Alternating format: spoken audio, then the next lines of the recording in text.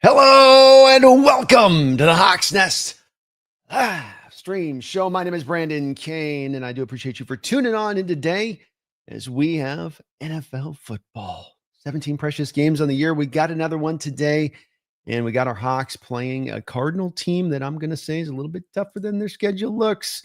We can't underrate the fact that this is going to be a team that's I think lost collectively all 5 of their games by 13 points or something like that. They're coming in with a couple of injuries to one side of the ball. We have a couple of injuries on both sides of the ball here and there that have sort of sprouted up as we've gone along. So we've got some tit for tat here, but the Seattle Seahawks come back home today, looking for another opportunity to keep the good times rolling. It's like 6 of the last 7 wins here, and everything feeling like it's really been coming together nicely. I thank you guys for watching today. If you could for me, please hit that like button as you first walk on into the door. Really would be appreciated, as we are going to be covering the action long today and deep into the night. I also do want to thank, if I can get my stinking thing right here. I want to thank the sponsor of the show, which is going to be Sleeper. Sleeper has been, of course, sponsoring us here throughout the portion of this season, and I can't get the damn thing to work now all of a sudden. So that's always good. Okay. Sorry, folks. That's why you don't do it. There we go. Boom. Got it. I thought I had this set up earlier. Sleeper is the sponsor, been supporting us throughout this campaign, and I really love their app. They've got so many different options to pick from, where some of these apps really limit you down to some of the selections where you're just like, okay, I either can take the not likely to happen and a chance of hell, or I get, maybe just bare minimum kind of couple of picks in there. But here, wide variety. They're going to litter all the way throughout. You can really get into the depths of it on it. And it is the number 1 sports app in the game running right now. They also are matching up to 100% of your first deposit when you use my code NEST. That's NEST. They will match up to 100% of your first deposit when you use my code NEST. But wait, there's more, because you can get a free $20 entry. No deposit needed. No deposit needed. Just get a login created. They'll put $20 on into your account. I know that in the past there have been some limitations on this app in the state of Washington, but this is now starting to fully open up for you guys out there in that way. So do utilize this today. Make your picks, get in daily fantasy, weekly fantasy, combo your basketball and football, put together a nice little ticket, go win yourself some money. Here's my ticket today. I got Marvin Harrison over 57.5 yards receiving. Him and Brissett seem to be on a nice page together here. Sam Darnold over 1.5 passing touchdowns. Rashid Shaheed getting some work here with Horton a little bit banged up, the receiving core a little bit banged up, and then Elijah Arroyo with more than 17.5 yards. As we have no Mac Wilson in this game for the Arizona Cardinals, which would lead me to suspect that Seattle is going to try to target at least a little bit the middle of the football field, with the tight ends. Barner also active in this one. That wouldn't be a bad pick either. That wouldn't be the least bit shabby to go at as well.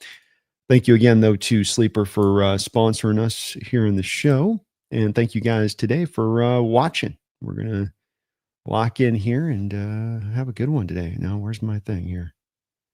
Where is the thing? Oh, there we go. All right.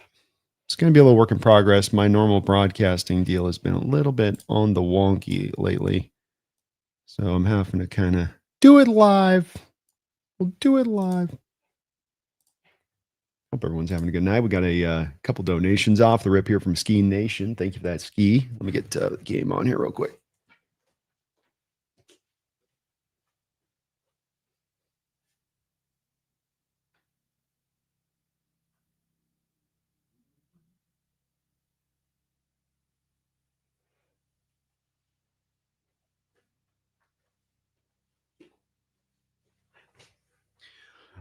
Ski in the house with a $5 donation says, gotta love Brandon Perna and Grassi putting us at number 1. Rich Eisen appears to be clueless. Stated for today with PTSD, but it should be Hawks. Dated for today with PTSD, but it should be by Hawks. I meant sedated? Scared. Oh, scared for today with PTSD, but it should be Hawks by 10 plus. Let's effing go. All right. It took me a second with that, because I was like, is he speaking Danish there mid-sentence? So Brandon Perner Grossi did put us at number 1 on their power ranking, to Ski's point, which always has people a little bit nervous now. We're so used to that underdog role. It's uncharted waters when we start getting into becoming the favorite across the board with people that especially don't have necessarily a dog in the fight. Rich Eisen seems to still not be in on it. And you're a little scared with the PPSD, but it should be Hawks by 10. Let's have him go. Definitely, I can understand that there. I'm hoping for another fun, just comfortable win, but we know these division matchups, especially again a Cardinals team, I keep coming back to 5 losses, 13 total points. This is a Cardinal team with a plus in the plus to minus differential. They might be in last place, but they've got a better differential than the Pittsburgh Steelers do. So it's going to take all we can take. It's going to take our full effort today. We can't come into this like the Buffalo Bills did with the Miami Dolphins today and not put out your best foot forward. As we've seen in the NFL, any given Sunday, and a team like the Cardinals right now, don't discount this as well, is a little bit desperate to maybe recapture some of their season here with guys and vets like Calais Campbell in this locker room. They're going to be motivated to come out here and give you their best punch. Can't undersell that part. Thank you, though, Ski, for starting us off really right. And I will say I like your 10 plus. Let's effing go. Yeah, enough said. I'll definitely. I'm very happy to walk out of this one with a 10 pluser, and I will not complain.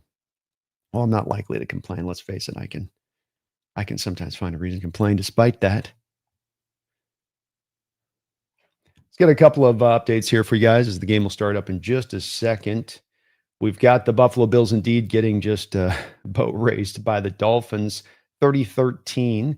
The Ravens, and they've also lost their tight end in that game, it looks like, to a hamstring injury. So hits just keep on coming. Some news working in the Seattle Seahawks' favor here. The Baltimore Ravens look like they're getting close, albeit they only have an 8-point lead here still yet with 3:23 left to go, up 27-19. The Jets appear to have carved out potentially their second win of the season against the Browns, up 27-20. Fields has the ball. He's kneeling it down there. That thing's almost over with. The Buccaneers do appear like they're going to lose, more potentially working on our favor along with that Miami Vikings game where the Patriots are going to win that one 28-16, it would look like, taking down the Bucs to 6-3. So a market opportunity there for the Hawks. Jaguars able to take down the CJ Stroud-less Texans. And so overall, some good results across the board. The Giants right now up on the Bears could be another happy result in the Seattle Seahawks' favor as far as we want the division. But if there's a wild card, we're kind of keeping an eye on some of these teams with that too. The more teams that lose in the NFC for us and our perspective on this one, the better, I would say. Thank you again. Ski, you're awesome, man. 10 plus win. Enough said. Enough said.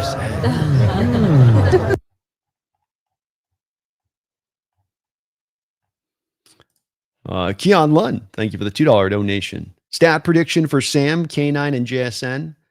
I think you're going to have some balance offensively here because I think the Cardinals are going to be driven a little bit into not trying to do so much of the sending all of the house down up around the line of scrimmage. We didn't like completely go crazy in the last game from a passing standpoint. I think you'll get balance in this game though. So it's probably going to be like a Sam, 220-ish, 230 maybe even. And then K9 with like about a 90-er, JSN probably right around that 100-yard mark, but 96 yards or something. It's like one of those places where I think even the lines you're taking on, to me, JSN and Sam on the passing yards and the receiving yards are tough picks because they've got those really narrowed in about right where it could be. I could just see this being a game where you're trying to use a lot of the heavy run stuff we've seen. You're finding actual holes. They're running into more cover 2 shell. I keep coming back to thinking that this is going to be a bit of the way that this will roll. Hold on one sec.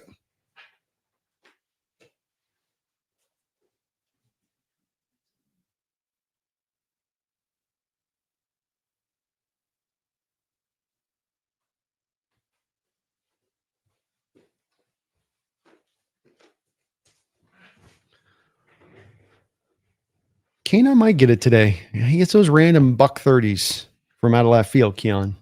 This is a tough one to predict. That's why I went with those other kind of guys on this one. I did like the Sam throwing for touchdowns because he's been so good with that. But this game's got some tough ones to know how you're going to narrow down on this one. And some of it's going to be determined by what probably Seattle's getting from a look from the Cardinals in this one as much as anything else. Max Bailey, how you doing? Michael Crowhorse, good to see you. Motive. Ryan says, let's go Hawks. Blake Harrington, Pats look really good, guys. They look legit. Bucks lost. Justin says, hell yeah, let's go. Let's go. Let's go. Misfit, go Patriots, as I've always said. Jose's got Kenan Sharps at 150 plus 2 touchdowns. Jose, I like how you think. I like how your brain's working there. Steve, this is a good test to see if players will lock in on the game at hand or if they're looking ahead to LA. Got to lock in. Look over at that Buffalo game. See what's happening there. Don't allow that to happen here every week. Every week, championship opportunity. Every week, especially being a division matchup. You cannot overlook a division games, which in the best of times, these kind of situations can be unpredictable and hard to know what's going to play out where a little bit. All right. So we've got the opening kickoff here. Seattle is going to receive. Nice day here in the stadium. It's going to be a short kick. Feel it about the 17-yard line. Very good job there by Shaheed, the new acquisition there. A lot of kick returners are going to let that ball bounce funky and throw off the timing of the play. He ran up like you'd see a punter on a short punt coming up to sort of fair catch it before it can get that bounce and roll. And he was able to come up there and take it right up for a nice little return, not like a big return, but just a nice way to kind of pivot off what they're trying to do off the kickoff there to Seattle. Sam Darnold and company step out now. The opening possession. Ball on the, as soon as I get a shot, they can tell me about the 36-ish, it looks like. Shotgun. Quick little throw out in space here. So Walker, like the play call there by Clint Kubiak. It's only a 2-yard gain, but just a nice little quick throw for Sam Darnold out the gate. Get your quarterback in rhythm. The Arizona Cardinals in this game are down some room corners and down Mac Wilson. So Will Johnson, Max Melton are going to be out in this game. Mac Wilson, they're very good inside linebacker. You know, he is a spark plug for them in this defense. And him being down is going to be tough for them. I formation look here for Seattle. Sam, little delay out of the I formation look to Charbonnet. Charbonnet driving hard forward, keeping his feet, not much gained. Like the creative look there. You had Sam dropping back to make it look like he was going to go into a pass and then turned and handed him off there on the little bit of the delay. Haven't seen that look a lot from Seattle this year.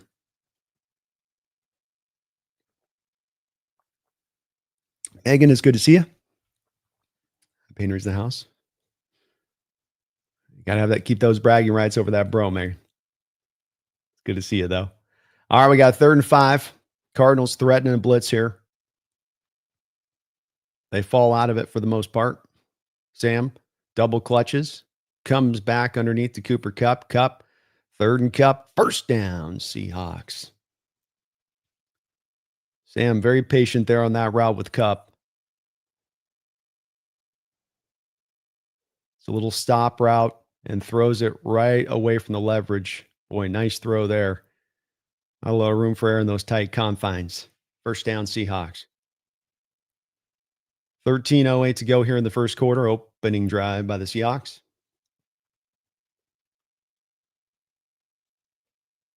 Sam in shotgun. Drops back to pass.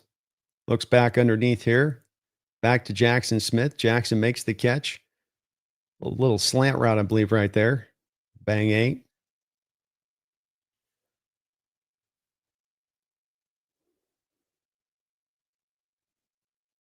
Second and short. Offensive play callers love these downs. 2nd and 2. Everything's open to you in the playbook here. Everything.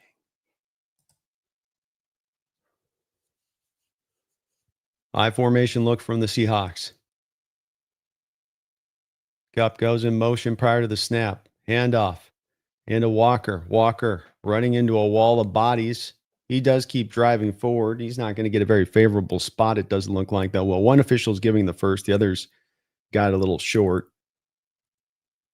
Let's see if they give it to him there. No, they're going to go 3rd and 1. It's maybe going to be barnyard time now.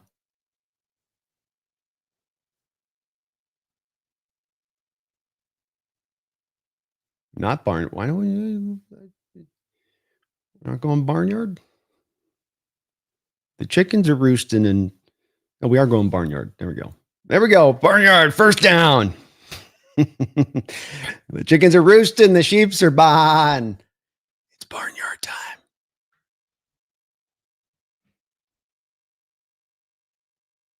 Can you hear the cows? Oh, barnyard time.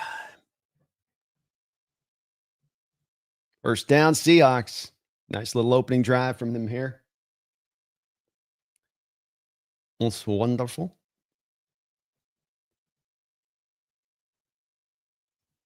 Sam under center. Again, going to stick with kind of an I formation personnel look here, looks like. Weird block there. Throws it down the field deep, and he's got Jackson Smith for a touchdown. Oh, my goodness. Jackson down there with a couple of bodies and just sort of separates at the last minute on the deep ball by Sam Darnold, and the hottest duo in the NFL is hot as ever. Jackson with an out and up route, safety help way late over the top. Jalen Thompson not there. It's a bold decision to leave Jackson Smith with one-on-one. You're already down all these cornerbacks. It's a bold strategy, Cotton. Let's see if it pays off for him. Not necessarily a choice I would have made from Arizona's standpoint, but touchdown Seahawks. And Sam and Jackson just absolutely cutting the NFL apart right now. Corner just falls down. And I mentioned coming in, you've got an issue with the Cardinal cornerback situation. I talked to this about them early on in the NFC West roundtable and to my cohort over there, Mike, with AZ. And I said, you guys got a ticking time bomb with your cornerback situation right now, because you just lost your two guys here kind of right around training camp off season. Two guys that aren't necessarily world beaters, but guys that you would rely upon to start, guys you rely upon for depth. And then you have a Max Melton who's had some injury stuff already coming into the year, and Will Johnson with his injury worries and concerns coming out of Michigan. And it's a little bit of a powder keg of a situation that could kind of blow up on you if you're not careful. And, they were a little dismissive on that at the time, but I think you're seeing a little bit of this in this kind of game where you go down four cornerbacks. We saw how tough it was when we were just down like our two basically starters on the outside. It's hard to roll it. And teams still seem to not have the full dedicated resources to the Jackson out on the outside, especially when he's running deep. Jalen's obviously got some other responsibility, the safety for the Cardinals, into the middle of the field or up. And now if he's playing single high over the top and he's got to cover the whole space, that's hard to do unless your name's Earl Thomas. But also that's sort of Jalen's job. I mean, he's kind of the de facto free safety in that defense. So I'm sure he kind of blew that coverage a little bit, but what a hell of an opening drive by the Seattle Seahawks. That was just going for a freaking dagger right there by Kubiak with Darnold. And Darnold, my goodness, the dime store cowboy is in the house. All I got to say at this point is that, Jonathan Gannon here, he's gonna need a little bit of some of this magic. Shots, explosives. You can run. Shots, explosives. You can run. Shots. Moo. Thank you for 5 months as a Hawks Nest member. I appreciate that, Moo. Hey, B. Super excited for today's game. Interested to see how Rashid changes what we're effective at. Intrigued to see if the run game starts to shine. I am as well. I keep thinking, and I saw a video this week that was looking at the Seahawks offense that was kind of confirming a little bit of what I've talked about with this too, and that the run game will be effective. It eventually will. Teams won't just keep spending so much of an extreme nature towards playing your offense in an extreme way that eventually the balance will come in and call it regression to the mean, or just that they can't keep getting beat up on the back of this strat from us because they're doing that. And that eventually when that happens, I do believe that that's going to open up the run game. Rashid is certainly potentially that guy. Here's the opening kickoff here from the Cardinals now. We got a flag coming in on a play. Dortch run out of bounds. Rashid now does give you that extra element with the speed, with the depth, with the fact you're going to be able to challenge. He's saying he got face mask And we'll see what the officials are going to call on this play. And so that speed that he can give you with that gear is another thing like we just saw there with the safety help. I mean, that was with just JSN. Saying nothing to having another guy that can do it here, and it does look like you have a face mask. Oh, holding. Oh, did they miss the face mask? Look like they missed the face mask. They're going to call Katan Crawford for a hold on the penalty. But there was a slow-mo. It's bang, bang. It wasn't really, it's hard to see in the pile of all those bodies in there, but it did appear as though his head got pulled back. Seattle goes uncalled, and then they get the penalty working in their favor there. So that's a nice little swing of potential field possession there. So Rashid, now you saw that last play. When you do not dedicate the safety over the top, if you're not going to go into more of the cover two shells, which we're seeing all over the NFL, except for us, kind of. Jacoby here out now, 1st and 10 at the 20-yard line. I'll get right back to this because I think it's good. Some good thoughts. Byron Murphy creating some quick pressure out there. And then they go and they find McBride out in space. Boy, Murphy almost was able to get to Jacoby so quickly there, but turns into a big play for McBride down the field. It's been a play that's worked in space. Play action coming back to the kind of the quarterback's left there. It's a hard throw for them, but this has worked well against the Seahawks. The Texans were able to really utilize this, as it seems to be a little bit of a hole in this defense right now. Big play, 25-yard play there.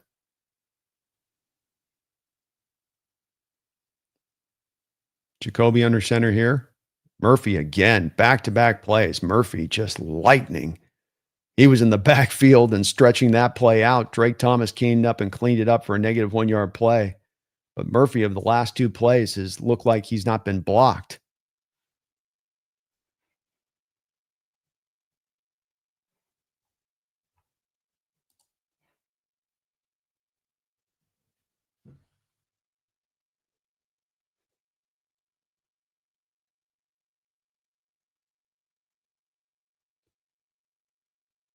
Second down, 11.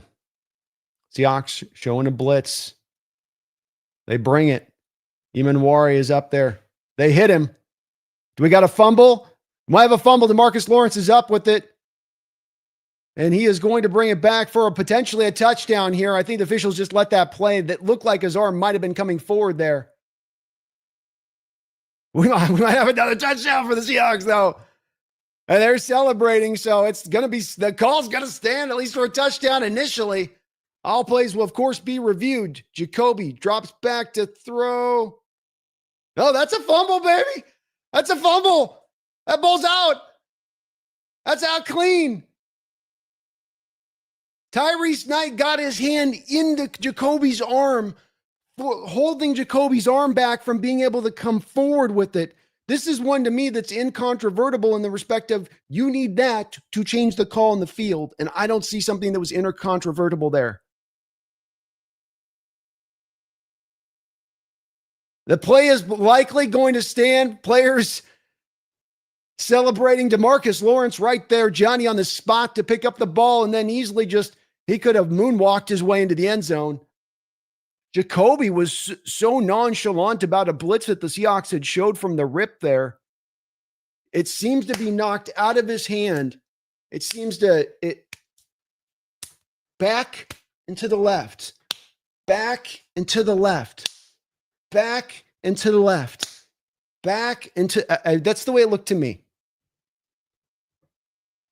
Just what the film shows. Woo! I'll take this star, baby.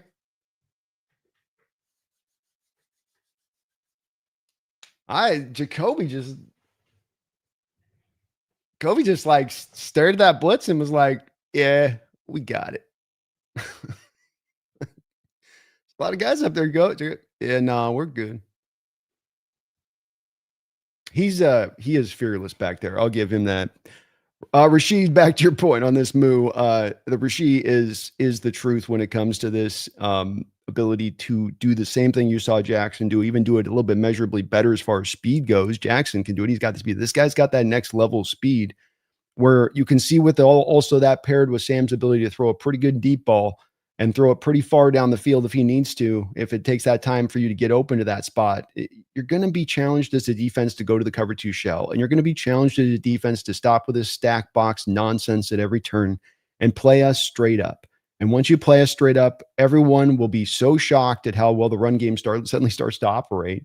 And we'll all be kind of sitting there going, yeah, that's what we said we're going to happen. This is what will happen. Tit for tat. You take that away. Now there'll be some actual holes for daylight for these running backs, and it won't look so bad. It's not to mean that we're going to suddenly become the best running team in the NFL, but it does mean that you will be more effective at it, more consistent with it in your effectiveness. Thank you, Moo. Appreciate that. 5 months as a member. Jay Gundy, thank you for the $5 donation. He asked, do you expect stunts and blitz to come from where Jerron would usually line up? Bucks lose. We need this win. That's a good point, man. You need to stay pacing this NFC West. You need to, keep stacking these up. So I was looking after this game today. I think it's like 5 of your remaining 8 games or whatever it is here are going to be against teams that have a 500 record or better. Two, of course, Rams and Niners in that mix, but the point still stands. And we're still waiting on the replay review here. Players are still celebrating over on the Hawks sideline. That's a good sign. They're still sitting on the bench. That's a good sign. DeMarcus Lawrence with potentially his 3rd career touchdown here. It's gonna stand. The Seattle Seahawks are gonna get the TD. Remarkable play by Tyrese Knight, because you get into the quarterback's chest here just to hit him and tackle him.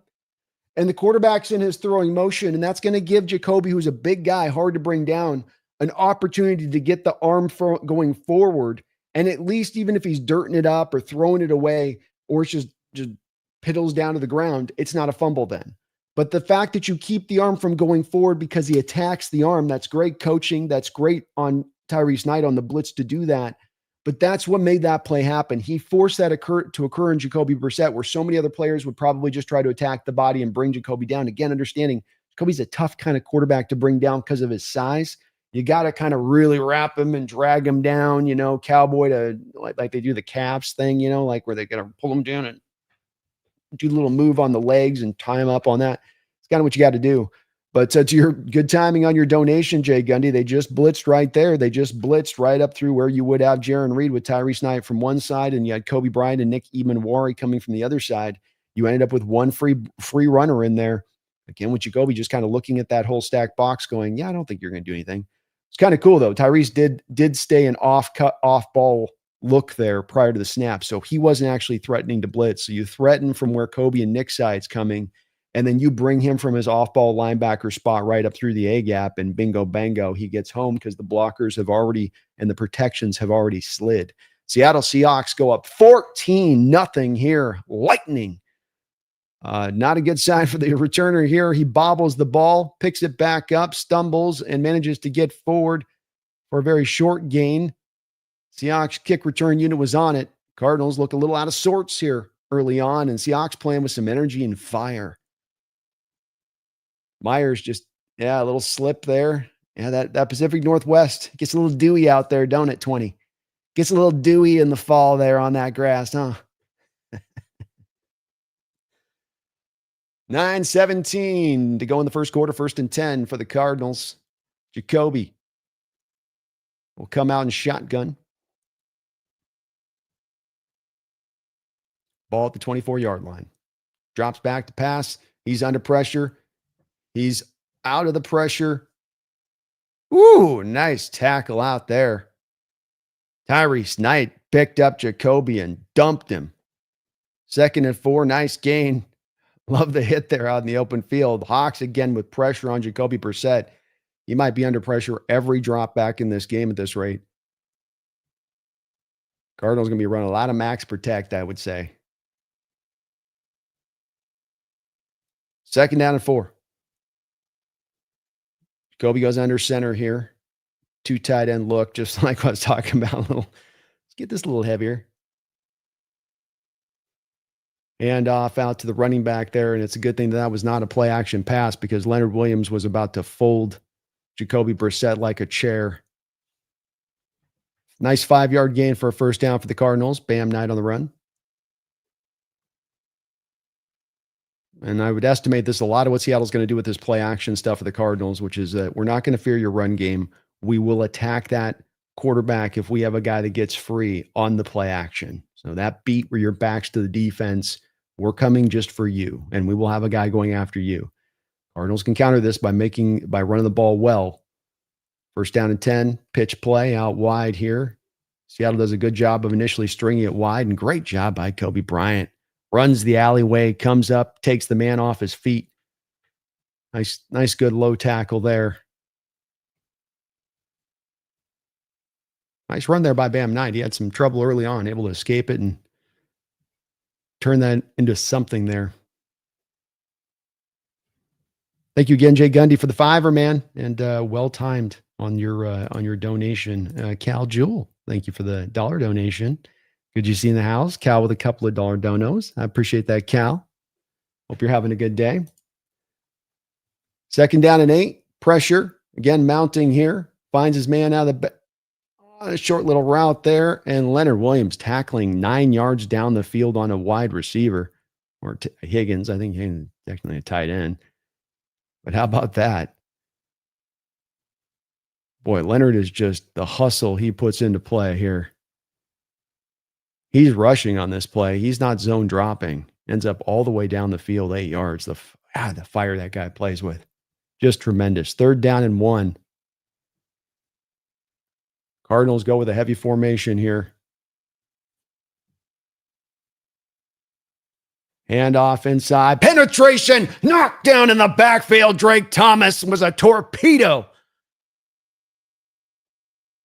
He came flying into the backfield there. We do have a flag.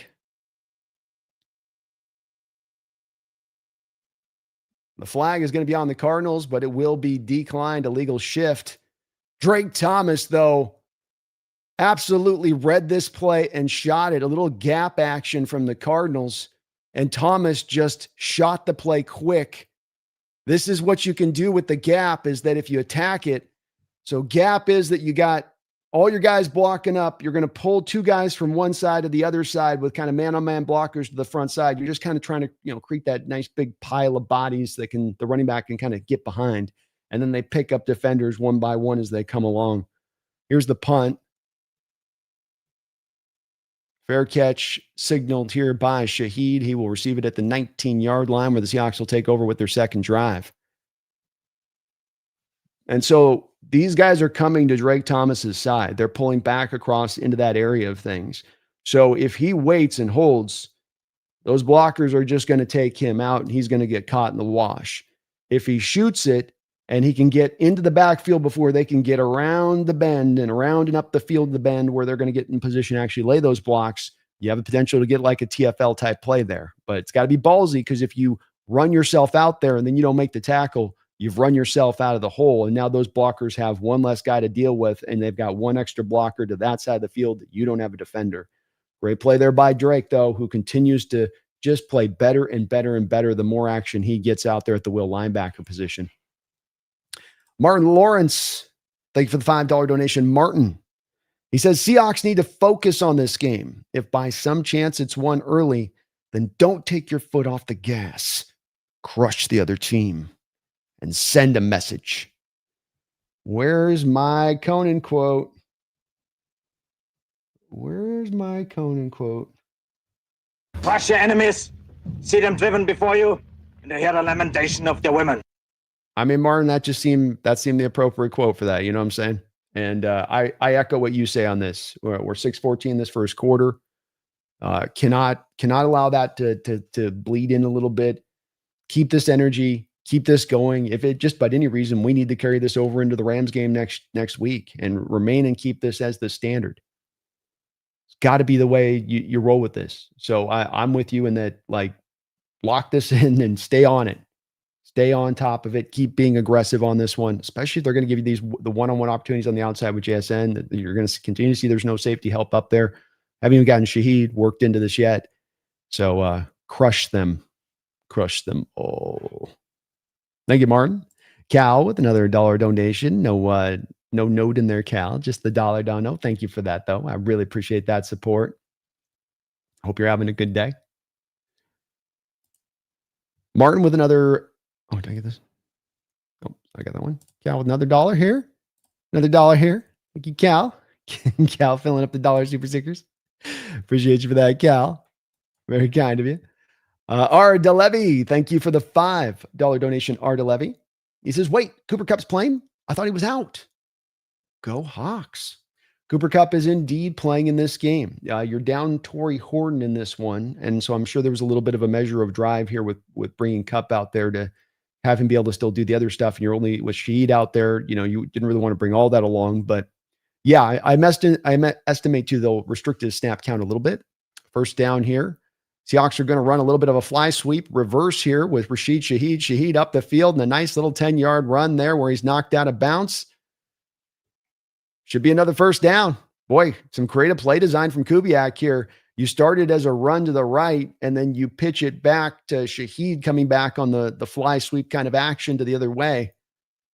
It's creative ways to get the ball in his hands here quickly. Love this play calling by Kubiak out the gate. Seahawks had a bunch of guys out in front. Bradford out there just trotting along, just being big and getting in people's way. 5:41 to go here. Ball at the 29-yard line. Hand off to Walker. Walker brought down. Bradford's man there took him down. Bradford's slow to get up off the field here as he's a little bit hurt. So Sam sees that and says, let's go, hurry up. Bradford's like, really, dude? Did you see I'm hurting? Second down and 7. Sam's kind of reading some stuff up front here now. He's going to check into the play call. Got a lot of Cardinal bodies up around the line of scrimmage here. 2 tight end look, though, from the Hawks. It's part of what's driving it. Cardinals float out of it. Play action pass. Sam, run with it. Oh, he's got it. Got JSN there for the first down. Sam rolling to his left. Makes a very nice throw. He's able to put some pop on that ball when he's rolling to his left and fit that into a very tight spot as JSN's coming back across the field there. Nice throw there by Sam. Boy, a lot of white defenders down there. He's throwing into a sea of white uniforms there to find JSN. Ballsy. First and 10 for the Seahawks. Ball at the 49-yard line, still in their own territory. Another 2 tight end look here from them. JSN goes into motion. Play action pass again. Sam dropping back again, finds Jackson Smith. He's drugged down to the ground. Jackson felt like he almost had that one broken. And again, just sometimes feels like these two guys, you can just work them on just a continuous spam button. Just a in-cutting little soft post, bang eight route, just going right up the field, cut inside, and it's open. Jackson now over 1,000 yards on this NFL season already. First and 10 for the Seattle Seahawks on the 37-yard line. Under center here, Sam hands it off to Charbonnet. Charbonnet tries to get downhill a little bit there. Maybe the best run of the day for the Hawks so far. About a 3 or 4 yard gain. 3-yard gain, long 3 is what we'll call that one. Call it the long 3. Cal, thank you again for all of your dollar donos. I appreciate that. Very kind of you. DeLevy, thank you too for that $5. Cooper will be restricted today, DeLevy, so they'll probably get him out there the third down situations. You're going to spend a lot of this game in 12 personnel, 13 personnel, I formation looks. So it's going to be just those select moments where you really need him to come out and make some of those catches at those key kind of spots to probably try to be careful with them. Second down and 7, empty look here for Sam, dropping back to throw, pressure in his face. He drops back and heaves it up. Ooh, we're going to get a flag here. Cardinal defender tried to take out JSN there by taking an elbow upside JSN's head. I think that was Buda Baker. He's making a case, but that one was pretty damn blatant right there. That's a personal foul penalty. Jackson Smith goes up for the catch there, and Baker, rather than going up for the play, decides he's going to play it hard. And he's right up in the neck head area there where Jackson's defenseless as a player. You can't do that.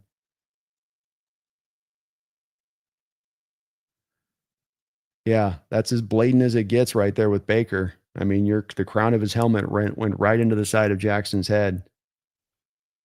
First down and 10 for the Seattle Seahawks. Jackson goes over the sideline.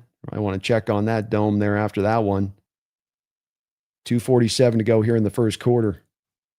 Seahawks out to a 14-0 lead right now. Please do hit that like button if you get a chance, folks. There's people looking for Hawk content right now, play-by-play right now. Williams, the Cardinal player, comes off the field. Kind of the great irony here is he was trying to maybe concuss JSN, and he maybe end up concussing Williams, their very fine slot corner, instead, as he will now head to the blue tent. And Sam Darnold here, if I'm Clint, I may be going to a pass on 1st and 10. Williams off the field. You've got the Cardinals down like 4 freaking cornerbacks coming into this game right now. I might look to go find that mismatch in space here on 1st and 10. Sam in shotgun. Yeah, they're going to 3 wide. Arroyo on the field. I think Kubiak's thinking what I'm thinking.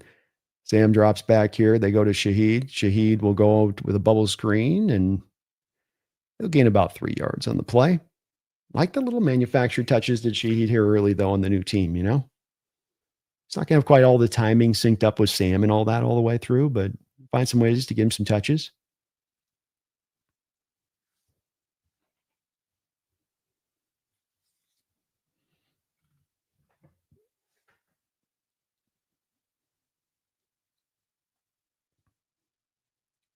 Second and 8. Walker bounces this play outside, might have a little bit of space to work with, and he does keep his feet inbounds just past the first down marker. Nice little bouncing run there by Walker. Another good drive here from the Seattle Seahawks, taking it to this Cardinal team. Play calling is just le magnifique. 1:50 to go here in the first quarter. Clock a rolling.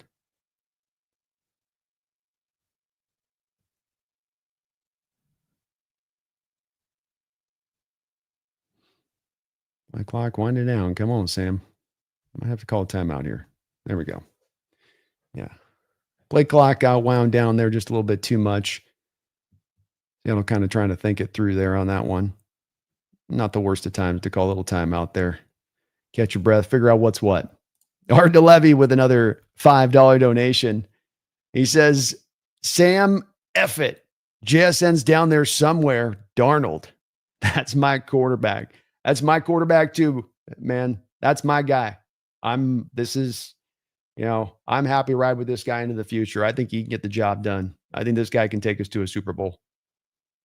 I think he's got a pretty wide skill set. I think he's developed that skill set over time with natural ability that he already had. That's the cool thing about that's baked in with him, is that he's as legitimately as talented as a quarterback as we've had here. You can see that, and you're getting the refinement of him now, the refinement period of that now. Jackson back on the field here for second down after the timeout. What's going on here?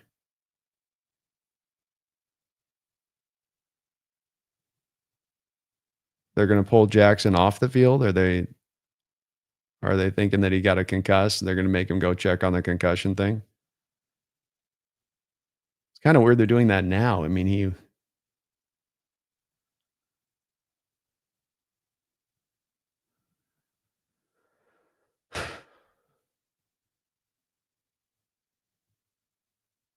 definitely was a brutal hit there by Budda Baker. So, first and goal. Coop up on the field here. Play action pass. Darnold rolling. He's going to throw this late. Incomplete. Tried to go find Cowler up there. Or Barner, sorry. Do have a flag here.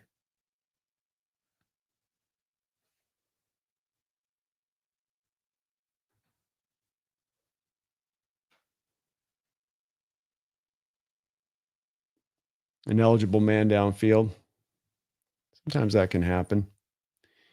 Get the guy rolling out and the quarterback's out there in space, and guys just kind of naturally get upfield off that play action. Lucas got dinged for it. He wasn't like running up he just got a little too far. He knew it. He tried to jump back, but he knew it.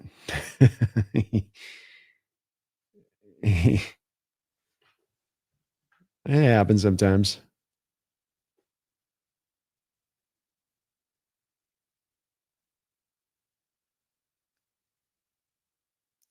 Second and goal. I guess they're going to decline it. Okay. Makes sense why the Cardinals would, you're only getting 5. You're going to replay the down there. Second down goal here. Holani in the backfield. Holani bounces this outside. Holani shakes the first man. Holani shakes the second man. Touchdown, Seahawks! George Holani with a nifty little run in space. He is so good about picking his feet up when he gets tacklers around his ankles and finding a way to keep his feet often inoften used, but he's got that little bit of ability to him there. Just gave the guy Burke a little dead leg out in space. Burke went for the ankles, and he just can pick his ankles up so nicely around those kind of tackles. And then able to get enough juice around the edge to get a touchdown, Seahawks. 9-play, 81-yard drive ran to perfection, taking up 5 minutes and a second off the clock. And the Seattle Seahawks on the extra point of Jason Myers will take a 21-0 lead. Woo! Brilliant run there by Holani. You set the guy up with a dead leg, then you explode outside and you prepare for the contact around your legs. Pick it up, keep your feet like anticipated. Contact balance is what they call that. DeLevy, thank you again for the dono. Cal, thank you again for all of your dollar donos. I appreciate that. Oh, goodness. Sanchez, thank you for the $5 donation, Sanchez. If Dable still has his job tomorrow, Giants officially belong in the UFL. I was kind of thinking a little bit of something close to this today, Sanchez. And that's just, you watch what Jackson Dart's doing, and he's trying to put this team up on his back. And it's a team that's not ready. It's a team that's not good. It's a team that needs a lot of help. And you have a coach desperate to keep his job. And so he's got this kid playing wild and free and loose and wild and free and loose. And we've seen this pretty recently, quite often, with these very talented young quarterbacks. And, I think you definitely saw it even going back to like a Robert Griffin. Like, yeah, just go out there, play like a running back. Just go out there, play, don't get down, just play it. We're going to use you. We're going to have you run the ball a lot because we know we can't have you do as much of the passing stuff because you're young and you're a rookie. So we'll just have you run a lot because we want to win, because I need to win, because I need to keep my job, and we're trying to keep our jobs. Is this the best thing for this guy? Is this the best thing for ultimately the development of this guy? No, it's not. But, it doesn't stop him nonetheless on that. One sec here. I'll be right back.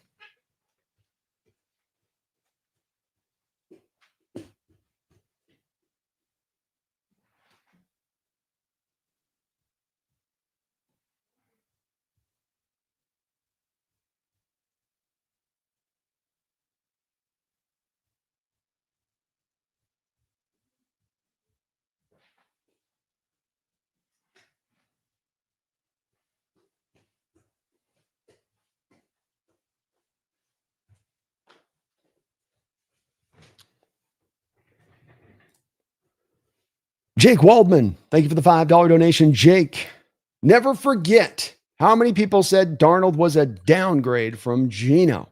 Laughing out loud. I'll never forget. The North remembers. The North remembers. And what do we also remember about that? No, not this time. It's totally made up. Pure fiction. It's fiction. It's fiction. We made it up. Yep. That's how it is. It's just how it is. Thank you, Jake, for the $5 donation, man. And, that's where I think the outlook on quarterback position, it's one that, to me, it's no blight on fans if they don't quite always see it as clearly with some of the stuff for the potential of the stuff. We got the kickoff at the 1-yard line where it'll be fielded there and taken up and brought down right about the 30-yard line. Good hit in there. All right, you can let him go, O'Connell. It's good. You got it, buddy. He's got it. But the quarterback position is a tough one to assess. Nobody's got applied science to this thing yet.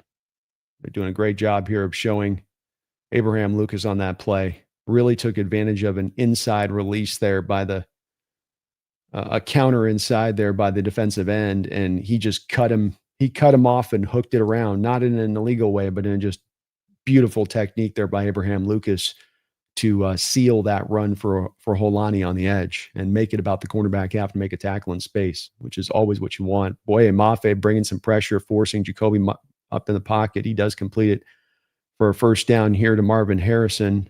1:08 to go on the clock here. Cardinals already down 21-0 in this game, and not what they wanted here, where I'm sure they want to keep the balance and running the ball, but you're quickly going to have to start throwing this thing quite a bit. Cardinals going, I think, a little bit after Tyrese Knight in coverage there with Harrison on the zone drop. 1st and 10, ball at the 43-yard line, Cardinal territory. 4-man front here from the Seahawks. Handoff inside here. Akata comes up and makes the play on a short carry to Dima Cardo. Clock continues to run. About 20 seconds to go here in the first quarter. Cardinals' first 2 possessions have been a fumble and a punt. About 30 total yards in this quarter. We'll see if they get the playoff here.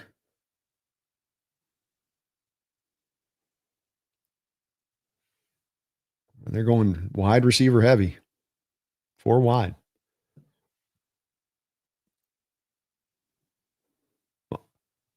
They didn't get the playoff there. Oh, that's good from the Hawk perspective. We like that. Clock rolls out the first quarter, and a wonderful first quarter for the Seattle Seahawks. 21-0 here. A cannon fired and going right after the Cardinal team as you'd hope they would.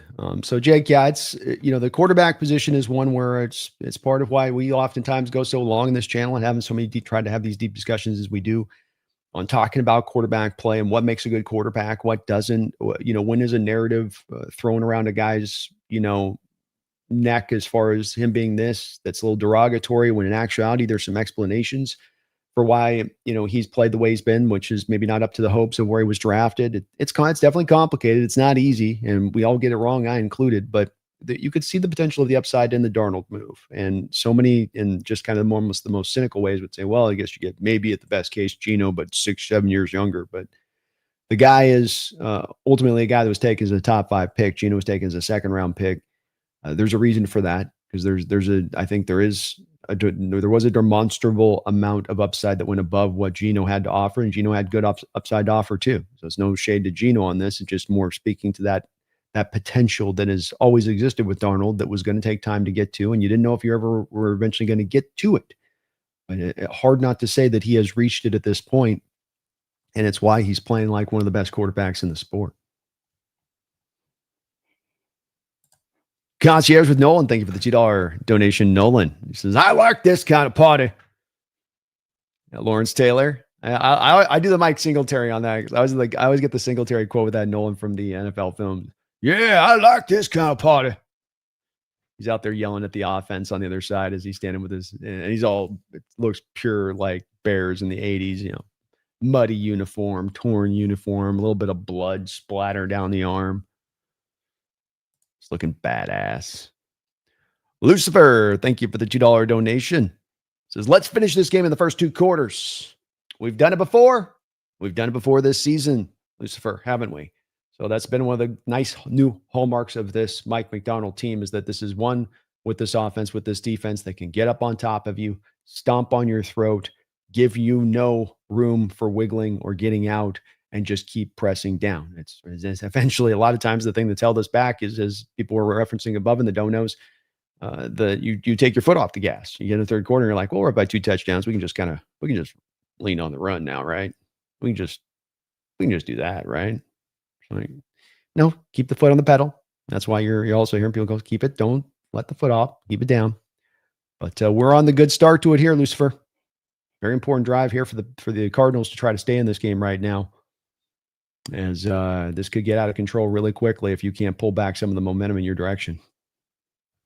Keon Lund, thank you for the $2 donation. Keon says, "Let's put a 50 burger on them." Let's do it, Keon. Let's do it.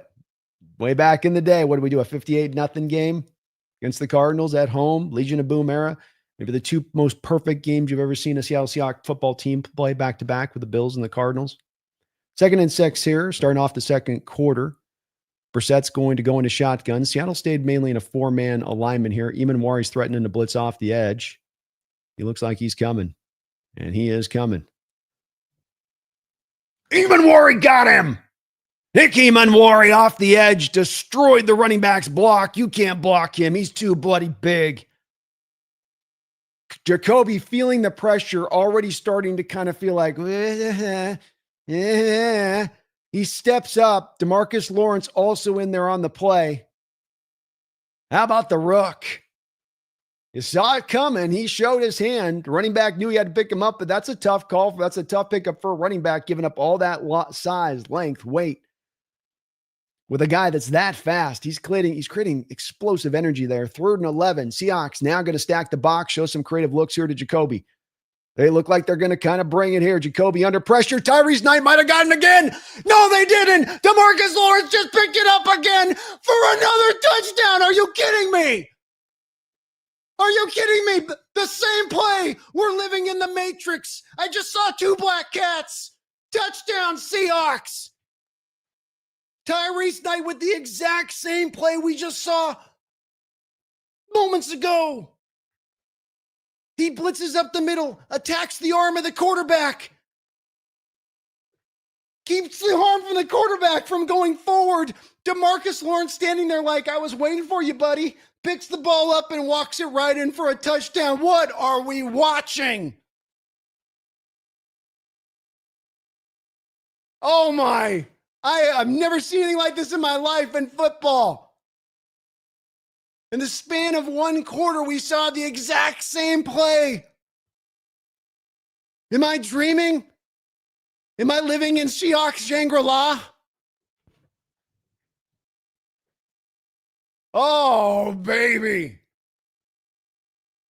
Tyrese Knight, exactly the same one. This one might have even been more beautiful. Arm goes back of the quarterback. Attack the arm in full again on the blitz. He's got his arm back there, attacking right into Jacoby's throw arm, hitting that throw arm, knocking it backwards. How does this play not stand? Oh my God, let's go. Let's go.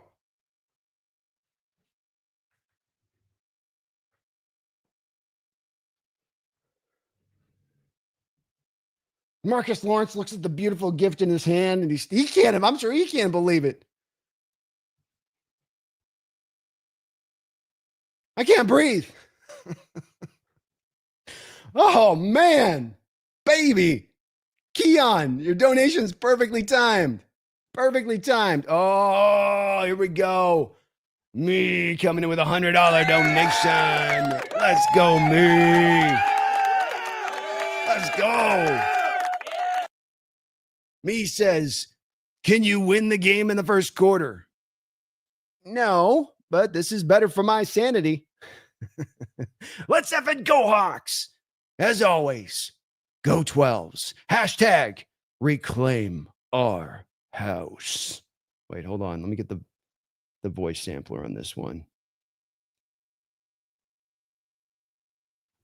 Hashtag reclaim our house. There we go. That's the right one. Me, thank you for the $100 donation. So many times you dropped that on in the chat here. I really, really appreciate you. And I'll tell you what, you maybe can't win in the first quarter, but we're trying. Can't win the first half, I should say, but we are trying hard. We're making a go of it. We're making a beautiful, bloody go of it. Oh, wow. What are we watching? This is amazing. Thank you, me, for the $100 donation. What a wonderful first half this has been. I could get used to this. Oh, man. I don't know. Maybe I think we can maybe win the first quarter with this team. McDonald might be wired that way to do it, me. I mean, just maybe.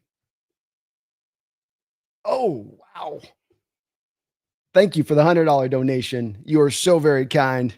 And let's reclaim our house. Let's get back our home dominance like you talked about before we get up to this potential playoff run, especially if we could dare I dream, actually get a home playoff game. So that reset that standard back in place, right? Reset that standard back in place. Me, you are the best. Thank you so much for the $100 donation. I really appreciate you for that. So very kind. And this play will stand. It will stand, folks. The Seattle Seahawks are going to go up with this extra point, 28-0, with 14 minutes and 8 seconds to go still in the second quarter. Absolutely obliteration right now. Absolute obliteration.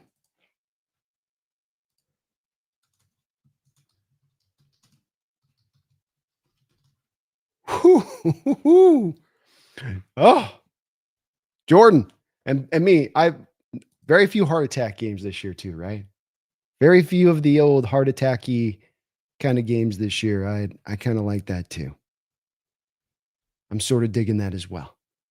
I like the cozy, comfy victories. I can get used to I get used to these. Jordan, thank you for the $5 donation. Giants head coach also refuses to use Tracy consistently when he is clearly the most talented running back in the room. He isn't serious.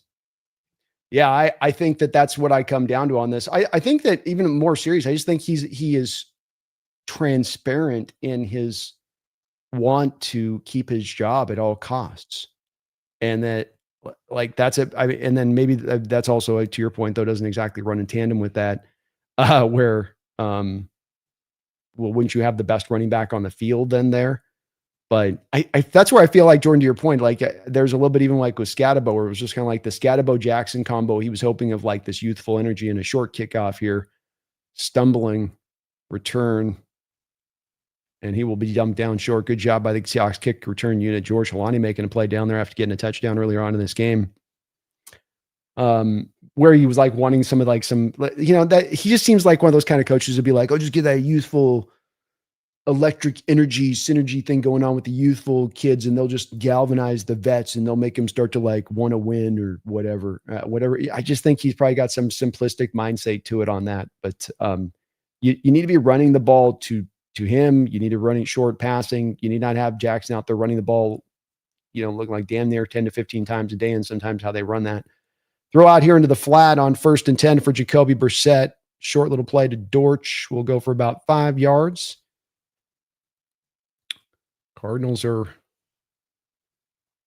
going through it. We do have a flag on the play. Well, it wasn't much time on that play for there to be a flag. Yeah, it's going to be a hold.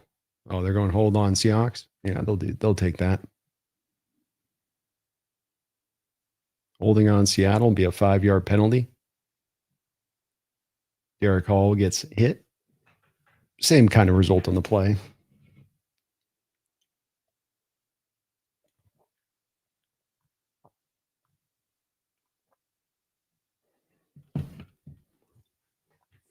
Marcus Lawrence over there trying to catch his breath. My man's friend had to do some running this game.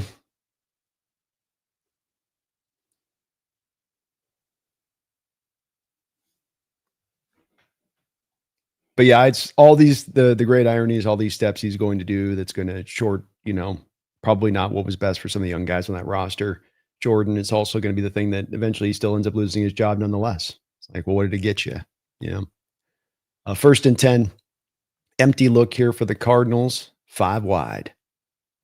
Seahawks showing a 4-man front. Eamon Wari matched up on Harrison.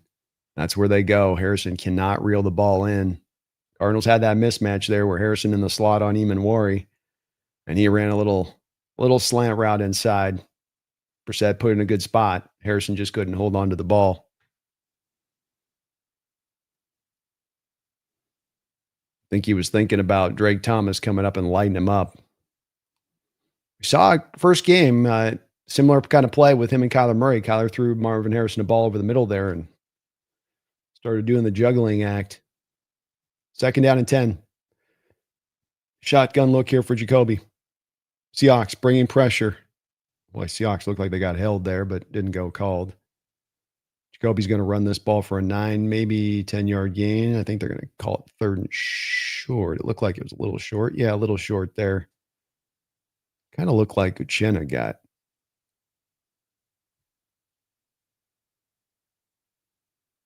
Mike Morris, maybe a little bit. I don't know. Maybe not. Maybe Mike just lost his feet. It just looked weird.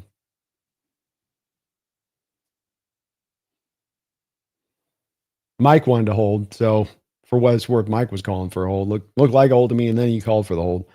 3rd down and 1 here. Under center are the Cardinals. They're going to go with the fly sweep option, and Seahawks are going to swallow that up. Uchenna Nwosu was all over that fly sweep to Dortch. They're going to lose a yard on the play. 4th down for the Cardinals, 4th and 2. And Gannon now with an interesting decision to be made here in this football game. You tried to block Uchenna with Higgins. Higgins didn't even try to block him. He just kind of let him slide right past him there. And Uchenna just ate that play alive. Cardinals going to have to punt. Seahawks defense, let's go.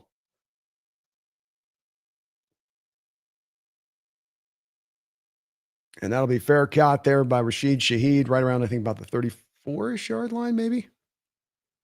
12-17 to go here in this second quarter. Hell of a defensive effort to start this game. 2 tutties on the board, and they are making it stifling for this Arizona Cardinal offense. Yeah, Jordan, I'd come back to, man. We'll see how long he lasts. He might be the next up on the cutting block here, and just the Giants staying alive in the season is probably the only thing that's staved it off so far. Keon Lund, thank you for the $2 donation. How do you think AZ Mike is doing right now? He's probably going through it. I think he understands very much that this is the desperation of this Cardinal team, and why this is impressive of what the Seahawks are doing today is that this is a team that is needing this win. They are 3-5. If they go 3-6, their pathway, on top of another loss in this division, their pathway to getting into the playoffs is gone for the year. So it's a little bit of that. You always go through that, I think, as a person covering the team and watching them and loving them like we do, that if you always got at least a chance, you got a chance. If you're kind of always mathematically kind of the mixture there, you're in it a little bit. But this does kind of put them away in that way, and especially with the schedule only getting a little bit tougher for them. So we'll see how it rolls out here through the rest. But I'm sure he's going through it a little bit right now. Maybe even cracking that old bottle of whiskey, a little whiskey right now. John Naylor, thank you for the $2 donation. What will the Darnold deniers say on Tuesday? Last week we got a very little bit of movement. Finally, just a tiny little bit of movement. It was a millimeter with Jesse. Okay. We got a millimeter with Jesse, John. It wasn't a full foot, wasn't a yard, just a millimeter, but we're making progress. I think Jake's getting to that spot. He said that he's finally gotten him there. You know, Mike is one of the last vestiges we got to pull over to. So I'm hoping we eventually get him here. I'm hoping that eventually it's become pretty darn close to undarnable. It's become undarnable. So they can try to deny it, but they just keep making themselves look more sillier and sillier by the week. Darnold 7 of 8, 95 yards to start this football game out. Thank you, though, John. I appreciate that donation. It's good to see you in the house, too, brother. You know I'm going to let him have it. You know I'm going to keep needling. I'm going to keep needling him over there. I can't help myself. Sanchez, thank you for the $2 donation. It says, B, do I dare say Super Bowl run? 21st in the first quarter? Hey, man, this is the kind of ingredients it takes to go get a Super Bowl. Darnold here under center. Walker in the backfield. Handoff goes to Walker. Walker keeps his feet well there on first contact, drives forward, as he's done well even so far in this game. Even we're not a little bit more of a hole there. Gets a nice little 5-yard gain. But this is the components for how you kind of build a Super Bowl team. Is that you have to have both sides of the ball that have a dangerousness to them. It can't just be held up by one side of the ball carrying the whole load. Special teams unit obviously is another part and component of this. But these are two sides of the ball that are playing at a very efficient level and both doing their part. I mean, yeah. Their handoff here to Walker. Walker nowhere to go there on 2nd and 5. Seahawks seeing if they can start to maybe run on this ball a little bit more. Cardinals standing tall, standing tough.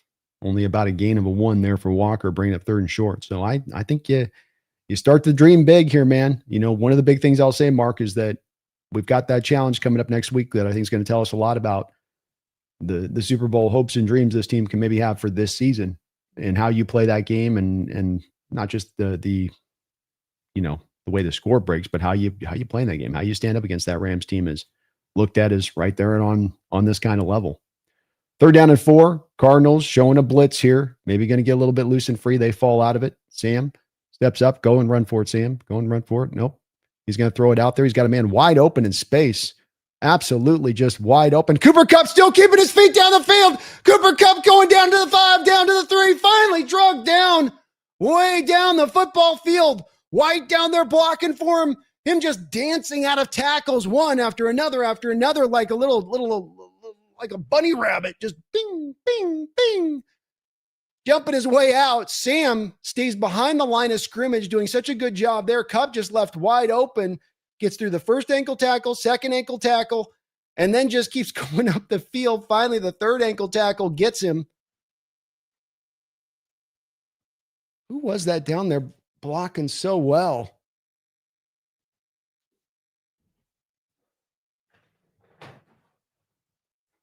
Handoff inside here to Walker.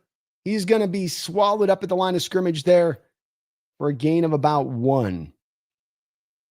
9:53 to go. Another big play down the field. 67 yards to Cooper Kupp.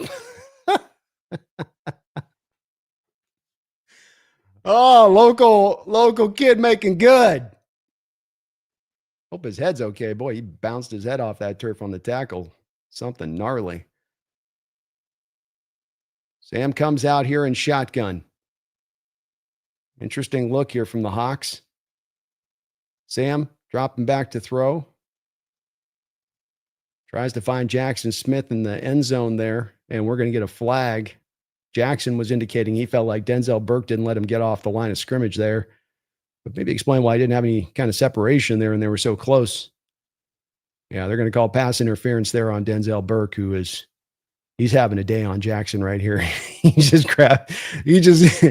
grabbed from the jump there. He took a hold of both of those two pads of Jackson and he just kind of held on through the whole play, and it's going right to Jackson the whole way. He's like, I can't cover him on that route. What do you want me to do? 1st and goal for the Seattle Seahawks.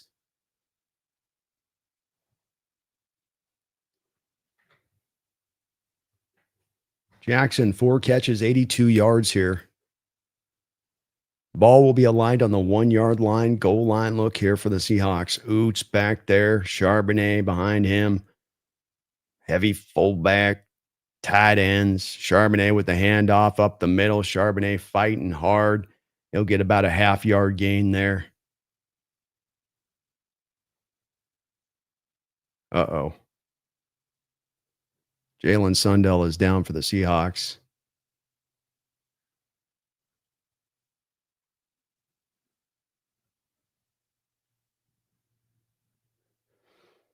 Jalen.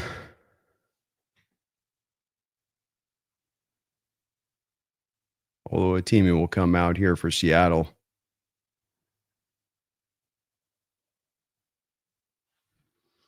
Thank you again, Mark.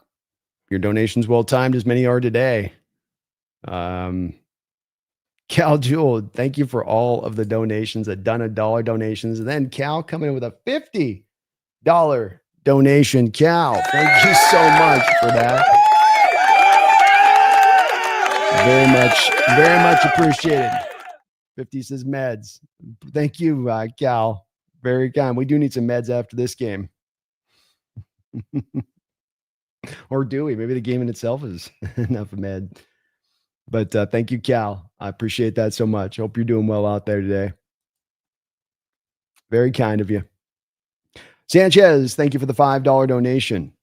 He says, I don't like Geno, but I also didn't want to spend on Darnold.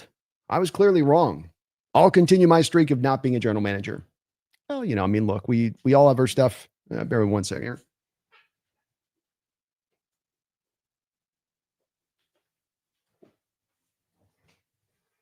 We all have our stuff that we get right and wrong on this, Sanchez. I'm sure there's plenty of other stuff you've gotten right, you know, and quarterback again is one that if every NFL position is already really tough to discern when it comes to one player in one area going to another player in another area, and I mean, it can even be a guy that's a star in one area that goes to a different area and it just doesn't quite work as well.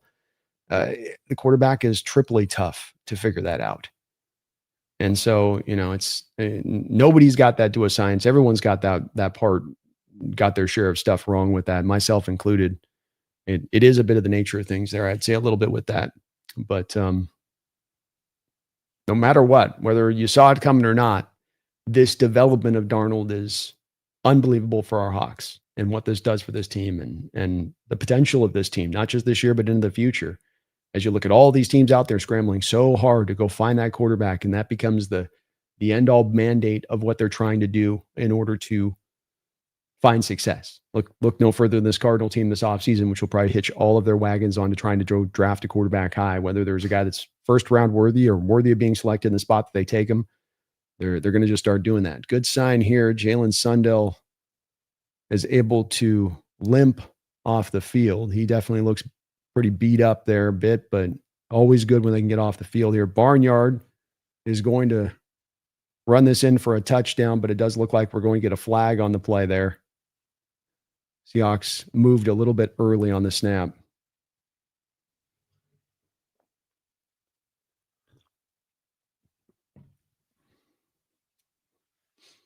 They're going to get, I think, Oluwatimi there. New center, so the timing of that's going to be a little bit off at times. God forbid they show us a replay here.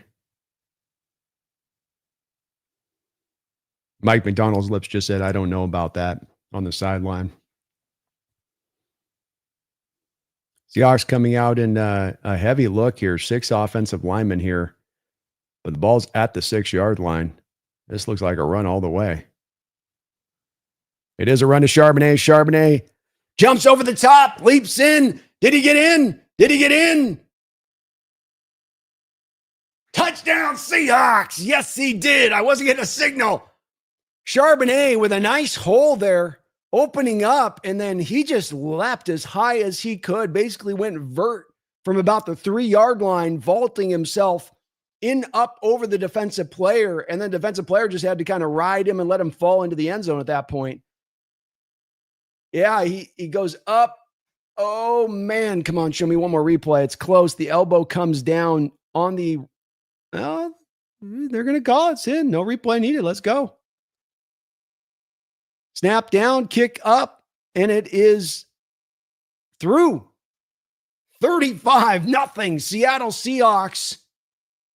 An absolutely dominating effort here. And Charbonnet, it was a nice hole. It was going to be a good run anyway. He's at about the 3, and he just goes up over the top of the corner. He's so big for the corner. It's like throwing 2 satchels of potatoes up on your shoulder as the guy's hitting you with momentum, and you're trying to pull him this way, but he just falls you back this way, where you end up getting collapsed backwards. And then Charbonnet extends out the ball far as he possibly could just to get that ball over the end line. Great effort by Charbonnet. No question in these running backs, Walker, Charbonnet, Olulani today as well. Whether holes there or not, these guys run hard. They run so hard. Cal, again, thank you for all of your donations today. You are the best. Appreciate you for that. Me with a $100 donation. Sanchez with multiple ones. You guys are awesome. I promise you, if you put a donation in, we'll get them caught up. Sometimes we get a little bit back on this a bit. Bear with me. O'Dwyer, thank you for the $5 donation. O'Dwyer, is McDonald trolling Pete by winning games while having a positive points differential in the first 3 quarters, but negative in the 4th?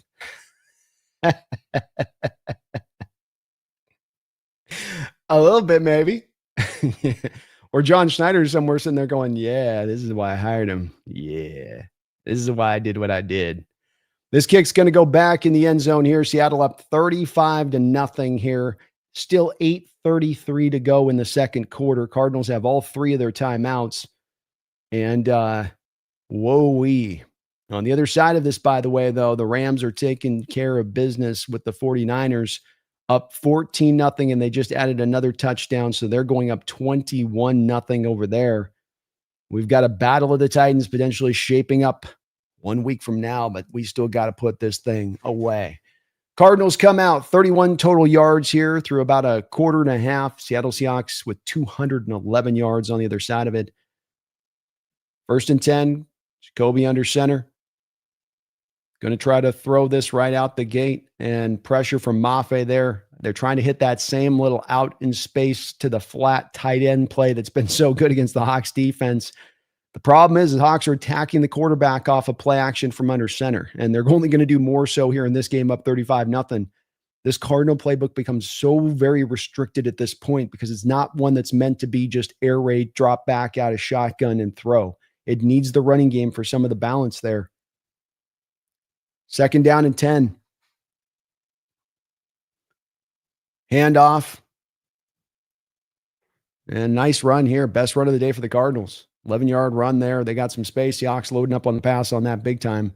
To my point, you're almost kind of playing the run begrudgingly here a little bit here. You're just going to anticipate the Cardinals starting to get into more of that pass happy way, because you run the ball even plays like this, it's still going to mean you're taking off almost about 40 seconds off the clock. They're going to run some hurry up here, though. So first and 10, ball at the 45 on the Cardinals territory. Again, pressure in Jacoby's face.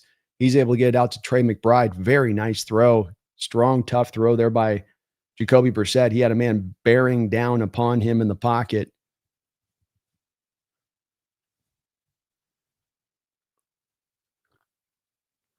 Clock will continue to run. Cardinals threatening here at the 34-yard line in Seahawks territory suddenly. Seahawks bringing a blitz. Jacoby does a good job of reading that through all the way there. Blitz came a little bit late on the play. It's hard part of them running up tempo. Jacoby's not going to wait as long in the pocket before the snap. He's just going to get up there and go. So you run those kind of delayed blitzes, trying to time it right at the snap. It's hard to do that unless you show your blitz look early. Quick drive here from the Cardinals, right up the football field. 7:09 to go in the second quarter. Shotgun look here for Jacoby. Play action pass. He's got nowhere to go. He just falls down. Leonard Williams all over him there. Seahawks had that covered up brilliantly. Nicky Manwari was very tight in coverage there. That was right where he was wanting to go. And he locked up Wilson there. Witherspoon had Harrison all taken care of on the outside.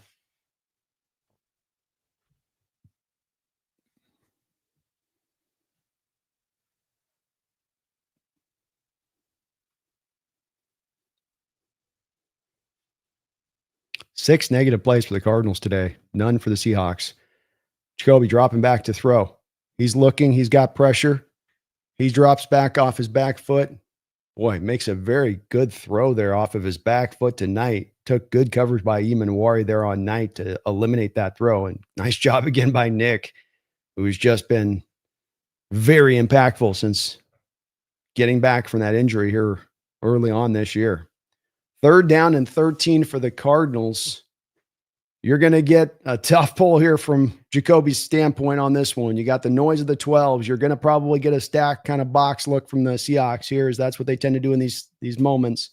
Just what they do here. A lot of guys up around the line of scrimmage. And the Seahawks are actually going to call a timeout here. Yeah, you don't mind that at all here. This is an important play in this game because you get them down to third, fourth down. They probably just do a let's take the points and get something on the board thing rather than going for it on 4th and 13 if you can keep them down in that way. Give your guys a little bit of a chance to catch their breath. But that's an awesome stat there, O'Dwyer. McDonald trailing Pete by winning game by having a positive points differential in the first three quarters, but negative in the fourth. I didn't know that, but that is very funny. And that's, of course, as much because we're so much up on teams so early on in some of these games. We're getting the fourth quarter, and we're just kind of like, you can score some points as long as you don't score them too fast. You know, we're offensively, we're doing some sometimes conservative things to the other side of it. So makes sense why that differential into the fourth would be like it is. Third down and 13, 6:19 to go here in the second quarter. Seahawks one more timeout in this half remaining. Jacoby in shotgun, 3 wide to the far side of the field. He's got McBride aligned on Eamon here to the short side of the field. Runs a drag there on Eamon. Boy, what a great route they got him. Jeez Louise. Trey McBride with just a great drag route. He creates so much separation on this drag route, and I don't know if maybe Eamon was just thinking he's going to climb up the field, but he got him there on that one. He's in press coverage. Azim Anwari, he slips a little bit. That's why. I was going to say, I know he's fast enough to stay with McBride. He just slipped a little bit there in space. Tough.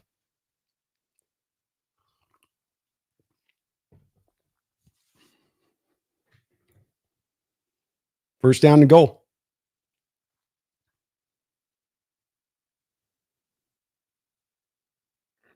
He's running this.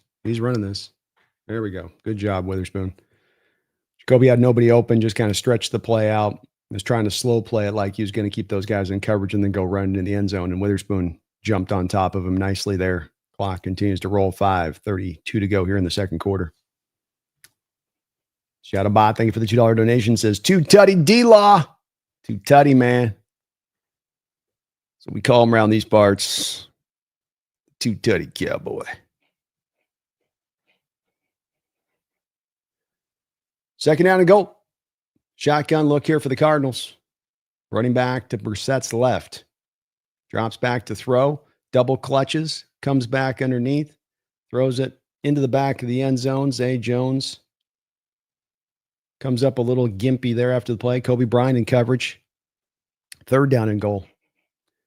Thank you again, Cal, for all the donos. Appreciate that. And Zay Jones goes back down to the ground now here. Uh-oh. He's kind of touching it like it's the Achilles. Hope that's not the thing. Art DeLevy, thank you for the $2 donation. He says, I crack a beer every time we score. I'm in danger. Yeah,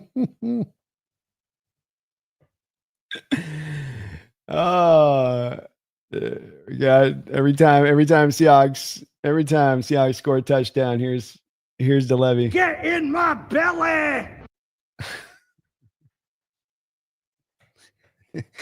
You're gonna be in for a long one, DeLevy. Just get the H2O rolling at the same time, man. Hydration. It's gonna take it at this point. Glenn Karn, thank you for the $2 donation. Appreciate you for that. For Deja La, it's deja vu all over again. Yeah, this is deja vu all over again. I think it was Keon that was mentioning earlier. Can we get the 50 burger in? You know, those two games that we dropped back-to-back 50 points back almost 10 years ago, and it was when Legion of Boom was at the height of its powers, Russell Marchand, height of their powers kind of thing. And you were playing perfect brand of football at that time of year. And, this Cardinal team we did it to once before, a 58-0 game, I think is what that game came out to be. And this is a bit shades of that. That's for sure, Glenn. Awesome game. This has been just wonderful. Brent, thank you for the $5 donation. Brent says, I'm listening at work. I can't believe the words out your mouth on the second fumble. Ha ha. Yes. Shaheed reliving last Lumen experience from the other side of the ball. Amen. He is. He's like, he's over there, Brent, going, I like the view from these parts. I like the view from this side of the locker room. And I just can't, I'm dumbfounded. You see things in football in every game. You're going to sometimes see something that's a little bit unique or different than what you've seen before. But that being said, I can't remember that happening in a game that same way between two players on the very same kind of play on it. Like it was like a snapshot of the very same thing. It was unbelievable. I'm gonna be marveling at it throughout the night. Like, how did the timing of that to happen to hit the quarterback in both times from Tyrese Knight's standpoint, as the quarterback is cocked back to draw, where it's not that the ball's here in the hand like this, but you have the QB actually back about to try to throw it. And you got this amount of time to try to hit that ball out of his hands when it's that way. And then Mark Lawrence is the guy that picks it up both times to go get it. It's just, wow. Some days it's your days, It feels like it's your day on those kind of days, man, Brett. But thank you, man. I hope you're not working too hard out there. Zay Jones is indeed being kind of picked up and walked off the field with a couple of trainers. I would estimate that he was reaching back for that Achilles. Oh, he did that move. So when he was trying to plead his case to the official. He was trying to play his case to the official, and he put that back foot back there and it pressed down as he was trying to make the case to the official. And you've seen it snap like that before. Oh, I hope the guy's okay. Third down and goal for the Cardinals here, though. Ball at about the 3-yard line. They got a 4-wide look. Oh, did he get short? He's going to be short. DeMarcado runs a little arrow route there. And Drake Thomas able to come in and hit him and hold him just short of the touchdown. So 4th down now, I imagine the Cardinals go for this. There's no doubt about that, right? What do you got to think about here? 4th and goal. Jacoby is not the best tush push kind of guy. So they're going to try to run this legitimate. 4th and goal. Under center. Goal line look from the Cardinals. Handoff here. Cut down! Cut down! Byron Murphy stopped him initially, and then the cavalry arrived. 4th down stop by the Seattle Seahawks, not given an inch. Every blade of grass, every yard of the field defended. How did Byron Murphy get back there? Did he run a twist? Oh my gosh. Oh, that wasn't Murphy. It was Leonard Williams. No, it was Peely. Peely, sorry. I confused Peely for Murphy. Peely creates the initial penetration, and then Okada comes up and just cuts him down. Wow. What a defensive effort by the Seattle Seahawks in this half. Unbelievable effort. Okada and Drake Thomas. And we got Seattle now at about the half-yard line here. Handoff here to Charbonnet. He's going to fall forward for about a yard or two. He kind of hesitated for a second there and took my breath away. 1 second here, Jay Gundy. You get your donos in just a moment. Fast-moving first half here.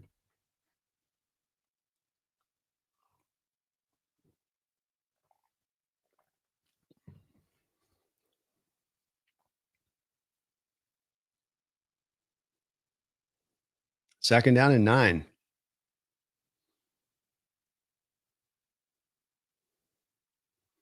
Got to be careful here.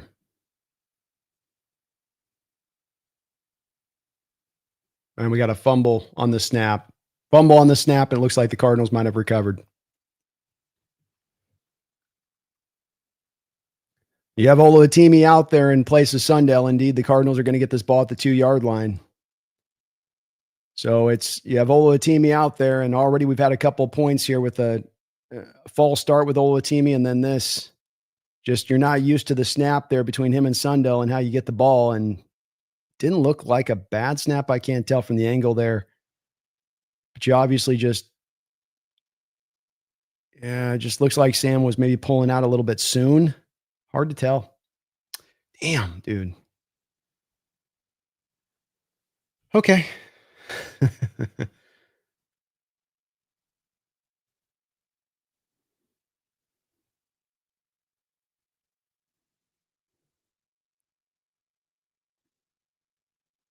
All right, defense back to being tough here. 1st and goal.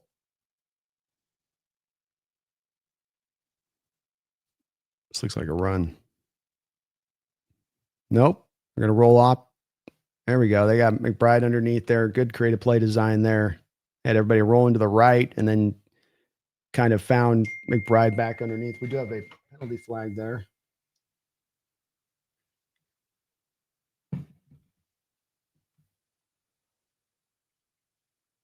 An eligible man downfield. I was going to say, there's a lot of guys going down the field to one side there. And you saw this very same play with the Seahawks earlier, run with Darnold, and Lucas got hit. These kind of play actions down by the goal line here, where you're in a tight alignment, offensive lineman-wise, there can be just a general tendency as the play goes along a little bit. It wasn't even that, an underhanded thing. That wasn't even very long down the field. At least on the Lucas play, you could say, well, there's kind of a long developing play. That was one he just got up the field too fast. All right, 1st and goal, ball at the 8-yard line on the 5-yard penalty. Still 3:23 here. Dropping back to throw. Looking out in space. Completed. It'll be a short catch at that to Wilson for about 2 yards. Clock will continue to roll. Seahawks up 35-0 here. Please do, guys, hit the girls. Please do, guys and girls, hit the like button if you get a chance for me today, please. Two wide receiver look for the, they're going to go with a Wildcat read look here. Quick snap, and that works. They catch Seahawks unready at the snap, still trying to get an alignment. Dortcha lined up as a quarterback there in the Wildcat formation. He takes the direct snap, and he's going to get in for the touchdown.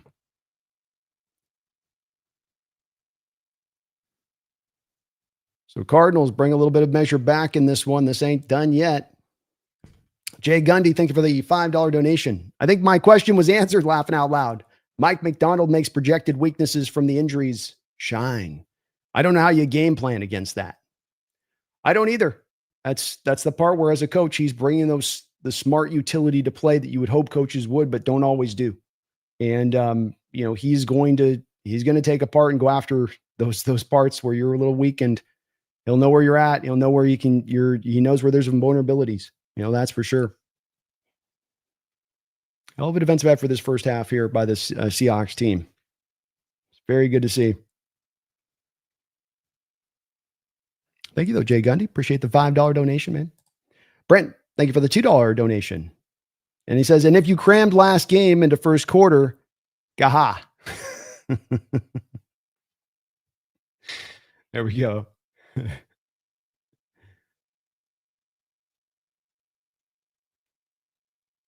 There we go, man.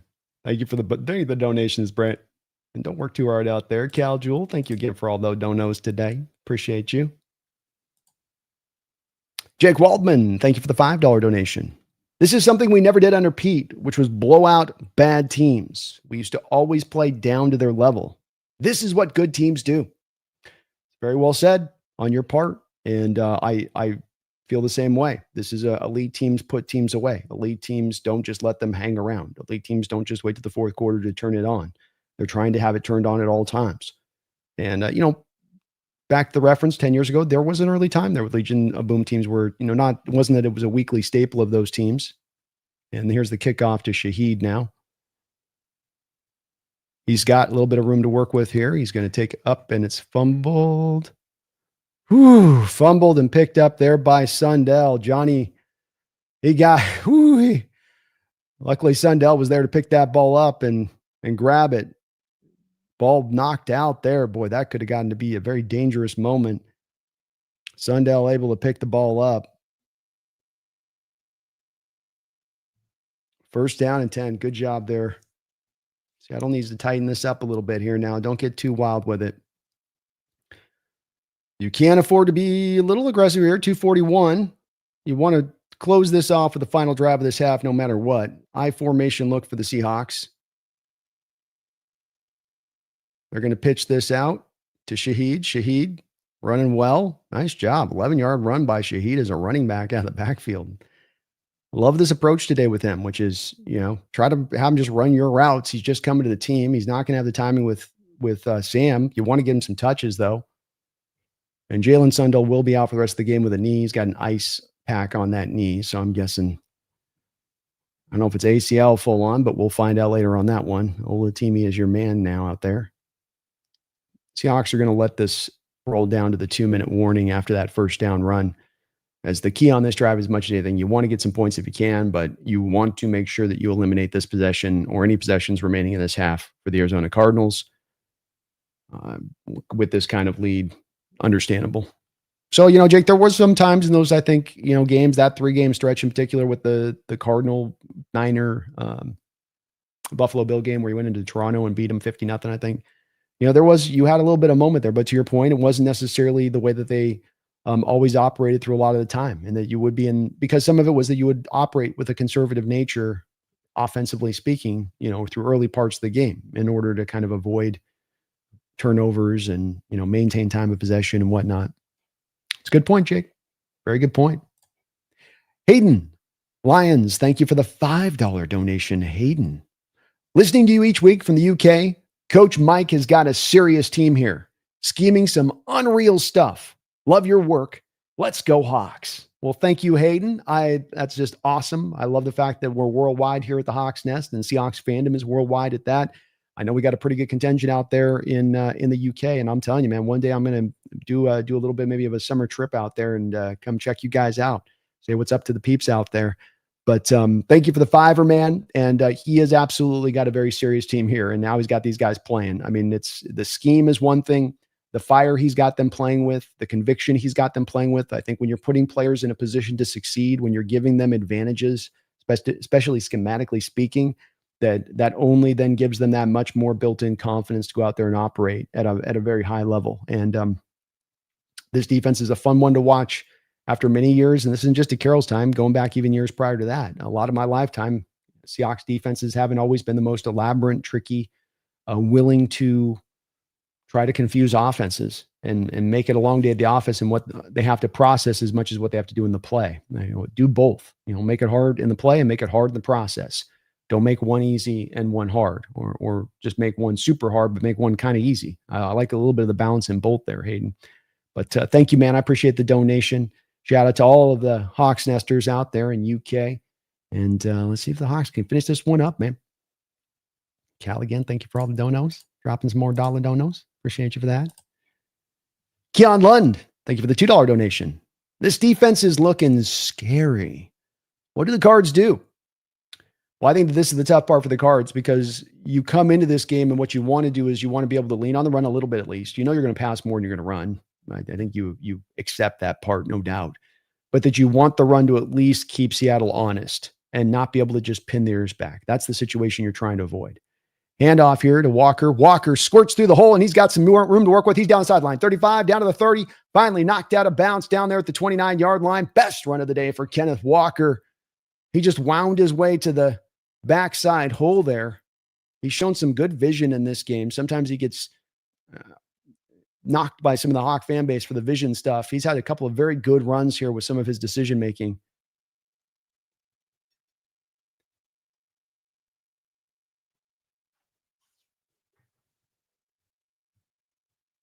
Could Kubiak stand with the run here? Maybe the Cards were thinking that the Hawks would go past there. 1st and 10, ball in the 29-yard line. 3 wide receiver look here from the Seahawks. Handoff back inside here to Charbonnet. He wheels through the first guy, can't wheel past the second guy. Short gain there for Charbonnet. Short little negative 1-yard gain there for Charbonnet. Cardinals going to take a timeout here.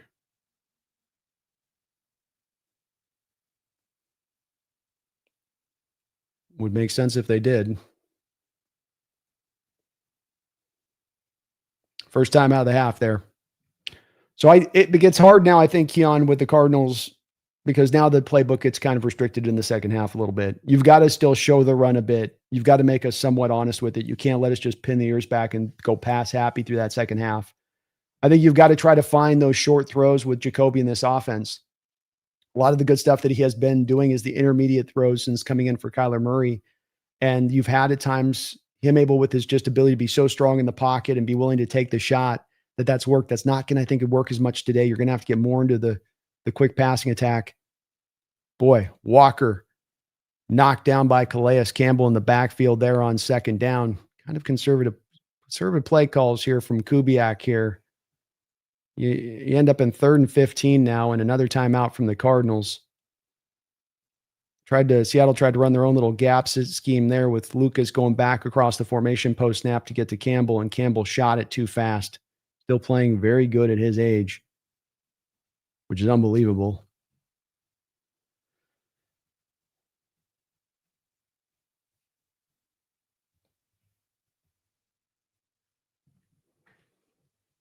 Would have liked to have seen a little more aggression Hawks offense there versus just trying to lean on that run game. They kind of showed their hand to the Cardinal defense on those first 2 plays, especially after Walker coming back with his 10-yard run on the prior to those 2. Empty look here for Sam. This is just going to be a short little pass in space, I bet. Yeah. Short little pass in space. Arroyo knocked out of bounds. Would have liked to stay in, but is what it is. Just trying to get this as a little closer of a kick here for Jason Myers.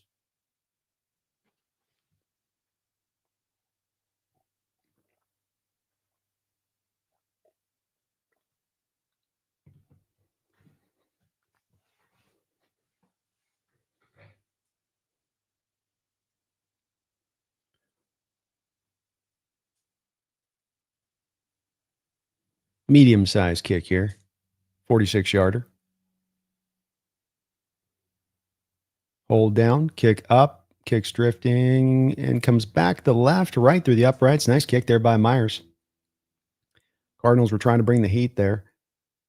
And the Seattle Seahawks will go up 38-7. So another scoring drive there by the offense. See what the defense can do here. Still 1:37 to go in this second quarter. So I'd go short passing attack, run enough to show in the second half, Keon. You can't go away from 100%. You're down the game like you are, but look, if you go pass happy here and you try to have him sitting in the pocket and airing it down the football field, I just think you're going to be, that ain't going to work for the Cardinals in this game. But some of the creative stuff they've done, like the short drag route there to McBride across the, some of that stuff could maybe be workable. Tough part too is you lose Zay Jones and you're needing receivers now, and you're kind of down to Wilson and Dortch and Harrison, and that's going to be it. So it's going to be hard to pull this one back from their perspective. Not the situation, but if I'm a coach, that's as much as you can do, I think, for their team here. Kevin Kirby, thank you for the $2 donation. Finally, I need JSN to pad the stats. Calm down, D. Jackson's stuck. Jackson, I think, had the 4 catches for 82 yards after the first quarter, and now you haven't gotten much back to him since then, to your point. All right, here's the kick that goes to the 3-yard line, taken up there. Great job on the kick return unit. Looks like that's O'Toole making the tackle there after a short return. 1:32 left on the clock here in the second quarter. 1 timeout in the kitty for the Arizona Cardinals. Kevin, hopefully he'll be worked a little bit in the second half, but it's not looking good if you're needing for fantasy here so far. Not looking too good. Cal, thank you for all the donos. Cal dropping all the dollar dono drops. Appreciate you. Along with the 50. My goodness. You guys are very kind today, and you are very kind today. Thank you so much. All right, we got 1st and 10 here. Ball on the 26-yard line in Cardinal territory.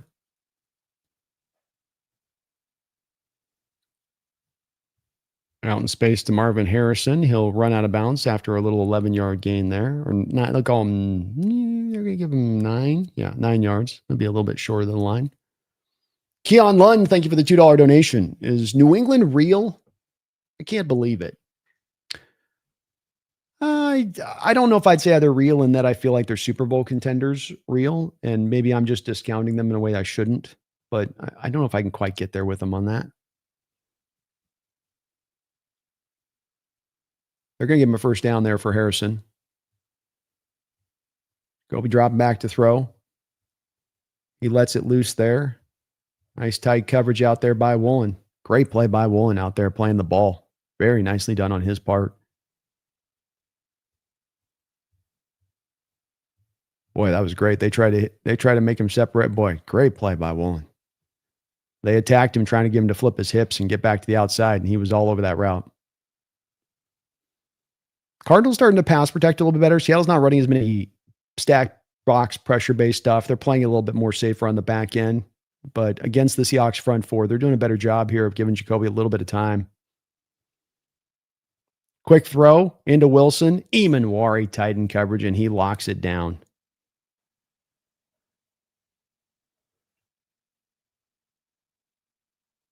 Knocks the ball away there.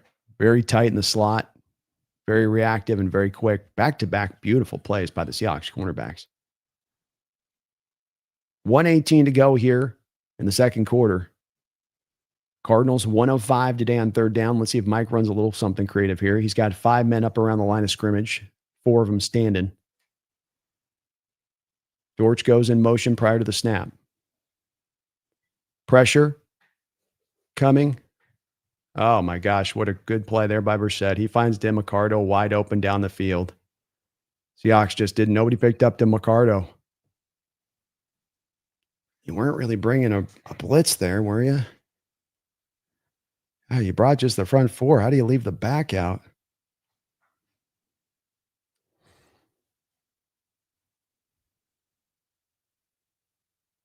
Job by Jacoby there, right as he's about to pass the line of scrimmage to find DeMarcado. Third play of over 20 yards for the Cardinals here, which is not what you're wanting defensively to go on when you're trying to keep the lead here.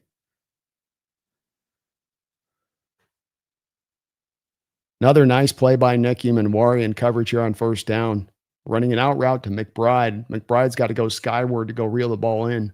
Nicky Manwari pushes him out of bounds, not giving him an opportunity to get the foot down. Great job there. Very well done by Manwari. Some of that size and how big he is to be able to push a guy around like McBride after the catch like that. It's nice to have in the slot. 2nd down and 10. 1:04 to go here in the second quarter. Ball at the 30-yard line of the Seattle Seahawks. They're showing a pressure-based look here. Mike's about had enough of this. They drop out of it. They pull fully. You've got a sack and a fumble, or they're going to call it incomplete on that one. Quick pressure there. Derek Hall was able to bring it from the outside on that play.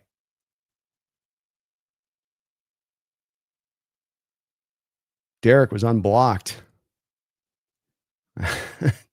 He just completely was unblocked on the play. Jacoby's looking at his lineman like, really? 3rd down and 10. 12s get loud in the stadium. 3 wide to the far side of the field, isolating McBride over to the near side on Mullen. Seahawks showing a blitz here. They're bringing it. They've got Jacoby under pressure. They finally get him down to the ground with a sack. Derek Hall there. Well done. Derek Hall with his first, or Mafe or Hall, one of the two of them got the sack there. They might have each got a half a sack on the play. Boy, Leonard Williams just destroying that play from the inside out. And then Hall and Mafe both going for the combined sack. Love Mike dialing it up here a little bit. Starts to bring a pressure on this, starting to bring a little bit of the heat here. You've been saying a little bit softer 4-man fronts here, allowing Brissett to be a little bit more comfortable and cozy in that pocket. Early in this game, when you dialed up the pressures, you had a lot of success with it. Does so again here, and you take him into a 4th and 29. Seattle also calls a timeout, so they're going to take another run at this, offensively speaking. Some of it might depend upon where this punt goes. 23 dropbacks, 9 hurries today from Brissett. So not quite under a 50% pressure rate, but pretty close. Coming from a lot of different areas. Cardinals will try to pin Seattle back here on this one. The ball land at the 6-yard line. See how aggressive they get. This may just be we wanted to see how the punt would go and where things would go with that, and then run this out from here. I wouldn't be the least bit surprised if they just do a run here and close this thing out. It's a long field to even go down there and get a field goal here.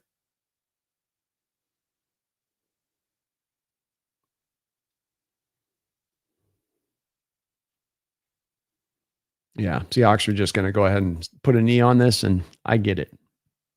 You like to see in those moments you call the timeout. Maybe you can go and you can block a punt. Maybe you can get a decent return. You're thinking something like that.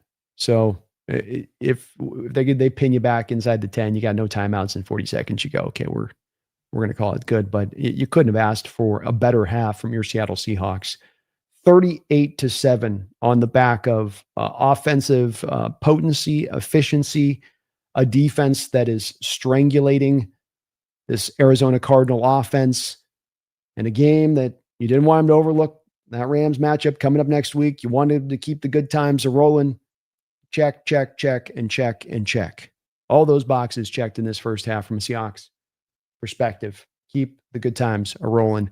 Keon, with New England, I just keep coming back to feeling like from a roster talent standpoint, they're a year away. I think that they have the quarterback. I think that they have a lot of the pieces in the puzzle there that make sense for them long-term, that are going to be part of what helps them to be that team that is legit. And that this is, they're sort of like, to me, the Broncos of last year a little bit, where there's some stuff there that's really, really tough to deal with from any team that they go up against.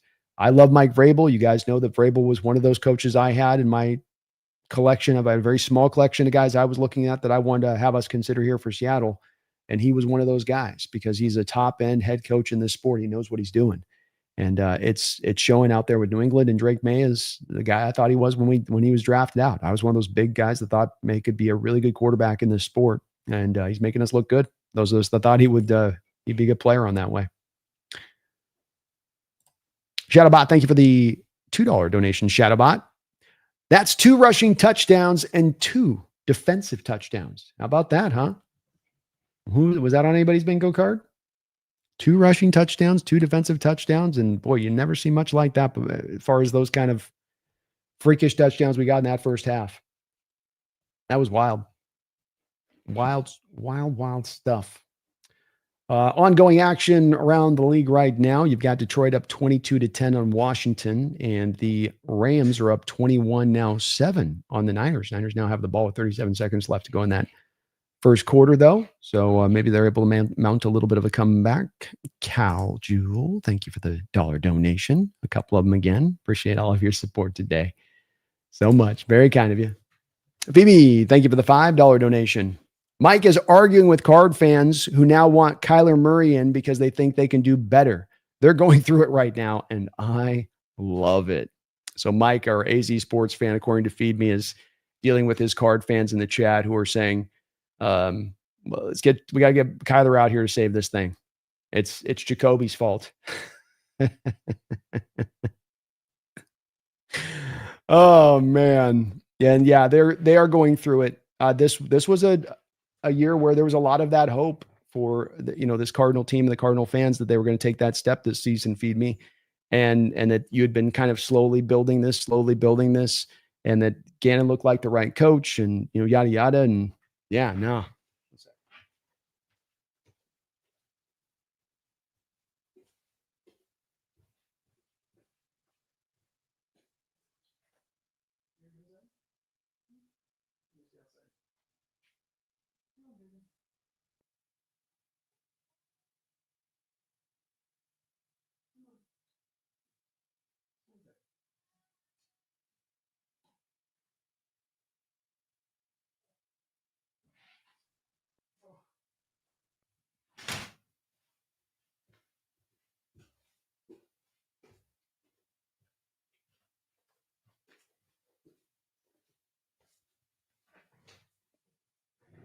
So, you see with the fan bases that I think the second things that results start to go a little bit askew, come back to again and again, just that,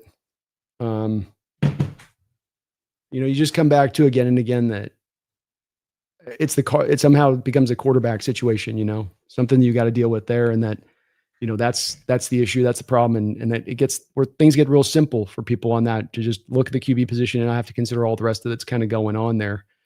And, it's where I say, don't fall into those trappings as a fan. When you're looking at the team, try to always remember the viewpoint of the team as a whole, and that it is the collection of all these parts that makes this thing really go ultimately. And yeah, the quarterback is important. It's not that you don't need to go get that thing too, but it can't just be that is the obsession. It has to also be that you understand there's other stuff. And Cardinal fans in this game going into that first half and looking at like a guy like Jacoby Brissett and saying, well, that's the problem in that first half for us. That's where it's issues. Like, that's not where I would be going. He's 10 of 18, 148 yards, and he's being pressured on about half of his dropbacks.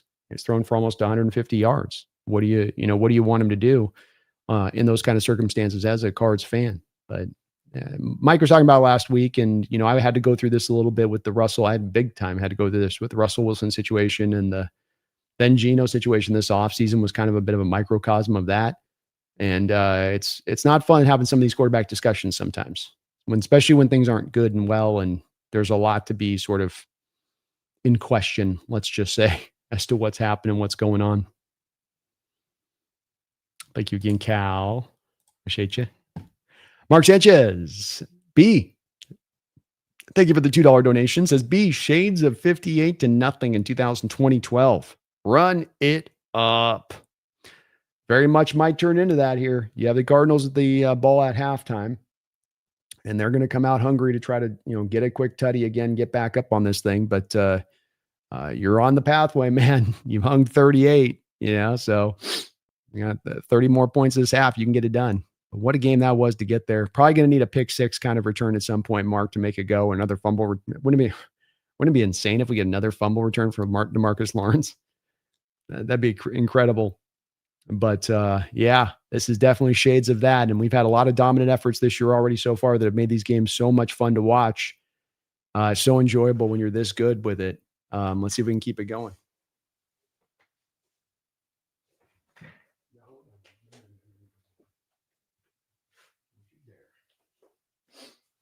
Don't you dare.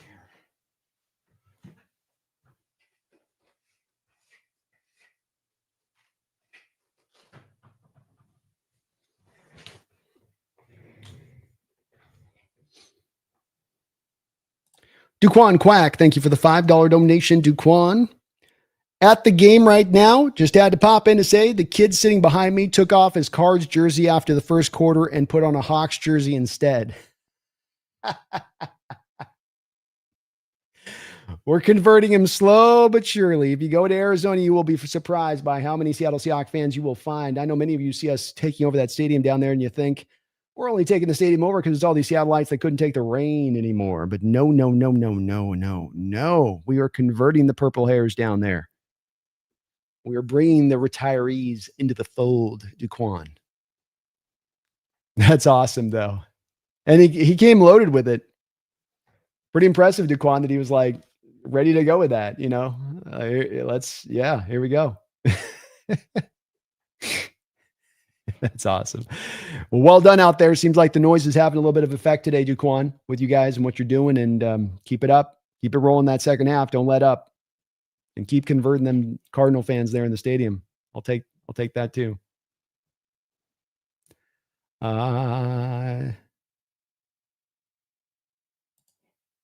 Keon Lund, thank you for the $2 donation. I saw a Legion of Zoom as our offense's nickname. I saw that was put out there as well. Legion of Zoom. Maybe so. It might take. I'll tell you what, that's a pretty darn efficient passing first half there for Darnold. He took 10 attempts and he posted 167 yards in that first half. So still maintaining that insane high average per attempt. He was already around $10 an attempt this year so far. And now he's up at like 16.7 yards per attempt. You're going, holy goodness gracious.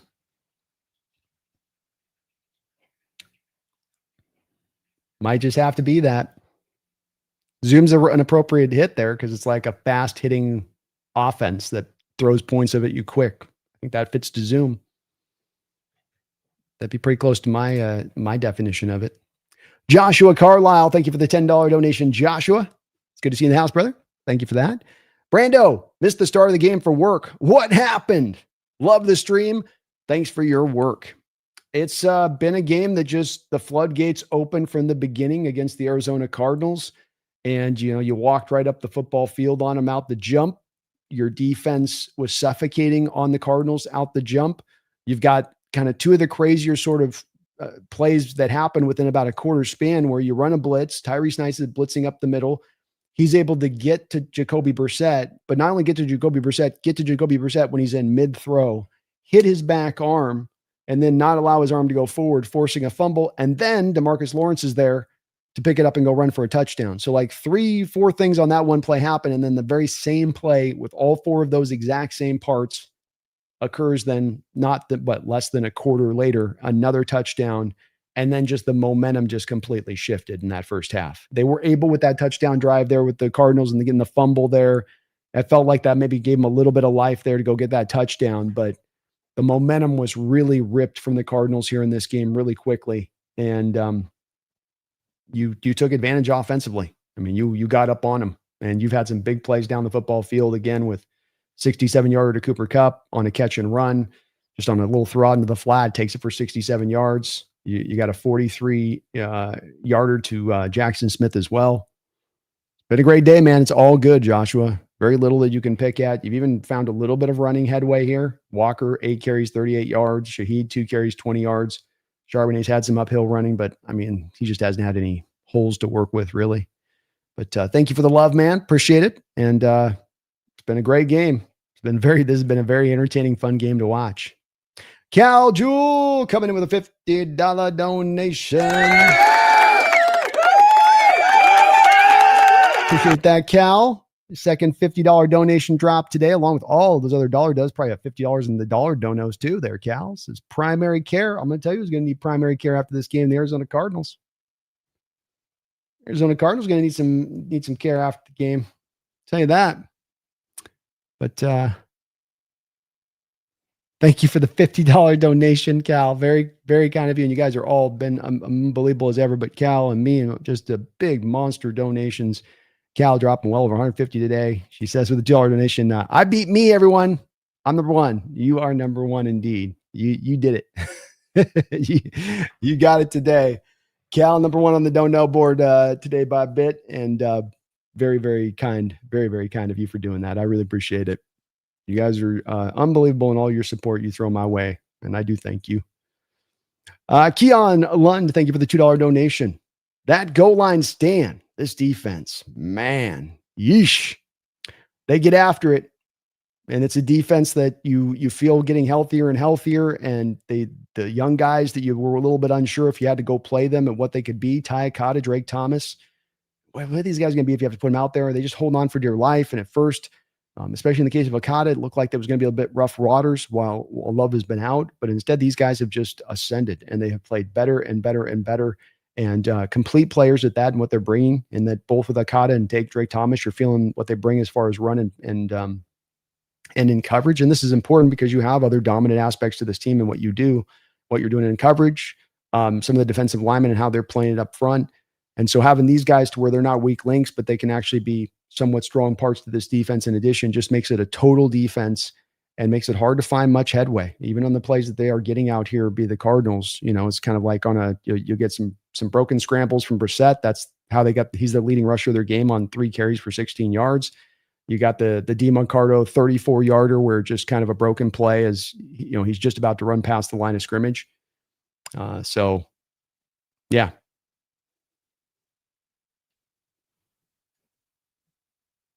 Very impressive, Keon. Very impressive. Outdoor for Life, thank you for the $2 donation. Any news on the injury? Is it serious? Well, I think the good news with Jalen Sundell on these, and it's always hard to tell because you can oftentimes have guys walk out, they get the MRI after the game, and then they tell you that it's something else. So there's really no way to know for sure on this one. I'll say it tends to be a good sign that guys walk off the field on their own weight. He's got ice over there on the sidelines. So they're not rushing him back to get him on the MRI instantaneously. I'm going to make a wild guess that's probably a tweaked knee, kind of maybe something like an MCL. But if that is the case, might be a 4 to 6 weeker where he's not out for the year. You can get him back at some point. But this does thin out a bit of your depth at your center position right now. That's for sure. So, and Oluwatimi's, him and Darnold are still getting on the same page with the snaps, it looks like. Not quite in full alignment on that one. Cal Jewell, thank you for another $1 donation, Cal. Out There for Life, thank you for the $2 donation. Are you worried if Sundell is out for the season? Oh, yeah. Kickoff here will be taken back up into a pile of bodies about the 25-yard line. Mike Morris down there with White, getting it done. Short return for the Cardinals where they'll take over here to start out the second half. I'm a little concerned. I think the fact that he walked out makes me not as worried it's a season-ending injury. Outdoor for Life. So that gets me into a little bit of a position where I'm like, okay, maybe we can kind of, Oluwatimi maybe has to hold on there for 4 weeks. I'll say too, the thing with Sundell is he has been getting better recently, but he hasn't necessarily been great this year at the center position. So there's not a standard of play that's really going to be hard for necessarily Oluwatimi to try to at least meet. 1st and 10 here for Jacoby Brissett in shotgun to start things off this second half. He drops back to throw. Pressure. Kind of a little bit late there. Nice try of a tackle out in space there by Woolen. McBride runs over him, but he's able to knock him out of bounds there. Good strong tackle attempt there by Woolen. I like seeing them stick his head in like that there. 8-yard gain, though, for the Cardinals. A lot of them attacking right now to the sidelines of this Hawks defense, more or less than the middle of the field. Jacoby, quick snap, drops back. He's going to look for Marvin Harrison on a back shoulder throw, and it's a little bit too wide. They almost got the timing of that right, going right back at Woolen there. But I think the throw made it just a little bit too tough for him to reach out and go get it at Marvin Harrison.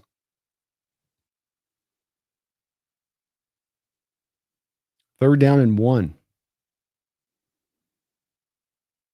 See what the Cardinals do here. They're going to hand this off, and he'll bang it into the A gap there, and he's going to get about a yard, just enough to get the first down, it looks like to me. Drake Thomas on the tackle. So I'm not worried. I will be worried if it's for the season for sure outdoors because you don't have as much depth then, and you're still worried about Olatimi and exactly what he provides in full. Cardinals are going to run up tempo here, understandably so. Quick snap. Jacoby out in the line. Where is the holding call? Jacoby Brissett's going to break this out for about a 15-yard gain. Mike Morris has been held a couple of times in this game, and it will not seemingly get called by the officials. This is part of what's giving Jacoby a little bit more time in the pocket is they're letting those guys manhandle him inside there. Watch Mike Morris on this replay if you get a chance. That arm is on the outside shoulder of his jersey, and he's pulling him back in like this, preventing him from getting over to Jacoby. 1st and 10. Handoff inside here. Gain of about 4 yards to the running back. Cardinals got a little drive working to start this half off. They're coming out with some good energy. So not as worried on this outdoor for life. We'll wait on the MRI. It's a possibility, but I think usually if it was an ACL or a season ender, you'd probably see him getting carted off. They would have gotten the initial hand testing they do on the knee and been like, all right, get the card. 2nd and 6. Another quick snap here for the Cardinals and shotgun. Throw out wide. Tipped up into the air. Oh, it was up in the air for a moment there. Nehemiah Pritchett out there in coverage. Well done. Seahawks corner is playing very tight in this game. Very well done. 3rd down and 6. Defense still showing some good fight here. Some good vim.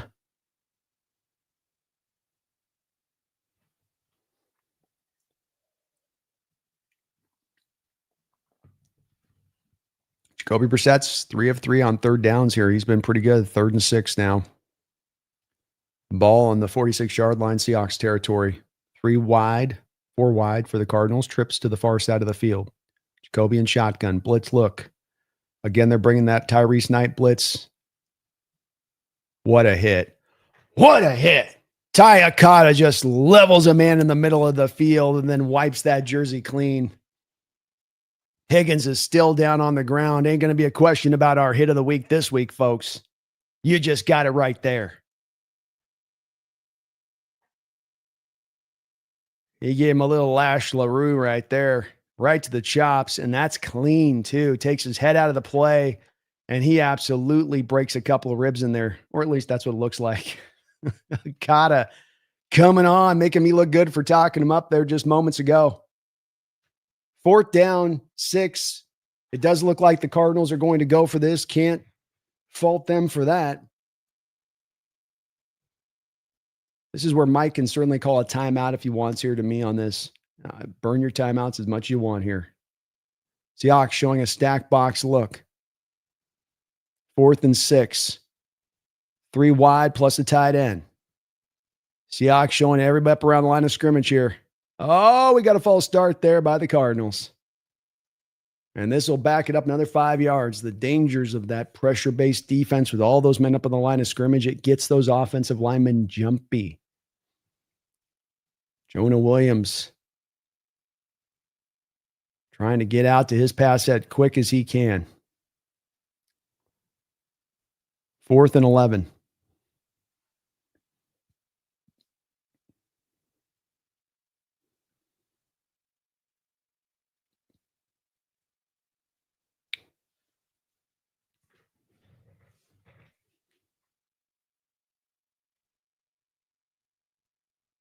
Seahawks again showing a blitz here. Eamon Drake Thomas threatening. Already Tyree Knight up there on the line. They're bringing it. They're bringing the house. Jacoby dropping back. He finds his man out in space. Wide open is Trey McBride, and he's able to run up the football field and go get the 1st down. Seahawks just sometimes are leaving just that outlet receiver. And look, you're bringing the blitz. You're going to leave somebody open. I think they're probably trying to cover deep and then leave the flats open to make sure that the deep stuff's not there for Jacoby. But Jacoby's finding that little check down throw there and then just goes or runs it for the 1st down. So 4th down conversion for the Cardinals. 1st and 10 now, ball at the 39-yard line. They're going to run the ball here. Seahawks anticipate it well. They get right after it. Drake Thomas with the tackle of DeMarcado for no gain or a yard gain. Cardinals did a good job of picking up that blitz there for Brissett. And then Trey McBride.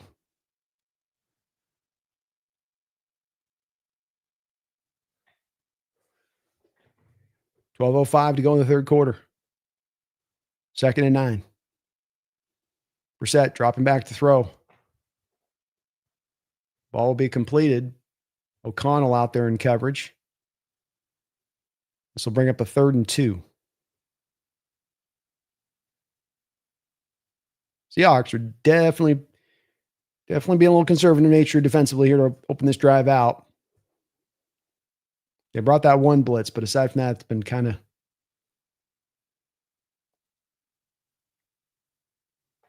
quiet here.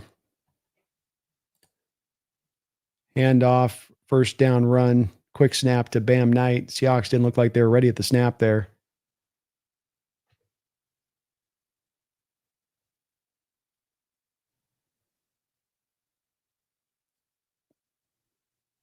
First and 10.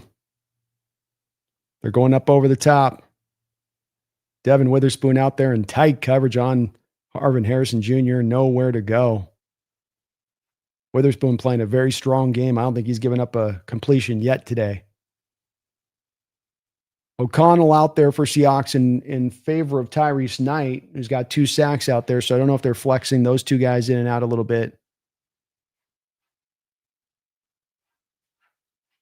Seahawks corners have done a great job in this game, though.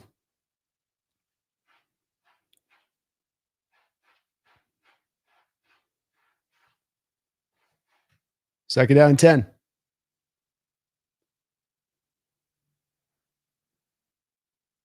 Ball completed down the field. Trey McBride again, just spamming Trey McBride.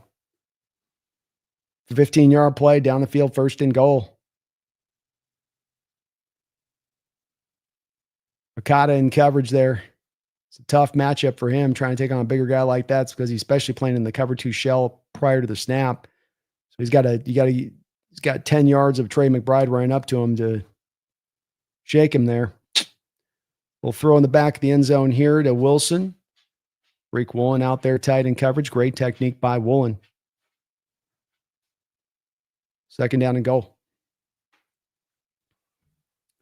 Trey, 9 targets, 7 receptions, 107 yards here in this game.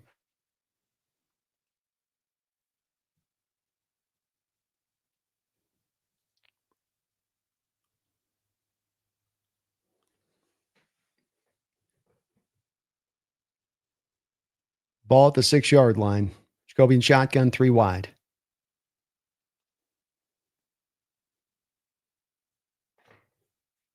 Beautiful coverage out there by Nick Emanwari.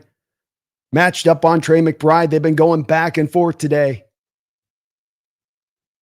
And he comes back and gets the better of him there. Tight coverage, knocks the ball away in there. Just tight in coverage. Good job. It was a nice throw. Very good ball placement there by Jacoby. Give his man a chance there kind of to box out Emanwari, but Emanwari's so long and big. You see Okada on the prior play and the difference between having a guy a little smaller size, a little more length there. Quick snap for the Cardinals here, a handoff. They're going to take this for a gain of about 2 or 3 yards, and this will bring up 4th and goal now for them. I think the plan there all the way was a 2-down situation for them, their perspective. Interesting play call, though, nonetheless. And kind of a longish opening drive for the Cardinals here, as it's taken already almost 5 minutes off the clock here in this 3rd quarter. A game where you're trying to theoretically hopefully get some quick scores.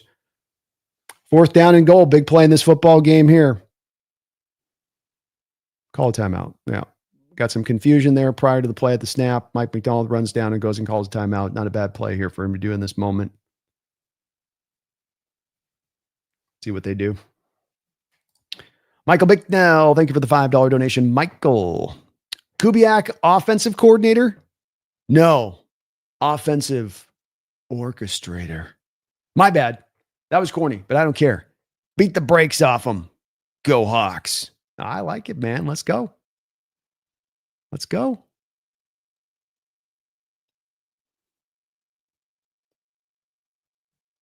Offensive orchestrator's right. I'd go wizard. That's mine, but orchestrator works too, Michael. That's an either or on that one. He's a great play caller, and he's so fun to watch him because he's so unpredictable and hard to kind of pick what is going to happen playing and play out. 4th and goal. Press coverage on the outside from the Seahawks. Shotgun look here from Brissett. He drops back to throw. He's looking one way, comes back the other, still walking. Knocked down. Good job by Tyrese Knight making another play out there. He knocks this one down. Very good game from him. Boy, he almost could have intercepted that. Brissett just trying to make a play, and the Seattle Seahawks with a great stand to start out this third quarter, just what you want to see. But it's the nice part, too, with Michael, outside of maybe at the end of that half where they were trying to kind of run the timeout for the Cards, when they got, down the field a little bit after Walker's first run. Absent that, you really have a hard time telling what's coming. I cannot often tell prior to the snap whether it's a run or a pass. And it stands out, Michael, so mightily because last year, there were so many times I could tell what Grubb was going to do. And if I could tell what Grubb was going to do prior to the snap, then you bet your bottom dollar that the opposition knew what was coming. And so it's part of what helps this offense to do what it does, but it's just part of it. And on top of being a great play caller, on top of the balance he brings to play, commitment to the run game, the diversification of a passing attack, the willing to get creative, like how he's done today with some of the touches to Rashid Shaheed. He's top notch, man. Top notch. Jack Maloney, thank you for the $2.79 donation, Jack. He asks, is Walter Nolan playing? Indeed, Jack, Walter Nolan is playing. He has registered one quarterback hit in this game so far.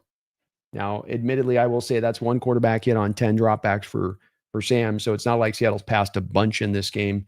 You've got 21 rushing attempts right now to only 10 passing attempts, understandably so, because you're up on this game so much. But yeah, he's been pretty quiet. To your point, Jack, pretty quiet.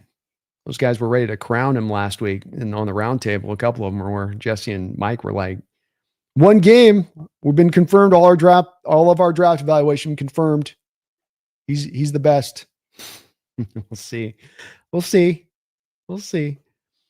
But great note there, Jack. Indeed, he's been pretty quiet today. Darius Robinson's probably been more impactful for the Cards for them on that side. R. Sanchez, thank you for the $2 donation. Stroud, Smith, Sean Payton bringing back the bounty. Oh, might just be. I didn't see that today, but was he out there doing it? We know he's got a bit of the tendencies in his nature with that stuff. And old habits can die hard on those old dogs. All right, the Seattle Seahawks come out now with Sam Darnold under center. They're at the 2-yard line. And this ball is going to get intercepted. Okay. Oh, boy. The offense has definitely had some rough going here recently, though. Last couple. Oh, my gosh. So you go with a first down throw there. Boy, that ball just came out wonky the whole way. I don't know if the ball got hit or not. Yep, the ball got hit. Golly. Why are we throwing there? Why don't we just run the ball there, man? Offense has got to not turn the ball over in the shadow of its own end zone. That's the second time in this game this has happened. Awful blocking on the play by the Hawks offensive line. That pocket got completely collapsed around Darnold, but I'm lauding Kubiak for the play calling. Just run the ball, man. Get out of the shadow of your own end zone. It's one downside with these freaking stops by the Hawks defense is that they're doing them at freaking right the 2-yard line. Your offense has got to start every time with a half-yard line every time. Throw out wide. It'll be an incomplete pass here by Brissett trying to get out in the flat. Uchenna Nwosu bringing the pressure there.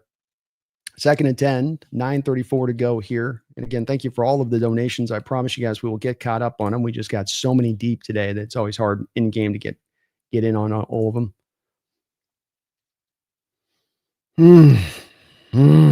All right, 2nd and 10.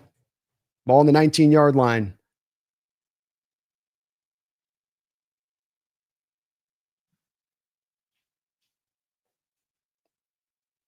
Thrown up over the top. Boy, another beautiful play and coverage by Reek Woolen. He is all over Trey McBride, makes a play on the ball, knocks it away there. Nice job. He is playing great game. Great game. Right where he needs to be, finds the ball, doesn't get too handsy, doesn't get too physical, plays the ball in the air. There's been some picture-perfect reps from Woolen here today. 3rd down and 10, 9:29 to go here in the third quarter. Brissett in shotgun. Seahawks showing blitz. They bring some of it there. It's going to be a bubble screen out in space. Rip down is DeMarcado there for about a 5-yard gain, but I would guess here that the Cardinals are going to choose to try to go for it again here. Looked like they might have a good play call there because Seahawks did bring the blitz, and you go out to the bubble screen that you might have the bodies out there, but Seattle cleaned that play up really nicely.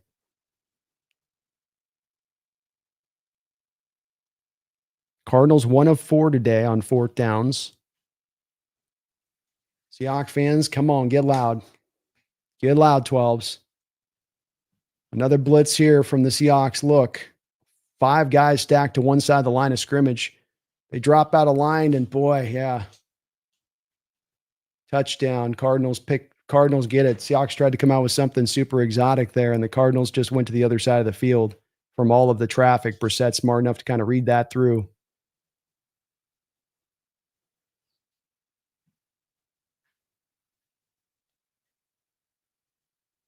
Oh, man. Leonard Williams got his hand on it. He was spot dropping in space as a zone dropper, and he got his hand on it. Brissett was able to put enough on that to just throw it and bang it off the hand and still get it there to McBride.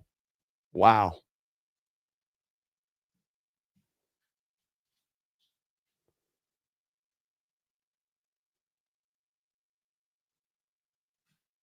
$25-point lead here from the Seahawks, and they're going to go for 2 as the Cardinals.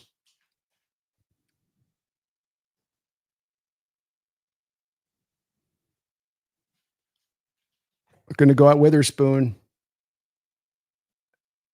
And they look to go to Witherspoon on a fade ball to Marvin Harrison, and he's going to get his feet in on a back shoulder fade there. Witherspoon thought he had bobbled it, but we'll say no, he did not.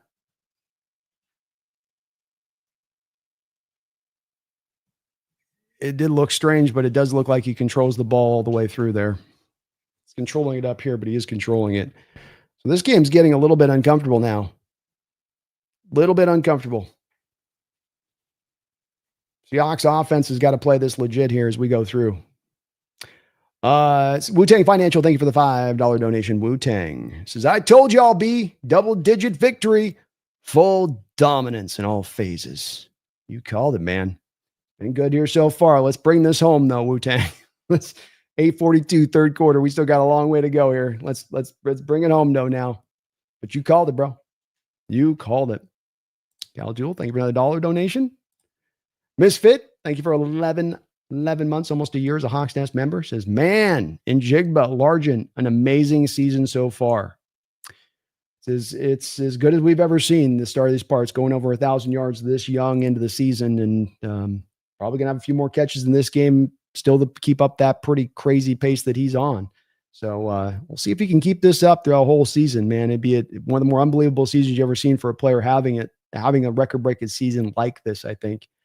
But boy, he's been awesome. Awesome. And him and Darnold, the connection there, Misfit, is just unbelievable. Mark Sanchez, thank you for the $2 donation. Mark, next week's game needs to be flexed to Sunday Night Football versus the Rams. I would agree. If you're looking for the game that should be flexed at this point, that would be the one to me. I can't see how that is the most deserving of one. And this is the whole purpose of having these flex games, is to be able to feature these kind of matchups that everybody's going to want to see. Everybody's going to want to see. The whole country will be watching that game. I agree, man. Cal Jewel, thank you for the $2 donation. I am me's number 1 fan. Let's go. Thank you, Cal. You're number 1 fan out there, me.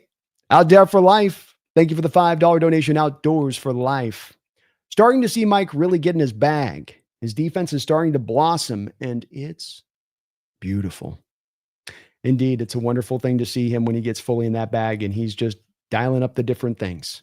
Even there on that play with Leonard Williams, it just missed, but you love the creativity and the willingness to go in and let's throw some different looks here at Jacoby. I think what you have seen in this game is when you're trying to just run your front four up there, they're not necessarily getting a lot of pressure all times. It's allowing Jacoby to have some extra long time to kind of sit back in that pocket and assess things a little bit.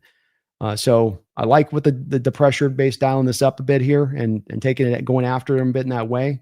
Playing like you got the lead and you can step on them a little bit instead of like we got to protect against everything right and left. We'll see how they continue defensively on the next round on if Mike, kind of goes back into more of that approach here. It's beautiful when he's in it, though.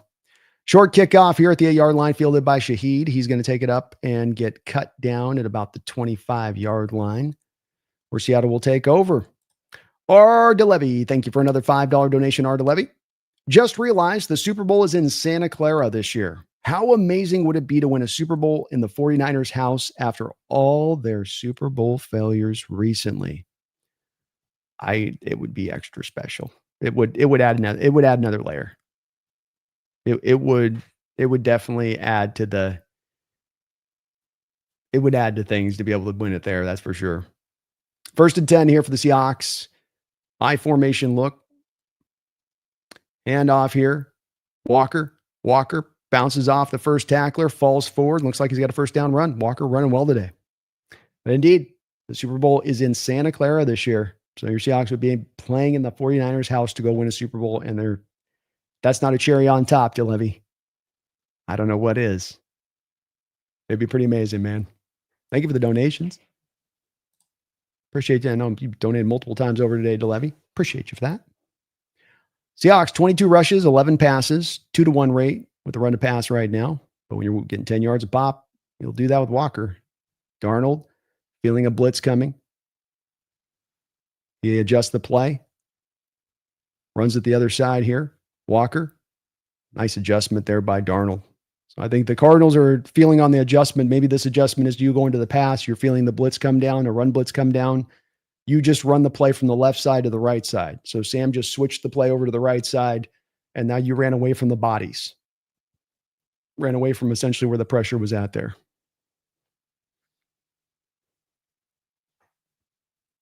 Second down and 5 for the Seahawks. 7:24 to go here in the third quarter. Another I formation look here from the Seahawks. 3-4 being countered by the Cardinals. So they're going pretty heavy here on you. They're going base. Walker cuts it back across the field. Got a little bit of space to work with. Gets out of another tackle and falls down there. We've got a flag on the play, though. Walker with another very nice run there. Really extending these runs. Hold on the Seahawks, though. They're going to get Nick Caller up out there for the hold here.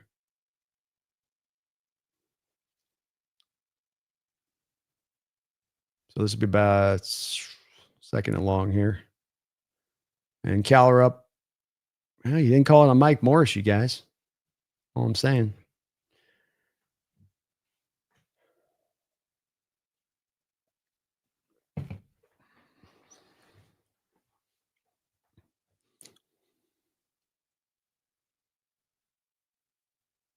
Second down, 15.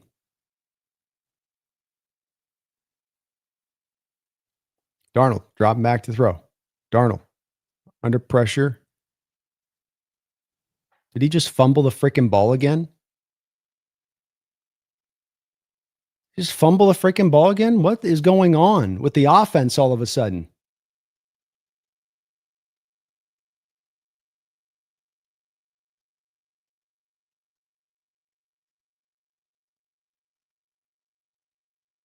Oh my God, dude.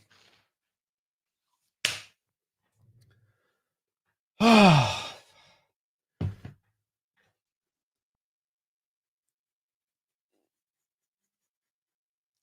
Golly, dude.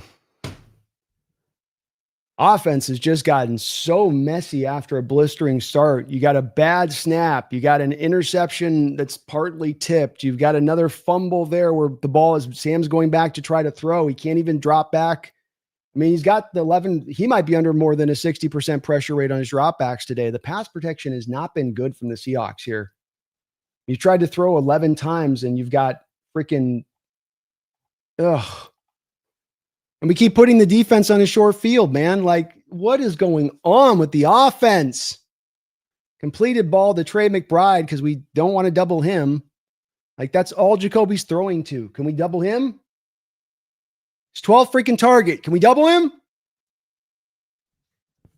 Hawks have definitely lost the momentum a bit in the second half. There's a feeling here of kind of holding on. Quick snap by Jacoby. He's getting into rhythm here. He flips it underneath. Another first down catch underneath there. Cardinals got something cooking. 6:09 to go. Plenty of time on this clock here. Things start to get a little tight.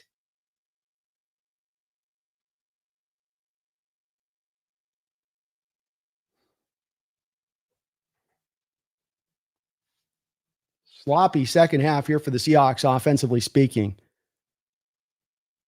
Handoff inside, brought down for about a yard loss there for the Cardinals. Randall McDaniel, thank you for the $5 donation, Randall.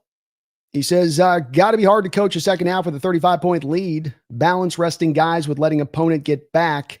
Keep foot on the gas until the fourth. Don't get cute. Yeah, I don't think you can think about this. Certainly you can't think about this now. We do have an injury down on the field here. Looks like the running back for the Cardinals is down. You can't, especially now 38-15. This is certainly the case, but I don't think this was the case necessarily with the team coming into this half that you can just lean on this, rest guys, think about next week. You've got to come out here and win this game. And this thing is still a game at this point, especially with the offense right now looking completely out of sorts in the passing attack suddenly. You can't seem to pass protect for 2 seconds on a drop back here on either side. And you're just, come on, guys. Come on. Let's just bring this thing home here. Don't let up. But you're right. Randall probably got to be pretty hard to coach a 35-point lead because there's some tendencies on trying to play it protective and trying to be careful and yet also kind of still going for it. Give me 1 sec. Here, me some more coffee.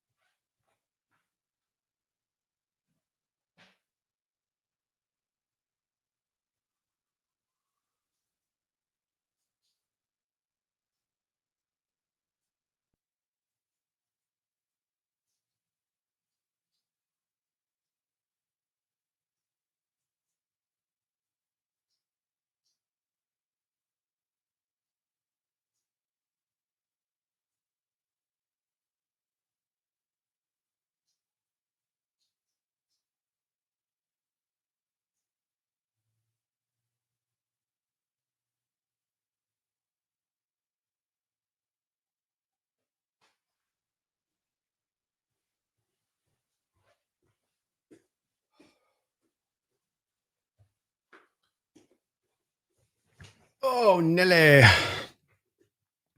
Appreciate you, Randall, for the $5, man. Keep the foot on the gas.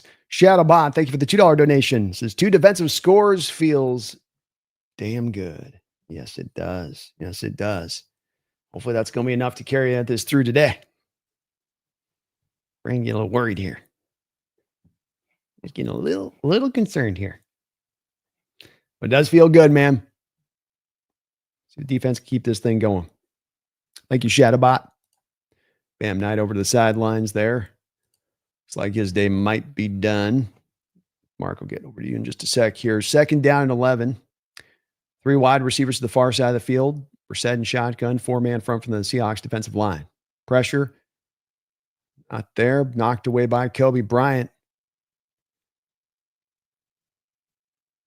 Brissett getting some pretty clean dropbacks here on the 4-man fronts from the Seahawks. You just got the 5 on the 4 there. And boy, that was a really nice play by Kobe in coverage because that looked kind of open for a moment there. He was able to just get a hand in and kind of change the route of the ball as it was coming into the hands of Marvin Harrison Jr. and knocked it away. 3rd down and 11 here for the Cardinals. They very well might potentially do a field goal here if they don't get the first. 5 wide. Jacoby dropping back.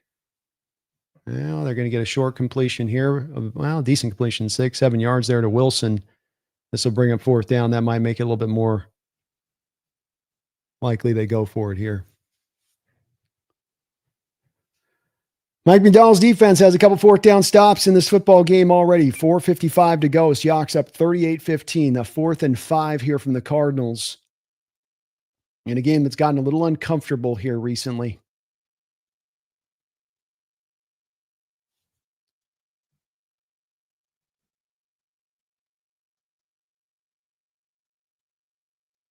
Dropping back here in coverage. He's going to go underneath. Did he make that catch? Brissett incomplete is the call on the field here. Harrison looked like he almost made an amazing catch. That's why I'm a little hesitant there. Boy, he lays out as the ball's a little bit. There it is. Yep, that's incomplete. Just about brought it in. Couldn't quite reel that last part of it in there. Would have been just an unbelievable catch.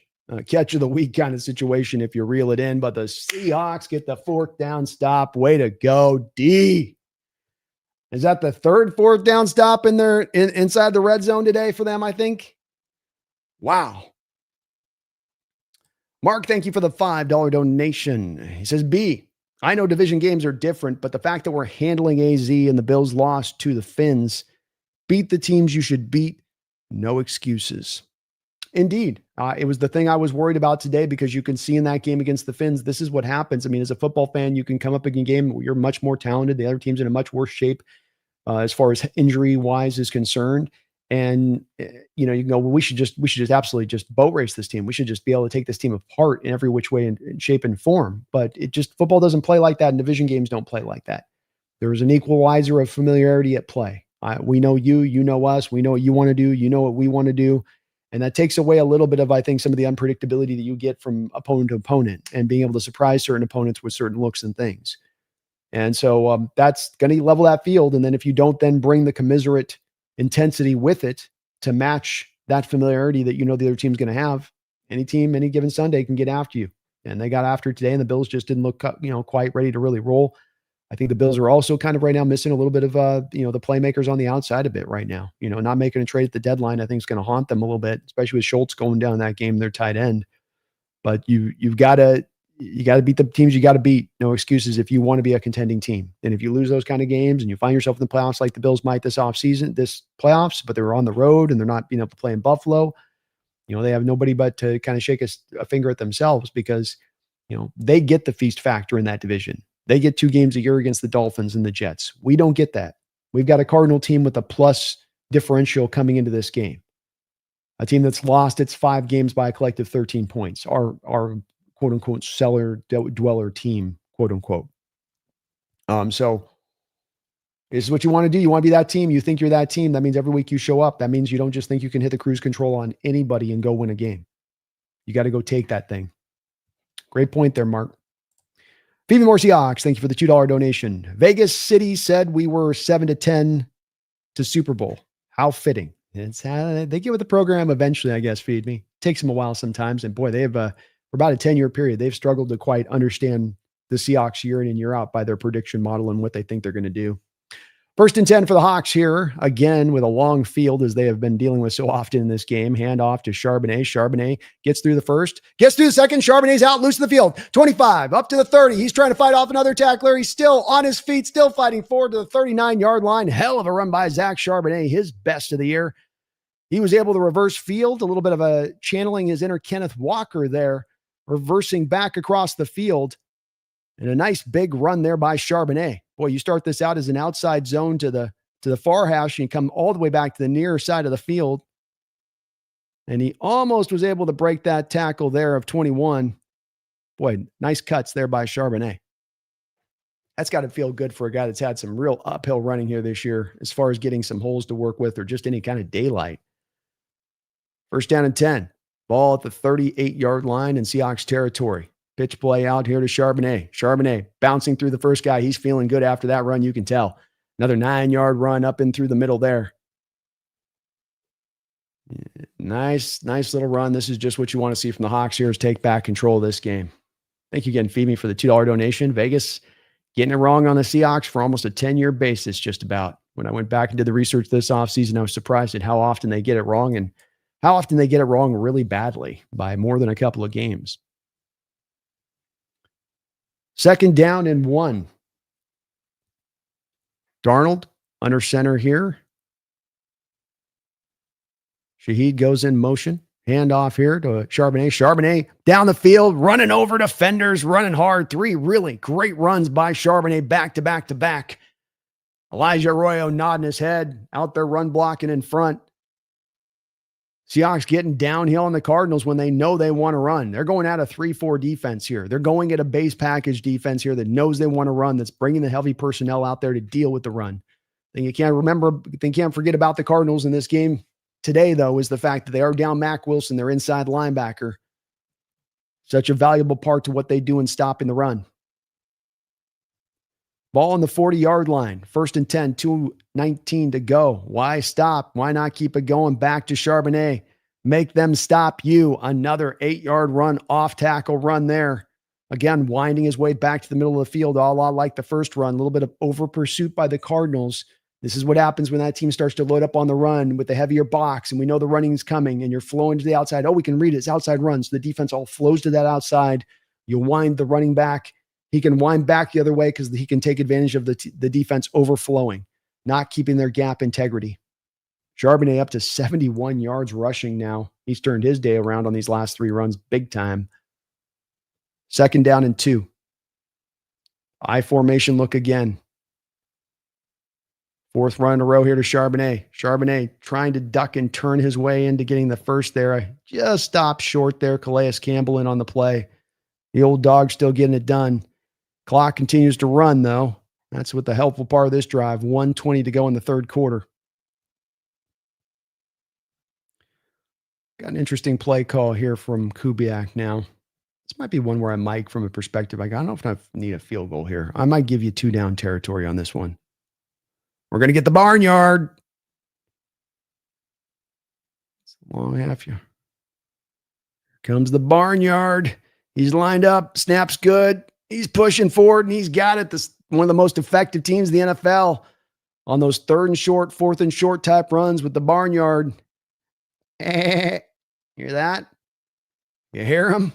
Hear the cow? Barnyard's open. 1st down, Seahawks.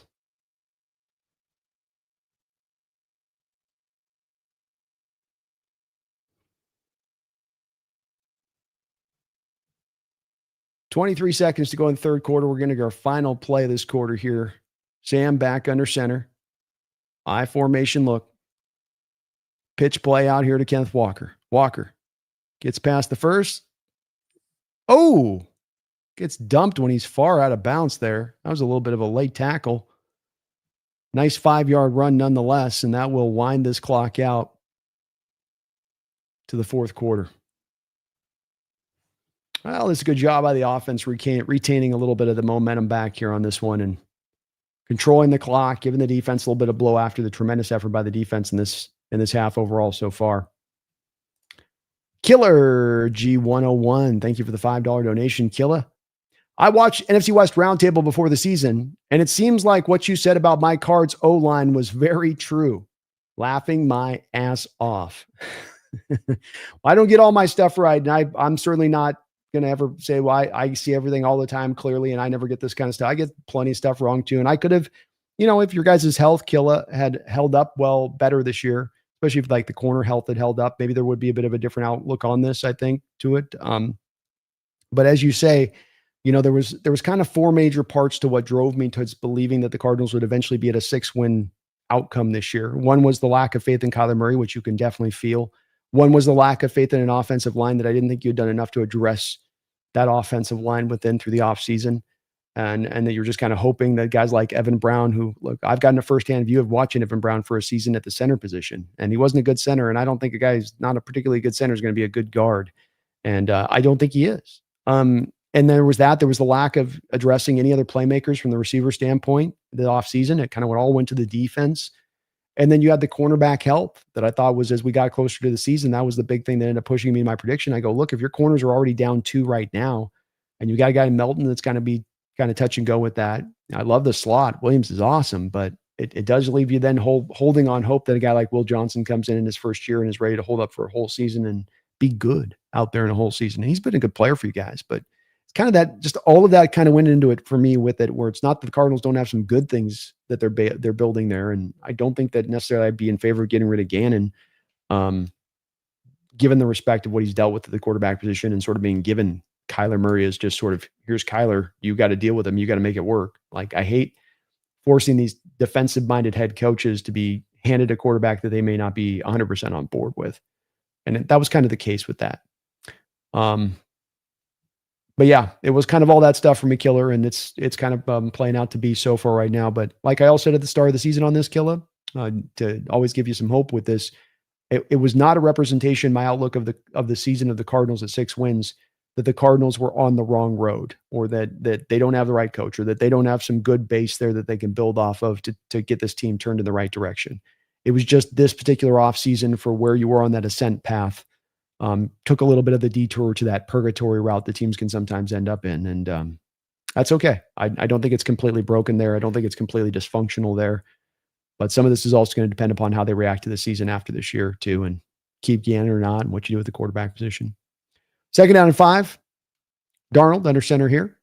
Handoff into Walker. Walker hitting the hole. Falls forward for about a gain of 3 yards there. Got smacked right in the thighs there, going through the hole there, but able to bounce. And both these running backs have done a good job today on first contact of always falling forward and getting at least a couple of yards on that falling of forward. Got a 3rd down and 2 now.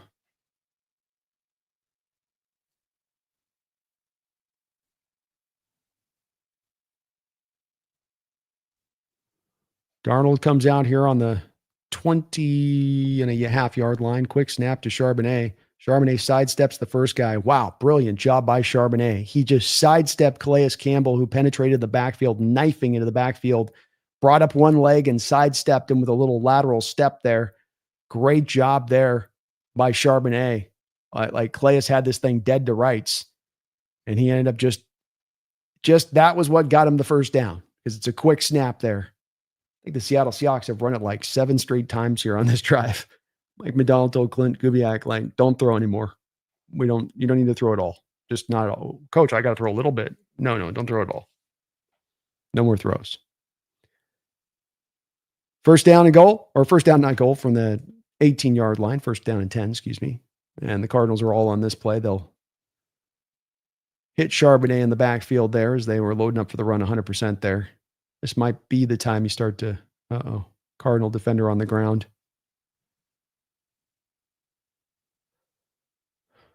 Is that Robinson? It's like Robinson out there. Thank you, though, Killa.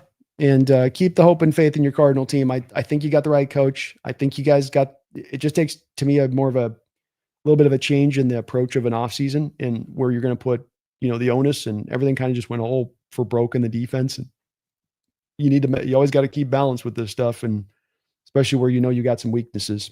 We'll see what the Cards do this offseason, but I do still think there's plenty of hope there for your organization, where you're heading. Shadowbot, thank you for the $2 donation. Says that's 2 goal line stands. Let's go, man, huh? Let's go. Defense stepping up big time in this game. Great team effort, but really feel great about what you've seen from the defense and what they brought. Dominant unit. Keon Lund, thank you for the $5 donation. Keon, I want to see the Hawks' best scoring D this year. No more garbage time points. Let's go. Hey, there we go. I hope so, man. I think it will be hard in some of these games to get to being that top scoring defense. This is a little bit back to the point of earlier, Keon, with like how maybe the Legion of Boom teams weren't as much blowing teams out, and things could be a little bit closer. And, when you get up by points like this, and this kind of occurs, some of the driver on that then can be that these offenses end up putting up more points on you, but not necessarily because your defense has become less efficient and how good they play and what they're doing against that offense. Is just that those offenses are going to be more risky and willing to just kind of do more to go at you than they would be if the game was played tight and straight up and close. And so it is a little bit of the nature of what you'll get if you get a game like this, especially where you're up by so much, even in the first quarter. But good job by the defense today. They have remained resolute, and they've been put in some really tough positions in this game, and they've stood tall to the task almost every single time. Cal still in the house. What's up, Cal? Thank you for the $1 donation. Almost caught up on all the donos here. And Keon, thank you for your double dono today, man. Appreciate you, Cal. You are amazing. Appreciate you for all your support today. Very kind of you. Very, very kind of you. MJ Seahawk, thank you for the $5 donation. MJ, Sam Darnold owes the defense dinner. All scores have come from turnovers inside the 30. Yeah, I mean, both of the two situations, you got a fumble and interception where both times the ball is hit and it's hit by quick pressure allowed by the offensive line. I might say, MJ Seahawk, that the offensive line owes the defense a dinner. That might be the way I'd do it on that one. Somebody owes him a dinner, though. How about that? I don't know who, but somebody. Shotgun look here for Darnold. Handoff here to Walker. Walker is going to be upended here. Seattle's going to stay pretty conservative here. That would have been the exact time I would have gone to kind of a play action maybe there. But they're just wanting to keep this clock ticking and rolling. 3rd down and 10. Thank you, MJ, for the fiver. At least the offense has given them a little bit of blow in the second half. They've spent a lot of the second half out on the football field. How about how Seattle's run the ball today? 34 carries, 167 yards, and 2 touchdowns. That's where a lot of this game, they know the run's coming too. 3rd down and 10. Another handoff here to Walker. Walker will run this inside.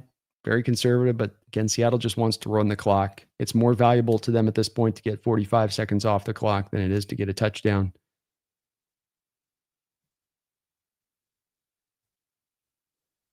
Jason Myers will come out here for a field goal attempt. Thank you, MJ, for the fiver. And Nolan finally catching up here on all the donos. Thank you, Nolan, for the $5 donation. Nolan, thank you for the fiver. He says, I come with news from AZ Mike. He's not having fun. 32-yard attempt here from Jason Myers. And that kick is up and good. Seattle will go up 41-15, effectively putting this game fully to bed if it wasn't already done so in like the end of the first quarter. Dominant effort from the Seahawks. Love the drive. You want to finish it off. You do nothing but run. They did not attempt a single pass on that final drive. They just said, we're just going to run the ball. Don't risk it. No reason to. We already got the biscuit.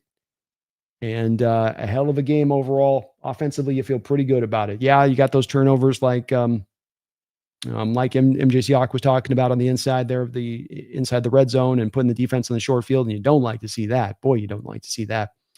But pretty consistent, explosive early on. You found a running game here. The commitment stayed true. 35 rushing attempts to only 11 passing attempts. Seahawks might end up offensively passing the least amount of attempts in the National Football League at this rate. Dallas got 11 passing attempts coming out of this game. You're already 24th in passing attempts before you came into this game. And you're only going to go further down that list here in this one. Wow. Just wow. 11:54 to go here in this football game. Seattle up 41-15. Cardinals got to just eventually on this one say no mas, right? You just start kind of just running it and being like, all right, we give up. I mean, what's the pathway here? Cardinals slip again. Cardinal kick returner has slipped every time he's caught the ball. Myers is oiling up the football, I think, before the kicks. They keep dropping it and slipping. Good job by the kick coverage unit by the Seahawks there. My man DeMarcado slipped and dropped it. What a combination. Dortch was on it, though. Poor Mike. He's going through it over there. And AZ fans, you hang in there.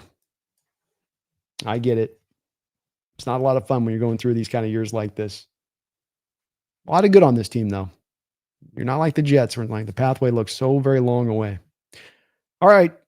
Cardinals will come out in shotgun here. Jacoby Brissett, 19-38, 228 yards in this game. He's going to go empty here to begin things. Let's get a nice little pick six. Finish this off right. A little bit of a high throw there to Marvin Harrison Jr. Woolen again tied out there in coverage. He really locks up Harrison. I feel like Harrison has like a long day on for the most part on Reek. He just kind of struggles with him. Lions have gone up on the Commanders, commandingly so. The Rams are up 35-20 on the 49ers. 2nd down and 10 here.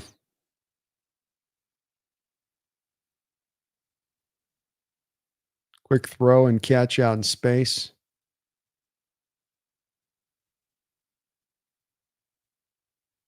Uh-oh, Nicky Manwari's down. Nicky Manwari's grabbing his left hand.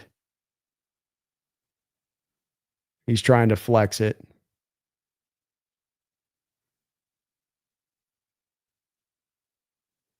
See, I was going to walk him off there after that. He got on the ground there.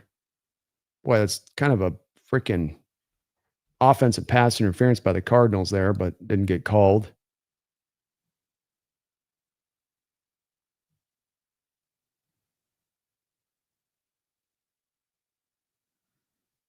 Hopefully Nick's okay. Oh, that looked painful. Yeah, he just got it right on that wrist where he's sticking out an arm here and he hits him right on this part of his wrist. It's a really painful spot. Oh, shoot. Cardinals bust a big run off here down to the 25-yard line. DeMarco with a 45, 50-yard run.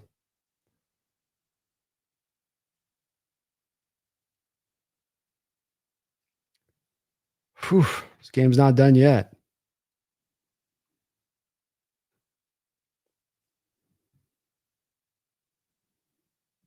They went right at Byron Murphy there. Oh, come on, D. Marvin Harrison out in coverage. Woolen again out there tight. I think Woolen's been targeted like 12 times in this game. He maybe has given up like one catch.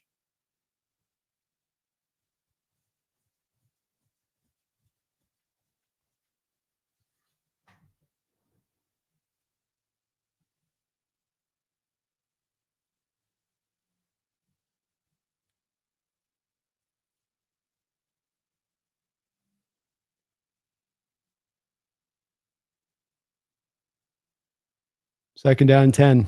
12 targets, 3 catches for Marvin Harrison today. Seahawks bringing it. Pressure finally mounting here. Jacoby's going to throw it up, out, and away into the first row. Seahawks got some good pressure there on that play. Third down and 10.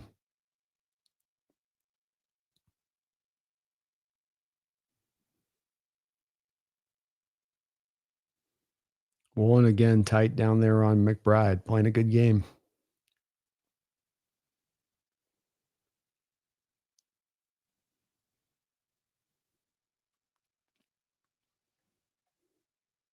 Eamon back on the field for the Seahawks.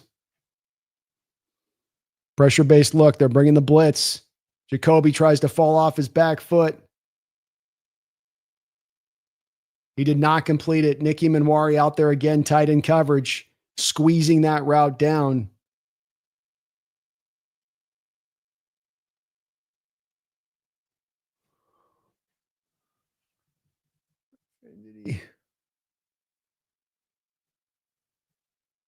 Oh, they gave him the catch. Wow, they gave him the catch there. Okay. Cardinals quick snap it. Kind of interesting. Mike didn't challenge that at least. Why not just challenge it there? Let's see. 1, 2. He got it. Good catch.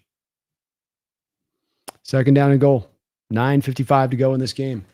Jacoby dropping back to throw. He's got Marvin Harrison on a back shoulder fade catch, touchdown.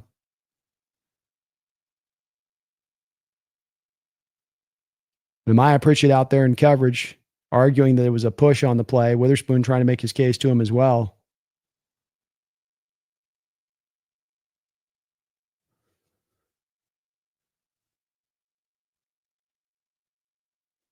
Good job by Brissett to attack that mismatch.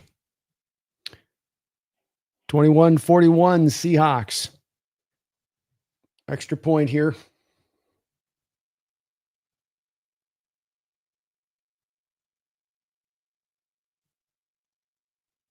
We got the Hawks Nest.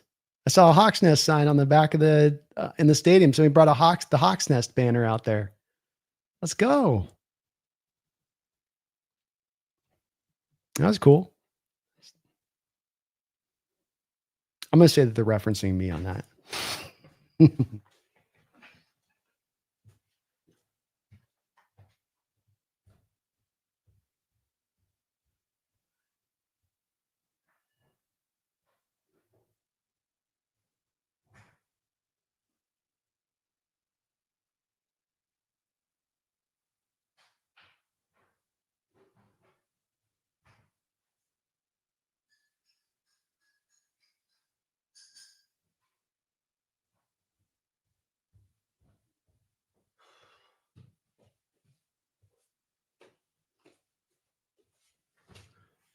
Alrighty. All right.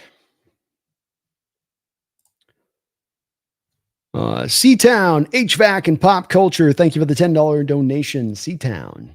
It's entertainment. This game has been complete garbage since the first quarter. These are a bunch of millionaires that us fans couldn't care less about the feelings. Keep the foot on the gas. Lame. Definitely some conservative nature to the approach, offensively speaking. I mean, you get to the place you're 35 running attempts to 11 passing attempts, and you're certainly, leaning in the direction of saying, we're just going to try to, bleed this thing out. The last drive certainly showed that with seven straight rushes. So I can understand wanting to push this down a little bit. And there is a little bit of you're trying to eke this out. And again, to your point, in the C-Town, it's recently this year and a few of these games, you've been in the third quarter and you try to just kind of, eke out these kind of wins a little bit. And you don't want to have this come up and bite you back up in the butt of some sort of kind of long-standing issue you've gotten away from or away with throughout the course of the year. And now when you get into playoff times, you're playing a good playoff team and you start to take that kind of approach, it ain't going to work. You gotta put these teams away. I think the defensive effort's been pretty good in that way throughout, but it's certainly the offense, moving into this second half has been one where, usually conservative and then weird times trying to get a little bit too pass happy, like when you're sitting in your own end zone. Like that's when you decide to start throwing it. But yep, agreed, man. I'm a big keep the foot on the gas kind of guy. I'd rather go down swinging than just try to, the only word I can come is just eke your way out of the game. That's the word I keep coming back to when you're just sort of just survive. No, let's go get the win. I think coaches always have in their minds those epic come from behind losses that have occurred in NFL history, C-Town, and that all these coaches that it kind of sits in their brain, I think, pretty vividly. We're going to have a onside kick by the Cardinals. They'll be recovered by Zach Charbonnet. They all have got that in their mind a little bit on this. And so it's they don't want to ever have a game that they're going to lose because coaching didn't do what you're supposed to do or what the book says you're supposed to do because you decide you're going to be so bloody brilliant and creative where so many other coaches before you and even operating now would go and take this approach to it. And especially defensive-minded head coaches, I'd just say C-Town, it tends to be what you do get with defensive-minded coaches too, is they're going to trust their defenses. They're going to want the offenses to limit their mistakes. If they get a lead, they're especially going to want the offenses to limit the mistakes. 1st and 10 for the Seattle Seahawks. Hololani in the backfield now. Jackson Smith, single wide receiver here. Hand off. Playoff. Good play action there by Sam Darnold. He's going to throw this out to Jackson Smith and Jigba, who will make the catch and get a first down on the play. Thank you for the $10 donation, C-Town. I can understand it. Hey, look, come out passing there. I like that, huh? They heard you a little bit. Maybe they heard you just a little bit. It's like the Rams are about to go up, and both the two teams are going to face next week are going to both throw up 40 burgers on the board on either side of this. So Rams handling business on their end as well. 1st and 10 for the Seattle Seahawks. 9:16 to go here in the fourth quarter. Ball on the 35-yard line. Cardinal territory. 3-4 look. Got a run here to Hololani. Hololani squirts through the hole. Goes and gets himself an 8-yard gain before he's run out of bounds.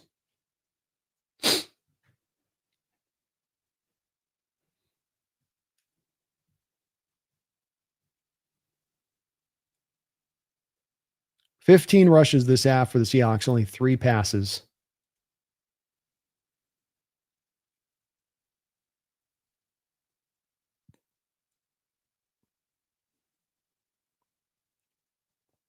Seahawks up to 178 yards rushing in this game. 2 tight end look here now. 2nd and 4. Hololani runs into a pile of bodies, spins out of the tackle. Boy, he fought hard out of that tackle, violently tore free of the tackle and spun around to go get the first. Anthony Bradford has been a little bit gimpy today on a couple of getting up after the play moments here. He was again so on this one. Hopefully he's okay.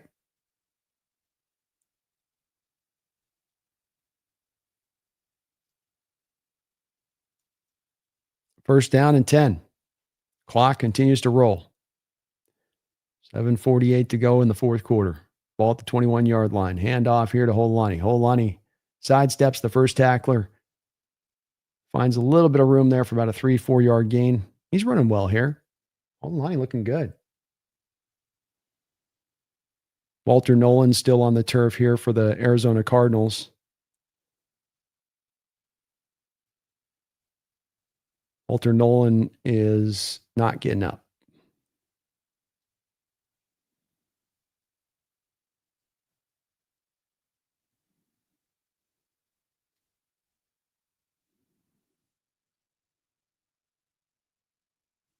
Oh, Gray Zabel was pushing Walter Nolan, and Nolan tried to do a weird, like, I don't even know how to describe this. He like tried to do a move where he jumped and then turned his back to Zabel and then planted his feet in the ground after he turned his back to Zabel. Zabel hits him. I mean, it looks wonky as hell. I don't know how he thought that was going to work. He's not a real point of attack guy with Nolan. He's a get up the field and attack kind of guy. So you ask him to kind of be the point of attack man like that. That's not as much his game. He will be helped off the field. Brock Townsend with a $2 donation. Thank you for that, Brock. Need to utilize the barnyard next week. Go Hawks. We are more effective in those tush-push situations when we go barnyard than even the Philadelphia Eagles have been this year. We might come out of this game as the best team in the sport in those situations at converting. You got to bring it out when you see them come up, and you got to think about it being as almost effective in how the Eagles run it because barnyard, I call them barnyard now. So good at it. 2nd down and 6 for the Seahawks.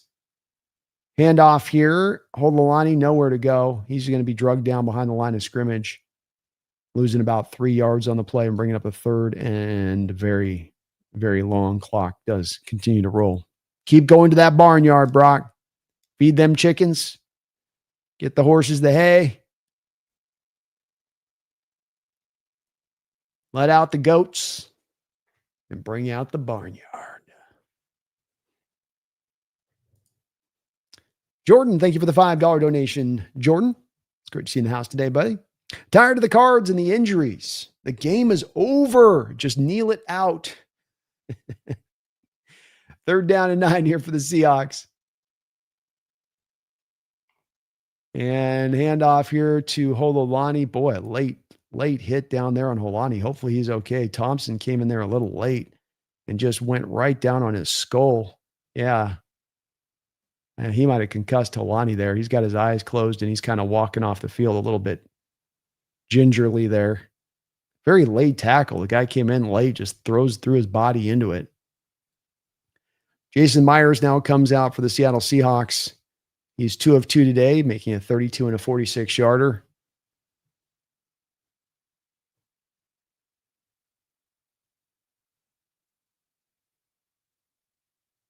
Snaps down. Kick is up. Kick is through. It is good. So the Seahawks take 44-22 lead. Cardinals just have to double their points and they can tie Seattle. 5:31 to go. Well, hopefully this will be the measure at this point, Jordan, where they can see the pathway's just not there for you to get this to go now. You need 3 touchdowns in 5 minutes. It's going to be probably pretty hard to pull that off. Special teams unit doing its job today as usual. They've been fantastic. Myers making all 3 of his kicks. And Michael Dixon doesn't have 1 punt today.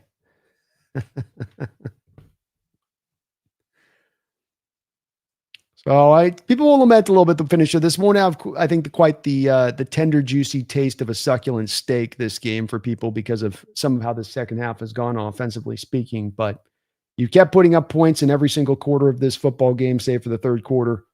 And you did enough, especially running the ball, them knowing you want to run the ball. You did plenty at the end of that to put this away, at least in that respect of things. Almost 190 yards rushing today on 40 rushing attempts. That's pretty good.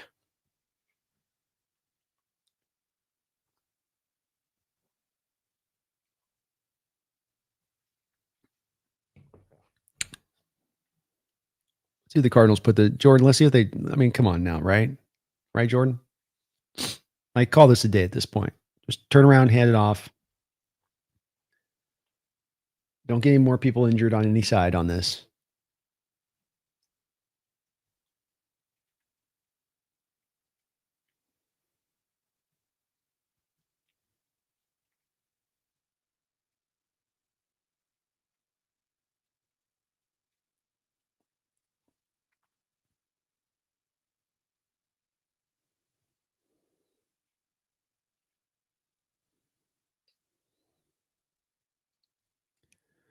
.531, 1st and 10, ball at the 20-yard line here for the Cardinals. And they are bringing out their backup quarterback. And I'm not talking Kyler Murray. And this will be a handoff here to DeMarcado. He'll get about 4 or 5. Even Wari is still on the field, so his arm should be feeling okay, or a little hand thing is feeling hopefully okay. Got to hurt like hell, but at least he's out there. Jordan, they finally heard you. So good to see. Seattle's going to be able to put this thing to bed. Keaton Slovis out here for the Cardinals.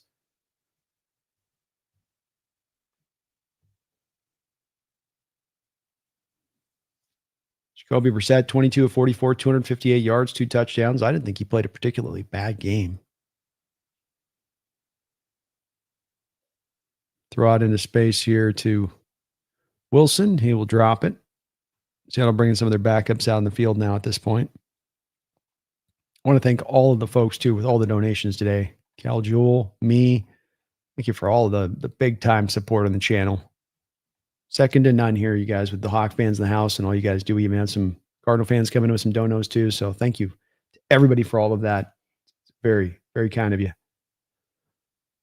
3rd down and 4.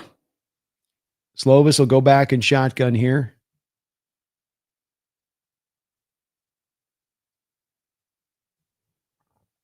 Handoff, going nowhere. Tyrese Knight with the tackle, his 7th of the game. And what a game he's played today.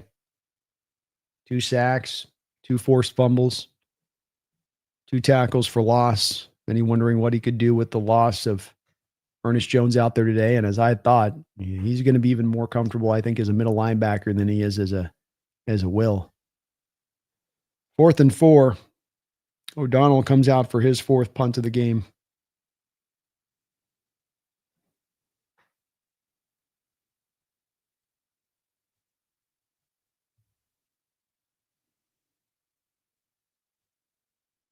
Fair caught, 30-yard line. Seahawks offense will come out, hopefully looking to run the rest of this clock out and put this game to bed.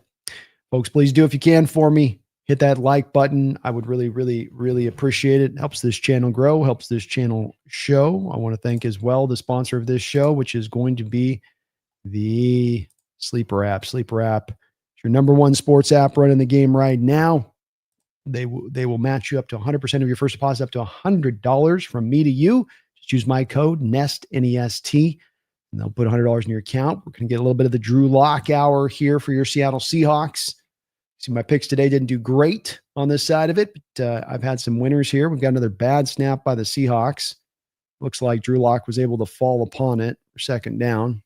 Olatimi's had some snap issues here from filling in for Sundell. Didn't look like it. Oh, this is Cable Do. Sorry, you got Cable Do out there. So Seahawks trying. Cable Do is a tackle convert to guard that you're running out there at center right now. So it might be a little bit rough with him on this. You're trying to protect against Olatimi with an injury late because you only have your 1 center. So you're trying to be careful here. Understandable. But please do utilize my code today, NEST, and they'll match you up to $100 on that first deposit. Handoff here to Charbonnet. Charbonnet running well, running over guys still. 9-yard play for him. He comes back out there with the injury to Holani on what I would presume to be a concussion.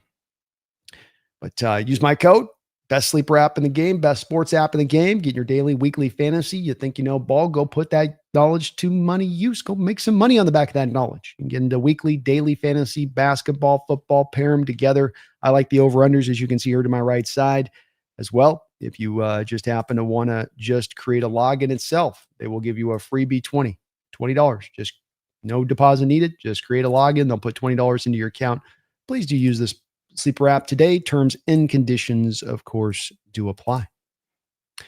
Handoff here to, is Holani back out there? Did he? Yeah, Holani, tough sucker. Comes back out there and gets the first. He's run well today. I like how Lyon went. 6 carries, 28 yards, 4.7 yard per carry average. You got a touchdown. How about the three-headed running back attack here for your Hawks, huh? How about it? Terms and conditions to apply with that sleeper app. Please see their site for details.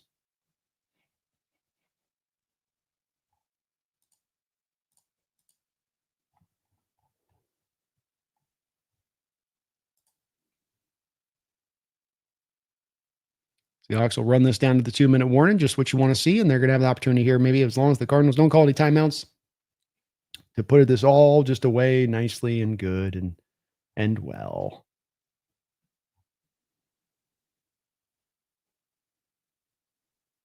Be wise. I just want to say that Rashid catching these punts is instilling confidence. He knows what he's doing back there. He's got a good history of doing it. And you get another opportunity to get him the ball with the ball in his hands, which is what you want to do, especially when you're having an offense that's only going to throw the ball 11 times. You got to find your creative ways to get the playmakers the opportunity still.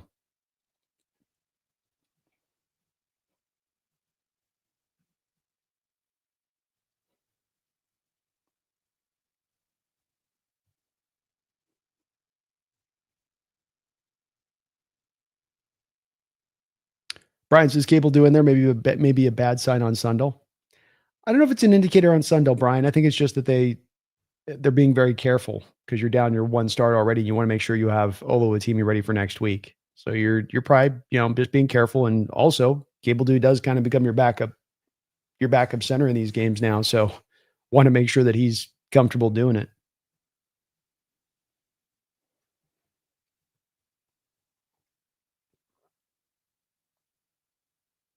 Michael says Sundell has ice on his knees. Could be a sprain. That's what I'm thinking. They do have pretty good techniques to be able to test the knee out on the fly, which is, in my opinion, oftentimes what determines whether or not you get the cart, whether they let the guy walk off or whether they're like, no, put him on the cart, he's done.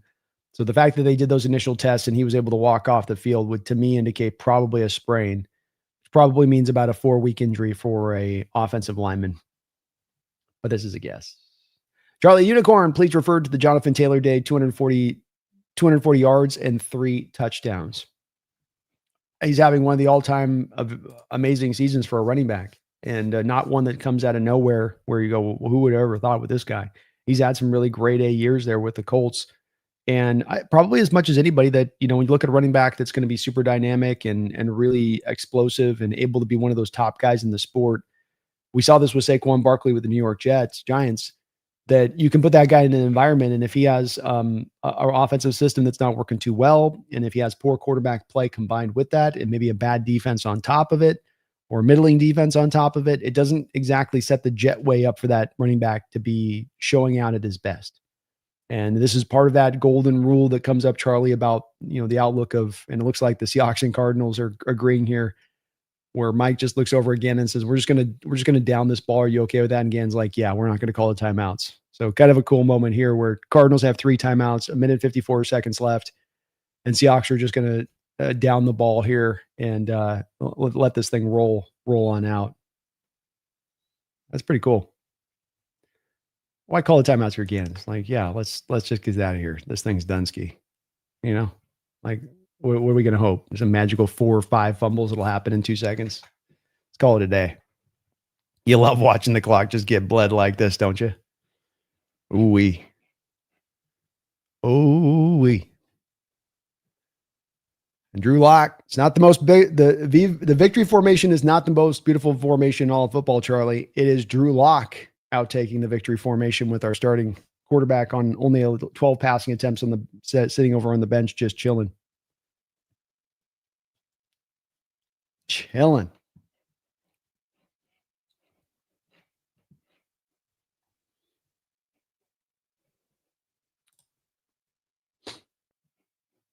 Sanchez, thank you for the $2 donation. Appreciate you, Sanchez, for that. We find out next week if we're legit. Next week is the test. And you knew coming into this season that you were going to potentially get the benefit of having an easier schedule. Lock will down the ball there. That will be the last play of this game, and this clock will wind out. Seattle Seahawks will come away with a big 44-22 victory, maintaining the pace of the NFC West, that blistering pace out to a 7-2 start now, matching the Los Angeles Rams at 7-2. Now 2-1 in the division are the Seahawks, so they go positive there, which is always, of course, a big factor. Sweep the Cardinals once again, but hey, that's just what we do in these parts to the Cardinals.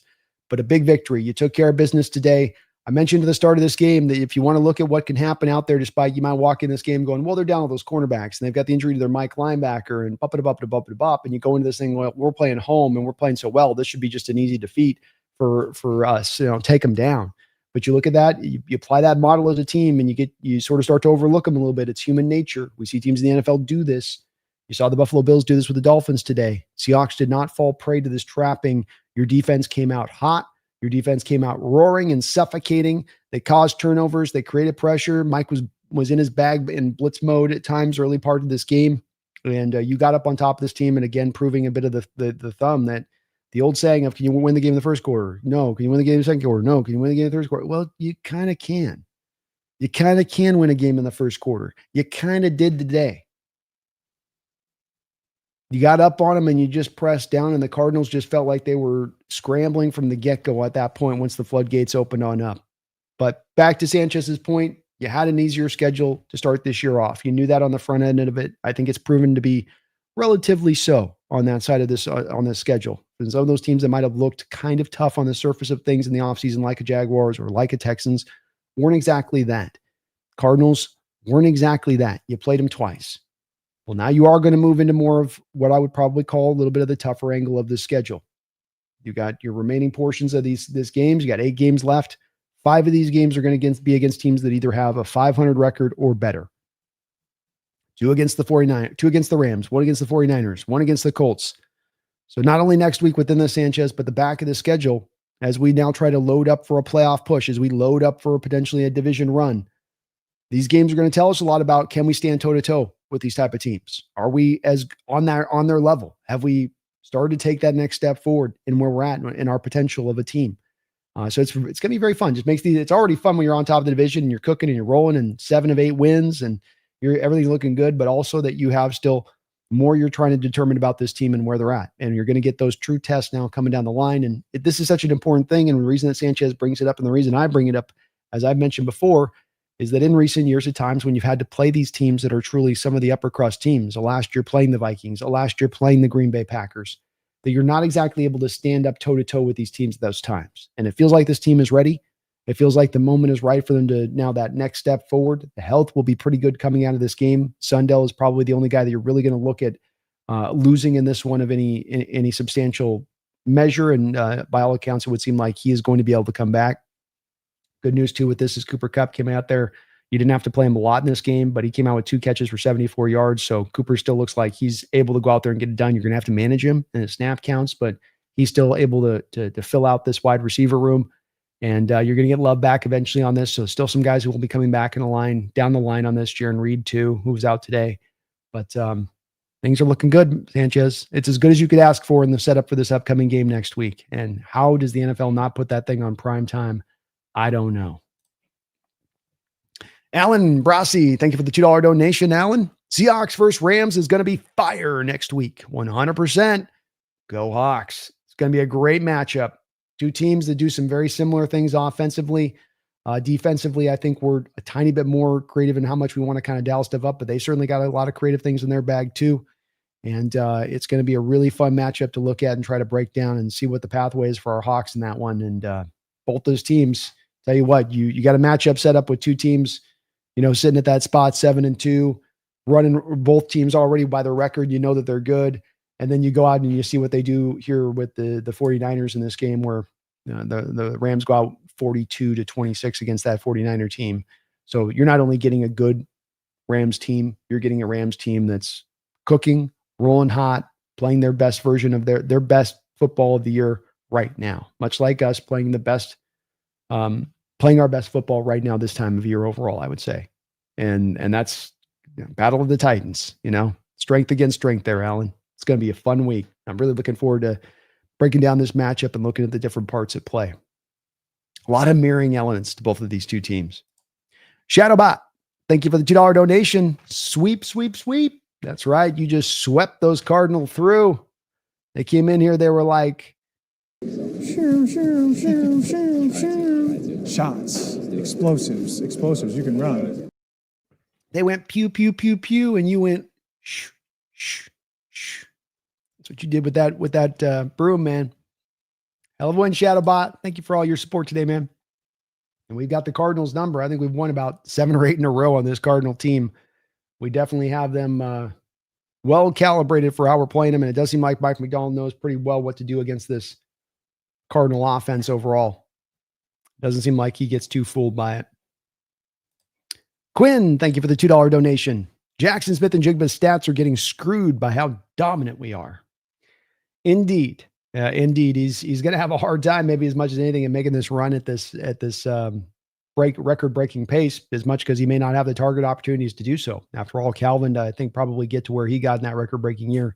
I'd estimate Pat probably somewhere near about 200 total targets on the season. I don't know if Jackson's going to be able to get to quite that amount, and you got to get a good amount of targets to get that amount of yardage. Did keep pace pretty good today, at least with the 93 yards, so he wasn't completely knocked off the tracks. But if you're only going to throw the ball 12 times, it's going to be hard for him to set those records.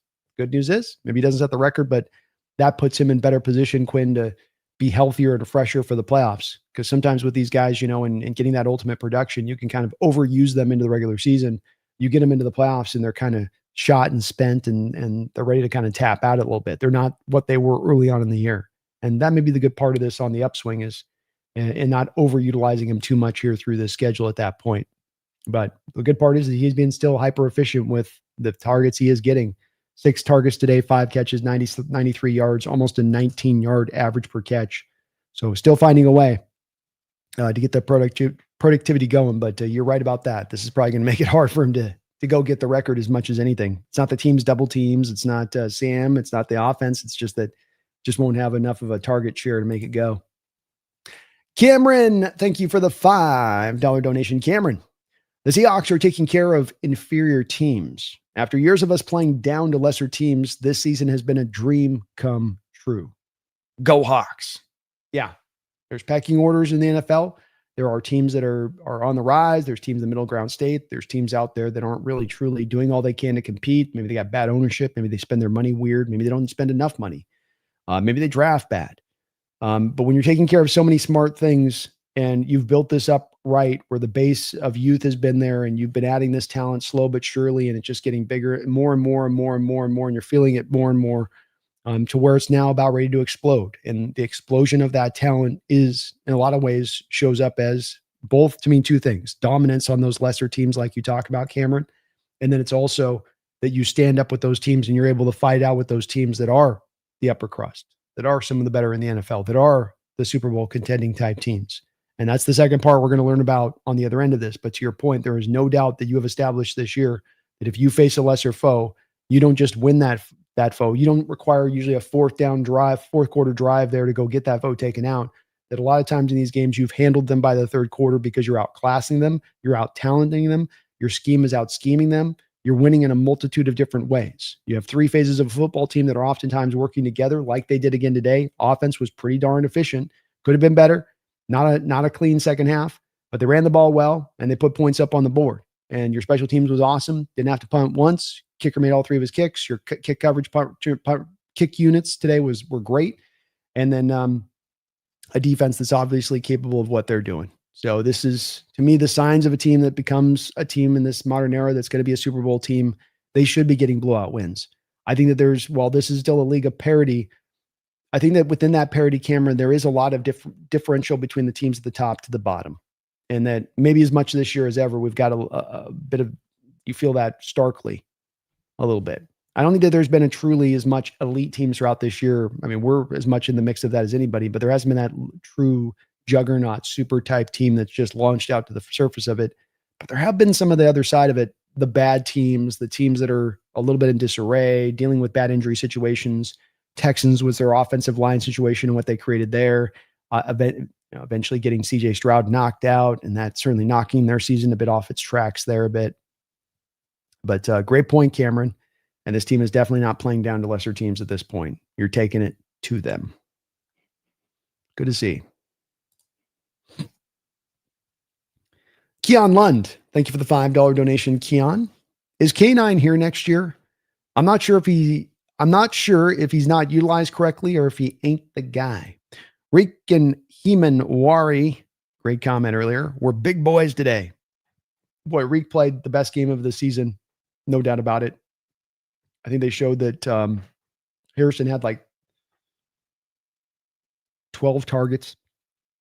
Marvin Harrison Jr., 12 targets in this game, 3 receptions for 33 yards.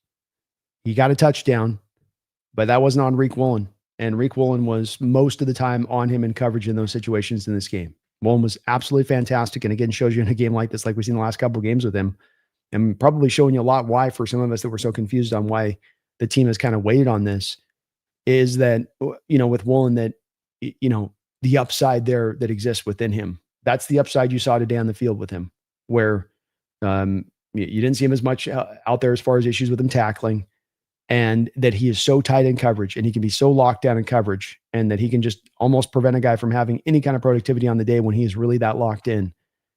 He's got as much upside as any corner in this sport when he can play like that.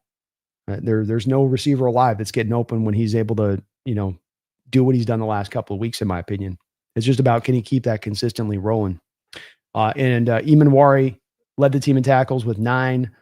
Nick Emanwari with not 1, not 2, not 3, 4 passes defense today from Nick Emanwari, also providing a half a sack, also a quarterback hit.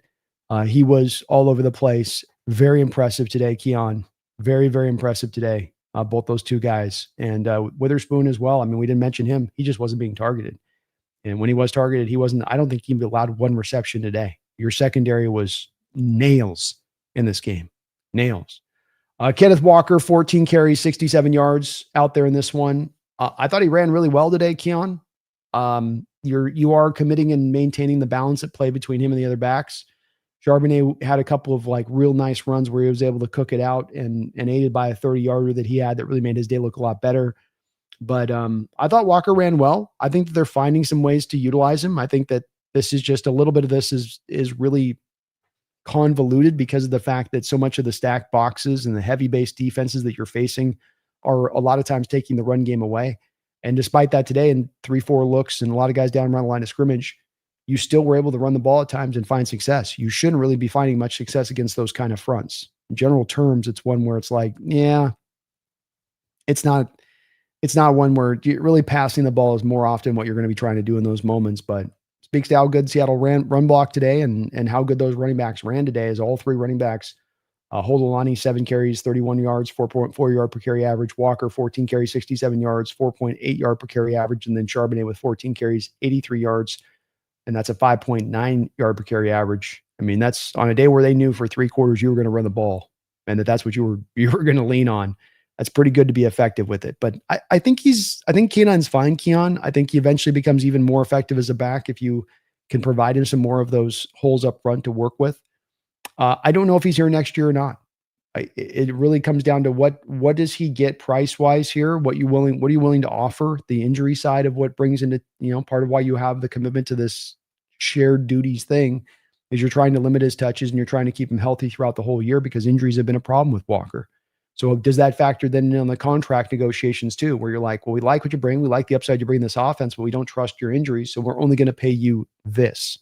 And I wonder if that's where those will go a little bit from a negotiation standpoint, especially to counter it to the other side of this, where some team looks at Kenneth Walker and they look at the fact that he's been over the early part of his career, one of your highly rated guys by, let's say, like PFF, where some of the advanced analytic numbers for K9 are going to look really good in his favor.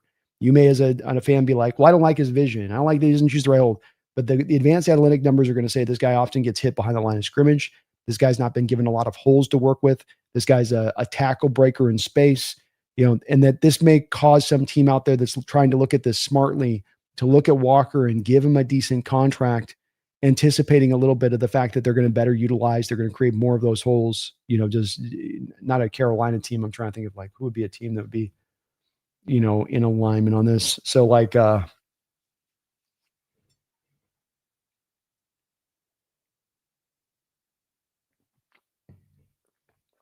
trying to think, probably an NFC team that's like faced him maybe.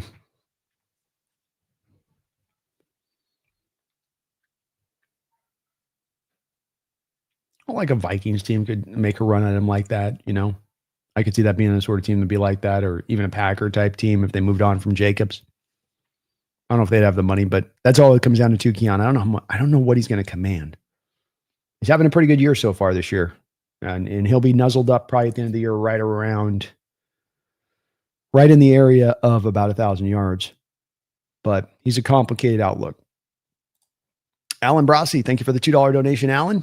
Seahawks D-line better than the Rams O-line, IMO?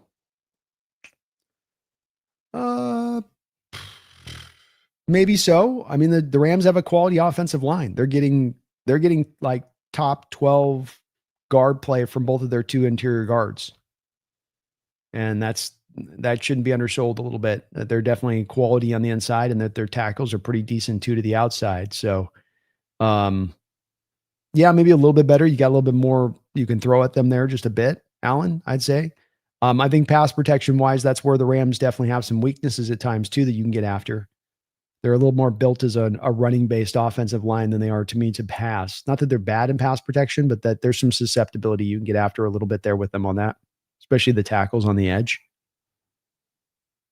But they've got some quality there, man. Avila is nice, and forget the other guy's name at right guard, but he's having a good year too. Glenn Karn, thank you for the $10 donation. Very kind of you. I really appreciate it.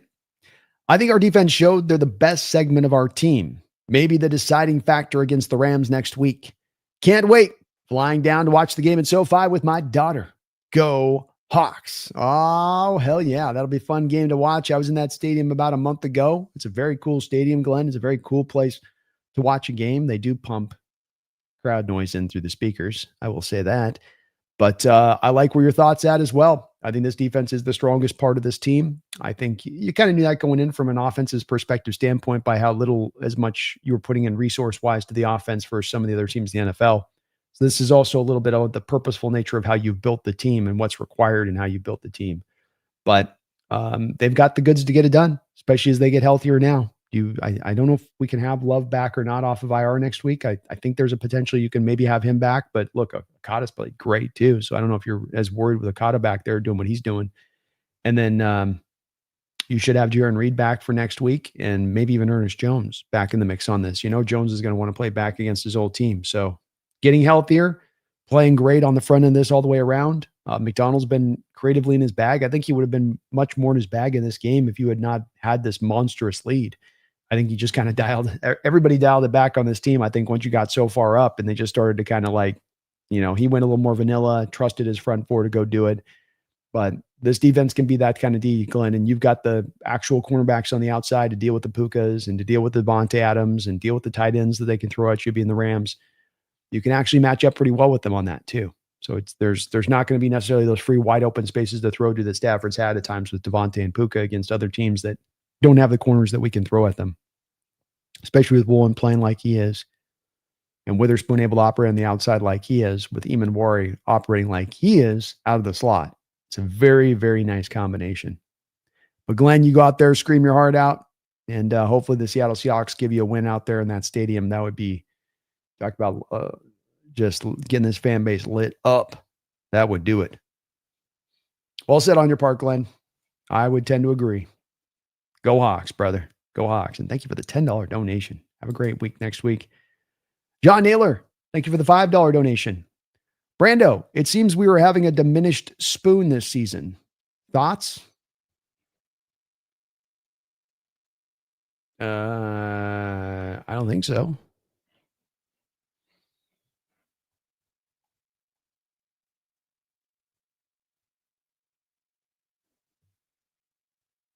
My take on it would be this. He had 4 tackles in the game today. I think, John, what you're going to find coming off the end of this game is you're going to find that Witherspoon was very infrequently targeted in this game. Didn't give up. He might not have given up a single completion in this game out in coverage. And remember what Woolen's making Witherspoon's making the transition to outside corner by and large. And so what happens is you see him and Wari in this game, and when you're down the slot, you got to play that a lot of times like a linebacker in the run game. You're down around a lot more of the congestion. There was much more of a purposeful approach in targeting Eamon Wari, especially with McBride on him in coverage. You're just going to get more action at times in this day and age in the slot. especially you're playing a Cardinal team, John, that's going to have guys like Wilson that they're trotting out on the outside. So if Woolen's locked up on Harrison and then you got Witherspoon out there on Wilson, Jacoby doesn't like his matchup out there, and he's just not looking to target it because he knows Witherspoon's a really good corner. Witherspoon came into this game. I know it's PFF on this, John, but this does match to what I've seen with him on tape for the most part. He came into this game, I think, as a top 10 rated cornerback in this sport. And nothing out of this game is going to diminish that ranking. He's only going to climb higher up on that board. So what he does is just not stat driven. What he does is not a bunch of interceptions and all that. Like, he's just a damn good football player and a cornerback of high order. As well, I think early on in the year, there was some couple of blip moments where John, all of training camp, he's playing as an outside corner. He's starting to get restructured back into that place, getting used to playing back in that. That's the plan. Him on the outside one side, Woolen to the outside and the other, and then you've got Eamon to the slot. But then Eamon gets injured after like 3 plays against San Francisco, and he's out for about 4 games there. And so then that meant that now you're going to have Spoon go back to the slot, which I know he's got a past history of doing it, but he was more preparing to play to the outside, I think. And that kind of knocked things a little astray initially there in the early part of the year, but he's come along strong and he's locking things down in coverage. So no, I think he's playing a very high brand of ball. I think he's still being a very good tackler in space. Just don't think he's being targeted much because when quarterbacks go back there and they take their snapshot, he's not allowing any separation. So there's no real throws then coming his way. Alan, thank you, John. Appreciate the donation. I know he's got that the first Cardinal game where he gave up a couple of completions there, John, but he's really tight in coverage on those 2 completions in that game he gave up. And the one for the touchdown at the end of that looked like it was on him, but I don't think it was on him. I think it was on somebody else. Alan, thank you for the $2 donation. Way to hold it down with key injuries on the D out 100%. Indeed. No Jaron Reed, no Ernest Jones, no Julian Love. That's a lot, not gutted, but taken out the middle of your defense. That's pretty darn important. And you didn't let it hold you back.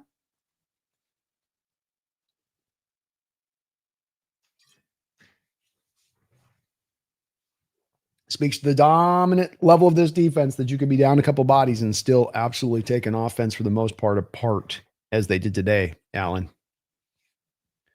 A lot of depth, a lot of strength on this team. You usually get one or the other, but we've got both on the Seahawks defense.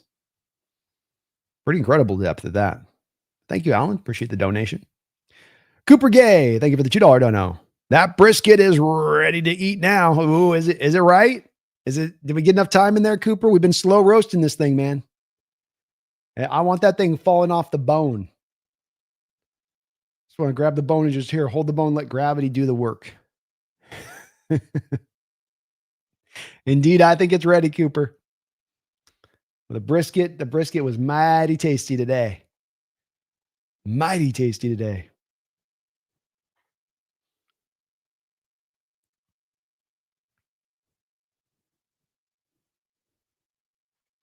Very kind of you, man. Appreciate the dono. I'm not a big brisket guy, but I'll make an exception from time to time. John Naylor, thank you for another $2 donation. Says Brando, thank you for the spoon take. My pleasure, man. And I get where you're coming from. By the way, you're not alone in wondering a little bit of that outlook. It has been presented to me, and it's part of why I'm kind of got a ready-made answer a little bit. As I did this last week, tried to do a little bit more of looking at the analytical, statistical stuff on Spoon a bit and what he's been doing up until this point this year. Let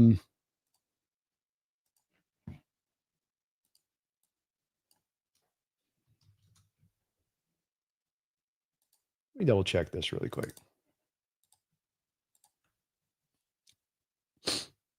So I guess I might have been a little. No, shoot. I'm even more off than this, John. So check this out, John.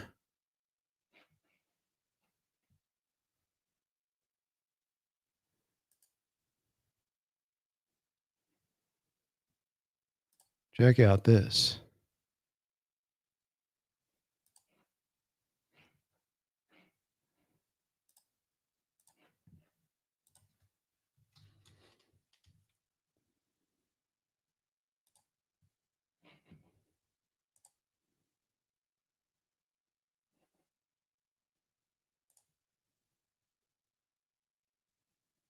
Maybe I can get this to work. Trying to figure out this new thing. Okay, here we go. So if you look at here's the PFF ranks right now. And again, I'm not trying to make the PFF the end all be all, but just that this does match to what I tend to see from the standpoint of the statistics. Devin Witherspoon, even better than I had set out with him. So he's currently was the 4th highest graded cornerback coming into the game today. And he's only going to leave this extended as he'll even be higher coming off the end of this game from how he's played. You see Nick Emanwari down there at 11th, by the way. So Emanwari also, I would estimate, is going to probably climb this list a little bit higher. You might end up with 2 top 10 cornerbacks after this week and how this plays out, potentially. Potentially. Pretty cool. Pretty cool. Thank you, John. Appreciate the donation, man.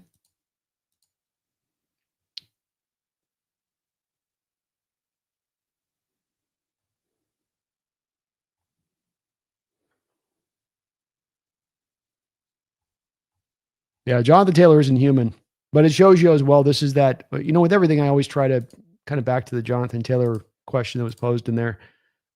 You always try to, Charlie, you always try to, with these type of situations, you see players do this and you kind of see this next level of productivity he's got to his game that we've never even quite seen from Taylor before. And you come back to you and go, well, why does this happen now for him? Is it that he just had the best offseason ever and he's in his best shape of his life? And maybe that's a bit of it. But to me, it's also that the running back position is one that you've always got to be aware of, even more maybe than quarterbacks, is driven so much by some of these other supporting factors at play. And if you ignore those supporting factors and try to jump to the front of the line and just go get the running back, you might have a hyper talented running back, but you're not going to maximize his production. And you might not even get him even at a really highly productive level if you haven't taken care of the business on the first end. It's like, do your chores before you can go have the fun stuff. You got to do the chores first. The chores first is have that right offensive line to open the holes, have a competent offensive scheme, have a quarterback that can be enough of a balancing threat so the defenses can't just load the box to the hilt on you. Have a defense that's not going to find you offensively behind in the game by 2 touchdowns in the third quarter so you don't even get to run the ball anymore very much. Have as many of those type of factors in play as you can. Cable Dude was in center at the end of the game, so he's just in there filling because you lost Sundell. Yeah, I don't want to risk the injury to Ola there.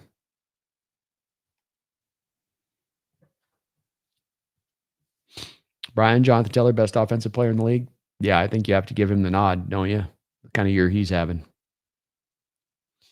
Robert Charles, we won. Why do I feel so crappy? It's a good problem to have. These are what we call first world problems. You win 44-22 and you go, we feel like we should have had even more on that. Yeah, good problem to have. And we got to remember ourselves here. You're looking at a Cardinal team that's been years out and trying to find their way, and a bunch of other teams that are giving you mixed results and a step back, step forward. This is still a positive step forward for your Seattle Seahawks in this game and still building more upon what they've done. Would you have liked to have seen more from the offense, and the shoddy, sloppy nature of what they provided in the second half was a little bit disconcerting? Yeah, it was. But at the end of the day, you had done a lot of great business the first half to where you didn't have to do as much, and there's no doubting it that the offense got conservative in nature.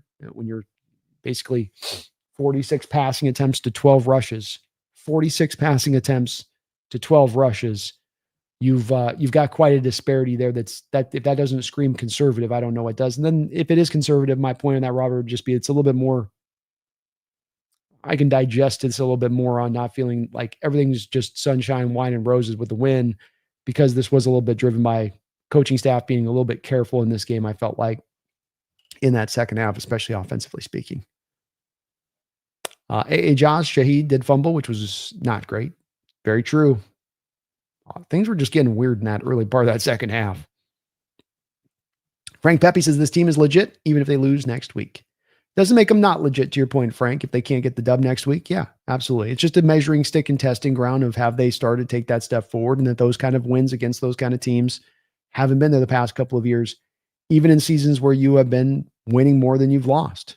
Back-to-back seasons with a winning record, yet not in the playoffs. So it's just been the one thing recently missing that we're going to be kind of watching for to come forward here. WR Sawe says run the ball 75% of the time is fantastic. Running the ball equals success. Agreed. Did Seahawks have enough of Olu at center? No, you're just protecting him. Now, I know you had some bad snaps, so you might think that but no, they're just making sure he's okay. Megan, the Hawks Nest playing, so I'm heading out. See you on the round table, if not before. Sounds good, Megan. Appreciate you. Thank you for all you do for the channel. So have a great night. Michael, the center issue does make me nervous for the Rams game, though. They've got some good players up front. Kobe Turner. Fisk in there. Puna making it happen. We've got some ways to make it hard on our center position. So see how it goes. Olu's got a lot of time playing. He's been in this league for a while now, so he's in a position where you hope he should be ready to take advantage of this opportunity. Keon Lund, gosh, I hope we have a fully healthy team for the Rams and see how we match up with each other. I hope Reek keeps this trajectory going too. Yeah, give me a back half of the season with Reek playing like this, and you look out defensively speaking, because there is not a lot of safe harbors to throw the ball to at that point. We have a lot of quarterbacks dropping back, looking, and not seeing a lot of clean places to throw to. Zapu really essy about Sundell, really crappy about Sundell. Yeah. Flag, thank you for reminding me of that. Please hit the like button if you get a chance for me to today, please, folks. I would really appreciate it. Helps the channel grow.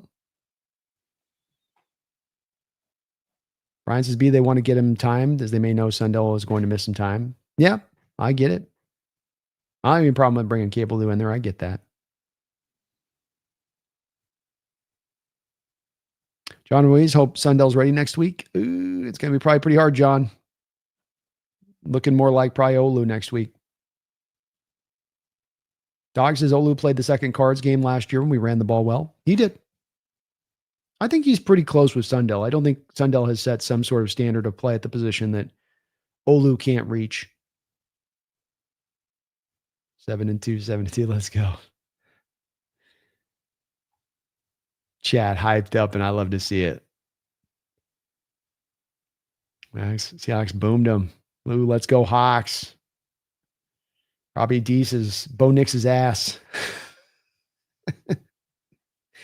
Zelo to Bravos. Vegas had us at 7.5 wins. They did, man. Vegas just keeps getting us wrong. Max Bailey says, Drew Lock is the human victory cigar. Let's go. Young Guns surrendered with timeouts. How about that, huh? You get them so badly, they don't even use their timeouts. They're down so hard.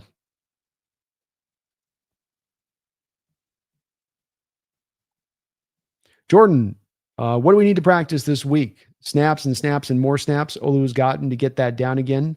His snaps weren't horrible last year, so he can do it. Yeah, I think when you just go from one guy to the other, Jordan, I don't even think it made necessarily bad snaps. You might even hear Sam Darnold say that's kind of on me. Different guys snap different ways, and you get used to one guy snapping. We've got Sundell there with him all year long, just snapping with him, and now you suddenly go to Olu mid-game. It's a timing rhythm thing on how one guy does it to the other guy. And so they'll work on it this week. They'll get an alignment. I'm sure it'll be better. I don't think it'll be an issue. And as far as what we need to work on in practice this week, I think that you've got to be able to deal with the front four games that the Rams are going to want to play. Stunts and loops and those type of things, especially if you have your backup center in there. And, you're going to have to be able to take that on. And they're going to run a lot of creative things up front. They're going to be very multiple, are the Rams up front. They're oftentimes not going to give you the same look over and over, but just differ it up over and over. You've got to get after, their corners when you get the one-on-ones on the outside, because I think that there are some weaknesses to their cornerback room right now as it stands. So that's a bit of it. As far as their offense goes, I think, getting the run held up a little bit will be a big part of this. Seattle's done a great job in stopping the run this year so far for the most part. You had a 55-yarder in this game from DeMarcado, but you remove that and a couple of Jacoby Brissett scrambles, and you did pretty good in stopping the run. You've got to bring that over to the Rams, because the Rams will run the ball. They're like us. They will stay purposeful with it. They're not trying to have Stafford throwing 35, 40 times a game. So how you deal with the fronts, how you deal with the games up front, Jordan, and then can you stop the run and turn them one-dimensional? And if you can turn them one-dimensional to me, then you're not going to stop Stafford at that point. You're not going to hold them down. But what you can do at that point is that you get him pass happy, and he will give you a couple of throws over the course of the game. If he doesn't have the run game he can lean back on, he will give you a couple of throws to your guys. He'll give you a couple of opportunities. He'll fit some real tight throws in. He'll make some dimes as well. but he will give you a couple opportunities to make some game-changing plays. But you got to earn the right to do that at first, which means first take the run away from them. This is a team that will go out there with a Kyron Williams and they'll run it 23 times for 79 yards with Kyron. They will stay with it like that to that degree.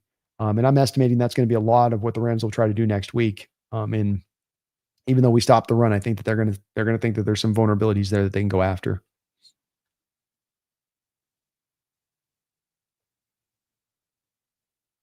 John says, we lose next week. We turn the ball over too much. Might be. Brian says, now 3-0 during the most important 4-game stretch of the season. I love it. Let's go. BC says, go Rams. What's up, BC?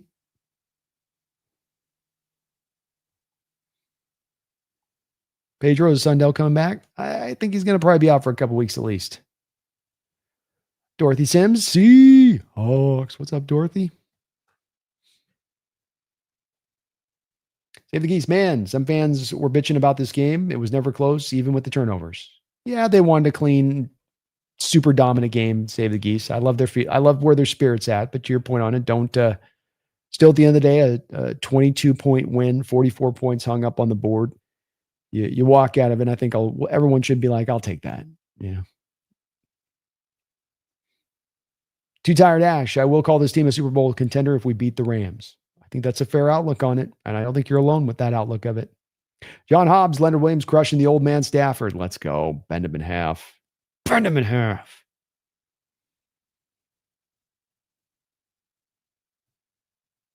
Fritz says that was an ugly but dominant at the same time. Kinda, yeah. Alan says, we put the belt ass. Yes, we did, Alan. We went out there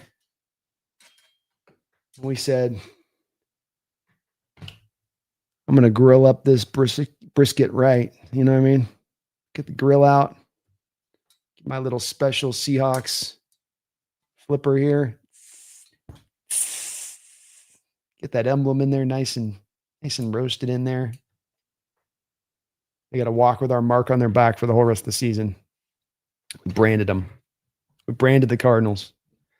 We're their daddy. Cool Breeze Stafford about to get sacked 13 times next week. Let's go, Cool Breeze. Yes, sir. Emmanuel Velasco. Next week is the test. We win. I got this team going deep in the playoffs. Let's go, Emmanuel. I could see it, man. You got the right elements at play here. Max says, me likey. We played sloppy and still wasn't close. Laughing out loud. You've got room for error with this team, Max. 3 phases can all work together. When they're cooking hot, you can get out in front of a lead very fast. It doesn't have to play a perfect brand of football in order to win football games on Sunday. And I think there's a lot of teams out there that may not have to play perfectly, but they got to play pretty damn close to as clean a game as they can across the board just to get those wins out. Speaks to, I think, the talent of this team, how good they are, and how we keep getting better and better overall. Ryan, I've never seen a dominant yet questionable game like this before. I can't say that I have either, man. It is a bit of an unusual one. Paul says, go Hawks, moving right along. Let's win the division. Let's do it, Paul. Go get this mother. It's right there for the taking. First round bye, right there for the taking. So there'll be one. Everything on the line next week, and it's a rivalry game. Flex it to prime time. Come on, NFL, do the right thing. Get this thing on prime time. You know you want to do it. Who else are you going to flex? Who? Brian says, if anybody's going to tear up our defense, it's Stafford. Look, he's great, man. He's playing as well as any quarterback in this sport. He certainly deserves to be in MVP discussion, and he's a problem. It's not going to be easy. There's a reason this Ram team has been as good as they've been since he's walked in the door there. And they were good before, but I mean, he certainly has taken that offense to another level from where they were with Goff. Albeit, Goff didn't do bad. Just you're better with Stafford. Sean's got no faith. Says Rams are smoking us. Diego says, can't win playoffs with no offense in the second half. That would be hard to do. Brian Kennicott, yes, Pete, I love you, but you can be wrong, but still beloved. You can absolutely soul crush a team in the first quarter and call it a day. Yes, you can. It's a great slogan, But one thing to remember with that slogan too, in my opinion, Brian, is there was a lot of management that went on in the early parts of the game that were part of the bastion of that you can only win the fourth quarter thing. Namely, some of the conservative nature that would exist at times, namely some of the lack of targeting in the middle of the field. I think there's times, offensively speaking, that we sort of put the reins on quarterbacks and wouldn't let them go to the middle of the field until like 2-minute situations or the end of games. And that became very predictable. It's very hard to just sort of hold everything out to one quarter and go win it down the line. Michael Crowhorse, great work, B. Enjoy this evening and all the 12s here. Even Bird fans, good night. Hey, thank you so much, Michael. You have yourself a great night. Thanks for hanging on in here. Shadow with a sweep. Big Italy's feeling confident. Says this defense is going to snap that old man Stafford in half. Let's go. Caleb, what a weird game. I should have turned the game off in the second quarter. I'd feel much better if I did. This is a strange one, man. Yeah. If you put 44 points up the board, it's nothing but good vibes and everybody's smiling, but everybody's kind of like, no, it feels good. No, it's good. No, I mean, it's a nice win. It's kind of like one of those feelings a little bit.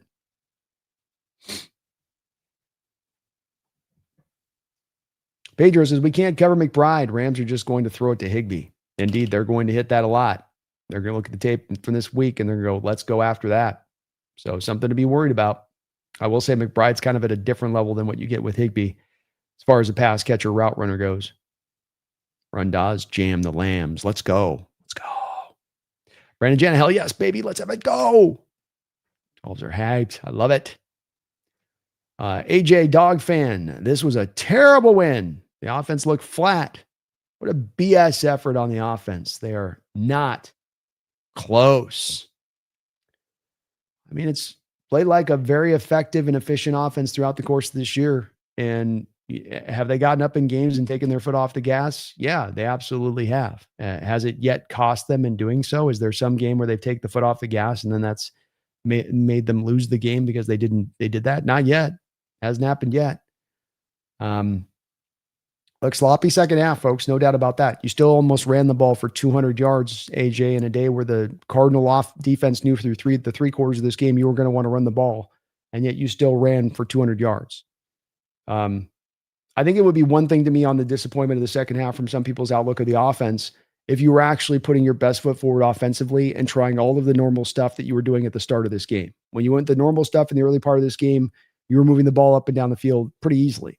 When you started to go hyper conservative and you were a 3-to-1 run to pass rate, yeah, your offense wasn't effective. And then you pepper in there the bad play calls down there on the short end of the field where you've got the ball knocked out of Darnold's hands on two different plays, one a fumble, one an interception.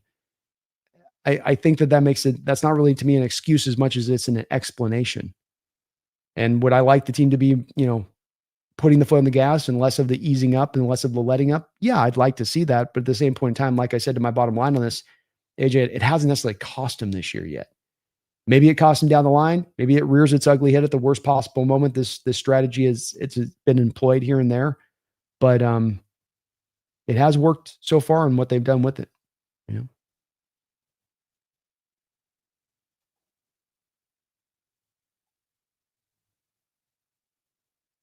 Max says, finally, I can go live. I have had the game stream delayed to match my game. All right, let's go, man. Good to have you in your live, Max. Yoda says, thanks for the stream. We'll be back next week. Sounds good, Yoda. Thank you for that, man. Have a good one. Half Daddy says, your boy Mike said the Cards were going to win. Ha, ha, ha. He did. I told him at the time, and even I think acknowledged it, that was a little bit of on his part a wish prediction. I don't know if he actually believed it was going to happen as much as he was like, I just really want this win so bad. And I just really need it. Please happen. Please.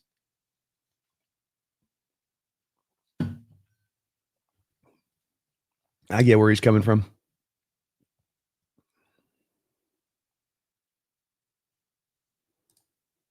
Diego, if the Seahawks can't score a touchdown in the second half, they will lose against the Rams.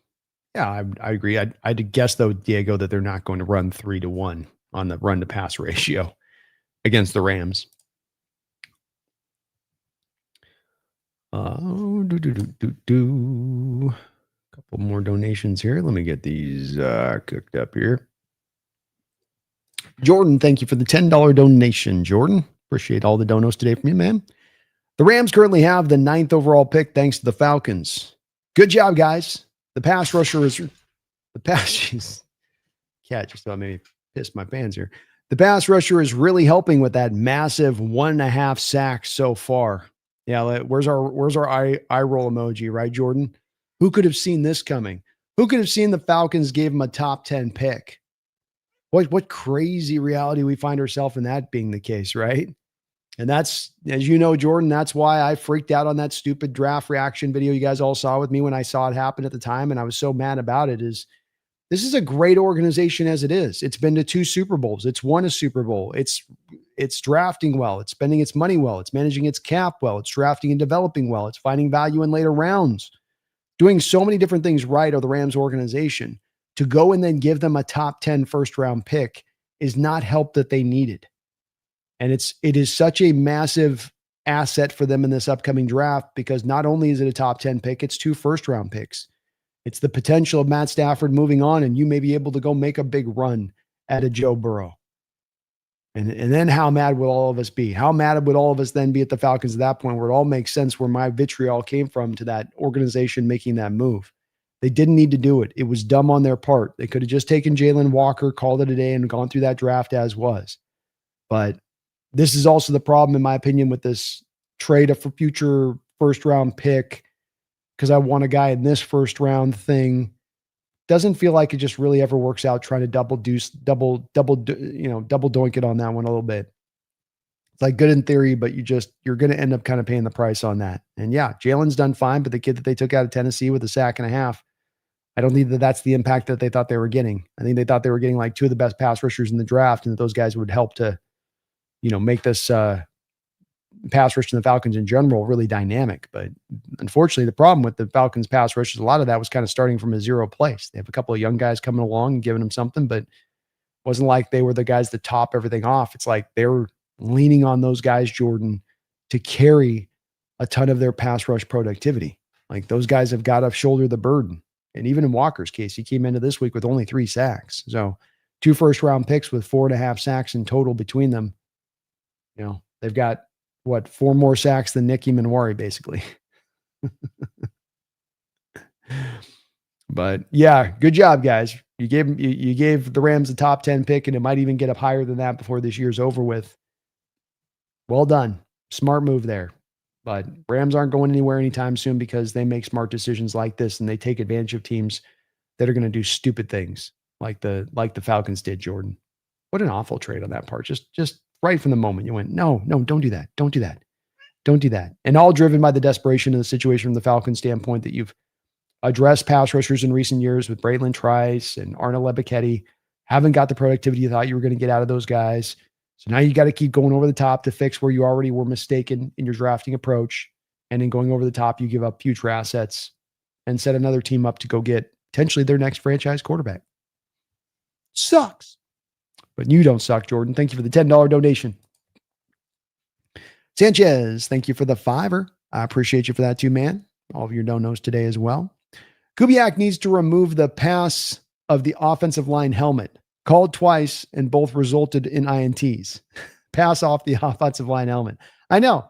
He's like, we're kicking so much ass. I need to add a little degree of difficulty, Sam. So off the helmet into JSN's hands. Really? Yeah, just throw it right off the helmet. I think you can do that. Make sure you get the right side so it bounces right. But yeah, he's had some freakish spots this year. You had 2 in this game. You had the Bosa fumble at the end of that game against the Niners where you're trying to drive down, and he just got a great pass rush on Abraham Lucas there at just the right hour and was able to knock it free. Kind of freakish moments. You don't like that stuff to happen. Cardinals got a really good pass rush. This is part of the most dangerous thing of not only this team, but that not only the defense, but the team is their pass rush. And they kind of showed you why today. Sam only had the 12 dropbacks, but it felt like he was under pretty good pressure on some of those few times that he was dropping back to throw in this game. But yeah, good point there, Sanchez. The old throw off the helmet, get it up the seam play. That's a strong play. Alan Brasi, thank you for another $5 donation, Alan. If we beat the Rams like we've been doing other teams, it'll show us where we stand, like against the competitive teams like the Eagles, who won it all, 100%. Yes, it will. This is your testing ground. And it doesn't mean that if you lose, you got no chance this year, or then that's proven that you're not a contender, but that you have not necessarily taken that final step forward yet. And it still could come this year. We got to always remember the NFL season is a long one. I'm as victim as much to anybody on this, where you have an outlook of something that's sort of a caught in the moment thing where you go, well, it's this way game 4 of the season, so it'll be this way throughout the course of the year. But it's a long season. The the injuries mount. Teams get stronger to certain times of the year, sometimes weaker by other parts of the year. They get hot, they get less hot, they get cold. So it's always hard to tell. It is a marathon in so many ways, but you are kind of looking as you're building this thing up, and you're feeling like you're getting better and better and better as this year has gone along, and better and better and better under Mike McDonald for the first year and a half of him as a coach. Then now in that progression, that the next point of progression is, okay, take on these top end teams and be able to stand with them and to be able to beat them, to not be outclassed in those moments where you do face those kind of teams. Kind of like the Packers last year sort of were, able to, in a lot of ways, kind of outclass us in that game. Not that they necessarily, lapped us, but just that you just weren't at home able to stand toe to toe with that team. It's been a good test, good measure, Alan. Lets us know a lot about where this team's at. And I think we're ready to take this game on. We're not at some injury deprived state where we're not able to amount enough of a strong enough showing against their ones, essentially. Should be strength on strength here. 2 hot teams, 2 teams with relatively good health. Each are going to be able to swing their strongest punch at the other and see who can still remain standing. Jeffrey Thistle, thank you for the $5 donation, Jeffrey. Good win. We'll find out how real we are when we play the Rams, who will be favored because their offense looked better than ours. Let's see it. Hey, I love it, man. That's all we want to see is let's see what we're ready to do. Are we ready to stand up on this team? Are we ready to handle them? Can we? They're the big dogs in the NFC right now. They may be even better than that Eagles team on the ropes. They may be the best team in the NFC right now, the Rams, that we're going to take on next week. Not just the team in our division, but the best team in the NFC. Hell, maybe the best team in the NFL, period. Can you stand with them? Let's see. I love it, Jeffrey. That's right. I think you're right, too. They'll probably be favored in this game, playing home. It's probably an even-Steven game. They'll probably be given like a 3 points, outlook on this one, Jeffrey, I would say. It's probably where Vegas will stand on it. And that's fair. But them playing home with where they're at, I think that's completely fair. Keon Lund, thank you for the $2 donation. Keon, appreciate you for that. Without short fields, D would have kept it to 10. Yeah, I think the D would have been ultimately insanely dominant in this game and given him nothing. You put him on those short fields, that just made it tougher. Defense was absolutely outstanding in this game. The 22 points doesn't represent how dominant the defense was, in my opinion. There were some broken plays in there where, Jacoby just made the right decision to right this place and able to kind of get some plays extended out. Notably the 34-yarder, especially to Mario DeMarcado. But I thought it was a very complete defensive effort. You tackled well, you blitzed well. I think the front four could do a better job at generating pressure. 44 drops backs by Brissett in this game. I don't know that you were always consistently getting the heat there when you weren't dialing up the blitz. And that's a little disconcerting because you had your front 4 guys out there running and rolling, and they just went quiet at times in this game. A little bit. Wasn't horrible, just a little bit. But ultimately, the defense was tremendously dominant. And guys filling in, Drake Thomas, Ty Akata, were just once again wonderful in how they played. I don't think you can ask more from what those guys have brought. Great defensive effort today, Alan. Keon, I agree. Alan, thank you for another $5 donation, Alan. He says, keep dominating one game at a time, just like Pete Carroll's message. Got to build with what we know. McDonald is a guru. Indeed. It's a one game at a time situation. And I know it can seem like a cliche thing to say, but I think that there is a general human nature thing here where you can look ahead, you can get up to a matchup like this. You can start to look up at the Rams next week and go, oh, we got the cards. We can just kind of already start to kind of side eye that Ram game, and that's coming up. And then you end up overlooking the Cardinals, and they come in, they can beat you. And it's very easy, I think, human nature thing to happen in the NFL for teams, especially in a long NFL season where you can just have a week where maybe you're just not all connected, where you're just not all locked in. And that's on the coach to make sure you get those guys on point in that way, Alan. But that was one of the really great parts I think Pete did in really kind of capturing that championship opportunity every week. When he spoke about that, I think that's exactly what he was trying to capture is that understanding of that inherent nature that exists that can cause you to overlook opponents, can cause you to only try to get up for maybe this opponent, but not have to get up as much for this opponent because you've done some advanced math and you don't think they're as talented or as strong. And that's just, you can't fall prey to that from a football standpoint, because the teams that have that happen, as I've said today, you saw it happen with the Buffalo Bills and the Dolphins. Dolphins have no business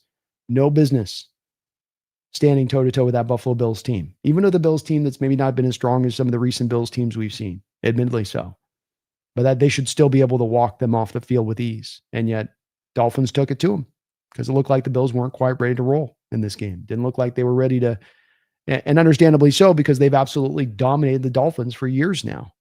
And since Josh Allen's been there, I think he's like maybe lost like once to him or something. I mean, he just owned them. So it's like then you really get into your human mentality on this a bit of like, I mean, it's the Dolphins, easy to overlook at that point. But background on your point on this today, you didn't fall to the same trappings, much like the Bills playing a division game. And that's can set the stage because the familiarity aspect of it and them knowing what you're going to run and how you're going to run it and what you're going to try to do to attack them and how you can counter that. And I think it's great job by Mike Macdonald to get them ready to play in this game, and something that you felt, I think, and you certainly got from the, from the effort of the defense was that they were ready to play. They were coming out hot. They weren't coming out with a kind of going through the motions feeling, but they came out with we're going to come out there and take this out away from the Cardinals right from the jump. We're going to step right on them. That's how it felt, and why you got up on them so early. Both sides of the ball bringing it. Sanchez, thank you for the $2 donation. Broncos have to be the worst 8-2 team ever. Yeah, I'd say if they're not that, they're probably pretty close to being that, aren't they? They've beaten the Titans. They've lost the Colts. They lost the Chargers. Then they beat the bad Bengals team. They did beat the Eagles game. That was an impressive win on their part. Then they beat the Jets. Then they beat the Giants. Then they beat the Cowboys. Then they beat the Texans. Then they beat the Raiders. So, they had a very easy schedule set up for them this year so far. They do still have to play the Chiefs twice. They do have to play a Charger team that's already beat them once. They do have to take on the Packers. So I think it is a team in the Broncos, Sanchez, that's going to be brought back down to earth on this one sooner than later. And they're going to make the playoffs. Let's there's no doubt about that, but I don't think they get to 13 wins. I think that they end up, probably around that 11, 12 win territory of things when it's all said and done. But agreed. Yeah, they're, especially offensively speaking, they're kind of a mess right now. And Bo Nix was supposed to be a guy that was supposed to be pretty NFL ready coming out. And then this perfect pairing with him and Sean Payton, I did think it would be a good match between those two guys. But it does kind of feel like Nix is not quite taking that sophomore next step forward they thought they were getting in this guy there in that offense. Thank you, though, Sanchez. Appreciate the donation. Jeffrey Thistle, thank you for the $5 donation, Jeffrey. Broncos are winning games by the way we used to win them. With Pete, where you win in a way that felt like you lost. Laughing out loud. Comforted only by the win record. Yeah, I think this is an accurate way of putting it, especially when you do kind of take into account that it is an easier schedule that they're getting to play through, being the Raiders or being the Broncos right now. That it's not necessarily they're dealing with some insanely. Are you comfortable, Kat? But they're dealing with some insanely tough record to get there. But yeah, I think that that's accurate. I think it comes back from the offense underperforming from where they'd like it to be. Bo Nix has got a really good offensive line. He's got a couple of playmakers, but they seem to just kind of be a bit stuck in place right now offensively, where it seems to be tough sledding every week. And Nix doesn't seem to be seeing things all the time really cleanly there, but that is a bit of the oddity of what's going on there is the Broncos are having a success. They've gotten over the Russell Wilson situation. Sean Payton has shown he's a legitimate coach.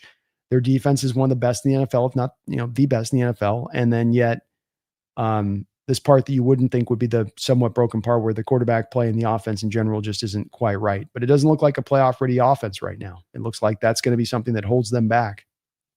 And might be the way that rolls in an AFC that's pretty wide open at this point, Jeffrey. But yeah, I think that accurate way to put it.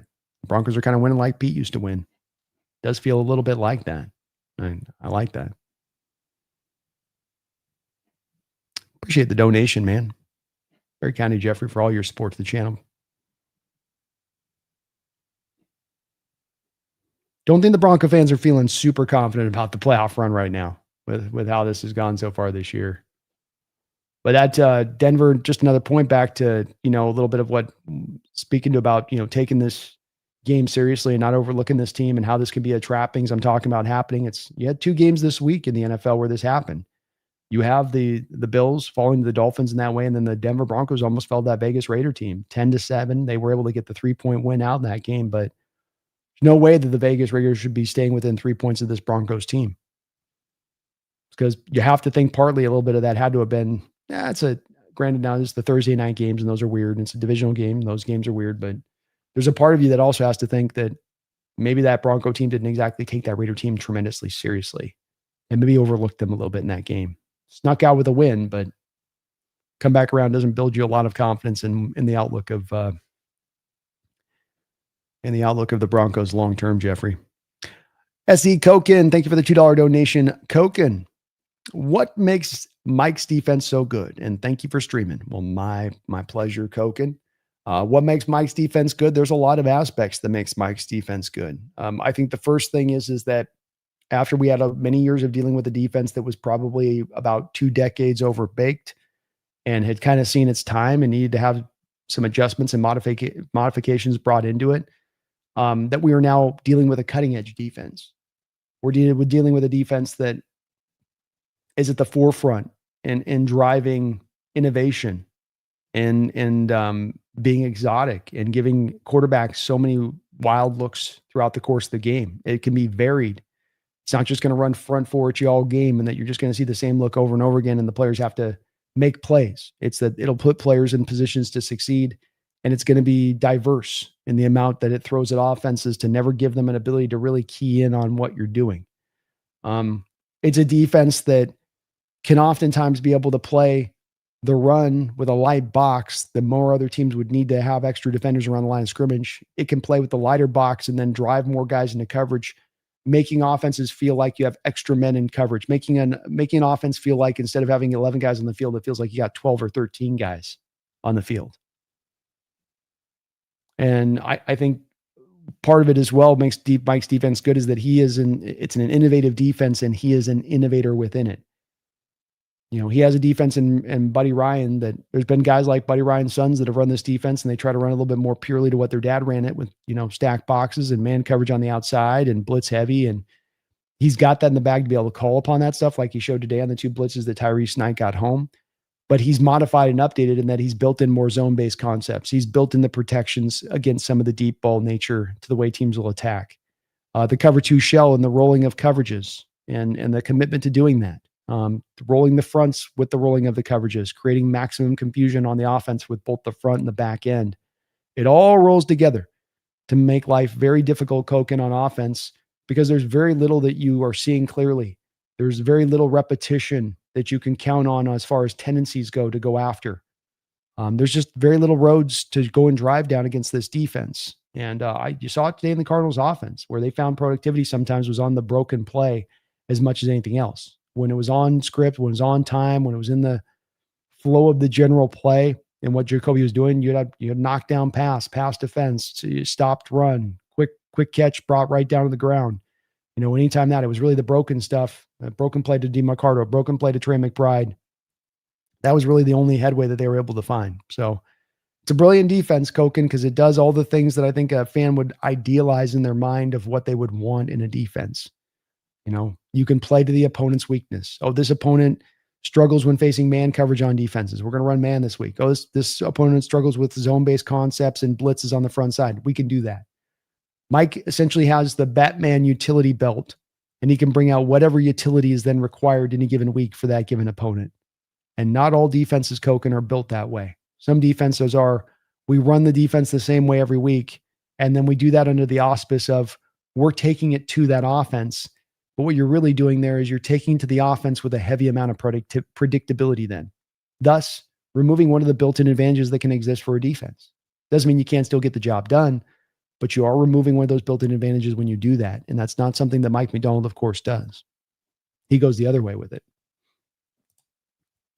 HHG, thank you for the $2 donation. HHG says if the playoffs began today, we'd be the number 1 seed.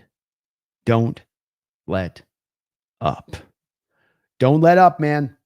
Great stat there. You'd be the number 1 seed in the playoffs if this season ended today. 9-10 weeks into the year, 7-2 record, you'd be the number 1 seed. And that's right. Don't let up. Don't let up. Eight games left. 5 games with teams that have 500 record or better. 3 more division games left down the slate. You got work still left to be done, but they've set down a hell of a base here so far for the rest of the season. That is undoubted. I love that, HHG. Number 1 seed if we ended today. That sounds right. That sounds nice. I want that 1 seed, man. I want that first round bye. Bad. Cool Breeze, Gannon, cringe. That clip should be deleted. Oh, you mean this clip? Shots, explosives. You can run. Shots. Tyler says, do you think they still don't like Kyler? Yeah, I think they're out on Kyler Murray.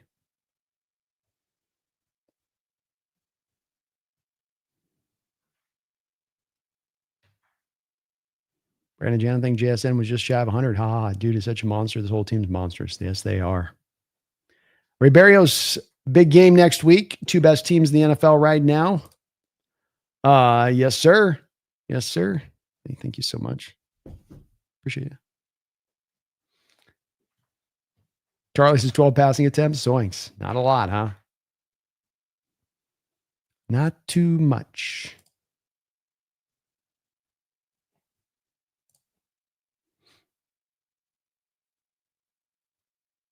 Pedro, I'm excited for the B&B show this week. Me too, man. We're going to have some fun discussion this week.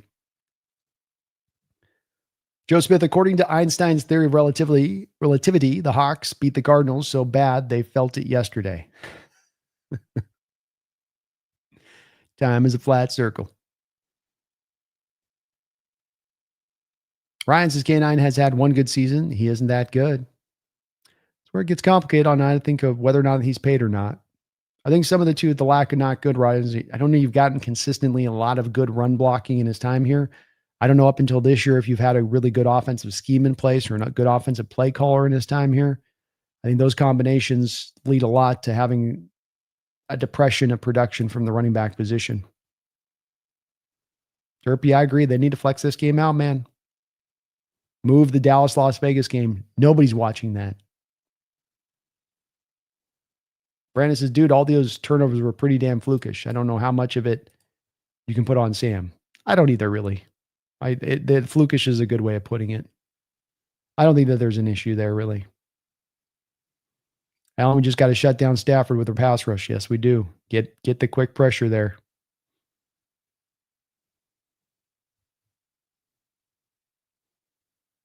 Brian says, Cup played today. Did he get hurt again? No. He just didn't throw the ball. You didn't go back to him. Like you stopped throwing the ball in the second half, basically. I think they had like 3 passing attempts in the second half or something stupid like that.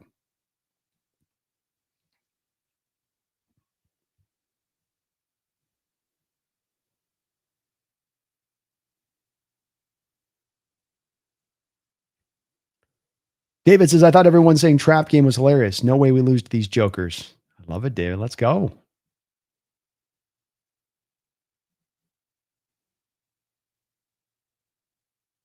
Max says, footballs are shaped weird and Darnold has guys swiping at him like caged animals. S happens. Exactly. I don't take too much from it. I don't think it's an issue, big issue. Nihad, next week, next game. That's right, bro. Here come the Rams.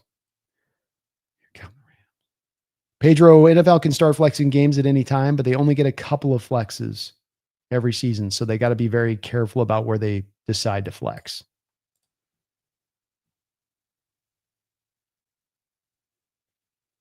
Derby says it's difficult to keep the gas pedal on when the other team has no chance to come back. True. That's why I'm not going to beat them up too much on this one. This isn't like some of the other games this season where they've taken their foot off the gas when things were still relatively close, like halfway into a third quarter. This thing was pretty far beyond gone once you got past halftime, and I can get the approach that they took. It's frustrating for fans. I get that part too, but I can understand from a coaching perspective why you decide to go this direction of it. David says, I guess they wouldn't flex Seattle for Sunday night when the Eagles are playing the Lions. Probably not. Probably not on that one. We'll see.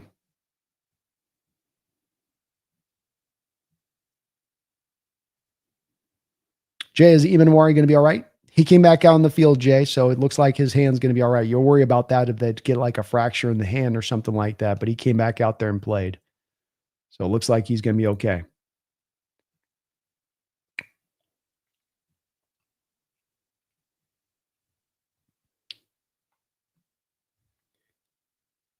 Feast Mode says, I say we let K9 walk and he gets signed to a huge deal and we get a high comp pick. Sharp and Holani can run in the offense. Might be the direction the team goes there, Feast Mode. They've definitely got that. They've definitely got that option. I don't think you're going to try to franchise him. So maybe the pathway they go with this one. Max says it could happen to starters, happen to Abe Lucas week 1. Hard to be perfect, but hopefully we can limit the turnovers going forward. Agreed. Derby said they can flex the Cowboys-Raiders game, that game for Monday night. That'd be cool. I'd be down for that. I think that'd be awesome if they did it. Big boy Jess, the 49ers gave up 0 sacks against the Rams' elite defense. Interesting, especially since it looks like or appears that they probably had to throw a lot of that game, big boy.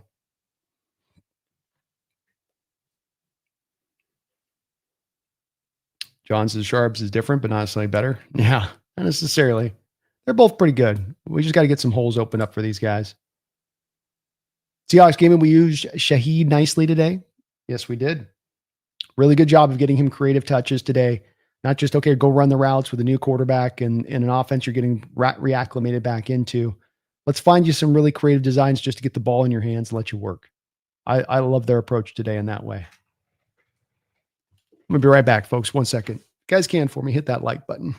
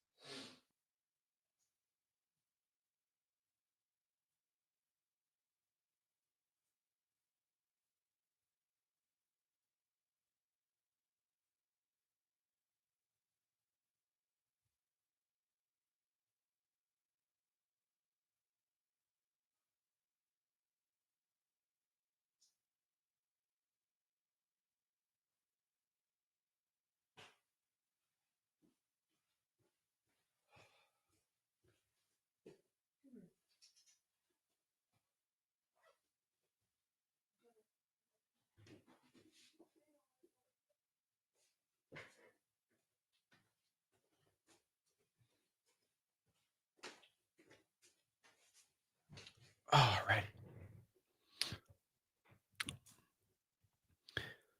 Seahawks game and Shaheed used really well in this game, though. Pretty impressive to see what they did with him on that. And he'll just get more and more acclimated in this offense, I think, as we go along. If you passed more in this game, you probably would have felt more of his impact, too.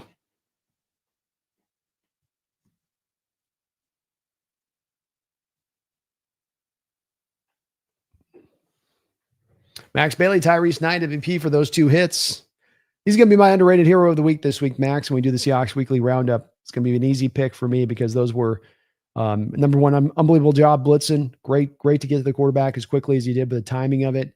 But then the wherewithal to get his hands up there and knock that ball free in both those 2 moments. Amazing game-changing plays right there. That's as good as you get as a blitzer right there, especially from the linebacker position. Those are the kind of plays that you see. I mean, we were watching it happen to us on the other side, and that was, defensive lineman doing that for the Cardinals. This is your linebacker doing it. 2 different moments in this game. Huge.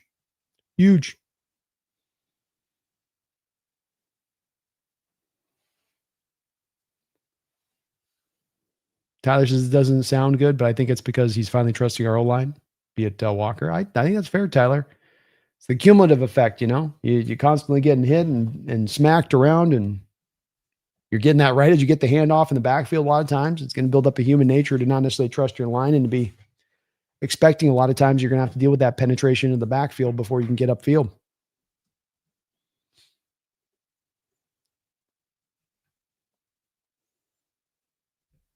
CD, I'm here to spew pro Sundale propaganda. Look at how our offense collapsed after he went out.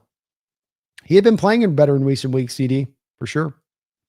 And you did take a bit of a step back there at the center position and looked a little bit out of sorts there once Olatimi came out.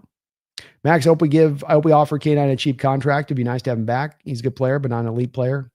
Be good if you could find one of these sort of middle of the road running back contracts where you're not breaking the bank for him, but you can get him back on a relatively a good deal for him. He gets $8 or $9 million a year on like a 2 or 3 year deal, something like that. My guess is that it's probably going to be something more akin to like a 3-year, $39 million deal is what he'll probably get on the open market. And I would estimate that that's probably going to be a little bit too expensive for the Seattle Seahawks. But it's a fluid situation and one that's hard to predict. CD, is Demon Wari's hand wrist okay? He came back on the field and played, so I'm going to guess that it's okay. Tyler, yeah, like when the Giants got rid of Saquon, we're laughing and saying, oh, imagine if he went to the Eagles. Exactly. And that's where I think a team looks at Kenneth Walker and they might do some of that same kind of math. Not to say that Walker's the same exact backup as Saquon, but just that they look in, they're saying Seattle did not maximize out the productivity of Walker on his rookie deal there. We can get more out of him because we're going to have better blocking, more consistent blocking. We're going to open actual holes up for him in the run game. And it just takes one team to be thinking this, to go give him the kind of contract Seattle's not willing to give him because they haven't quite got the productivity to match the kind of money that creative team, imaginative team would, and looking at Walker.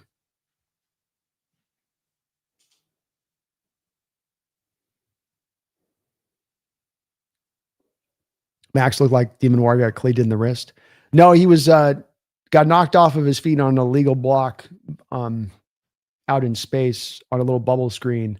And then as he was going to make the tackle, he kind of hooked his arm up and the wrist part of his arm kind of snapped right into looked like maybe the leg there of the Cardinal offensive player. It's going to be very sore, but it looked like he was able to get back out there. He'll be all right. Vapor says we were saving our real plays the Rams game once the game was over. The Rams are gone. Alan Spoon kicked ass today. He was everywhere. He was indeed. He was indeed.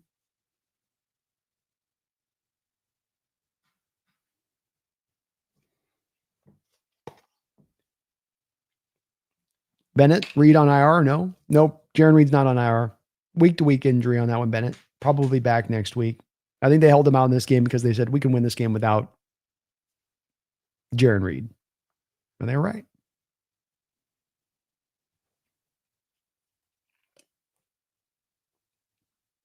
Jaron Reed's on IR?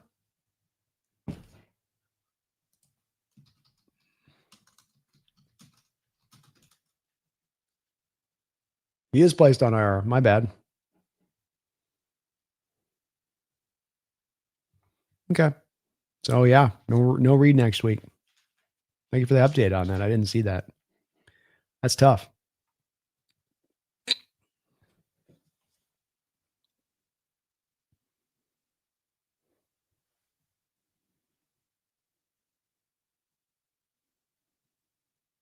Alan says Devontae Adams looked like he tweaked his lower back today. He was getting up slow after one play I saw on the deal there. Thank you for the updates on Reed on the IR. Sorry, folks. Didn't see that they put him on there.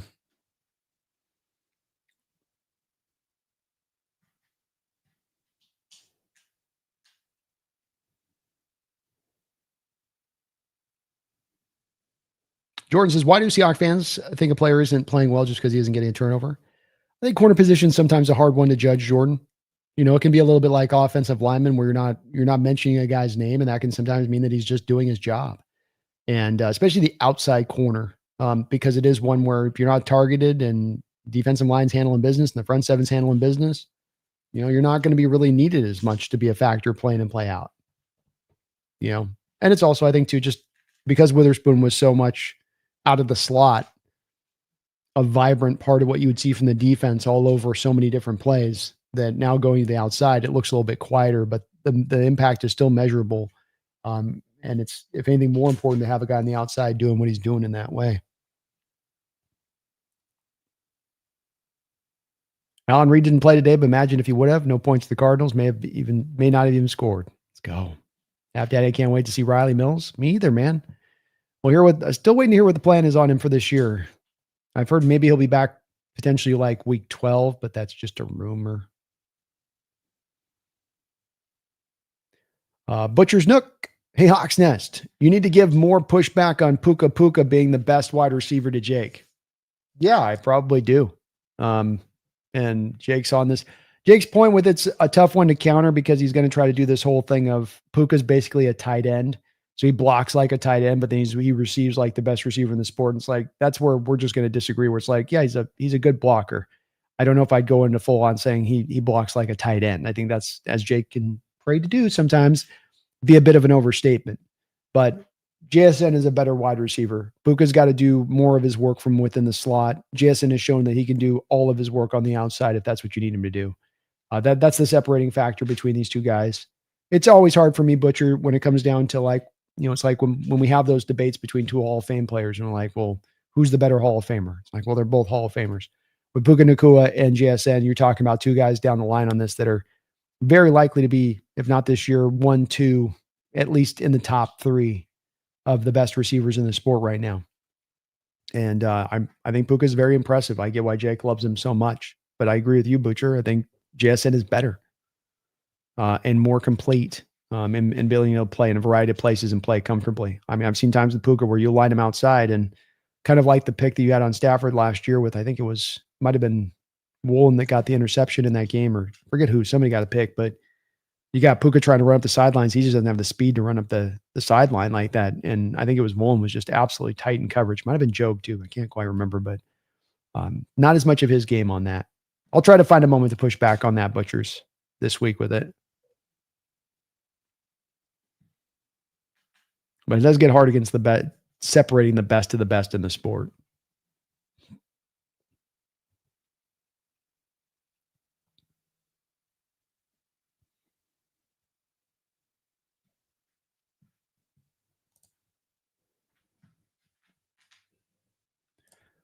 Robert Charles, thank you for the $5 donation, Robert. And you guys, thank you for all of the support and donations today. Between the member messages and donations, got like 147 today. Thank you for all that support. Brandon, just curious, what do you think is behind the NFL sending our guys to Europe besides commercial revenue? Are they trying to expand the league?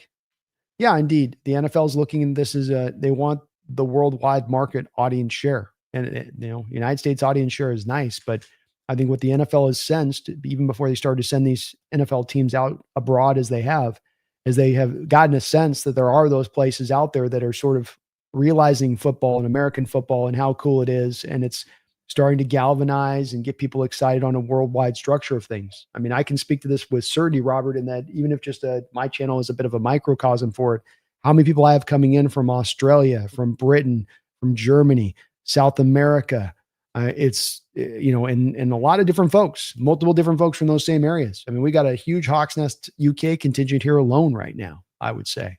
And so this is the NFL getting that interest going hotter and hotter. And I think eventually that the hope is that you are going to expand and that you'll have the European League. And I think it's got to kind of happen on the back of somehow or another, the travel time being able to be cut down. I don't know if we got to bring those Thunderbirds back for the Atlantic flights, or if they're just going to do one of those boring situations underneath the ocean across. But you do need to, I think, find a way to speed the travel up to eventually get to this place of things, Robert. But you can see the pathway now it could work. You have a team you definitely have a team like up in Toronto. You'd have a team out in Britain, try to have a team out in Ireland, have a team out in Germany, have a team out another place maybe out in Europe, one down in Australia, South America. I don't know how logistically they're going to pull it off, because that's the hard part about this, Robert, is how do you make it go with those teams out there? Because the travel team, if you just have 2 or 3 teams that are in Europe, for instance, they're going to have to travel way too much in order versus the teams in America, and how little that they're going to have to travel, alternatively speaking. So you are making it a little bit tough for those teams, but the NFL wants to do it. And as soon as they find a creative path to make it happen, they will make it happen. That's the big draw here, is that they're sensing the iron's hot and it's right to strike. It's very complicated though, because you can't just go, we're going to do 2 expanded teams out to Europe and call it a day. There will be a lot around that you're going to have to kind of then figure out to make that work. And to me, the real pathway here is you eventually have to get to a place of not 2, not even maybe even 4, but like 6 teams you'd have to kind of like try to expand to in order to make enough of a market there that could operate on its own of travel without it having to be all mainland to Europe, mainland to, Australia or something. It's complicated. Air travel needs to be moving faster, I think, to make it go. But the NFL wants to make it happen, Robert. I do think that with the sport that's already looking to try to expand to 18 games, you can see how they're also looking at, we expand 18 games and we expand the league out to this much. They never stop pushing forward in that way. It's part of why they're the number one sport, is they're not just happy being the number one sport. They want to keep going and going and going. And they'll probably find a way to pull it off, Robert. Like they're going to end up finding a way for the 18th game season. Gabe 2166, thank you for becoming a YouTube member, Gabe. Welcome aboard. Folks, do please keep an eye as a member of the channel on your community post. That's where I put the membership benefits for channel members, patrons. We do the same thing over there on that side. So look out Monday morning, Gabe. I will have the Monday morning PFF scores out to you as soon as they come released out on Monday. We'll get back to Thursday Night Football this next week. We missed this week. Had a commitment I had to get aligned to.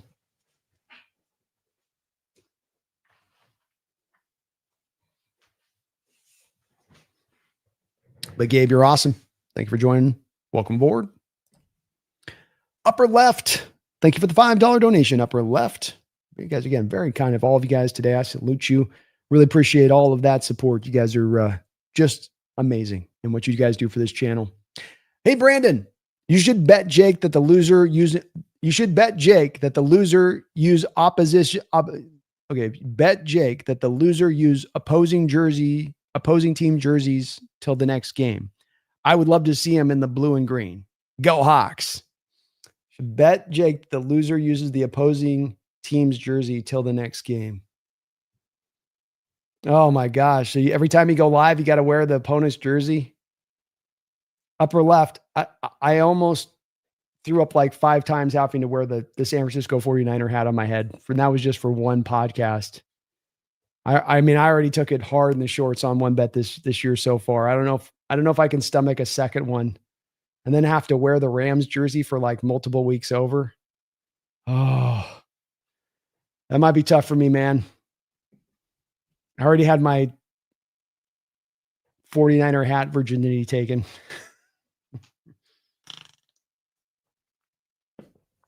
I don't know if I could do another one. I think I got to retire my betting days. That hat was awful. It was so awful.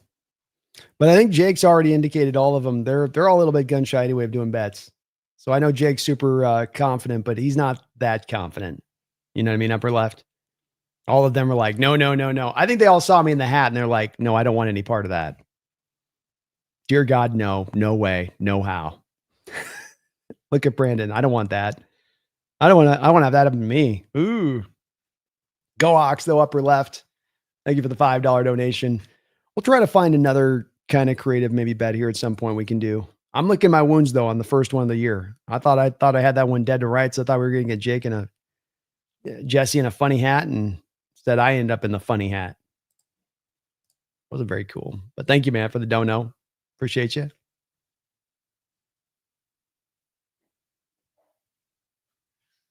Christopher, guys, is Brandon single? Asking for my mom. Oh, yes, he is.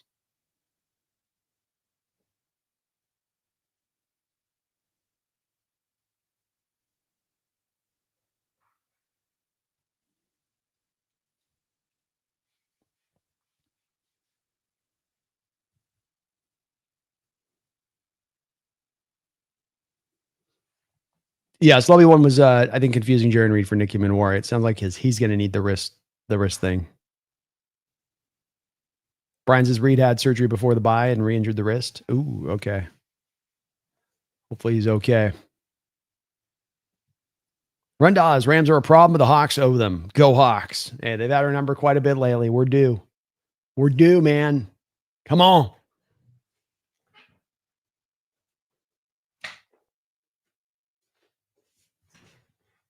Get this.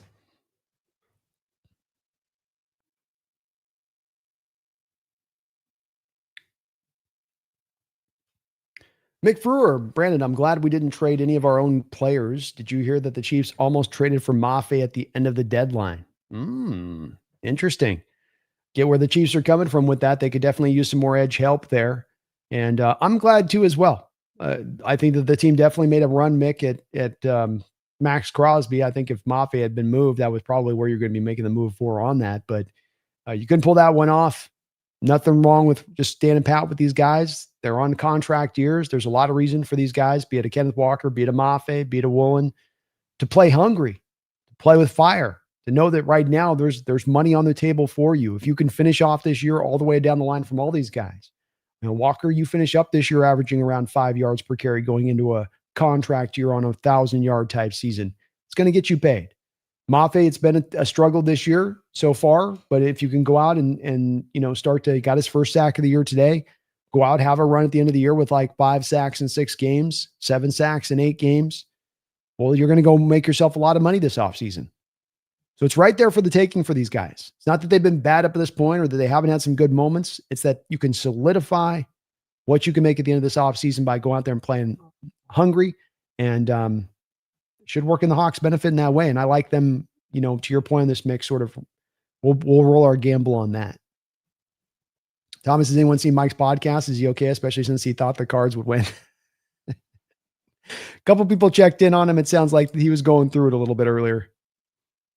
Traveling writer, Sam's pocket presence is still an issue, just has trouble feeling the pressure in the pocket. I think that's fair. I think that there's not a lot of spots I think you can pick on in Sam's game and how he's played so far, but I think that that's a spot that you sometimes get a little bit worried about, and that he kind of can forget about who's around him and what's happening around him here and there. Brian says, yeah, we got to prove we're a good second half team. So far, hasn't looked great. To me, a lot of the issues out of that just come from, you can backtrack them all to a similar thing, Brian, where each and every time I think when you're looking at the second half team or a lack of good play in the second half, it tends to be where you pull the thread and come back from, it's on the back of a very conservative nature, which has you playing in a mode that's not your normal in the mode when you play in the first half. It's not that you come back in the second half and play with a similar kind of approach and attacking style, but that you're instead on the other end of that scale where you start to become attack. You're more of kind of just being safe with it a little bit. And you kind of feel it in the team on that. Not that it's not something that they can't, like I've said too, Brian, this is something that can rear its ugly head at some point or another if you don't just learn to kind of put your foot on that gas. But it hasn't cost them yet up until this point this year so far. 2 losses you had in those games, the Buccaneers and Niners, it was close all the way down those games down the line with it. So thank you, Bob.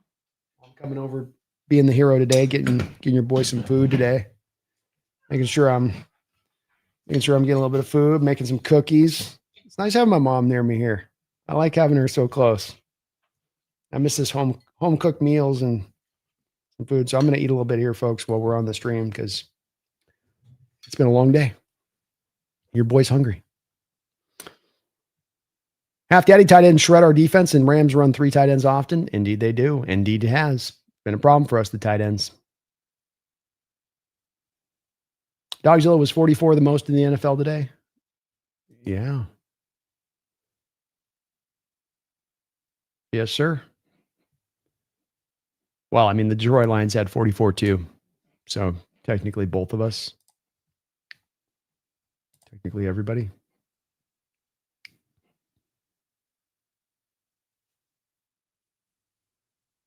CK, disappointed Lucas. He's got to stop getting pushed back into Darnold. Late game fails.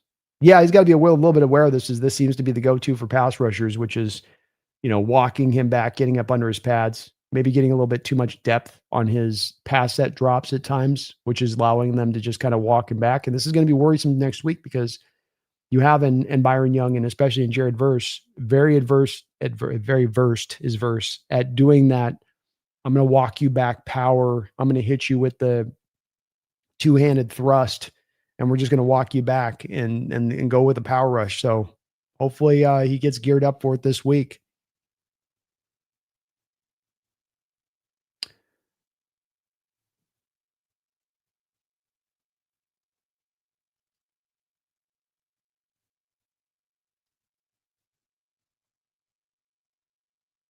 Italian night. Still time for Iman Wari to win Defensive Rookie of the Year. Thoughts?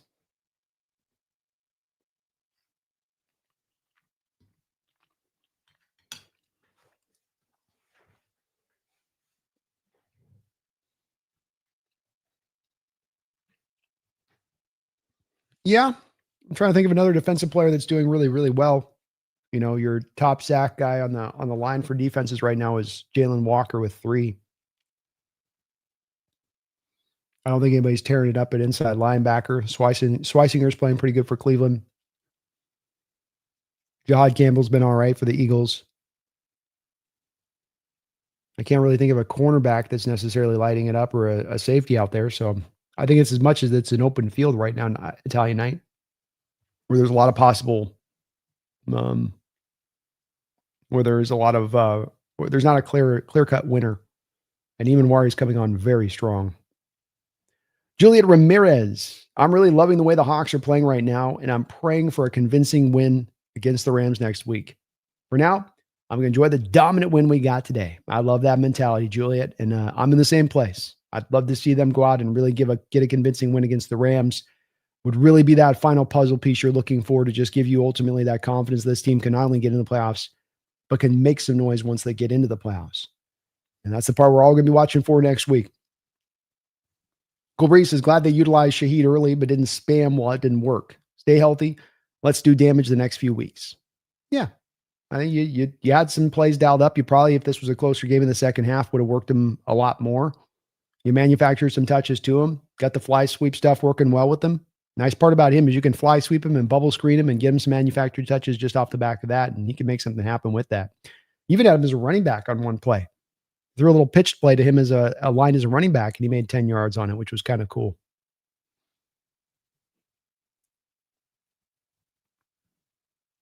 John Doe didn't hear from Walter Nolan until he got hurt, laughing out loud. Quiet day from Walter Nolan. 2 tackles, 1 quarterback hit, not a lot there, and then he got injured at the end of the game. So, yeah. Walter might have his season done at this point. That didn't look like he looked pretty gimpy as he was walking off. Thomas Jesse had Seattle at 9 games, I think. Seattle will win more than 9 games, especially if they beat the Rams. Yeah, I agree. I think that is where he had him too. Yeah. Brian's backup center plus Bradford, low grade panic. I mean, Sundell hasn't exactly been lighting the world on fire at the center position. So I know Olu had a couple rough moments in there snapping and whatnot, but I mean, Olu will be fine. Once you get him a week of starter snaps with Darnold, and the thing that happened with Olu coming in there for another center, how many times, Brian, have you seen in your life? You get a backup center in there, the starting quarterback's used to the starting center snaps, and now there's a little bit of a pickle out the gate as they get used to each other on the new kind of way the guy snaps. So I don't think that's, I mean, it even happened with Bryce Cable doing Drew Lock at the end of the game. I think that's more of a commonality of what you see in the sport more than it is that somehow Oluwatimi is absolutely dog water at this point, and that Sundell's like this great high water mark of performance in the center position that Olu can't even come close to. Those guys are much more closer aligned in their performative level than they are further apart. They're different style of players, but they both have different strengths and different weaknesses within that different styling. Ultimately, though, the performative angle of both those two guys is pretty similarly aligned. You can draw a line that's pretty straight across the board with those two guys. Max says clone Zabel and put him at center. There we go. Herbicide says, what a fun game that was. Let's go, Herbicide. Let's go.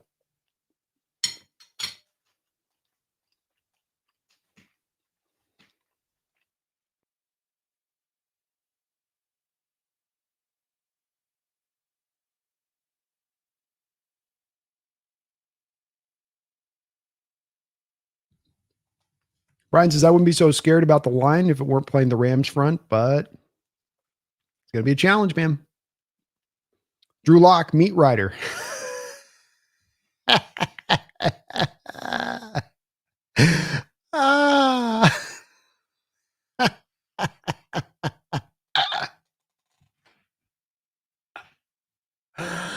Oh.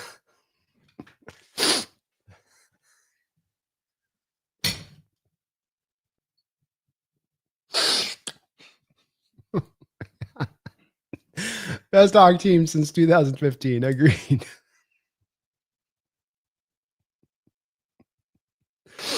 Oh my God. Jordan.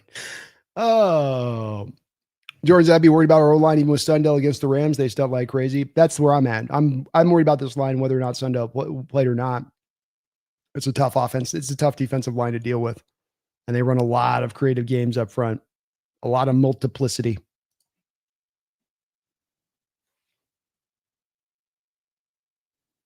Sanchez says, even though we're up scores with 5 minutes, even though we were up scores with 5 minutes, I'm too familiar with the past Seahawks. I know I was nervous all the way through until we got to like about the last drive. I was like, ugh. Max says, barbecue brisket today, lamb on flatbread next week. Let's go. Mublax Ebot not going to be happy this week with his build. Boy, he's already been a little bit on the edge of the building, ready to jump off this year prior to that performance with the Bills. And he was just starting to come back into like, all right, maybe it's starting to come back together here last week. But boy, yeah, he's going to be a little depressed next week, especially with the Patriots doing what they're doing. Oh, man. Malia, hopefully McDonald has studied the hell out of McVay's schemes and out-nerds him. And nerd on nerd crime next week, Malia. And great point on your part. And that these are two guys, cutting edge schemes, both of them excellent X's and O's guys going at it back and forth. And I think you're going to see a lot of creativity in there. You're going to see a lot of McVay utilizing the things that we've struggled with. You know, those play action passes from under center, rolling the quarterback back across the formation, oftentimes rolling him to his left, the right-handed quarterbacks to their left out of that. There seems to be some holes in the Seahawks defense where that tight end coming back around to the flat to that left side is wide open. And then not only wide open, makes the catch, and he's got 20, 25 yards to go up the field. McVay's going to look at that type of stuff and hit that a couple times in the course of the game next week. So where you're weak, where you have some vulnerabilities, and I don't think there's a lot on this defense, but where they do exist, you're certainly going to see McVay attack. And then likewise, we're going to go after things where Rams might have some susceptibilities as well. Going to be interesting to see if Mike tries to Malia next week, drive out more of a, blitz, is willing to do more of the blitz stuff, or if he kind of takes a little bit of the page of what he did with, Rodgers this earlier this year, where he's like, look, the guy's seen every blitz in the game. I'm not going to confuse him with that. I need to just play this straight up with the front four and trust our guys back on the back end. Mick says it's not easy to keep teams down. The Texans came back down 18 in the fourth quarter with the second string quarterback. It's a competitive league. Yeah, it's not easy. The bottom line is the bottom line from this game, and that you can lament that the Hawks didn't do more offensively in the second half, and that the sloppiness was a little bit bothersome, but ultimately don't let that carry the day. The narrative out of this game cannot be that somehow this was a just okay effort for the Hawks. So it was fine. It was a dominant effort. You don't beat teams in the NFL by 22 points. Just not something that happens. And so I can certainly, the criticism to the offense is valid to a certain degree, but I think we also got to be careful of not overstating this or losing ourselves in the forest despite the trees. The forest is 44 Seahawks, 22 Arizona Cardinals, 7th win in 8 games. That's the bottom line. We took care of business. That's the bottom line. You ran 75% of the time. That's the bottom line. And you still run the ball 75% of the time, 200 yards rushing up.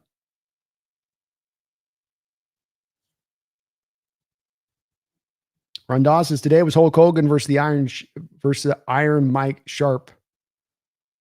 Next week it's Iron Sheik.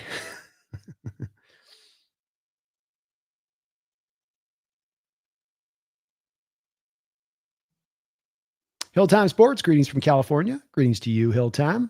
Thanks for checking out the channel. Please do, folks, hit that like button if you get a chance for me too today. Jordan says, I don't know how you can say the Rams will smoke us if you actually watch both teams. Yeah, especially given that it's really not as much in the Rams' nature to smoke teams. They've got a couple of comfortable wins this year, but they've tended to be a team over the past couple of years, even as good as they played, even as a team that's made a lot of playoff noise. They do tend to be a team that it's more tighter, the games that they play within. They don't just kind of run and lap teams time and time again. Jesse, I like that the Seahawks don't go 3 and out first drive every game. Pete and Russ were torturing us for years.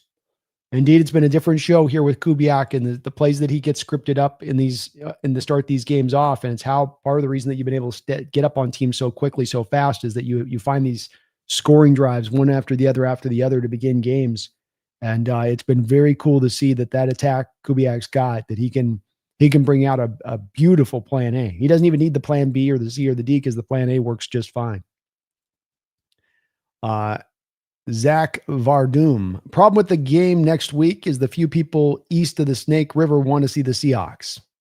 Yeah, that might be the way it goes. I'll tell you what, though, it seemed like this last week there was a little bit of, maybe the floodgates were opening up a little bit with this, and people were starting to kind of take notice a bit of what Seattle's doing out here. Tech Matt, reminder that during Megatron's record season, the Lions went 4-12. So for me, the more the running the rock, the better. Yeah, amen. It's part of what makes this amazing about what Jackson Smith's doing at his pace is he's doing it in a run-first offense. He's doing it on an offense that right now you're going to come out of this and you're going to be probably like 32nd in the NFL in passing attempts. 32nd in passing attempts, and you have a receiver on pace to set a receiving record, even though he'll still be on that pace, I believe, after this game. And then to your point on Megatron setting that record, not only was it on a 4-12 team, it was a team that was behind in so many of those games. It wasn't like those were close games. So you had Stat Padford just peppering Megatron the ball over and over again in some of those games. And you're not doing that here. This is the cool best of both worlds here. You get to set the record, but you don't have to do it at the price of business of being bad or playing from behind to get there. Benelli, we had a lead. We didn't want to put anything on tape for the second half. It's where I think that they pretty much were kind of operating from too, man. I agree. I see it the same way. Ryan McBride's the best tight end in the league. Best receiving tight end in the league, Brian. That's for sure. As a blocker, I think that there's still a little bit left to be, but as a receiver, he's second to none. You're right about that.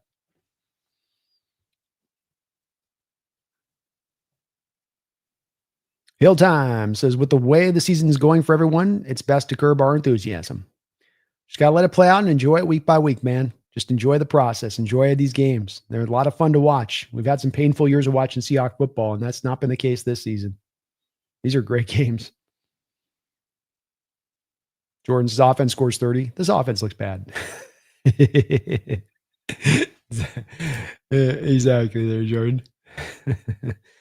Alphabet song. Sam Darnold is the king of garbage time turnovers for whatever reason. Last 3 weeks, he's got 6 turnovers, and all of them came to the Seahawks were up multiple scores. I just think it's kind of freakish. It's and a bit of a sample size. I don't think it's going to continue. It has been a little bit odd, and it's frustrating. But he plays so cleanly aside from that. I like that. The king of garbage time turnovers. Again, we come back to those first world problems. Yeah, I just got this problem where our quarterback he gets when you get up by like 3 touchdowns, he just gets too loose with the ball.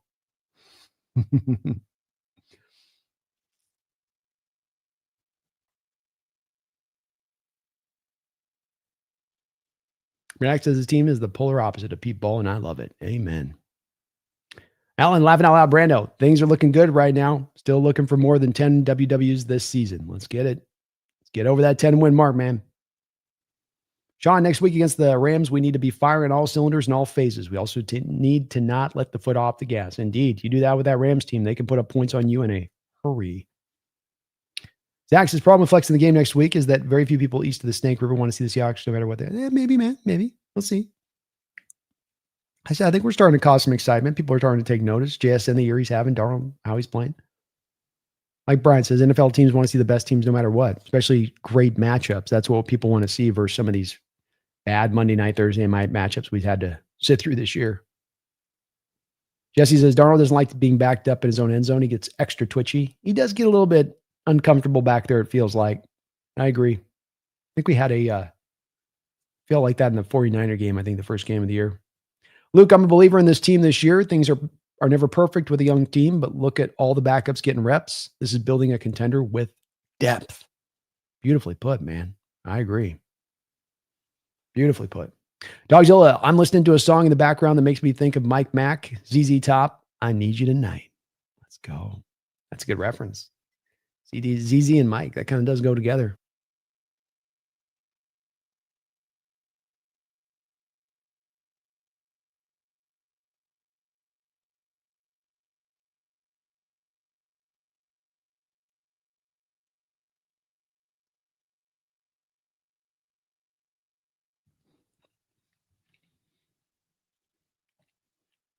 Before you go, Hawks. Says, however, Sam Darnold is awesome.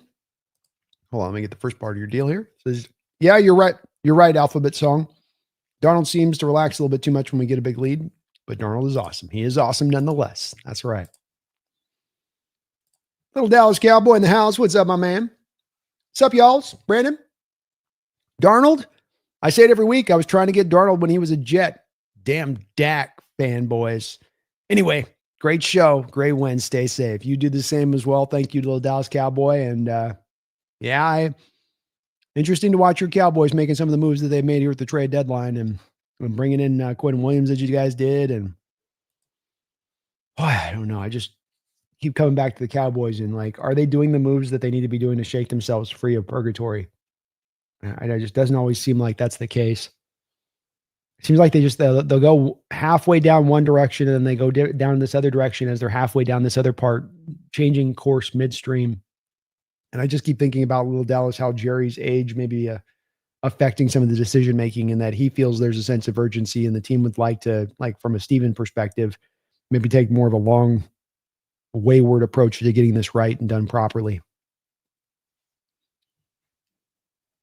Max's Falcons sold the NFC West out. Yes, they did. Falcons make a terrible move, says Ryan. Look what they did with Penix. Yeah, it's okay to make go for it moves, but make the go for it moves with the certainty that you're looking at your team right and that you're not trying to do the imagination game. What had the Falcons done in recent years to make them think that they were just one move away from one pass rusher away from taking them over the top? There wasn't the evidence of that. It's why it's so dumb. And when that becomes the case, now you've done this, and now you rob yourself your first round pick next year, and now your offensive line gets a little weaker, and you want to get some more reinforcements for the offensive line that's taking some hits, and Matthews is getting older there at left tackle, and whoa, now you don't have the guy to go do that with the first round pick, and now you're really scrambling. Yeah, Ryan, it's the Falcons are a very reactive organization right now, and they want to be better. It's a little bit like the Cowboys. They want to be better than actually where their talent is truly at for the roster. And it's always, as I say, you can get into a lot of different places the teams get things wrong, how they spend money, their approach to the quarterback position, how they load balance offense to defense, whether or not they take into account all three phases of things. But over and over again, I come back to the number one problem when you're really alignment with every team. If you really want to get down to a place of like drive away from all of this extra stuff down to something that's a little bit more, what's more of a singular reason that's really the spotlight to this whole issue.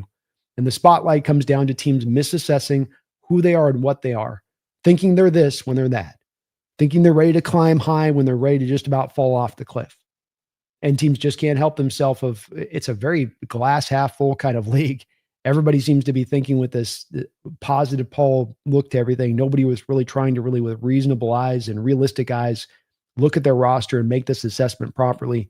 It just leads you to making bad decisions down the line, and sometimes multitude of bad decisions as you keep stacking them up, because the beginning place was always, we're actually this when we're really that. Dogzilla says the chemistry on this team sure looks good. They're playing very hard for each other.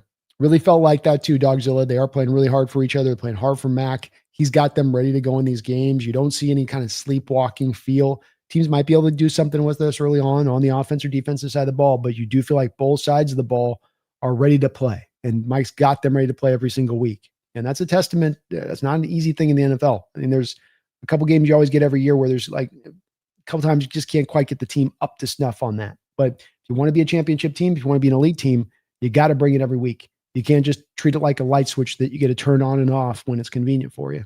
And I agree with you, Dogzilla. This team's showing that propensity to be not a light switch team, but we're going to keep it on at all times type team. Well, Dallas Cowboy says hit the side of the helmet so it bounces right. If you hit the left side, does it bounce left? Depends on the angle. It's a right-handed quarterback, you know what I mean? So right-handed quarterback to that, but if you're coming right-handed to the left side of it can hit from a bunch of different bouncing spots. Hard to predict that. Hard to predict that on the left side of the helmet, little Dallas Cowboy. Much more of a makeable pass off the right side of the helmet. Oops says, Lori says, oops, defense will need to pressure Stafford all the time. Confident that McDonald will come up with a good game plan. Me as well. Lori, love the confidence. Let's go.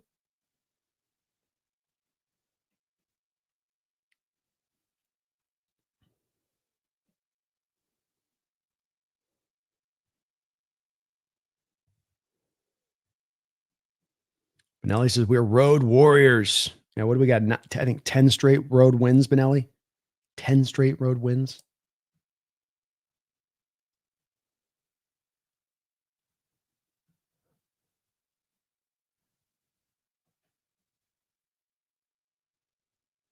Brian says they have a lot of fans. I didn't say the networks always give the fans what they want. That's true.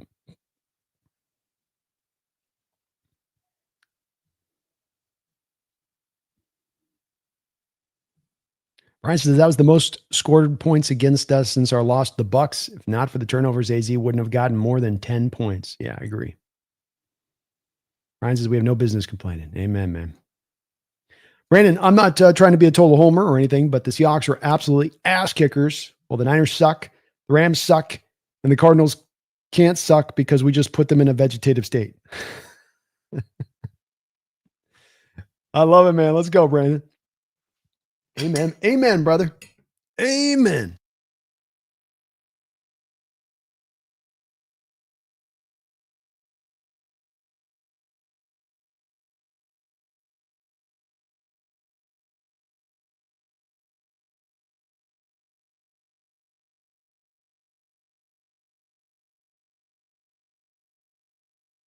Hang in here with me, folks. I'm just trying to eat a little bit of food here as we're live. I'm about 5 hours and 30 minutes deep, so we're getting a little hungry. Martin, thank you for the $5 donation. I think we've got the deepest running back room in the NFL. If we can figure out the best way to use each one, we'll be almost unplayable.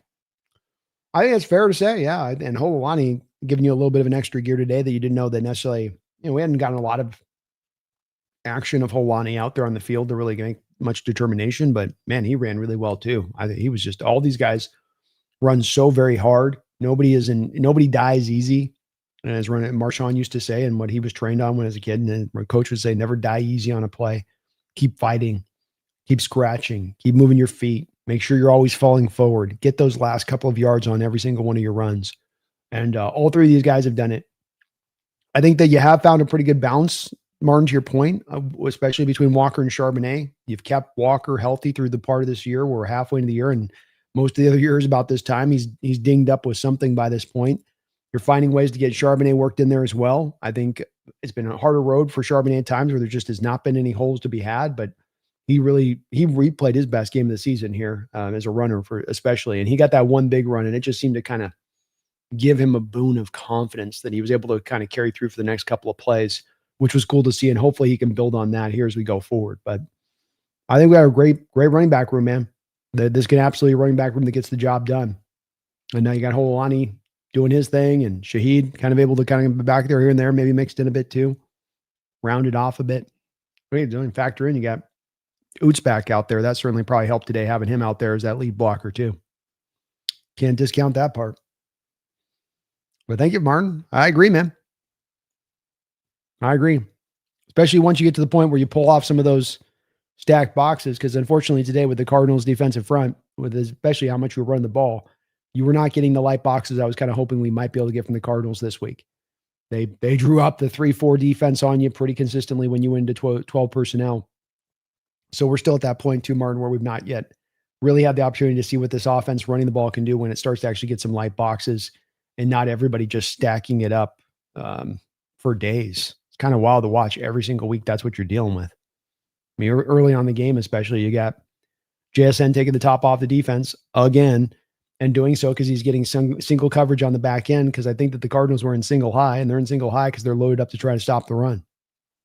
It's wild how every week, every defense takes the same approach to the Hawks offense, and it gets them bit every single time that they do it.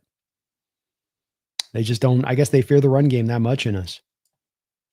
Robs, thank you for the $2.79 donation. Robs says, Nehemiah Pritchett's PBU was just a beautiful watch. Wow. Nehemiah Pritchett had a really good game. One of maybe his better games that we've seen out there. He got a few different snaps that he was moved down the field. They attacked and targeted him. I think he had the one touchdown he gave up on Harrison, where Harrison might have got away with a little bit of a push off, but he had the really nice PBU on the other side of it. I think he was tight in coverage on another time that he was targeted too. Very cool to see if this kid can come forward in his game and keep developing keep being a part that we can rely upon in even the next year, not even have to necessarily this year for a lot of snaps, but just that he can keep coming along so that if we lose a Job and we lose a Woolen, we've got him in the depth there to factor in for whoever else we bring in as replacements at that point. But he has been playing just among some of these other young guys that have really come along. Drake Thomas, Tyakata. Feels like Pritchett's been playing a little bit better and better. He's not getting a ton of run, but when he's getting some run out there, he's doing something with it. It's good to see, Robs. Yeah, great catch on your part. OE, thank you for the $5 donation, OE. Next week is going to be a measuring stick for both the Hawks and for Darnold himself. If they beat them and Sam plays well, it'll be a great sign. Enough said. You get the enough said on that, OE. I can't agree more. It's a measuring stick game for us with this Hawk team. It's not that, a bad thing that you've gotten a little bit of a weaker schedule to start this year out. Not the worst thing in the world. Okay. It doesn't mean that it's a blight on the record or a blight on the team in first place. You got the number one record in the NFC right now is if the playoffs started today. So you took care of business where you should take care of it. But the schedule now is going to start to get a little bit tougher as we round out the end of the season. Twice against the Rams, once against the Colts. Still got that Niner team, which maybe by the end of the year, they'll be fully, completely out of gas and spent and done by that point. But you still got to face them one more time, too, in the mix of all this. And so, got to bring it home. Going to get some true tests. And the word you used, measuring stick, is a great way of putting it. Great measuring stick for the Hawks. Great measuring stick for Darnold up against that defense that had his number last year twice. Can he return serve? It's a little bit like a return serve game. Rams have kind of had your number in recent years since McVay's come there. And in Darnold's case last year, he had a great year. The only black spots, the bad marks on the grades there for him was those two Rams games, essentially.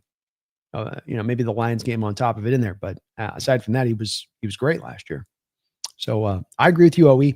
I'm in the same place looking at this game as a measuring stick game. Doesn't mean you're not a team that can't still get better as the year goes along. And if you lose, that you couldn't get to still back the Rams the next time and go on a run and things do come together. It's the NFL season where you got to be very careful about coming to, full determinations about a team when there's still so much of a season left. And we've got, at this point, a half a year still left. So a lot of football left to be played. A lot of the story left to be told. Jeffrey Dissol, thank you for the $5 donation. Jeffrey, week 1, rolling into the Niner game, cutting a big fart and going home in a game we all knew we were going to need is looking worse and worse. Definitely one that you're kicking yourself on for sure there, Jeffrey. Yeah. It is a Niner team that's just been a tough team to deal with, and they've been so well coached, and Shanahan's done such a great job with that team. But certainly a game with 2 interceptions that you get, where you feel like you should have come out of that one with where they were health-wise and where they were at. And that might be one we do end up kind of kicking ourselves on when it's all said and done. I think the good part is that if you're going to lose a couple games in the season, you're losing at 2 teams with winning records. It's not the worst of realities and how it's played out there. And the good side of it is that you have gone on a bit of run since that, so that you have at least taken care of the rest of the other teams you should have taken care of, if you want to be the team that we think that this team can be. But well said, Jeffrey. I agree. That one might end up stinging when it's all said and done. R. Sanchez coming in with a $20 donation. Mr. Sanchez, thank you so much for that. Very kind of you.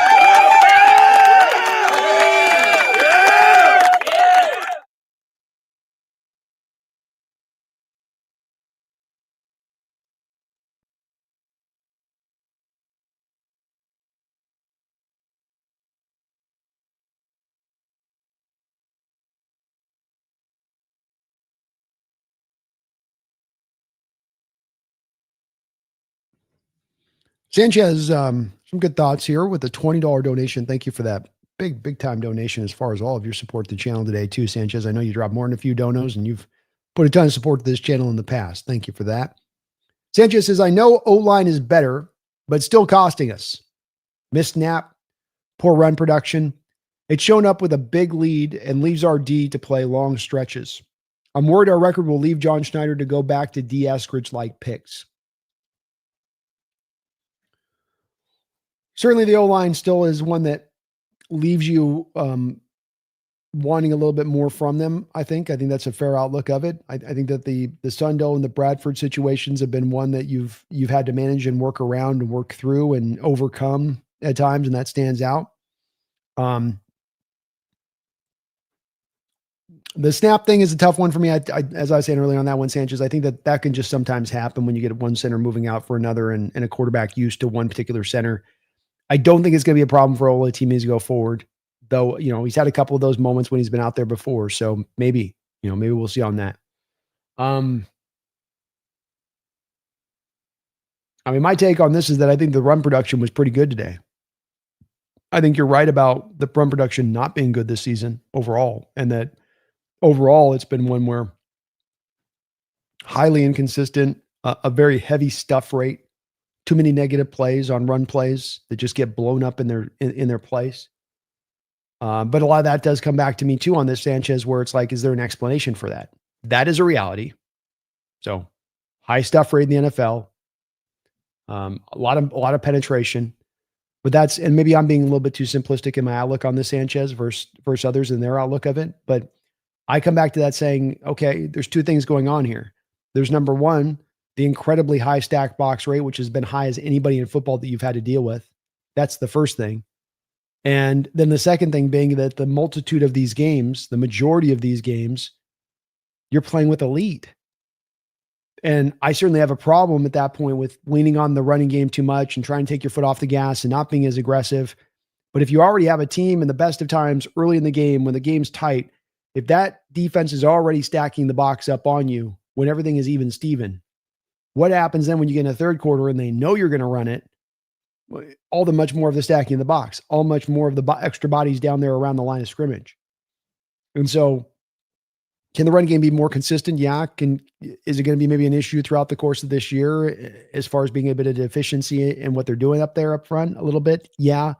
I think it's made to look a little bit worse, Sanchez, than it actually is to me because of that fact of those stacked boxes, because of that fact you have been playing with the lead and teams know the run's coming in that third quarter and know they're going to load up to the hilt of it. And rather than you countering that with like a pass play to hit them deep down the field, you're just sort of staying on the run play.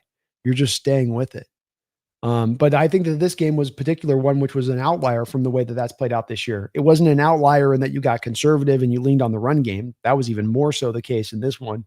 But it was that you were still able to find effectiveness when running the ball in this game. All three of your backs averaged well over 4 yards a carry in this one. And that's with the defense knowing it's coming. So maybe something good to be able to pull away from on that. It's not like the Cardinals defense is necessarily awful at stopping the run. They're missing Mac Wilson today, which was a heavy loss for them in that way. But it's going to be what it is a little bit on that. The O-line is better this year, Sanchez, but why you and I and why many others lamented not attacking more of this offensive line this offseason, why not making it more of a point of emphasis, is for this very reason, is because of how substantially it could help out this offense as a whole if you can take those weak links of right guard and center and bring them up a notch, because the rest of the stuff is on point and rolling well. The one hopeful part I'll have within all this about John going back to sort of de-Eskridge type picks or making kind of funky picks that are a little bit outside the box is that he's had so much proven to him as far as this is the right path to go in the investment in the offensive line. Haynes is your one miss in the third round that we'll see what happens with him long term. But Lucas, home run. Cross, home run. Zabel, home run. So it is kind of saying to you that when I put the onus to this part that's been a detriment to my team over a 10-year stretch that's had its issues, when I've put the resources into that unit, when I've given those prime resources into that unit, I've been able to individually turn those positions around. And when I look to the line and where there are still weaknesses that do remain, I can pinpoint those down to not having enough of the same kind of equivalent investment put into them. I hope that is the logic and reasoning that takes John back around the path of being willing to go early to take a lineman and just really stack this thing up right. But you never know with him, Sanchez. I think there is always a bit of that pull to lean away from offensive linemen. I think there's always that pull of the believing, especially interior offensive linemen, as he has said, are overdrafted and overpaid, and he doesn't want to do that. So it's a hard one to say there, but it can get better. Comes back to, again, get this offensive line to a point of being a strength of this football team, especially now having Sam Darnold. You've got the QB now. Protect him. Get him the line in place that can allow him to be at his best. And you're this close away from making that happen. The work's not quite all done to making that happen and full on that, but it's getting very, very close. Thank you, Sanchez, though, man. Appreciate the $20 donation. All of your support today. Very, very kind of you. Big time support on the channel from man. Appreciate you. Don't make me remember D. Eskridge, Sanchez. I'm traumatized by D. Eskridge pick. Creed Humphrey on the board, and you pass on Creed for D. Eskridge. Oh my gosh.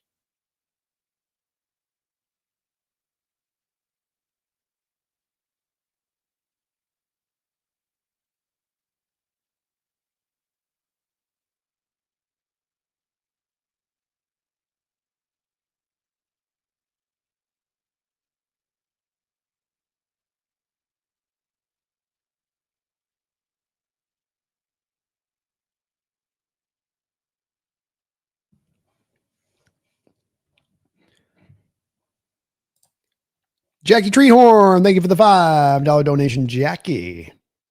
B, is there a salary cap when it comes to coaching staff? If not, why don't teams ever pay coaches to stay when they're poached? Worried about Kubiak. There is not a salary cap, Jackie, in the NFL. You can pay whatever you want to pay to guys.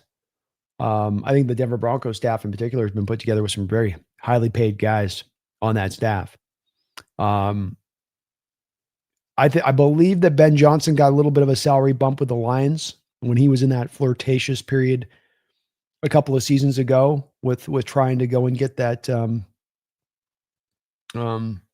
head coaching job, and the Lions were able to keep him a year or two there, giving him a little bit of a bump in salary. Ultimately, to your heart of the question of what you're asking, I don't think even if you're able to give a coach what he's going to make as a head coach as an assistant, I still don't think that that's enough to quite keep that assistant coach in tow, because it's just every natural progression seems to be that you want to then become a head coach, that ultimately there's very few coordinators who just love being a coordinator and they want to stay within that role permanently. Everybody seems to have it like a 99% level, those eyes that are going to look to being a head coach when that opportunity presents itself. And when it does present itself, I think even on top of this, you see it be very rare that you have a play caller that's just going to kind of wait for the right job he wants. You know, they're looking for a very specific job where it's a good landing spot where they have a good chance for success. I'd offer you that more coordinators probably should, Jackie, be thinking about that, about where you're going. Don't just take the first job that comes because you want it so badly. But it's back to my original point that that's the driver here from these coordinators by and large, which is just if you get the job opportunity, go take it. You may only get that one opportunity in your whole alignment as your NFL coaching life. Jump on it when you get the chance. It's not going to be perfect. There's never a perfect opportunity. So it's the unfortunate part of this business at times. And you get a great coordinator, you've got a great staff, you've got everything clicking and rolling and going together well. And then the team comes in, they say, we like that guy. I think we're going to go ahead and take him. And now you got to hit the reset button back on your offense and try to find some kind of answer out there somewhere else at that point. But I think the good part of this is that they would stay with the Shanahan offense if they moved on from Kubiak. They keep for like. Doesn't mean you do as good with the next hire that you bring in, but that you can kind of do less of a huge transitional point from going from like an air raid offense to the West Coast offense, which was kind of a heavy change from one to the other. This will be more like apples for apples, I think, if you move on that way, Jackie. Jeffrey Thistle, thank you for the $2 donation. Jeffrey says, I bet $5K on the wins for the Hawks week 1. Easy. Ooh, look at Jeffrey's bet. $5K on the Hawks to go over the 7.5 wins on Vegas. And folks, if you're listening to me, I wouldn't have been so hard on saying this. I wouldn't have been so passionate to say it. I grabbed each and every one of you prior to this season. I said, look at this bet. The 7.5 wins Vegas has got on. I said it to you last year too. You would have made money last year back to back. If you listen to me, you're making money. And then I said, look, if this is out there for you to go jump on this bet. Said Vegas is completely underselling us every which way but loose. When you look at Vegas for a 10-year period, they have by and large missed the boat on the Seattle Seahawks as far as trying to calibrate where that team is going to go for the NFL season. And when they tend to calibrate wrong, they've tended to calibrate like 2 seasons under where they've truly landed as far as their victory total. So Vegas just has this kind of blind spot to Seattle. Jeffrey taking advantage, and that's good to see, Jeffrey. Hopefully you're out, get a nice little payday on the back of that one because that was a ripe one sitting there to be had, wasn't it? I hope they do that again next year.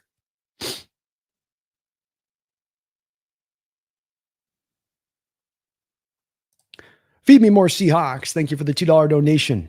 Tyrese Knight says he has a heart issue and MCL issue off season. Oh, that's tough. And the good news, hopefully, is that if it's the MCL from training camp that he suffered at the time, feed me, is that maybe he's getting back to 100%. MCLs tend to be 4 to 6 weekers. Usually 4 weeks if you're a lineman, 6 weekers if you're going to be off the ball like a linebacker or a receiver or cornerback. So hopefully the MCL is getting better because that one does tend to be one that can kind of heal up a bit. But man, the heart issue, those are always scary. Don't want to see that. Nothing hopefully major there with him. He played a whale of a game, feed me. Good in the run. Part of the reason that you were so strong in the run and defending the run. Had a couple quarterback hits, 2 sacks, 3 tackles for loss in this game. Tyrese Knight played maybe the best. Tyrese Knight did play the best game of his career. And boy, did you ever need it. Just another part of this team that's been so impressive. There's so many great parts of this team to talk about and so many cool parts to discuss and celebrate. How about the celebration of, oftentimes we hear these teams say, next man up, don't miss a beat, next man up, no drop in play, next man up. And we all say that crap, but we don't believe it. You lose your front line guy to the backup guy. You don't just say the backup guy is going to hold the line. He's going to be more like holding on for dear life. Seattle Seahawks this year over and over again have called upon their depth, and their depth has stood up tall to the task. Ty Akata playing like a top 5 rated safety by PFF. He's getting into that measure. I mean, I'm talking top 5 in the NFL right now. I'm not saying he's playing like a top 5 safety, just that his rating is that mark, showing he's more than filling in for Julian Love. Drake Thomas has been fantastic for you. Fantastic. 6 tackles today, 2 tackles for loss. Excellent in coverage as you'd hope he'd be. Filling in out there at the will linebacker position. Tyrese Knight coming out here at the mic, having the best game of his career, filling in for Ernest Jones. Darian Kendrick earlier this year when he came out there for the slot, when you were down both Witherspoon and Eamon having to come out there and hold the line. Josh Jobe stepping up, stepping in, making it happen. These guys have really done a good job of when they get their opportunities, backups coming in there and not just kind of looking like they're in over their head or getting nervous or just holding on for dear life, like I said, that you often do when you go to these backups, and speaks to the strength of this team, speaks to the depth of this team, speaks to the fact that they're building something that's on its way to doing something potentially really great. Phoebe, thank you for the $2 donation. He says it was during the offseason, the MCL issue. Yeah, I think it was right there at offseason. Interesting. Okay. Because I thought they were still dealing with a bit of the knee thing in training camp. He was having like a specialist look at it, and they weren't telling us a lot of what was going on with it. But hopefully he should be over the top of it. Looked like he was through it today in how he was playing. And hopefully they got that heart issue thing under control as well. Because that's definitely a little bit freaky deaky too, huh? Like that's kind of a scary one as well. Yeah.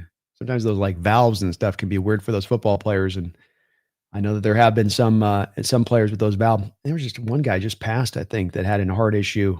There's one of those guys, I think, that was like a former Coach Carroll guy back at USC that Carroll didn't like to mess with those heart issues. And he's like, I'm not taking the risk with you on it.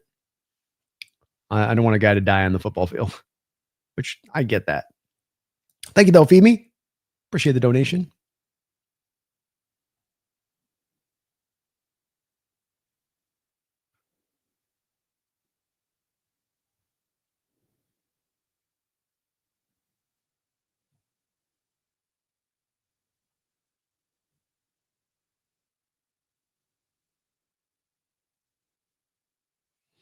Those Dallas Cowboys just saying, I wish we had a QB.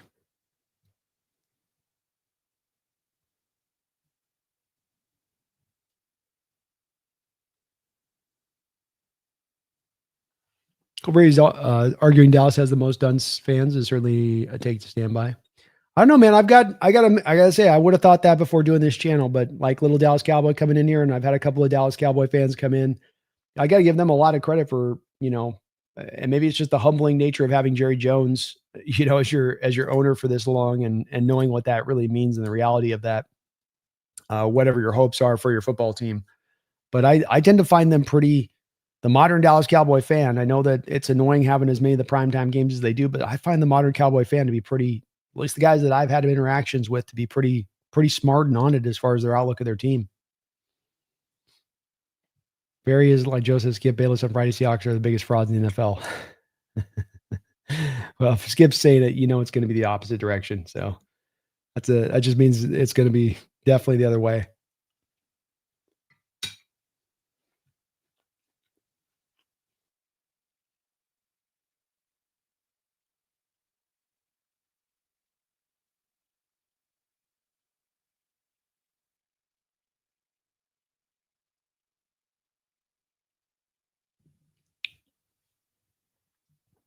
Kogan says, thanks, Brandon.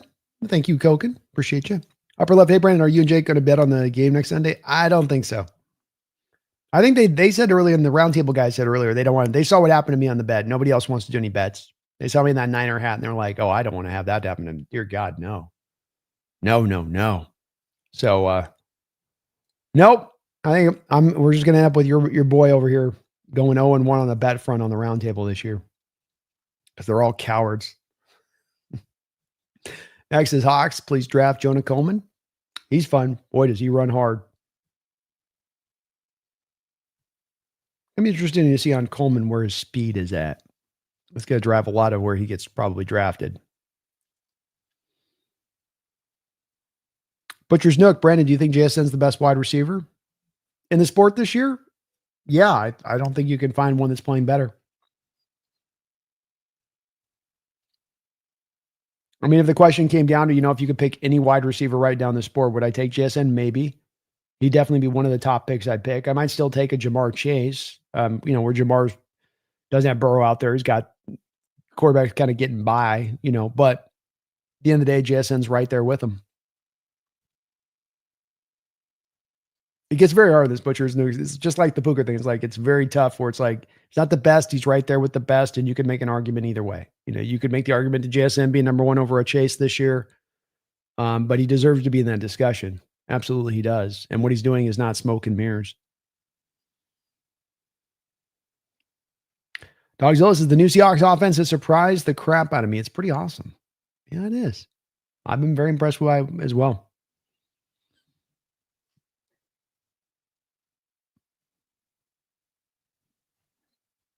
Brandon Jenna says, haha, look at the Rodgers overthrow DK. Boy, you'd think he's missing his first home because now I think he's in his first hole with Pittsburgh. It's not been a great connection between DK and Rodgers. He's got some catches. He's got some touchdowns receiving, but those guys are not a match made in heaven, to your point. Jack says, I like that we played the Rams away in our first game, puts the pressure on them, and we're rolling on the road. Gives us a huge advantage if we pull it out. Agreed, Jack. I kind of like it playing that way too. Yeah, feel the same.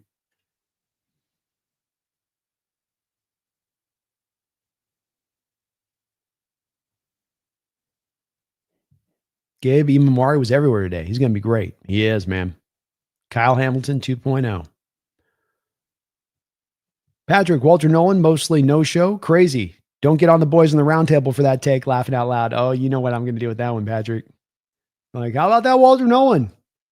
Looks like a world beater one week and then just completely disappears the next week. Oh, that's almost exactly like my draft outlook of the kid. Goldberry's Jake really believes the Lambs won the last 6+ Super Bowls in a row. Stafford's a 9-time MVP. Puka better than Jerry Rice by a country mile. Shout out to Jake. Very real takes. TWB McMystery, UK fan here. I love it, TWB. And if I ever make a trip someday to UK, it's going to be because if I ever do a European trip, it's going to be because of our European Hawk faithful over there and wanting to go do a meetup out there with you guys. I've always thought about doing the bucket list kind of European trip at some point, but I think it'd be very cool to be able to get out there and meet up with some Hawk nesters out there and Braden, get out to a pub. Max's Pook's better yak, but JSN's better route runner. Yeah, agreed.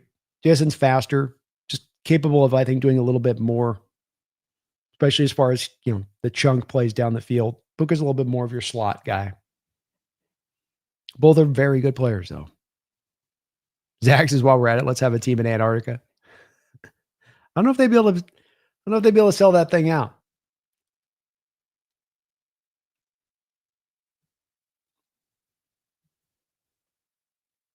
NFC West media. Can they move the Rams game for next Sunday to Sunday Night Football? It'll be a great game. Who will win and who will fall?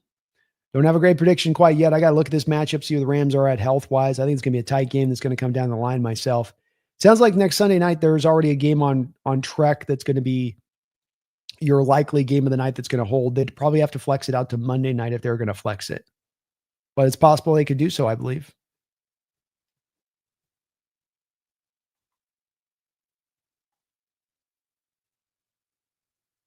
Dogzilla says, okay, check their streams and back to Brandon the TheSeahawksNest. Let's go, man.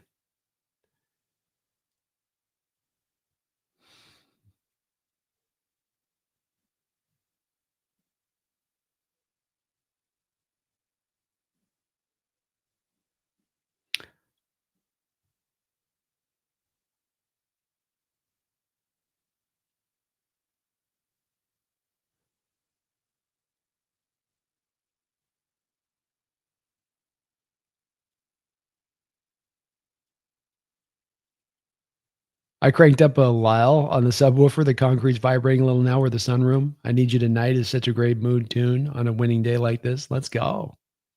Turn it up. March has given Mike McDonald's record on the road. Does it suit us the first game against the Rams on the road? Yeah, I do. I think that somebody else put it above there, Martin. It's like a little bit of the pressure's on the Rams in this one. You still have the home game down at the end of the season to pull this back as far as to split it, but you're playing as well as you are on the road. Get the home game back later in the year. Yeah, I think you like that. Francis, man, it's really refreshing to hear the crowd noise in Lumen today. Lots of Seahawks chants and TY colors in the stands. We're almost entirely what they ought to be. One false start. Yeah, it felt like they brought it today, Brandon. We know the Cardinals aren't taking over the stadium. Cardinal fans. Jeffrey, I love how excited Rashid Shaheed looked being here on the sideline. He seems like a good fit. Boy, does he ever, man. Pure, just great fit all the way down the line. Very, very, very interesting addition to this team.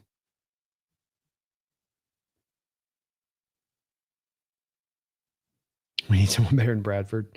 Have to wait till the offseason on that one. Mickle Cam, today's mistakes were not costly because AZ was never going to climb out of that hole. But come playoff time, we cannot F up like that. Those teams will give us an early exit. Got to fix those problems. Amen, man. Got to find a way to kind of close things out fully. You've closed it out for the most part, but just put it away. A better team would be able to kind of mount up some stuff against us. Better team's not going to get down as many points early on, to your point of that, Mickle Cam.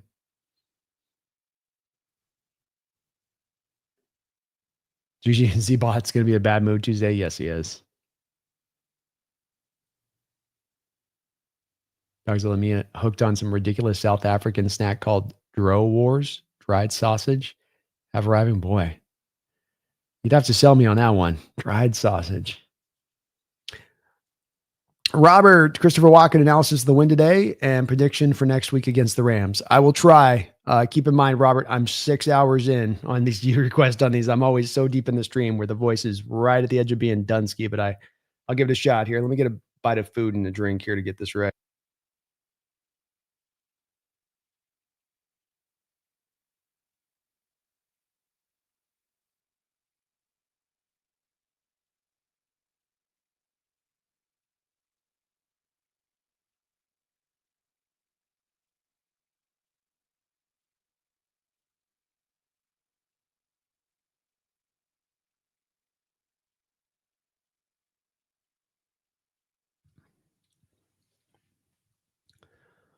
Robert, Seahawks fans worried this week, despite not enough of a butt whooping. Watkins says, it's enough. 22-point win. It's enough. I don't need more. I'll take more, but I don't need more. A win's a win. And dominance is dominance. If I get greedy, put a dub up, keep the good times rolling like we did today. Can't be stopped. Rams about to get steamrolled. Walking, telling you right now. 20-point win next week. Write it down. Write it down. Watkins, it's not me saying this now, Robert. It's me saying it, Robert. 20-point win now, next week. Steamroll, Rams. Write it down. How you like your lamb chops? Overcooked. Good to see you in the house, Robert.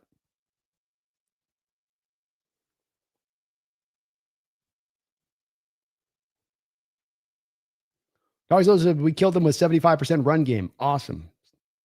Good work when you can get it, Dogzilla. Win a game by winning the game by running the ball 75% of the time.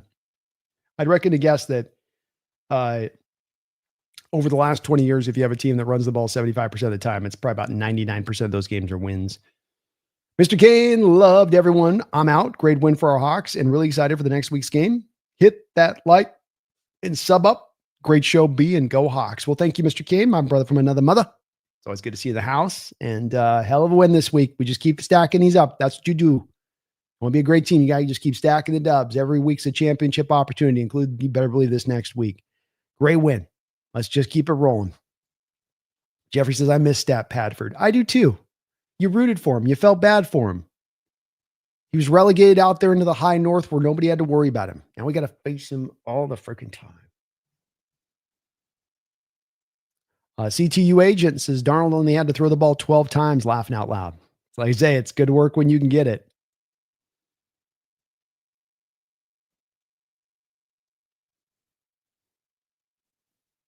Cool Breeze says the Rams are frauds. Can't wait for Sunday. Ooh, feeling confident. Let's go. Brian says there's no salary cap on coaches. Owners just don't want to overpay for coordinator. Yeah, it's not ideal. I think there's some owners that are willing to do it. Others that are going to go a little cheaper there. But I still think ultimately there's so few examples I have of coordinators that have remained a coordinator and passed a head coaching job because they're being paid a certain amount of money. You get offered that job, you go take it.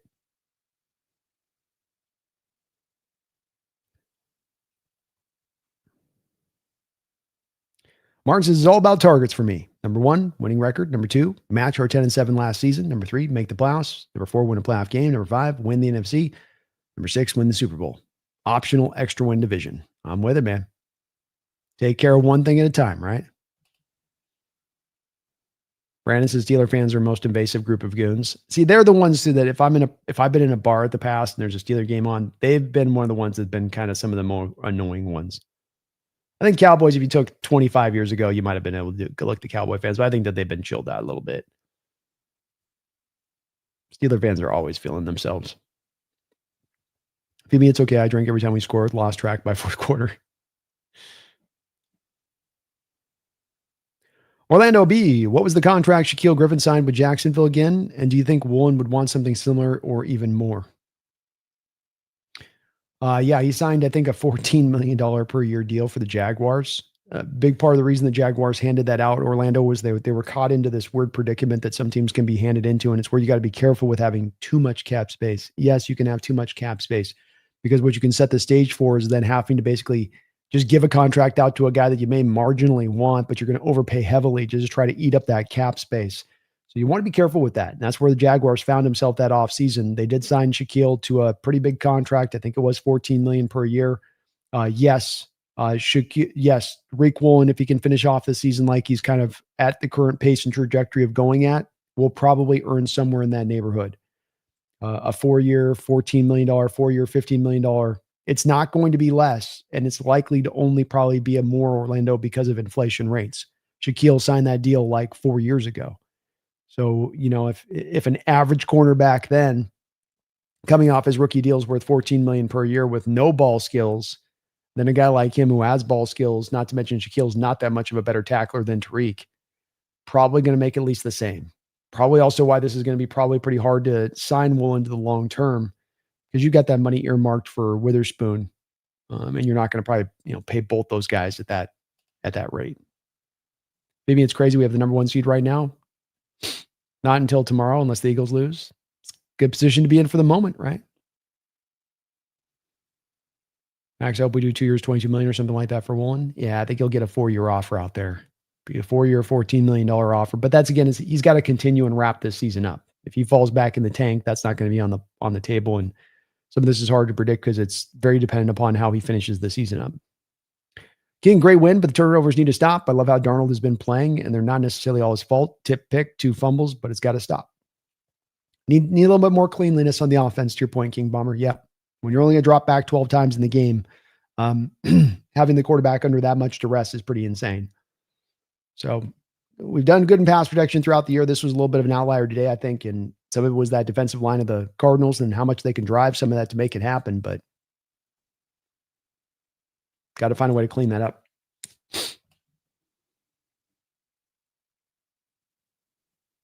King Bomber, not sure if my expectations are really high. A win is a win, but the turnovers got to stop. This could have been a much bigger win if we close out these games. I'm not sure at the moment if it's an inability to close out games or play calling issue where the play calling gets really simple. Effort dies from the players, all in combination to not just score points.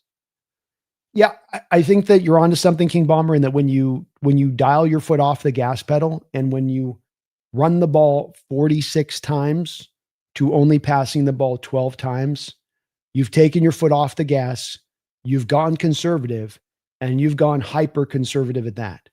That's where, to me, coming back to, is it an inability to play calling? Is it, this or that with it? I just think it's that the team's leaning on leads a little bit at times. And yet you're right in your assessment in that when they do that, you can feel how that then hampers the offense. You can feel how that then affects the energy of the players. But I think the bottom line on this comes down to this, King Bomber. Might it cost us down the line? Maybe. Has it cost us in any one game this year? Has there been a game this year whereby you taking your foot off the gas, you've lost it because you've taken the foot off the gas? No, there has not. And what that has meant to the other side of this, King Bomber, the flip side of that is not only have you not lost a game by taking your foot off the gas, but the second part of that is that you've closed those games out and gotten the win. It's essentially you've been rewarded for the conservative nature you employed. This is not to say, King Bomber, that I'm saying go this route, that I'm in favor of them being conservative and being, taking the foot off the gas. I'm not, but I'm just saying that that's the reality of this too. It can drive us crazy. It can frustrate the hell out of us. But at the end of the day, it hasn't necessarily cost us, and they have closed these games out and gotten the wins. So, it's kind of like Mike is playing to the rule of thumb when you have a lead at this given point in the day. Most head coaches operate off this rule of thumb by how our play calling will be driven by how we're going to attack defensively. And that then doesn't lead us as fans feeling like you're really putting these teams away and you're letting them kind of stay alive a little longer than you should. But at the end of the day, it's working. You're 7-2. And I don't think it's down to some ineptability of Clint Kubiak offensively speaking. I think King Bomber, if you just decide to light this thing up from the jump and go full on, lay all the guns to bear, you can go drop a 60 burger on this team if you want to do on this. But that's not the important part from Mike and his perspective on it. There's a management side to this, I think, a little bit at play here, and a controlling of the game thing at play here a little bit too within that. So it's not that it shouldn't be frustrating. I get that part. It is, and the turnover stuff needs to stop when you got a big lead like that. You need to be much safer with and careful with the ball. But they definitely dialed it back as far as the play calling. As you got to that third quarter.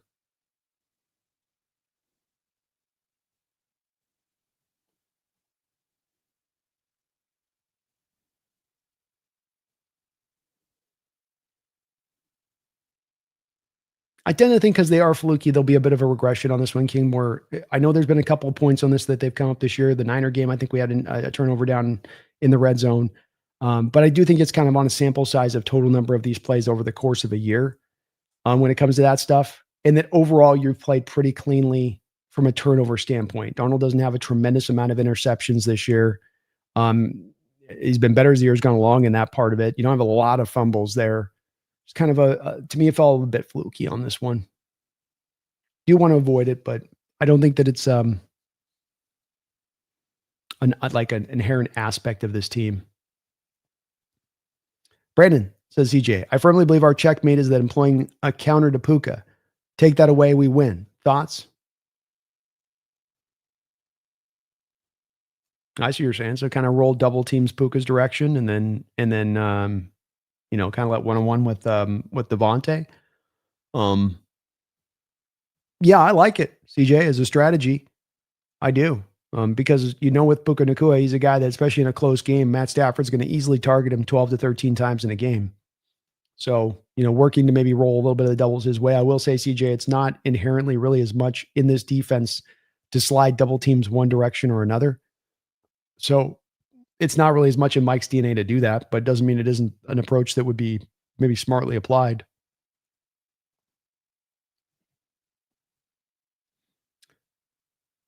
Brandon says, can't wait to listen to all the pundits talk us up this week. Everyone's been on that Seahawks since the Washington win. We've definitely got a game of the week next Sunday. Amen, man. You're going to start getting some Hawk hype this week for sure. It was already starting to build up last week, but now it's really going to start to bubble. King, do we know anything about the Imanwari injury? No updates yet, King. The good news on this is that he did come back out onto the field after he sustained the injury. So the fact he went out there and did play again, good news. Ben's with me. He says, y'all need to chill. 7-2, a killer D, and kick-ass offense. Stop whining. I love it, man. I think they're just, I don't know if it's a whining. I think they're just wondering about, and King himself and how he's presenting some of this. I know some of you guys are jumping on King here a little bit, but he's just presenting this in wonderment. He's like, I wonder if this is a little bit of an issue. He's not saying it with a magnanimous statement of certainty. He's saying, I wonder if this will be an issue that comes up. I think it's fair to just ask the question on it, especially as he's posing it that way. But, there'll be a little bit of this. At the end of the day, though, Ben, right, man, gotta be happy with this win. Hard to win games in the NFL. Hard to win 7 of 8, like we pulled out, I think, right now. Something like that. All is beautiful. We'll see on the Sundell injury. Bomber, he did walk off the field. They had ice on the knee. At least he wasn't carted off. So maybe there's some hope there of him coming back somewhat soonish. Minnesota return game would be great for him. Yeah, that sounds about right.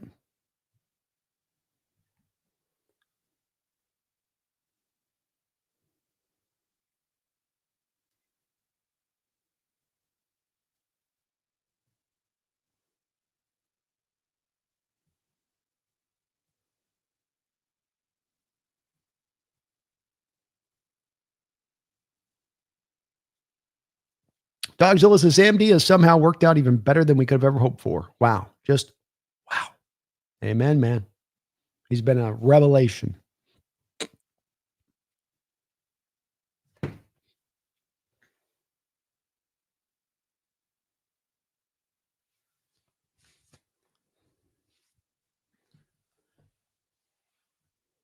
Catalyst says, I think Kubiak needs at least one more year of OC before head coach train jump.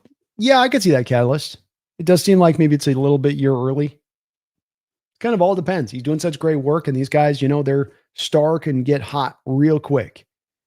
And so it just takes the one team. And I think the one good part about this for us with Kubiak is that there may not be as many head coaching jobs out there available this offseason as there's been in the past. If there's 6, 7 head coaching jobs, there's a good chance he's getting plucked. There's just maybe like 3 or 4, maybe a better chance that you're going to be able to actually retain him and hold on to him at least for one more year. King says the bright side of Kubiak is probably be retained based on some of the offensive struggles. Maybe.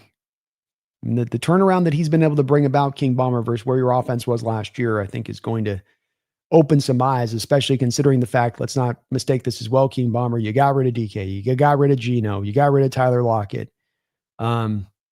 This is an offense with as little assets buried into it as just about any offense in the sport.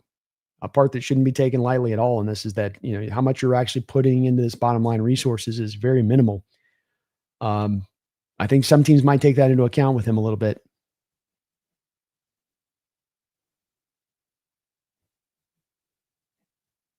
CJ would have donated Brando, by the way, just having Apple Pay issues. No worries, CJ. You guys watching, you hitting the like button, contributing in the community in the chat here. That's all I ask for. If you can do more, great. But if not, no worries too.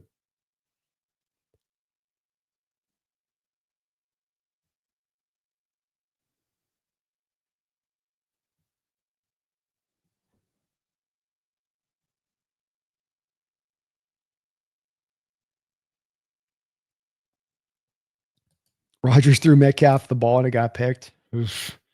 Rodgers might end up getting in a spot where he just doesn't throw DK another throw the rest of the game, the rest of the season. I remember last week he had like 6 yards receiving. It's like, oh, he's in Aaron's doghouse. It don't take much to get there either. Ryan says, I got the feeling DK didn't run the route he wanted him to make. We've seen that before. Love you, DK, but route adjustments are not exactly his thing.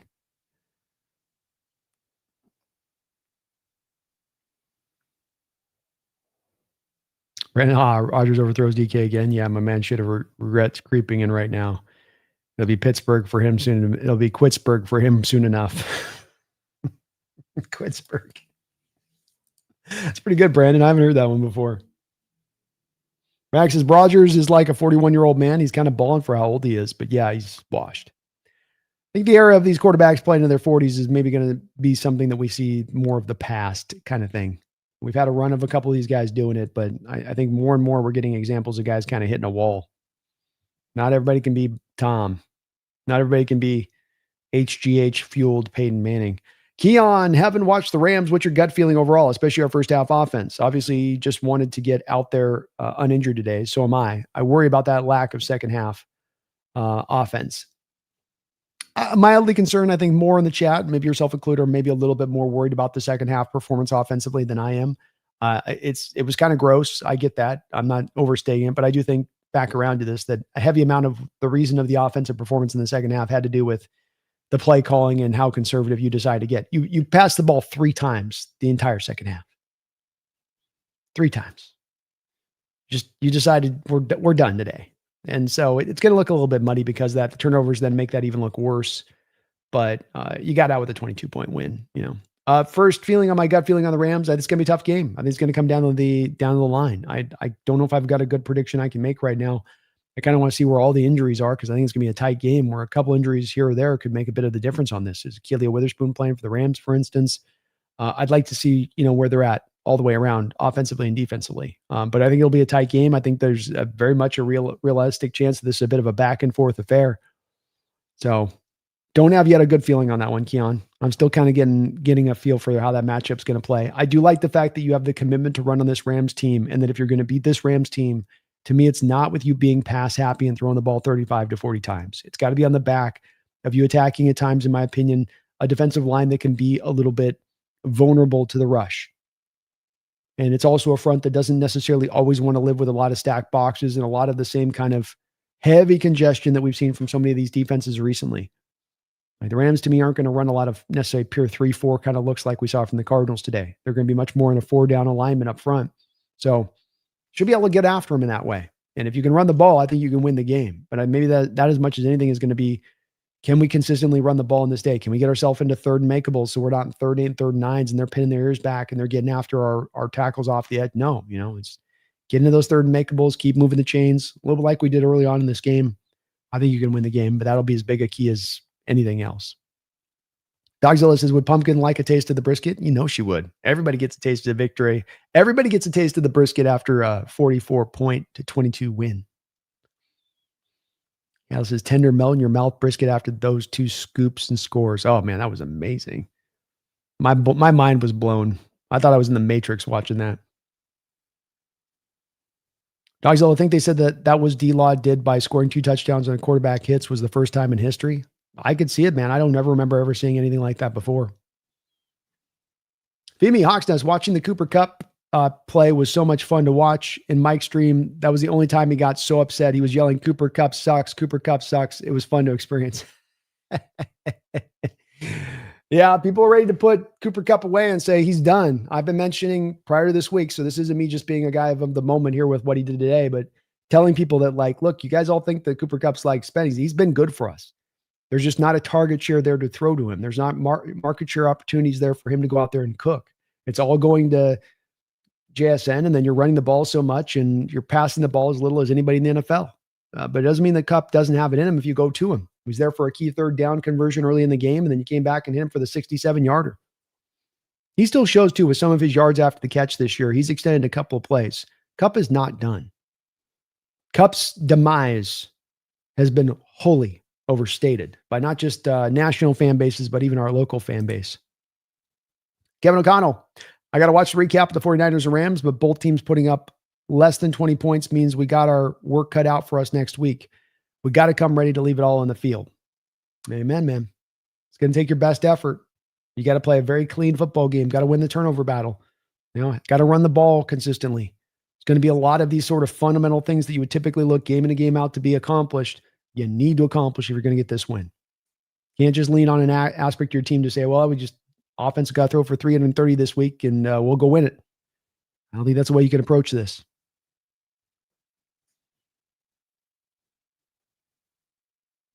D. Nugget says, next week is the start of the real season, the Belichick season. Rest in peace to Lenny Wilkins. Rest in peace, Lenny Wilkins. Head coach of your Sonics when they won a championship here back in 79. One of the known real good dudes of basketball. Just known as being just a good human being. Rest in peace. Antoine Cobb, this is not be afraid to throw the ball, even if it's a short possession throws. They should lean more into their strength. Even if there is a mistake, you cannot play conservative football and win. I get it. And you can hear above on this, Antoine, that there's a lot of people that share your thoughts and feelings on it. And I do get where you're coming from with it. And it may be something that eventually does come up to cost them down the line, but they've been able to sort of get by with this so far on the approach of it. And definitely that was the approach at play here today. It was not that you were failing executing your offense in that second half. It was that you were failing to try to execute your offense in the second half as much as just let's run the ball and get out of here.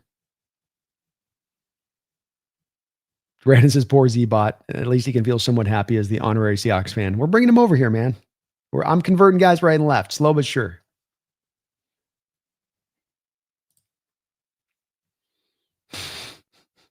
Jordan, thank you for the $5 donation, Jordan. During the roundtable, I need you to ask if Jesse bleached his hair. I think he's just gone gray, man. That's what I think happened.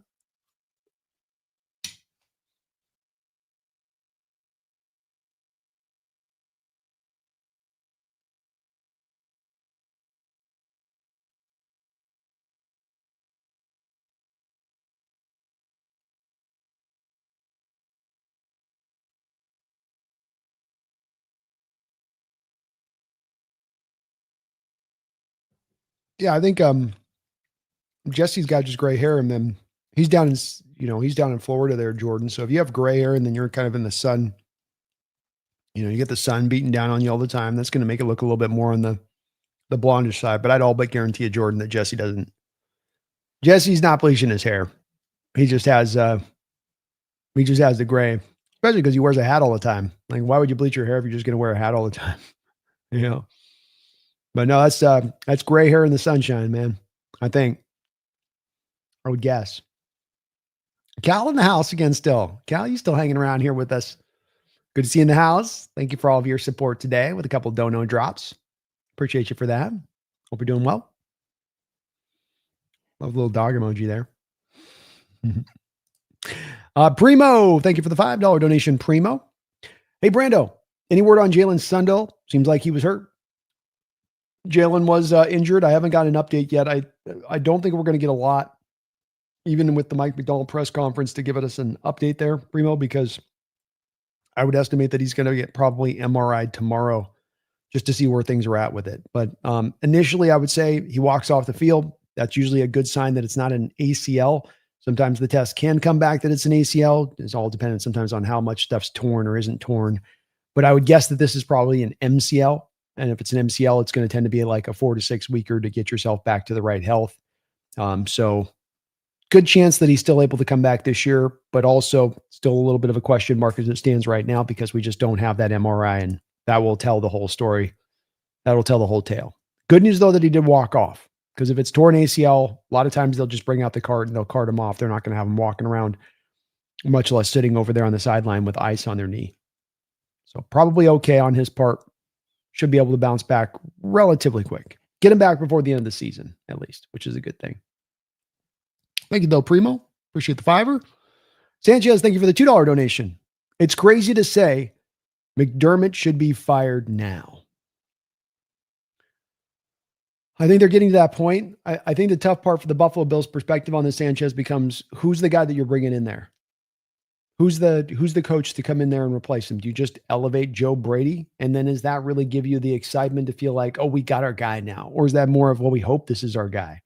And I say that because I think when you're in a situation with Josh Allen like he is, you've got to be more, if you're going to move off of McDermott, of this is a true upgrade from McDermott. This is a true, not a question in our mind about the coach, the kind of coach this guy can be, that you're actually able to go out there and target a guy that's got some validity. Is that a Mike McCarthy type guy? Because I would say that with a Josh Allen, I'd like to pair him at this point with more of an offensive-minded head coach. Maybe. I'm not to say Mike would elicit a lot of excitement from me, but I would get them taking that direction of approach. But that's the Buffalo Bills are going to have to do. And I think the hard part about this, and why I mentioned McCarthy, is that if you move on from McDermott, there really isn't as much the option out there that stands forward. There's not that Sean Payton that's out there just kind of ready to be had, waiting for that prime great opportunity, and he's going to jump on it right there. There's not that out there.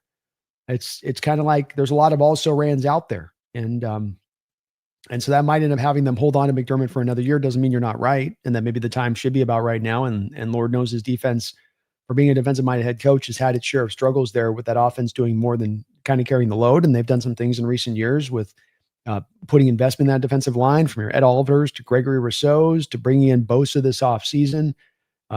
Seems like health is always a problem out there defensively too, which doesn't make it easier, and trying to make the assessment of what the hell is going on.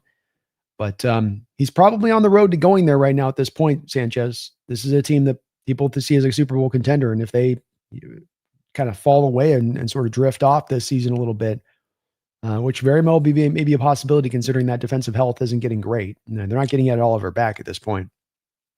So very much a possibility. Very, very much a possibility. But I would just be, if I'm Buffalo Bills, I'd be very careful to make sure that I've got the replacement that's not just me sort of guessing. I hope this guy will be a better coach than this guy. You want to get as close to like, this is a true upgrade, no doubt about it. And you might be able to find that, Sanchez, with having a guy like Allen out there. Maybe there's a guy you can find out there that would foot that bill. Seth Parkinson, thank you for the $5 donation. Seth, go Hawks and go Hawks Nest. Thank you for that, Seth.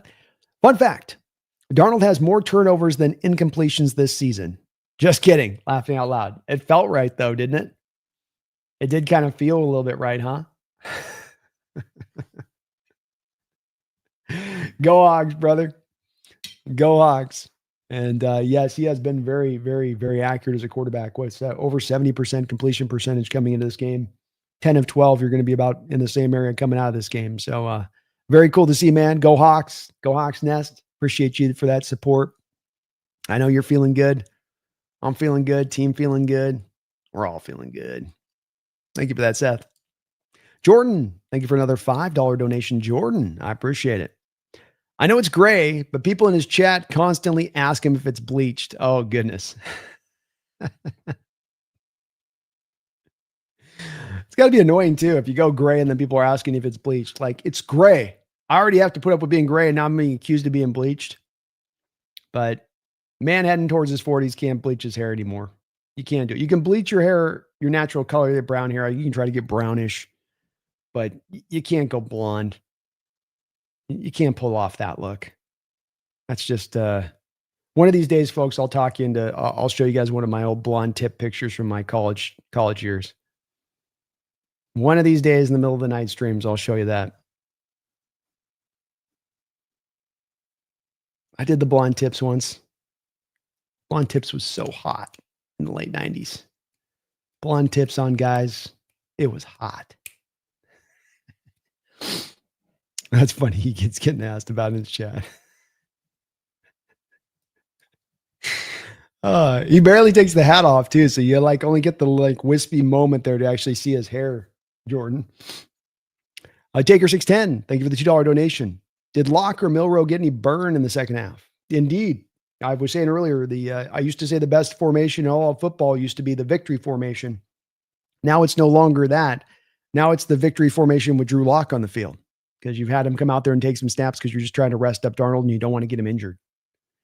It's always a good thing to have happen. Milroe's been inactive. You don't want to have three quarterbacks active. You need the roster space for somebody else. Milroe's no longer been active, so they've just kind of had him. So Locke is your number 2 guy that they go to. But yeah, Locke got a little bit of run. Didn't get to pass the ball at all. You were just in run city at that point. Run. But got out there nonetheless. He did. Randall in the house. How you doing, Randall? Good to see you back in here again. Hope you're doing well. No, you're feeling good. And he says, thank you for the $5 donation. He says, hell of a win. Not worried about Sam and turnovers. Hard to play with such a big lead. How do we match up with the Rams? Think our one soft spot on D is underneath. I think these teams have a lot of mirroring of each other. I think they're teams that are both very, very efficient and effective and dangerous passing the ball. And yet they are both two teams that want to lean on running the ball at the forefront. that they will go the pass, but not necessarily with their first tip of the spear type of strategy to go at. So there's a little bit of mirroring here going on between these teams, Randall. There's heavy amount of 13 and 12 personnel usage of the Rams, heavy amount of 12 and 13 personnel usage with us. And so you're going to see both teams kind of attacking in similar fashions on both sides of the ball with the personnel and where they're looking to go after. The Rams do a very good job of attacking the middle of the field. They do very good at attacking the middle of the field, a lot of times on the back of flood zone concepts, running guy out of the zone, attack with another guy underneath of the guy that's vacated the zone defender-wise. So there's going to be a lot of that. I think the Cardinals did feel like we were going to try to take away, because the Cardinals with Brissett do a lot of the similar type of stuff in the intermediate, middle of the field passing attack that the Rams like to do with Stafford. Seattle seemed like early in this game they were trying to take away a little bit of the center of the field with some of their coverages. And then Brissett was adjusting off that by looking to more of the out routes out in space or throwing it more to the sidelines, hitting more of the flat routes. And so there's a little bit of a tit for tat here where a smart Rams offense here sees you take away the middle of the field. Now they start working the running backs out of the backfield. Now they start working the tight ends over to the sidelines. And so you probably got to vary it up a little bit here and throw them a mixture of looks. You can't just give to me Stafford that same look over and over again. And so mixing it up, working a lot of different things defensively at them. I think that we match up very well personnel wise. I think early on looking at this game, Randall, how you run the ball. I know this is always the cliche, every game, but like this game, I don't know that we needed to necessarily run the ball well to win this game. We could have on the back of just throwing the ball all over the place, won this game. I don't think that that's going to be the case next week against the Rams. I think you're going to need to run the ball. I think you're going to need to stop the run. I know this is a boring way of assessing it from an analyst standpoint of saying, well, stop the run and run the ball. But again, I don't think that this is every year this year. That's been the case with every opponent that you've faced. This opponent this week, that's going to be as much the key for me, Randall, is can you run the ball effectively? Can you get yourself into third and makeables? And then can you get the Stafford and the Rams into those 3rd and 8s, 3rd and 9s? Because on early downs, you've been able to stop the run, not allow those 5 and 6 yard runs, not get them into the 3rd and 2s and the 3rd and 3s, which force you then to go a little bit more vanilla defensively speaking. But like you saw today with Mike McDonald in his bag, when you get into 3rd and 9, 3rd and 10, 3rd and 11, now you get the simulated pressures. Now you get the blitzing. Now you get the quarterbacks being made very uncomfortable. So it's a problem. The underneath spots where the Rams like to target Randall, but I think that they're going to read a little bit of how we're trying to lean towards as well within that, and then counter it off of that. So it'll be a tough matchup here, and I don't think there's just going to be one thing defensively you do to take that stuff away from the Rams. To me, it comes down to take away the run, force Stafford to become one-dimensional, and that offense become one-dimensional, force him to be having to throw the ball 35, 45 times a game to go get the win. And if he throws the ball between 35 and 45 times, I think he gives you a couple throws over the course of the game, or you get a bad throw into your guy or a tip ball that goes to your guy, where you get a couple opportunities for interceptions. And then if you can play a clean game on the other side of that, offensively speaking, that can carry you to the win, I think. Running, stopping the run, win the turnover battle. I think these very simplistic things, whoever stands on the plus side of that from a football team standpoint is going to get the win. And if you run the ball better, but they win the turnover battle, probably comes right down the line. Probably an even Steven kind of situation there. Random McDaniel, thank you for the $2 donation. Says, kick the can on Christian Wilkins with Jaron Reed out. It's been very quiet with Christian Wilkins. I don't know what he did with the Raiders, reputationally wise, not in the greatest place, because even the bad teams haven't come running for Christian Wilkins, and you would have thought that this would have been the case, being that everybody can use defensive linemen. I kind of wonder myself, Randall, if more of this would be driven towards potentially if Reed's going to be out for this while, looking a little bit more for Riley Mills, and that we might see him get activated here at some point or another. But team's going to feel pretty good with what they get out of this game, I think, with Peely and Bohanna, and probably feel like they can get by with those two guys at the position until Reed can come back. But not sure, man. Wilkins seems to have something reputationally that's such a black mark that he's not even getting a call out there, or the injury that he was dealing with is so bad that he's not at 100% health, but nobody's even kicking the tires on him right now, which has been strange. HHG, thank you for the $2 donations. The NFL ain't ready for a Hawks-Rams game. No, they're not, man. They're used to all these bad matchups out there. All these bad matchups. Thank you for the donation, HHG. I want primetime Monday night next week. Prime time Monday night. Random McDaniel, thank you for the $2 donation. Hard to keep Tyrese Knight off the field. Depth, a good thing. Something that's been one of the great developments this year is that we've gotten two different things come forward this year, Randall, that's been missing in prior years at times, on certain spots of the ball. We've had depth pretty cumulatively throughout this team. You could feel the depth come into bear. Certainly in a game like this. George Kalani's a third back, giving you good carries with seven carries in this game. Able to defensively, Drake Thomas, Okada getting the job done with what they're doing out there. Tyrese Knight filling in for Ernest Jones, having maybe the best game of his career. The depth has been legitimate, and next man up has been the truth. Next man up, and you've not fallen off in the least bit when you've gone to that next man up. It's going to be a tough situation there. I think that there's a little bit of a question with Tyrese Knight on, is he at 100% health? Is there something there with him, especially in coverage, that the team kind of worries about with him, Randall? There was even snaps in this game that you had O'Connell out there flexing out in passing situations for Tyrese Knight. I think he's a really good blitzer. I think he's a really good run defender, but I would reckon to guess here a little bit, maybe Randall, that there's a little bit of a lack of confidence in him in coverage right now. Just a little bit. But he played an amazing game out there, and did seem like he's a little more comfortable operating from the mic than the Will. He can play them both at an adequate level, but it does seem like maybe he's a better mic than Will when it's all said and done.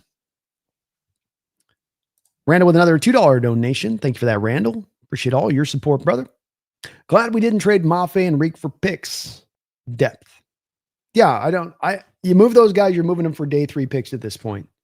And I'm getting more and more and I'm starting to circle around this draft a little bit more, Randall. I'm starting to look at some more prospects. I'm starting to read from some more analysts about this draft and kind of getting into understanding of it better and better. And I really do feel like you're going to get into day 3 of this draft, and we're going to be looking at a lot of also rans. We're going to be looking at a lot of guys that we don't necessarily have a lot of confidence this guy can round into becoming a starter, much less supply a lot to the football team. And so giving up those picks for a Shaheed, giving up those picks for a Mafe and Reek to get it back to the other side. Are you stronger moving a Rashid Shaheed essentially for a Mafe and Reek? No, probably not. Keep the depth. Get it all. Get it all.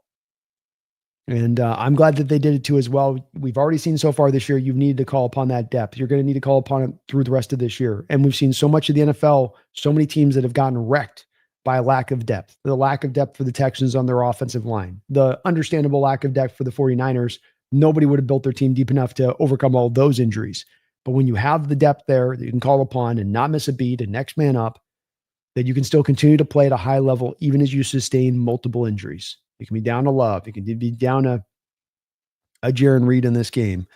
You essentially be down in Ernest Jones in the middle. I mean, that's, not 3 starters, but 2 starters and a very important role player on that defensive line. And yet your defense doesn't miss the beat. They're just as dominant as they've been basically throughout the year.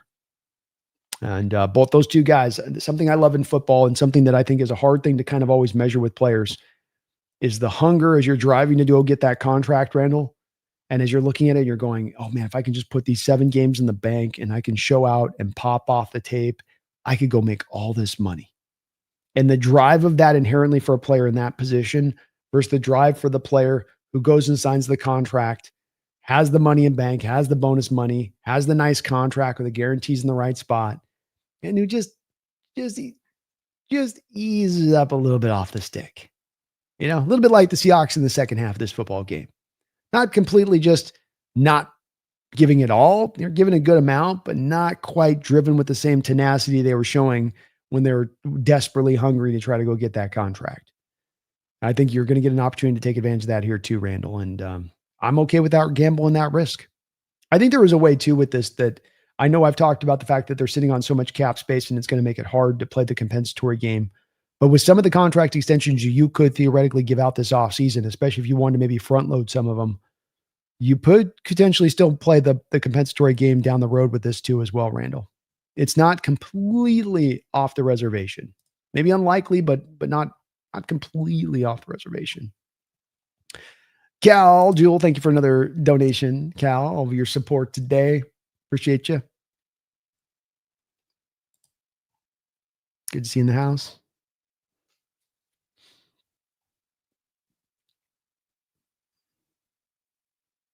Brandon says everyone's welcome aboard except Skip Bayless. Josh says haters make victories much sweeter. Amen. Amen. Especially when you make Skip Bayless look silly. It's always a good thing.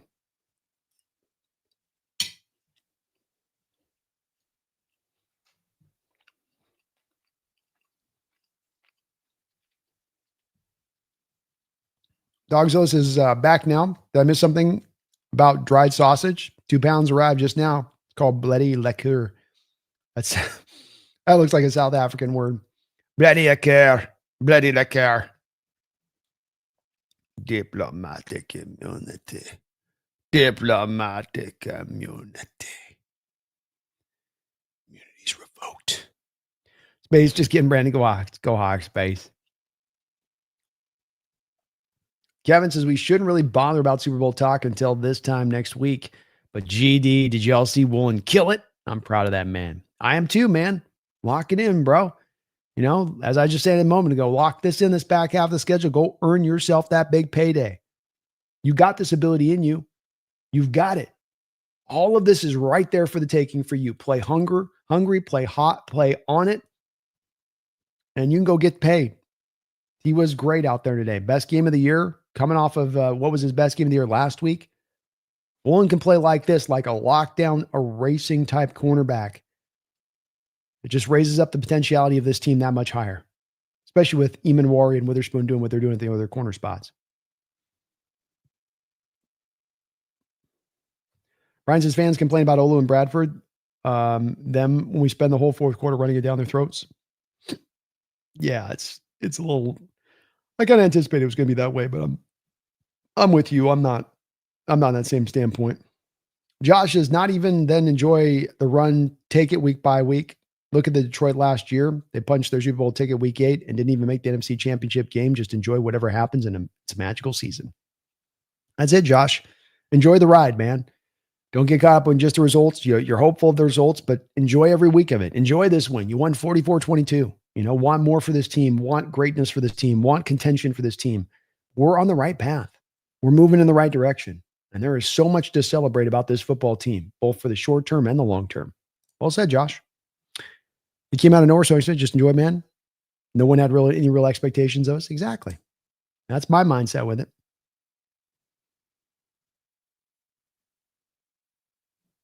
Kevin O'Connell says, I know, but look at the league. The absolute random wins throughout the day just makes our potential greatness even better. Amen. And we've taken care of business. We've taken care of business with the schedule. You know, the losses you have on your books are the teams that are winning records. So, agreed. There's greatness within this team. Can they tap into it? Can they get there? We will see this year. But as Josh says, let's enjoy that ride.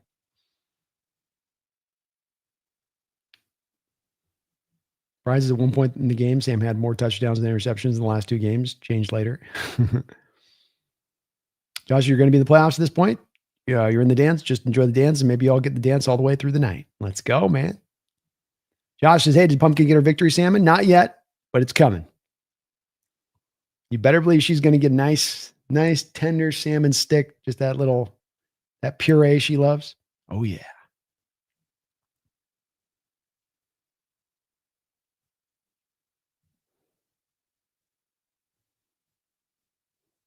Kevin, wonder if DK is out there just wondering if he should have stayed. Probably. Having a little bit of buyer's remorse. Iona, how you doing? Glad you catch the live stream today. Good to see you. Brian just give him asked to see if he'll go off. It don't take much to get Jesse going off right now with this Niner team this year. He's a little tightly wound right now. Understandably so. I get where he's coming from. But he's been a little bit of his emotions the last couple of weeks. I get a sense of. War Chief, how you doing, man? Aloha. Alpha, 46 runs today for Seattle, just 12 throws to go along. If we passed at the regular 50-50 split, JSN might have gone for 300, and we might have gone for 80. Exactly, man. It was a mercy killing, Alpha. Mercy killing. Cardinals looked at us on the ground, bleeding out, and there's, mercy, sir. Mercy, sir, please. Please, sir. I'm hurting. I'm in pain.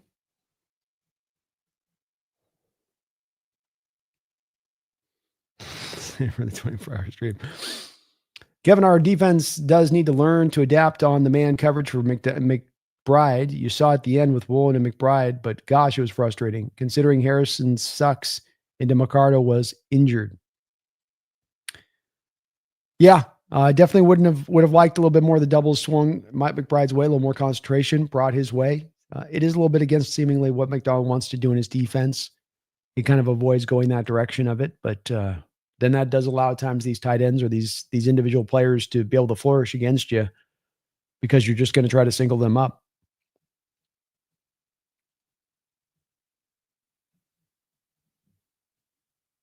Max, I wish Milrow would play when we go run mode. That's our final form.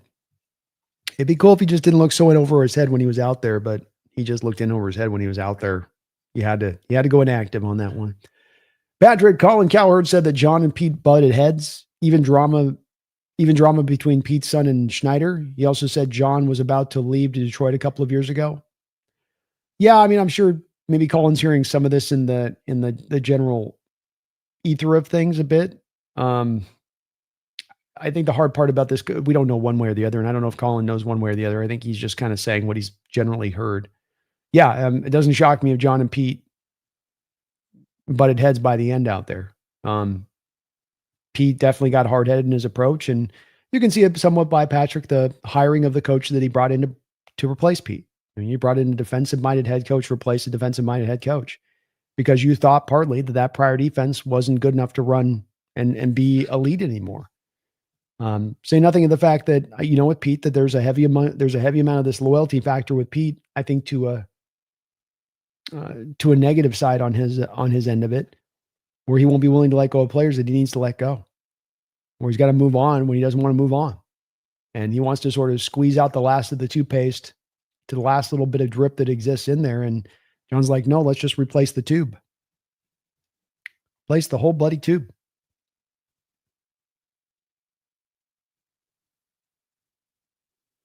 Kevin says, Colin will say the opposite thing in a single segment. I like Peyton and Russ. They're Super Bowl contenders. Mark my words. Next week, I can't believe people thought they could work together.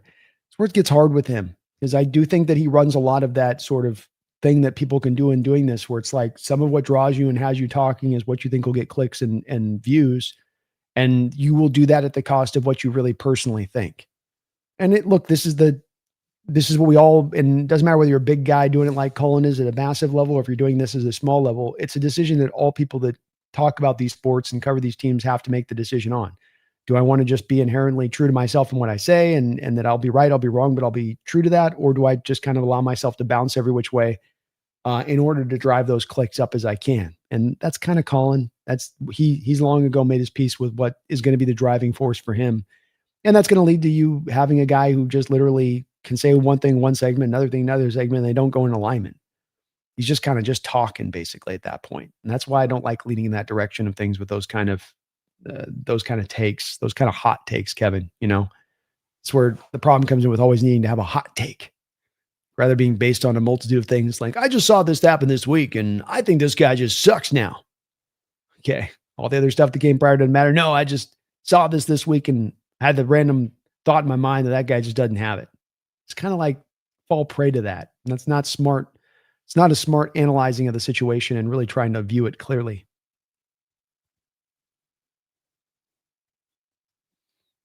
HG, you put Milrow when we're up by 50 last 2 minutes of the fourth quarter.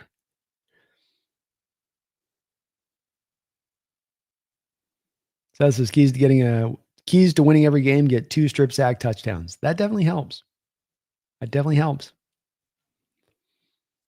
Brian says, yeah, the D finally created and recovered some fumbles. How about that?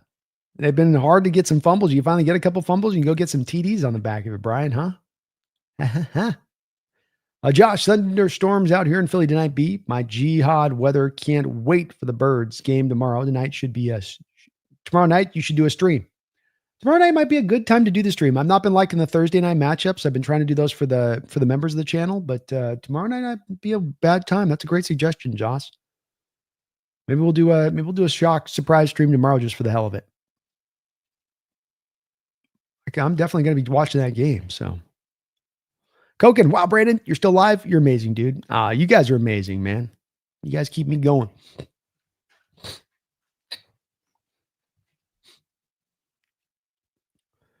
Brandon Jenna, Okada knows how to lay some wood. As long as it's on the opponent, I'm cool with it. Boy, he laid a nice hit today. What a great hit. Took his head out of it. Just got him right here.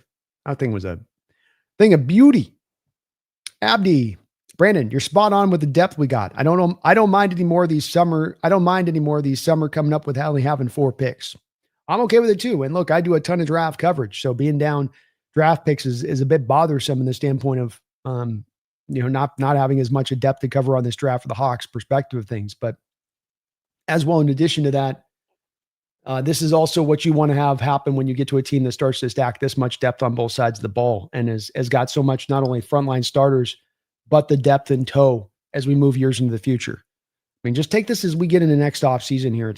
You have your 2 starting quarterbacks. You're going to have Zach Charbonnet, Hololani, and you're going to have home dude coming back from the injury. The Georgia kid's coming back as well. So you got 3 running backs you're adding in the stack. Arcadia Wright coming in there. You certainly can add another guy in the draft or re-sign Walker. So you got your two quarterbacks. You are kind of set at running back. You could add to it. You could not. At wide receiver, you're going to still be able to bring back Cooper Kupp, Jackson Smith-Njigba, Torrey Horton. I believe White will still be able to be brought back if you want to bring back on a depth piece standpoint. Bobo's a free agent. And Rashid Shaheed, we'll see as far as re-signing goes with him. Barner, Arroyo, you're set at tight end. Even Nick Callerup, you've got essentially your 3rd tight end there. You've got your Saubert-like role there for the long term. That's how they view that guy. So you're set at tight end. You've got your bookend starting tackles in Cross and Lucas. Zabel's set at left guard. Sundell comes back at center. You still have Bradford under contract at right guard for another year. So even he's not a free agent necessarily. Christian Haynes is still under contract at right guard. I mean, look, that's just your offense. Okay, let's go to the defense. Uchenna comes back. Marks Lawrence comes back. Derek Hall comes back. You're 3 set at the edge group right there. Jaron Reed comes back. Byron Murphy comes back. Leonard Williams comes back. Riley Mills comes back. You're set there. Brandon Peely's still on his rookie deal. You bring him back into the flow as well. Tyrese Knight. Drake Thomas, I think, might be a free agent at this year. I can't quite remember if he's got another year or not of club control. And then Ernest Jones is under contract multiple years. You're going to maybe lose Josh Jobe and Woolen, but you got Eamon Wari, Witherspoon, Nehemiah Pritchett coming back on that side of it too, in addition there. Julian Love's here for another year. You lose Kobe Bryant. So you got maybe a safety position to kind of fulfill out there a bit, but it's a pretty good position to be in, Abdi. That's very little holes that you're going to have to fill this offseason. You don't need your whole draft to produce like 5 starters. You get a couple starters in the first 2 days. You're perfectly happy with that. And then just add up on the depth through the rest of it. I'm perfectly fine with it too. There's a time and the place, and the time is right, and the place is good. Abdi, guys, I am not worried no more. I trust John Schneider as general manager to re-sign the key guys that we have to and draft a great, using those 4 picks wisely. Me as well. Love the confidence.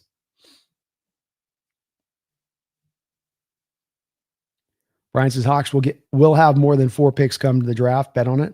I could see that. I'm sure John will try to find a way to add a couple more, even just to trade back once or twice.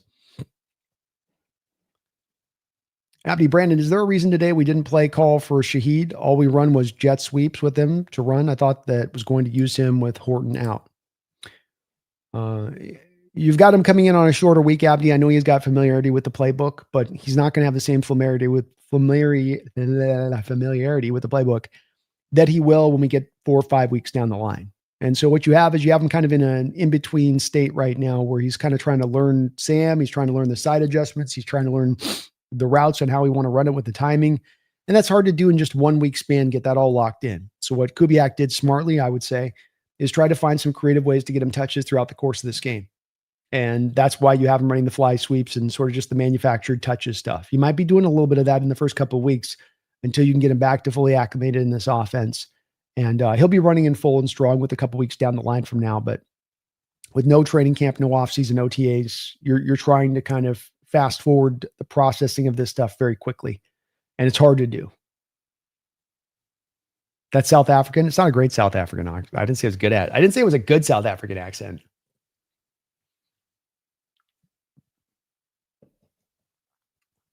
Max says we have 11 problems on defense. They are feisty blue jackals.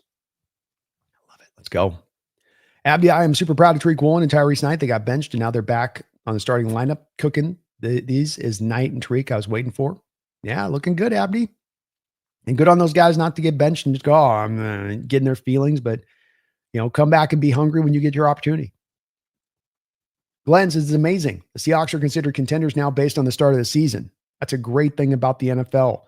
That's a great thing about the NFL team game. Come competitive with just a couple of offseason moves.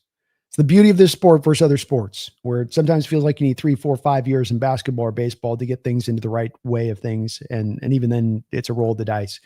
In the NFL, you can turn your fade around so fast in an offseason with a great draft class, with just the right moves spent, with a good trade to the right spot. That's the beauty of this sport. Everybody's got a chance. Parity is real.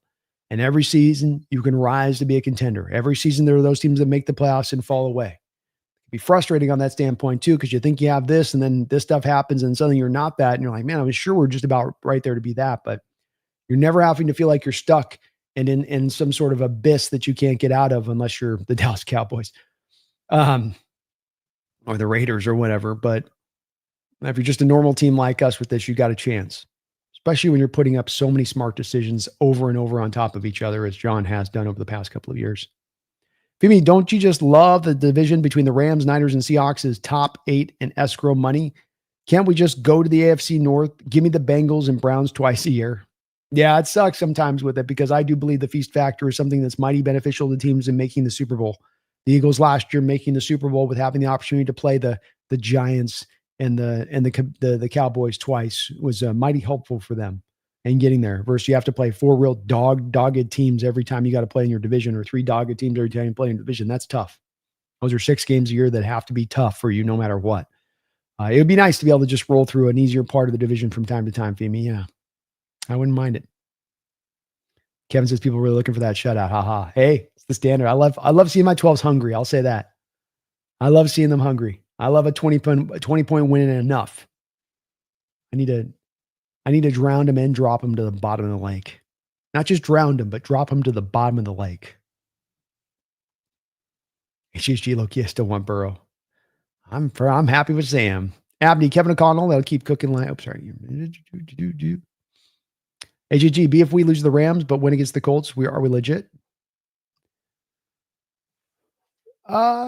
Yeah. I mean, that's a very good quality opponent you're beating. That's just like what I'm talking about, where past couple of years, these kind of opponents, be it either the Colts or the Rams, are games you've lost. So it is a little bit arbitrary on my part on this and others on this, I will admit. It's just something that we feel on this, of that you'd like to get another couple of these wins here prior to the start of the playoffs to feel that the confidence is really, truly there and legit. Like you say, legit's the right word, that the confidence is legit to feel like this is a team that can make playoff noise. If you're just beating up on a Titans team, you're taking down the Cards team twice, you take down the Niners at the end of the year, but you've lost to the Colts and you've lost to the Rams twice and you beat the Falcons. Are you going to feel at that point like you're legit going to the playoffs? Probably not. Do you have a chance still in the playoffs and anything can happen at that point? Like Josh said above, you're in the dance, anything can happen? Sure, you feel that way. But it would take you a long way to getting against one of these teams that are truly contender type teams, and you stand with them and you take one of them down. It's been a bit of the missing thing here on this team in recent years. I just got bit. Stupid big ass mosquitoes just bit the shit out of me. Kevin says, yeah, he was going through some stuff in the beginning. He would chase ahead of a wide receiver and just stop like he was getting mentally outplayed. Sorry, you're responding to chat. The Bucs lose today, did Dogzilla ask? Yep, they lost to the Patriots today, Dogzilla. Things worked out really well for us out in the NFC as far as wild card. We want the division, but wild card also worked well in our favor, as you had the Panthers lose, you had the Vikings lose, and then you had the Buccaneers lose. All of those were very good for us. We were glad to see that.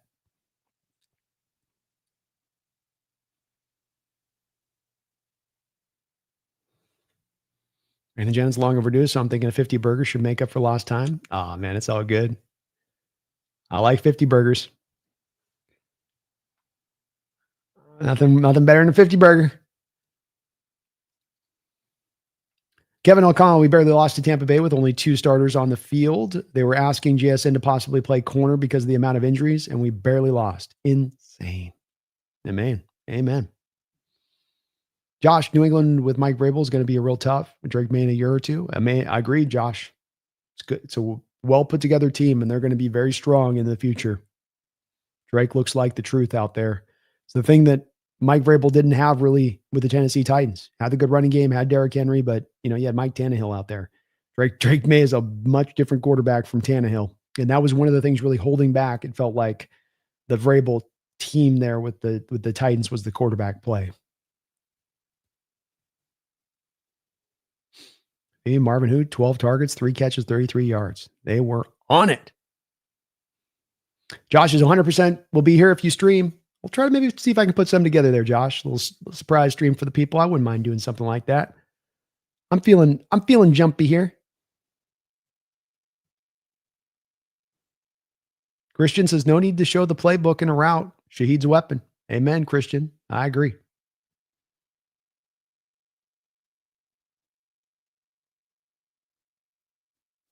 Brandon Janice, Shaheed, these words. This offense is deadly. Koken says, can we get an early Rams-Hawks preview? Certainly, yeah. It's two teams that match up very similarly offensively. I think defensively there's some differences there, but there's some overlap as well. It is two teams that want to generally, with the front four, generate the pass rush. That's how they want to get that done. Passing wise, they are teams that are, these are as efficient, effective teams in the sport at passing the ball, Koken, but they are teams that don't lead with passing necessarily. They're not trying to make that the number one way they go out there beat you. They would prefer, both the Hawks and the Rams, to just run the ball down your throat. And these are both teams much like us. The Rams are a team that will be willing to run the ball even if they don't necessarily have a lot of effectiveness in doing it throughout the day. They will stay committed to it. And so who runs the ball better in this game is going to determine things majorly, I think. Because if you become, I get this mosquito in the house. So Brandon, there's this weird thing where cat's been wanting outside and I'll leave the door open for them to go out back and run around a little bit. And then a mosquito gets in there and just eats the hell out of me. I have been just chewed on like a dog toy this summer. It's been crazy. Look at this thing. Look at that right there. Do you know how much that's itching right now? It's driving me crazy. So you got to run the ball. Whoever runs the ball best, Koken, is going to be, I think, I'm not trying to get this all down to just that simplistically, but I think that who can run the ball, who can win the turnover battle, if you can win those two attributes of next week's game, I think that that's going to be the team that wins the game. But we've got to find a way to be able to turn them one-dimensional, and then we've got to find a way to be able to generate quick pressure on Stafford, force throws he doesn't want to throw too early. He will give you opportunities because he is so ballsy about his throws, and he is so fearless in some of the passes he's willing to make. And now the downside is that he will cut you up, and he'll hit you on some beautiful throws over the course of the game, operating from that style. But also from that style, there's a cost of doing business. And I've seen many times with Stafford through the years and watching him play that he is a quarterback. If you can force him to get to high volume passing mode, he will give you a couple of throws a game where he'll throw it to your guys and you're going to get the opportunities for picks. And if you make both of those 2 times he gives you the opportunities, you will win the game. So let's relate this back to the first Rams game last year. You have an opportunity down the field where I believe it's Woolen in coverage on Puka Nacua. He goes up and picks the ball off in that point in the game. Big play, get a pick there. But then there's 2 other times you get opportunities in that game. One, Ernest Jones dropping back in coverage, almost able to make the pick, just can't quite reel it in. And then you've got later in the game, Woolen down there in coverage, has one of the easier interceptions thrown right to him, and he just lets DeMarcus Lawrence run right up in front of him and make the catch. 3 opportunities in that game at home, a game that went into the overtime, a game they beat you on the 9 right over the top on Woolen with Demarcus Robinson. 3 times where Stafford gave you an opportunity to get interceptions, you're only able to get 1 interception. Didn't get the win. So there is some simplicity to this in that way for me, where there's a lot of complicated aspects to this game, how you can attack their corners on the back end, which I think there's some vulnerabilities there. How can you run on them in general with their lighter defensive line that they like to run? But those real 2 main aspects for me, Koken, are what's going to stand out, which is who runs the ball best.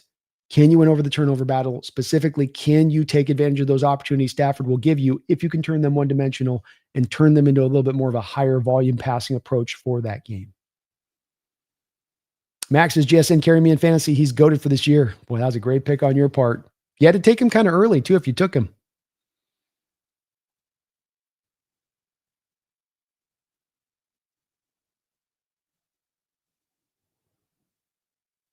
Max Bailey, Brady would have a clone. He'd probably doing testing for that dog cloning pro company. I could see it, man. Brian says, was very certain Drake May was going to be the best quarterback in that draft class. Yeah, he was my number one as well. I had him in both Jaden Daniels with blue chip grades on them. I thought they were both going to be tremendous quarterbacks. But Dre, you could see too, he didn't always have the best supporting cast out there at, what was he at, like North Carolina. Just kind of happened to get it done, a little bit of Superman stuff out there at times. Dr. Did I miss the South African attempt by Brando? I speak African fluently. Also cheer for the Springboks in rugby.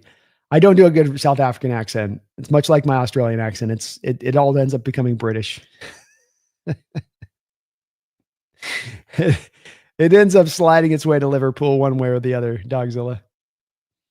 Koken, thank you for the $2 donation, Koken. Small token of my appreciation. Go Hawks. Oh, not small token at all, man. Hard-earned money. You've donated multiple times over. Member of the channel in addition to that. I really thank you for all of that support, Koken. And go Hawks, bro. Appreciate all you do for this channel, man. It's very much appreciated. You guys are absolutely amazing today. I'm looking up in my starred section here on the channel. 171 between member messages and just donations on the stream today. 171. It's pretty good. That's not total comments. Those are total basically donations. You guys are absolutely unbelievable. And all you guys do for this channel and all the support you throw my way. And I'm always honored, but always just tremendously appreciated knowing how blessed I am for what you guys do and showing your love the way you guys do here. I thank you so much.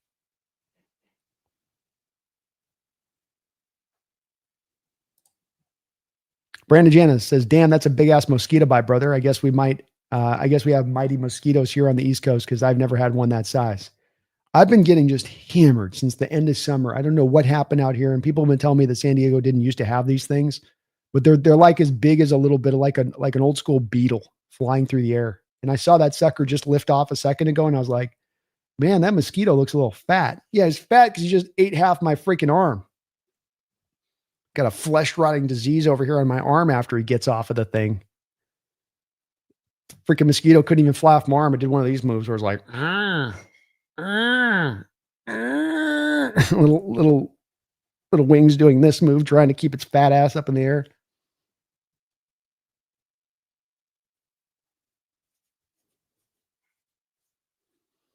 Kevin says, Brando, if we go to the ball, you got to go and bring Jesse. The Super Bowl. We go to the Super Bowl, I got to bring Jesse. I think he's going to be pretty mad at that point. I don't know if he's going to want to go out into San Francisco Stadium to go watch my Seahawks playing for a Super Bowl.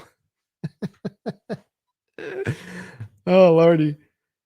He's already been a little bit bitter this year so far. I can only imagine how angry he'd be about that one. Woo! Playlist drafts. Hawk back, baby. So back. So back. Doc Sully, at this point, we may be skipping the GR, still very much in the planning stages.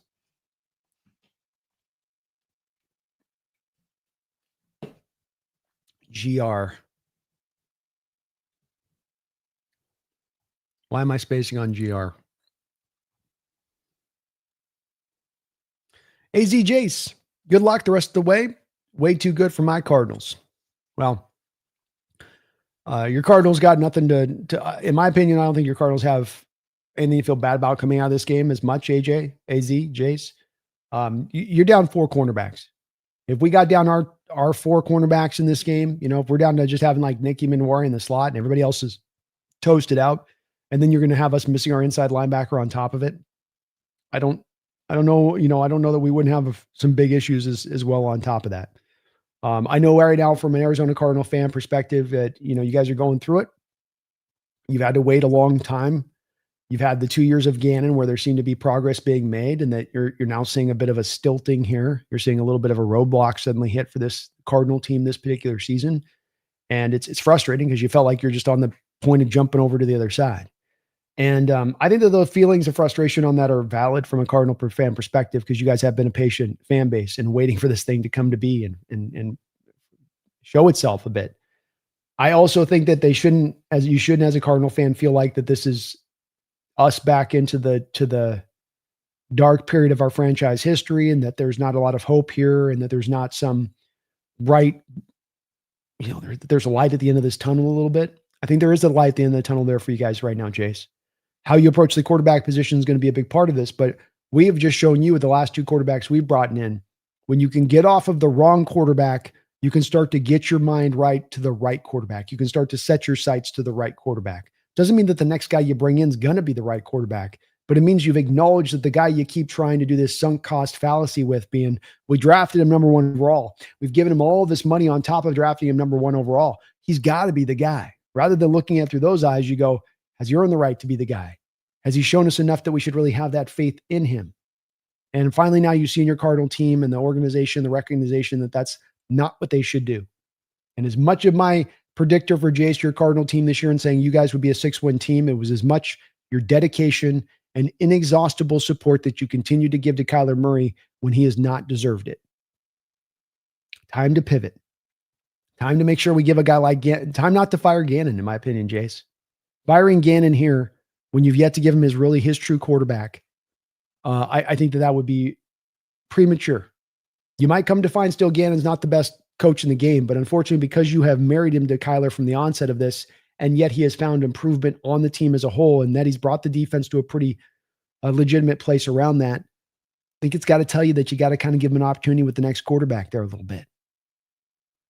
I maintain and go back to, if Jacoby Brissett had started out this season from day one and it was not Kyler, coming into this game, 13 points, 5 losses by a cumulative 13 collective points. There wasn't 2 more touchdowns in there on Brissett through the first half of that schedule to go get those wins. I think there was. And if that's the case, you gotta come back around, in my opinion, and giving Gannon another shot at this and really staying with this investment. Don't know if they will or not, but I think they should. Good luck the rest of the way to you too, though, you guys. And keep the faith, Jace. I don't be surprised if you guys do see a good turnaround this offseason, especially with making just some more moves that make a little more sense this offseason, as opposed to just getting so one-track minded with the defense last offseason. Femi B, did you watch the Broncos game? That was brutal. I didn't want to sit through that Thursday night game. It was in the best case scenario, it was going to be a blowout by the Broncos. Worst case scenario, just going to be an ugly game between 2 division foes with bad played football. And Broncos are already capable of putting an ugly game out there. Absolutely. You know that the Raiders are capable of putting that kind of an ugly game out there too, in addition to it. And I was like, yeah, I want to watch good NFL games. I don't want to watch games I know walking in are going to be a tough watch. Cal Jewell, fitting, she comes on and gives a nice $5 donation here at the end, as our biggest donator of the day today. Cal, thank you for all of your big time support, multiple $50 donations and other tons of other donos on top of that. Part of what helped us get to so many donos today. Thank you for that. Cal says, you got this. Great commentary as always. Well, thank you for that. Got the little nest filled with eggs. And then we got the little hatchling. Love it, Cal. Hope you're having a good one out there tonight. And thank you for all your support today. We got this. We got this. Appreciate you. Brian E. Steelers D's gas, missing too many tackles. Steelers up, got the Chargers up 22-3 at this point. They're about to put that thing in bed. June 32nd. Hey, B.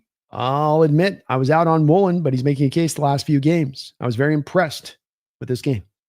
He's understandable getting out on him. I think that he's had some tough moments in the last year and a half. And, you know, when as a guy seemingly is showing you he's going to play his best football in the first year he walks into your program, that's not a great sign of things. But I think that he is showing you, and he has shown you in these last 2 games, that the ability and the reason that this coaching staff has this faith in him is that when he can tap into this ability, he can be as good a cornerback as you will find in this sport, at least as a cover guy, and that he can drape and that he can shut a guy down over the course of the game, and requires him to be locked in the way we've seen him here the past couple of weeks. And we'll see if he can keep this rhythm rolling.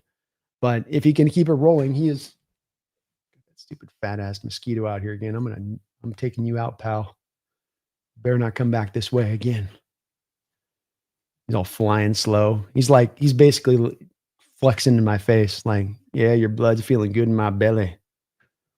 It's feeling so good in my belly. Try to slap me. I'm going to get another bite of you. No, you not. He's been very impressive though, June 36th. and shows you this is why they put that faith in him, is that this is the ability that he has. He can lock it down. SD Koken, who do you like at running back in the draft if Walker leaves, and how does he go?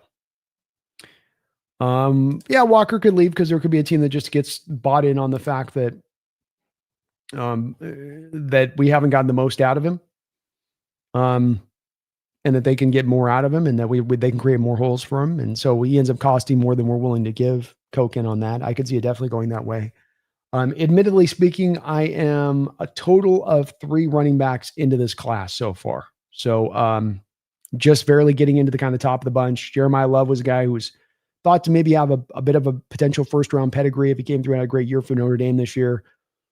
He's an athletic back with some power elements, certainly would appeal to Seattle. Probably a 4.5, 155, 10-ish split guy. He's got some really cool things to him. Probably a second, third round running back. Certainly would be a possibility that Seahawks might take a look at.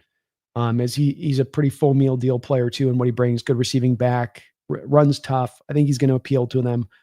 Jonah Coleman's another guy that might be out there as a guy that they look at, local Washington kid. I don't know if he's going to go second or third round. Kind of feels like a Cam Scatabo cross to the David Montgomery. It's like a little bit of that going on. It's got a shotgun stiff arm to him. He's not going to maybe be the fastest back. I think a big part of what will determine where he goes in the draft will be with his speed. He's 5'9", but he is 225, so he's got good weight, but he is a little bit shorter. So he's got to kind of run a fast 40, I think, to legitimize himself into more of that second, third round territory versus like what we saw with Scatabo and how he kind of dropped after running a 4.65 40 in that way. So Jonah's an interesting one. Justice Haynes with Michigan is another guy to maybe take a look at. Decisive, one-cut, galloping running back, faster than he's quick. I don't know if he'd appeal as much to us. I think we're going to look for more quick and fast guys. He also suffered a season-ending injury this year, so that may depress his value, may have him coming back to Michigan for another year. But those are just the 3 that I've taken a look at so far, Koken.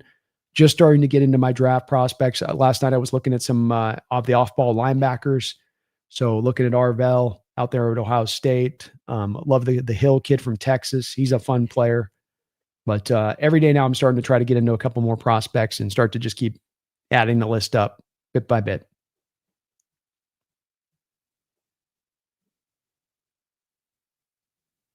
Not Vexo. Steelers have the highest paid defense in the league and can't stop anything. Laugh my ass off. They definitely are not as strong for what they put in value-wise for it. Max, I hope we can get Jonah Coleman in the 3rd or 4th. It's about right around the place I'm seeing him at, Max. I'm guessing he's probably going to run like similar to what we saw with Scatabo at that 4.65 territory. And that'll be enough to knock just enough teams off of him if we're talking about in the 3rd. Probably enough to allow him to draft more into the 4th. But he's a tough runner. He at least gives you a floor of being a really good goal line, short yardage back kind of dude. Jay says, thanks, brother. Kyler and Petzing will be gone per Ben Albright, but Gannon and Austin Fort will remain. I think that's the right way to roll with it. Look, Austin Fort could have done some more stuff this offseason that did frustrate me. You had $100 million to spend. You went out there, got Josh Sweat. You got Calais Campbell. You made some extensions. Not you, but them. I felt like there could have been more done with that money a little bit, especially when it comes to addressing the offense. I didn't love the Walter Nolan pick. I thought that's a pick that should have been like an Emeka Ibuka. I mean, you put Emeka Ibuka with Marvin Harrison. How does that offense look this year? Tell me that offense doesn't perform better, more effective. Does the defense go really far backwards to the other side, losing the Nolan pick this year? No, it doesn't. I kind of want to get into hard to this, Jason. There's organizations out there that I can hammer and be like, man, dumb decision here, dumb decision there. You guys are the can't get right crew. And then there's organizations that get a lot of stuff right. They just have a couple of inherent things kind of knocking them off their spot. And that's where I feel like the Cardinals are at a little bit with that right now. So I'd be okay and in favor of that kind of move with it. I'm not even sure with Petzing necessarily that's the pure problem there with him and what he's doing, but he's not super exciting. And I know the Cardinals fan base isn't super on it. But with Gannon, this is the same thing that we're seeing with Mike Vrabel, and this is why I'm kind of hammering it.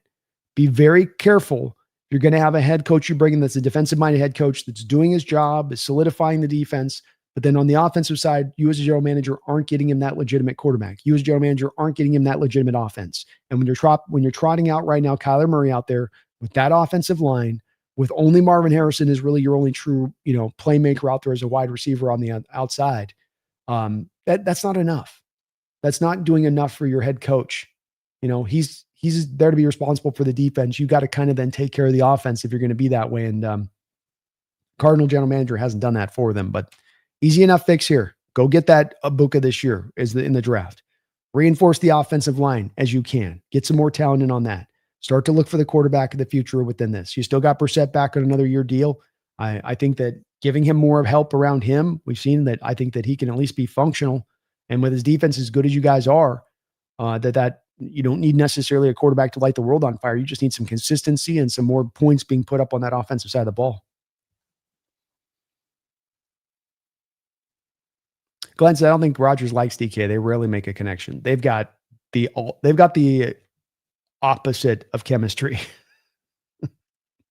They're like the leading man and leading woman back in the day brought together who have just nothing going on. There is no electricity. There's no sparks. It's just flatlined. Jesse, I don't think they're flexing the Eagles Lions. I don't think so either, Jesse. We'd have to go to Monday night. I don't think they'll be doing that. Will says the Hawks are currently at 103 point differential. It's pretty good. It's pretty good.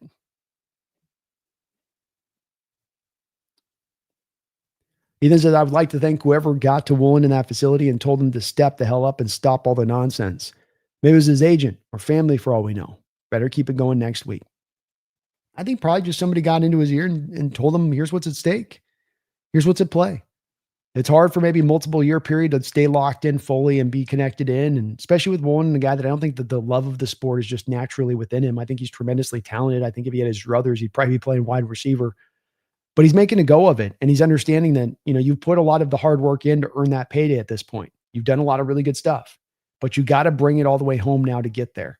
And if I was his agent, I would have been telling him the same thing. I'd say it's hard to play at this level 24/7 all the time. I get that. But just 9 more games. 9 more games you put it in, you lock it in, you stay connected. And you will have earned yourself your generational wealth. You have earned yourself that $40, $50 million payday. But you need to put the back half of the schedule together to make it happen. Donnie in the house. Hawks Nest, I'm back. What a game. What a game, Donnie. What a game. Random McDaniel, thank you for the $2 donation. Mac Jones, Arizona quarterback, week 1, 2026. Mac Jones is under contract for a second year. So all the teams in the division did a good job. It's kind of a new trend this year. Randall, these backup quarterbacks always used to only sign for 1-year deals. But as the new trend that we've seen now go on is that the new trend has been the 2-year deal. Drew Lock got the 2-year contract. Mac Jones got the 2-year contract. Jacoby Brissett got the 2-year contract. So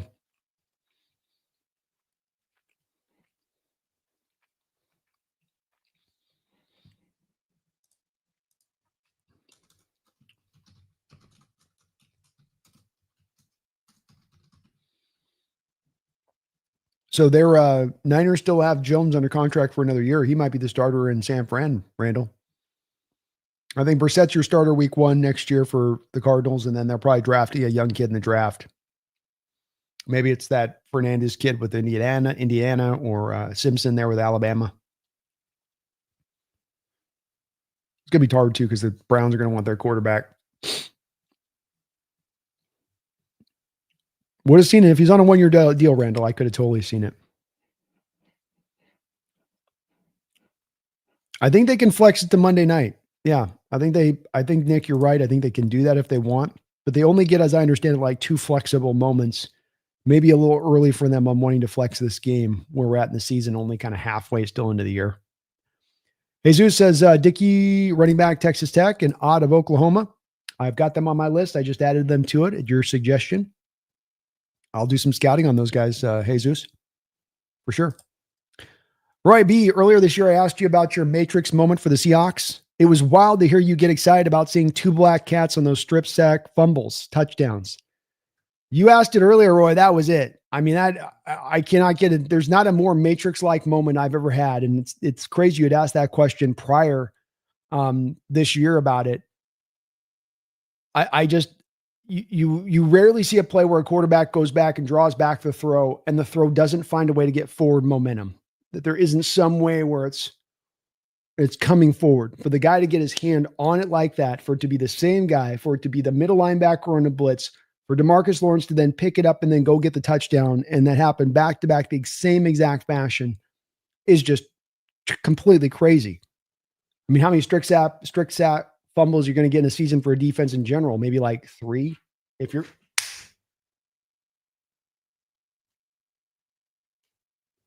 at the size of that bastard. I got him.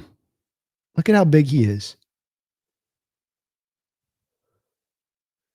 Like he had a blood trail and everything. Gross. Ah, that's like body parts on my finger. That's disgusting. Got him. Got that bastard back. But that was pretty crazy watching that moment, Roy. And boy, this game was a lot of fun to watch. We had that moment, and it's like, yeah, this is going to be a fun day. Crazy moment, though. God, that was wild. Brandon McDaniel, thank you for another $2 donation. He said, Nick Emanwari, all-pro team on a rookie contract. Book it. All-pro team on a rookie contract. Let's go. He's on the point to do it, man. He was, and you're going to have Randall by PFF. You're going to have 2 of the top-rated cornerbacks in this sport by PFF's measurement coming out the back of this game, with Woolen starting to rise up that list as well. We might be finding by the end of the year that we got 3 cornerbacks rated in the top 15 by PFF. But Nick has been awesome. He brings a lot to the play. You got to see what he could do as a blitzer today. He's been close in a couple of moments already this season so far. 4 passes defensed today, Brandel. 4 passes defensed for a slot. Even when he was giving up catches, it was tremendously competitive. You got moments like McBride making the catch, and he's easily 2 to 3 yards in bounds. He's floating through the air. Emanwari showing that what that size can give you, size and strength that the slot position can give you versus the undersized guy, where he just pushes him out of bounds before he can get the second foot down. He's been just tremendous from the moment he stepped on the field. And part of why we said in training camp, those of us that were watching him in training camp and lighting it up and making plays all over the place, that this guy's going to be a star. This is Kyle Hamilton. It's not me saying that as a homer. It's not me saying that as a hopefulness. You're going to get Kyle Hamilton and Nick Emanwari. You've added Kyle Hamilton to this defense. Already what is there. Here's Kyle Hamilton. Now you put on top of it. What's that going to do for this defense? It's great. It's just one of the great realities of this season that's come to be, Randall. Did we get any word on Emanwari's status? He did come back out on the field cool, so I'm guessing a not too serious injury there. Probably hurt like hell, but he seems to be fine. Cards still do got Brissett next year, Koken. Yeah, they'll still go with Brissett next year. Brian says, hell, just let Kenai walk. Move everybody else up. Crit Sharps, feature back, McIntosh, third down back, Olani, Swiss Army knife. You could take that approach with it, Brian E. Maybe just go get a vet out there. It's not the worst of directions to go. Especially if you can get this offensive line improved, and they're opening up holes for these guys. Daniel, did you notice our runs up the middle got a lot better since Olu was in the game? It might not be a step back with Olu at center, possibly for improvement. That's why I haven't been lamenting as much as others have on this, where people are like, oh, we already have Bradford down. No, Olu's in there. I think that it's a fairly lateral move to Olu. I think it was neck and neck between him and Sundell down the line. I think there's some things Sundell does that they really like from an athletic standpoint. I think there's some things that Olu does that's really nice from a point of attack standpoint. So it's a tit for tat for me, Daniel. I think you'll be fine out there. I hadn't noticed that as much, but now that you mention it, that does seem right. He says, here we go. Chris Collinsworth glazing the Chiefs again. He can't help himself. Can't help himself. Will says, from what I understand, the Steelers are still using outdated concepts that they were using 10 plus years ago. Yeah. Steelers kind of have a defense that's sort of like this legendary defense was created by Dick LeBeau with the zone blitzes and the Blitzburg nature of things. And it's sort of like the shadow of that defense kind of still hangs over everything from Pittsburgh's standpoint. And like we saw with our once legendary defenses, that you can get yourself into trouble with that shadow when it casts like that, especially when you're not updating and modernizing and bringing in the new flourishes that you have to bring in that is kind of becoming standard across the sport. I think that that's a little bit of what they're running into from a Steeler capacity of things.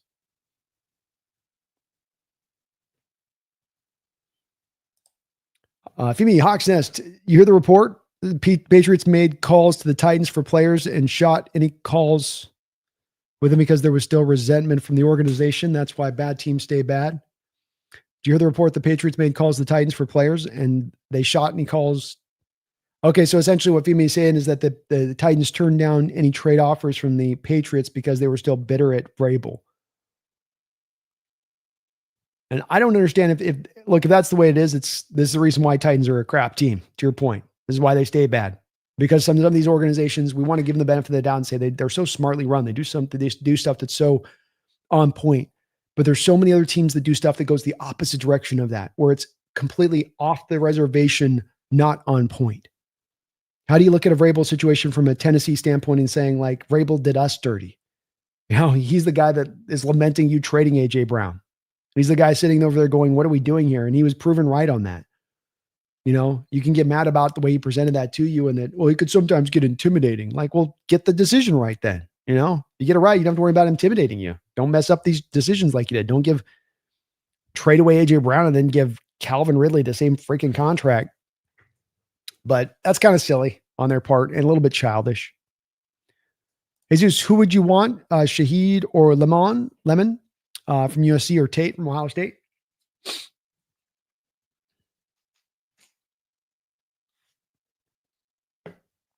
I haven't had a chance to look at Lemon yet. Admittedly, here, Jesus, I've been a little slow this year on the prospects.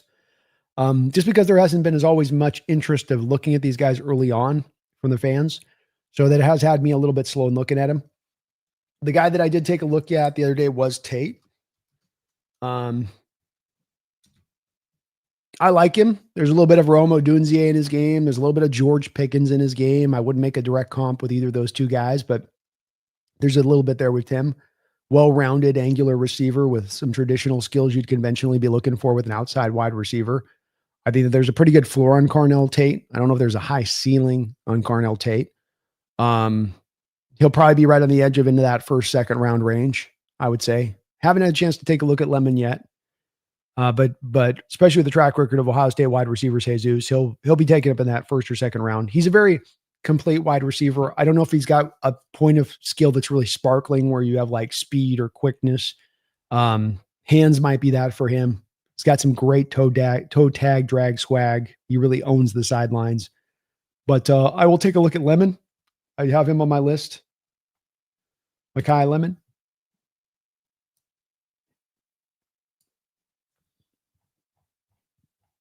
Definitely will get him on there. Right now, Jordan Tyson is my early number one wide receiver so far with the guys I've looked at. He's a lot of fun. Diego, if Seahawks offense can't be present all four quarters, we won't go far in the playoffs. True enough, Diego. True enough. I think there's a difference, though, too, to not being present in the fourth quarter in the middle of a tight game when you're fighting it out, and you're not present in the fourth quarter when you're up by 4 touchdowns. I think there's a little bit of a different energy at play there between the two. And Jesus, I'd probably still try to just re-sign Shaheed rather than draft a wide receiver. We're already only going to have 4 picks next draft. I think I'd like to try to put that aside for go get another offensive lineman, go get an outside cornerback, maybe go look at a strong safety, like Downs of Ohio State out there. If he becomes available in the first round, maybe that's a pick you take a look at. I think I'd probably be driven to do something more like that.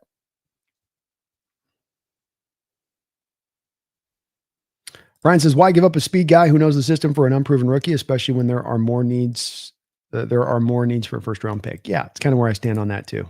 Just stay in house with what you got with Shaheed. Dogs says the game was like against the Commanders and Saints, a massacre. Exactly. Jesus, who was more raw, Milroe or Trey Lance in the rookie season?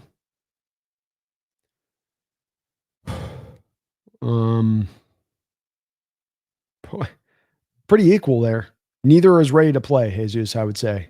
That'd be my best answer on that one. Neither ready, anywhere close to ready to play. Colby's crazy sequence times too. Boy, was it ever. We have an awesome defense. This stuff is clicking. It is. Max says, wash your hands. You're going to get malaria or something. No, actually, geez, Brandon, what was the poor guy's name? I call him Bill. He was called Bill. He had a family.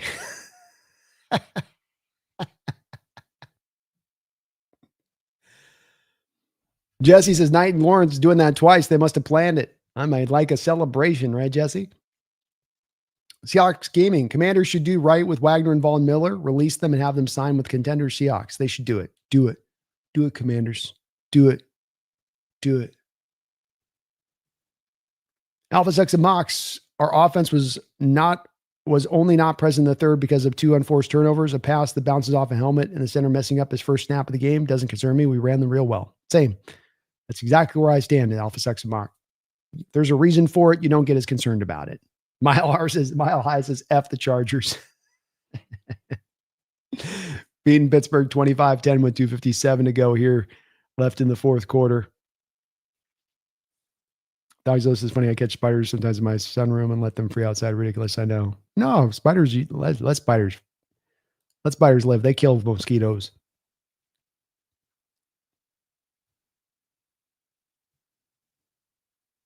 Seahawks Gaming, what soul have the Niners sacrificed today to keep CMC healthy? I don't know, man. They are, for a guy that they were worried about his health, they are using him like nobody's business. Man is averaging like 25 touches a game. Daniel says, all those runs Zach busted up the middle were behind Olu. Not saying he's a star, but he should be fine. I like it, Daniel. I'm hopeful for Olu. I am. I think we're going to be just fine at center. Arizona Cardinals trade Murray to a team who's in need of a transitional period. Draft a quarterback in the first 2 days, Mayaba from USC, and sit him behind a year of Brissett while taking a year to get young. I kind of see it going the same way a little bit. I don't think that they're going to get a lot for Kyler Alpha. I don't think you're going to get anything in trade for him. He still carries a pretty big cap hit. I don't know who's going to have any faith or trust in Kyler at this point. Probably going to have to post June 1st designation, release him, and chop that $50 million of dead money up into 2 years. Brian says, wow, DK actually caught one. Dr. Hey, Brandon, something flew by behind you just now. He had an attitude. I got him. I get another one of my, I'm going to take him out too. I need to get one of those, salt shotguns for the flies and stuff. I need to get one of those too.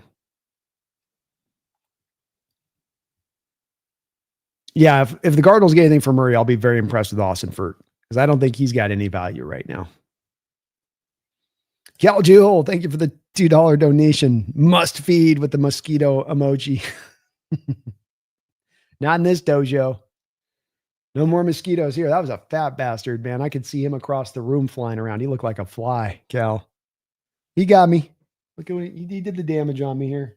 That sucker. Right there. Right there, Cal. Got me good. I got him, though. I got what's what. Alpha Sex and mock drafts. Brian Parker II from Duke is worth a watch. If you haven't gotten to him, would like him a lot at right guard or center in the Kubiak system. Real nice zone blocker. Let me get him written down here. I am in add name mode right now. So Parker II from Duke. From Dookie. Gotcha.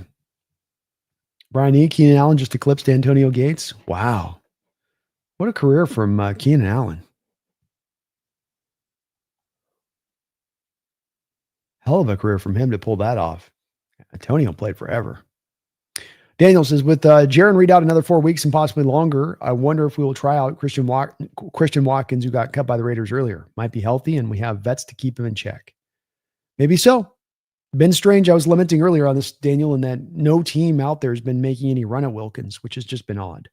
All these teams out there that need defensive help and all these teams with cap space, and Wilkins, for the kind of player that he has been, I don't know if he just did something truly rotten out there with the Raiders that got him beat down reputationally speaking, but you'd think somebody would be looking at him at this point.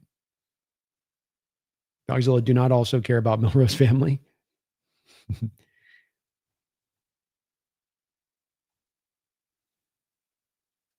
Kogan, in order, which positions would you draft with our current draft picks? Not players, but positions. I would say there's a priority here, but I would say also you don't want to draft in the priority token because I'm a very much an ardent believer in drafting for value, meaning who's the most valuable player you have on the board, especially early on in the draft. You can reach for need in a day 3, but day 1 and day 2, it's got to be value based. Your picks have got to be driven by who's the highest value guy I got on our board when we select. I think the priority has got to be looking at this of right guard, outside corner, not necessarily in that order. That's kind of your 1-2, and you can pick which one's the 1-2. Strong safety will be a priority within that. Running back and then center would probably be the pecking order of the 5 that I would look at there. Those would be that'd be the order pretty much. The 1-2 are the one things I'm not positive about. Jay says the Jets are the team Albright mentioned that will trade for Kyler. Probably a day 2 pick at best, even though it feels like a stretch, but they are trotting out Fields. So it's true. If you're going to throw out a guy like Fields, anything is possible. And certainly Kyler is a better quarterback than Fields, but just about anybody's better than Fields. And maybe you can talk the Jets into it. Like, this is an organization that's been bad for years for a reason. And that if you're going to find a taker for Kyler, it's got to be probably a team that's in that kind of mode of not the best of teams. The hard part for me from a Jet standpoint is I look at that Kyler Murray contract.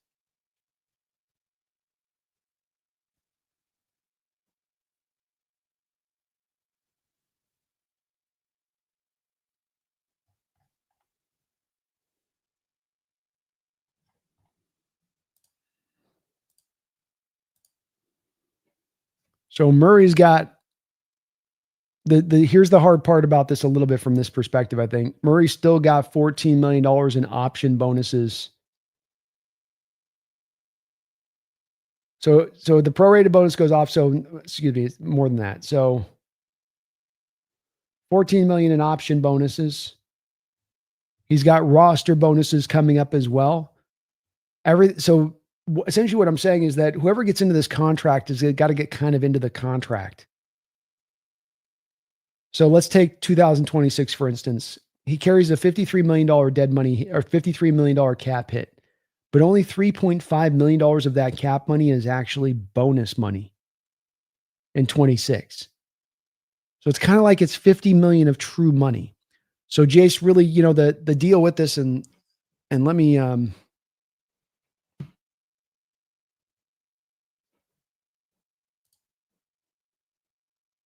the deal with this is I just think that you're going to have a hard taker on that. You got a $50 million cap hit then for the team that takes on him in a trade in 2026. Then you're sitting on a team that's going to have to deal with about $43.5 million in 27 and then $46.357 million in 28.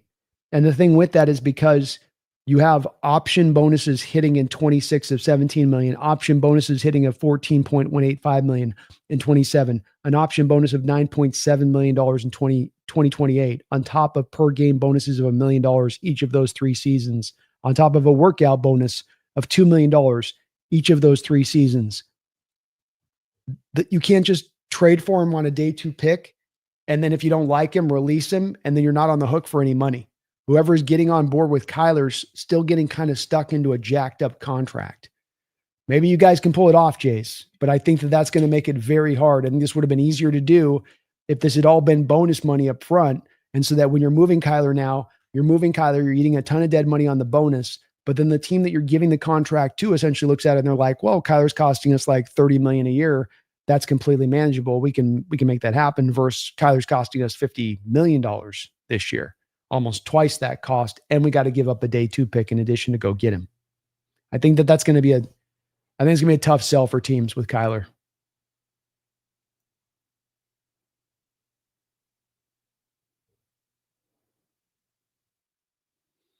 Kevin says, why on earth did they resign that guy? He's so unproductive. I mean, Brissett was trash, but you can see Gannon working with that. Yeah, agreed, Kevin. So what happens with teams with quarterback contracts, man, is that you make a guy the first round pick and you want to make that a success. You want to make that, want to make this a home run pick. And even if it's not all home run all the time and there's some warning signs in there, you're still going to try. And we've already put so much investment into it. We got to keep making this thing work. It seems like it's right there. And then now once you give him the contract, now we really got to make it work. When the driver should be, is he worth it? Is he up to snuff here? Should we make the payment of him? Maybe we should look a different direction. Koken says, you should write a book about this mosquito man.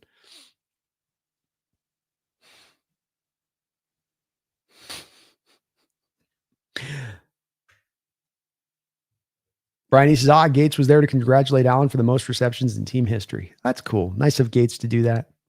Dougzilla, that mosquito looked handsome before Brandon squished him and put the genocide up close by the camera. I had to do it, man. This victory's got me feeling murderous. Daniel Drake Thomas deserves some praise. Akata, these guys look like solid starters. Take some play time to find your groove sometimes. It does, man. The more that they're playing, the better that they're getting. To your point, they looked really good. They have just been better and better and better and better. Every game they keep getting better and flashing more and more. Jason's Cardinals will probably have to pay a good chunk of it if it's pre-June 1st. Jets, I think, pay $17 million for him in 2026. He'll have his guarantees for 27 if he's on the team 5th day of new league year. Yeah. Let me show you.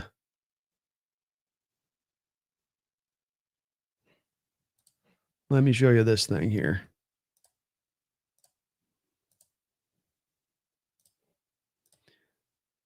So that's not what I'm looking to do. It's not really showing the way I want it to show. You can't really see this super closely as much as I wanted to do this, but there we go. Maybe I can do it like this. There we go. All right. So you can kind of see on this that here's your signing bonus money right here. So this is where you can see, look, 3.5, 3.5, 3. They really went low on the bonus money. So they buried all of it, and you're not in 1, 2, 3. You're all the way down here into 2025 where the option bonuses begin to hit. Option bonuses begin to hit. Option bonuses begin to hit. Option bonuses begin to hit. So you only did $28 million, Jace, of this contract. $28 million was in just pure proration, the proration of which has come off the books by 2026, except for that 3.5. That's all the Cardinals eat. Everything else on this, you can wait and then eat the option bonus. To your point, you could eat the 17 million, and maybe that's the way, to your point, you can make this digestible to the Jets, is that you wait to make the trade until the 17 million passes, until the workout bonus as well has passed, and you get on the hook for that, and then you turn it back around at that point, and maybe that'll be enough to drive it in a direction then at that point that you could go and get a day 2 pick back for him. But Jets do that. I'll tell you this, Jace. I'll be sitting there just going, this is why the Jets are who they are. This is why they're as bad as they've been, because they make moves like this. Because you can go trade for Kyler Murray, but Kyler's not taking you anywhere, Jets-wise. You're basically in the same pickle you were before. Alpha Sucks at Mox, if you're adding names, Chris Johnson from San Diego State's a real nice zone corner. Also really like Dalen Everett out of UGA for a late second, early day 3 corner. Woolen resigns, plus one of them is the question. Could be. Could be on that. Let me get these guys added on here.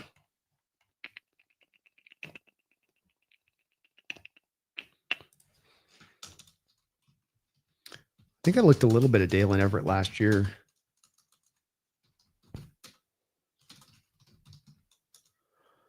And we got Chris Johnson.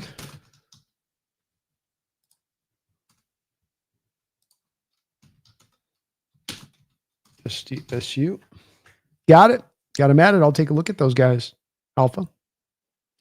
Jesse, I'm betting Jesse will take a few shots at Darnold for not playing a perfect game on the NFC West roundtable. Yeah, maybe. Maybe so. Maybe like that second half shows who he is. Jesse's got his feet dug in here on this one. And he was this way with Geno too. And I'm kind of starting to understand a little bit with Jesse on the outlook on the QBs at times. When he gets stubborn with it, you're not moving him off his spot. I will give Jesse some credit. He finally started to move a little bit last week. He finally started to go, okay, he's playing. I got to acknowledge he is playing at a very high level here. But yeah, he's been frustrating on sometimes some of the discussions with the quarterbacks and trying to get him to see things, I think, a little bit, to me, clearer than sometimes how he is seeing it. It's often a little bit muddled. Kokins is no longer the 12th man. Now it's the 13th man. Players, fans, and our new mosquito frenemy. Max, Drake, Earl Thomas, and Ty Doug Baldwin Okada. Jay says not 17 million. Sorry, it would be 35 million for the Jets in 2026. Yeah. You could wait for that option bonus time to click through, Jace. I think I forget the exact time that it is, June something or rather, where you put the trade in place, but it doesn't actually take effect until boom, so that you eat a little bit more money. What you do essentially, Jace, is you turn that option bonus of 17 million for 2026 plus the $2 million workout bonus. You wait on those 2 points, you eat the $20 million, and then you're hoping that in eating the $20 million, you're then going to make it viable enough then for the Jets to give you the nice pick back in return. So I could see it playing that way. This has played this way in the past at times. Teams have played that a little bit where salary cap space can kind of buy you extra draft capital a little bit. Kevin says no one's playing for some dude with a step stool. There's a video that he made this offseason and he ended up taking it down. I commented on him because he had this video where he's getting filmed like as he's working out in the background, and whoever he had filming it was on low angles. So it was making Kyler look tall. Like it was all in this low angle. And I was like, God, who'd he get Tyrion Lannister to be his cameraman? Jace, agreed with Brando. Some fans compare him to Geno, saying he cost a third, but Geno did not have that contract attached to him and the Pete Carroll connection already. Yeah. You had the final year of the deal with Geno at that point. We did have to eat some dead money on that one, Jace, but not where it was multiple years left. And it's those option bonus deals that are the new deals where it used to be, Jace, you have base salary and you have bonus. Maybe you'd have workout bonuses put in there too, like of $1 million, like you have on the books here, but it would be roster, bonus. And now what we have is this weird thing called option bonuses. And option bonuses are bonuses that are still guaranteed, but they hit later on in the contract. And so that just makes it hard to move these contracts down the line because you don't just get to say, hey, we're eating all this bad money on our end. You're getting this guy for cheap. Maybe he's not the greatest player in the world, but you're not overpaying for him. Can't quite play it that way if you're going to go in, lean into sort of doing this option bonus stuff. So the reasons I'm not a big fan of option bonuses. I like much more base bonus, throw the void years on there if you're going to go down that line, because then you still at least allow for the player to be tradable at that point. But I would just say teams that tend to use the option bonuses, Jace, too, are teams that tend to not be very cash rich, tend to be a little bit tight on the wallet. Jesse says, Brian has a darn.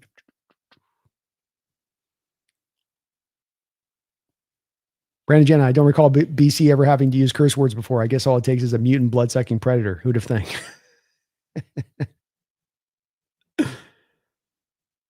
Kevin O'Connell, Crosby's probably conflicted right now. He's a team guy, but the team is trash. He's got to want his way out of town this offseason, and the Raiders have got to move him. They've got to do it.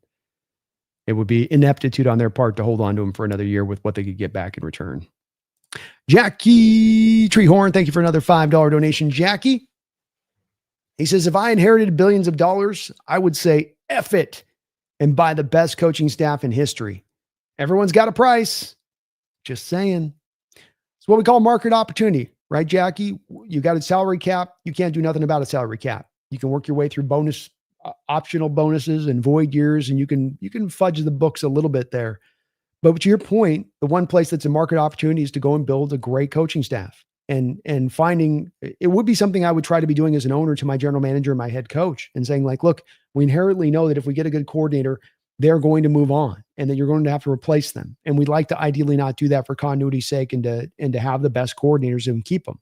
So I love it, man. I would as well be willing to throw a lot of money at these assistant coaches to say, look, why not be part of something special? Why not be part of something that maybe we can create a dynasty here? And you can be a part of that versus going to be the Titans head coach and you're going to be the head coach for a year or two, and then you're going to lose your job because nobody's going to get that program back up to snuff. That's the thing a little bit about some of the head coaching jobs that'll be available this offseason. Where's the prime destination? And so I would certainly be willing to do the same thing, Jackie. No salary cap on it. There's no limitations on it. You can pay whatever you want to pay to it. Why not do it? Why not, again, do something that a lot of other teams aren't willing to do and pay that amount to those kind of those assistant coaches in that way? If you can, I'm definitely going to Kubiak being like, look, we'll match you dollar for dollar, whatever they're trying to offer you for a head coach standpoint. And you just wait to, get the right opportunity and the right chance. I love it, Jackie. I'd be the same way. Brian says, if Jesse busts on Sam for this game, he's desperate. Oh, he's already desperate. He knows that take ain't aging well. And the part I think that frustrates Jesse is that it's at the same point where he's gotten back-to-back quarterback evaluations wrong. He's not going to own the Geno one. He will not do that. He refuses to do that. But now he knows he's gotten back-to-back wrong on this, and I've gotten him right. And that's got him question a little bit of, I'm sure, Sandy on this. How can it not? Yeah, Jesse's turning to a negative Nancy, which is weird because The Walking Dead keeps moving. Those zombies do keep lurching forward, Kevin. They do indeed. And I think, look, you get beaten down if you're not a super positive guy in the fan base. And if you're trying to be realistic and they're at the end of the run and the time's about ready to turn the team over. And to give Jesse credit on this is a hard standpoint to be in. And I can attest to this, Kevin, because I myself found myself in the same ground. We had Carroll and Russell Wilson here. It's no fun being there at the end of an era. It's no fun being as the Super Bowl window's going, shutting close, and you've got to be the guy to deliver that news to the fan base, and that they don't want to hear that. Nobody wants to hear that. And then they get on you about it, and then they beat you up about it, and you're strong for a while, but you keep getting beat up about it time and time again and going live, and it gets hard. Sticking to your guns, just trying to be honest and true. So I feel Jesse on where he's coming from with that. I think that's a bit of the tough part about doing this sort of stuff is when it goes in this direction.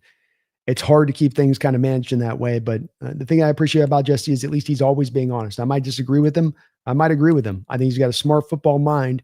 And I think that at the end of the day, he believes what he's saying. He's not trying to he's not trying to BS.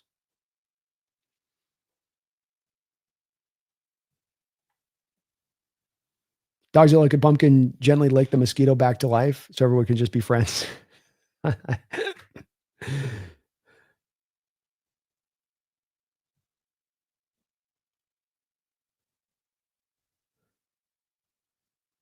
Is it safe to say Geno's hit the wall? Yeah, he just went to a bad team, man. He cashed in and went to a bad team. It was going to be inevitable a little bit. I agree with Brian. I think Chip Kelly's not helping Geno out. Being in a spread situation is not, I think, what's best for Geno at this point.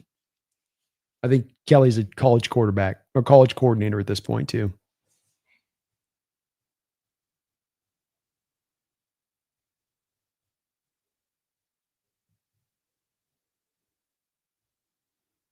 Big Dizzy, Geno and DK, grass and green are on the other side, but thank you for believing. So, hey, man, you got to be careful as a player. If you're going to move away from a team that loved you and that you've been doing well at, be very careful. You might think that there's going to be a better lands over here, but you might come to find that the lands are a lot harsher. They'll never treat you as good as the first stop. Max, Chip Kelly's beyond cooked. He got burger brains. And I agree. Just isn't fit to be it's just like Grubb, man. That spread system is a tough system in the best of times at the NFL level to execute. And there's a lot of these spread system guys that really need the wide hashes, that need the college game to operate. IR Hungry. Hello at the Hawks Nest. I appreciate that you keep streaming and chatting hours after the game. Was listening to you in the background while driving home tonight. Very entertaining. Well, thank you, IR Hungry. I love what I get to do, man. I'm very blessed to do what I love to do. And I've got a great community that makes this an easy one to go along with. Brandon Janet, did Chip Kelly coach the NFL prior to this stint? I mean, in any capacity, or is it equivalent to our moronic Grubb hire last year? No, he's been a head coach. He's been a head coach multiple times, Brandon. He's never been an offensive coordinator before, but he was head coach of the Eagles and head coach of the Niners. But he had gotten worse with the Niners than what he was with the Eagles. Kind of like the NFL sort of solved his scheme. It was kitschy at first. It caught some people off guard, but then eventually they kind of figured it out. And there's some simplicity to this scheme that doesn't always exist with what you get from the Shanahan West Coast offense that can make it very predictable when it's being run at a rudimentary level. And right now with the Raiders, I think they're having to run at a rudimentary level, partially because there's not as much talent there to make it go. I mean, you definitely are going to need the talent to make it cook, and the Raiders don't have that. But this is where there's always where it's a little bit more complicated to me than just purely bad about, like, it's all Chip Kelly being bad. It's also that Raider team just isn't very talented. Alpha says we should do that Kubiak, hand the man a blank check, good play calling, and even better staff are indispensable to elite teams. I would do it all day, Alpha. And I'd be in his ear if I'm Mike, and I'd be like, all right, you're getting this offer from the Titans. And I know you've got Cam Ward there, but you really trust that Titan ownership group? Do you really think that they're going to get you there over the top?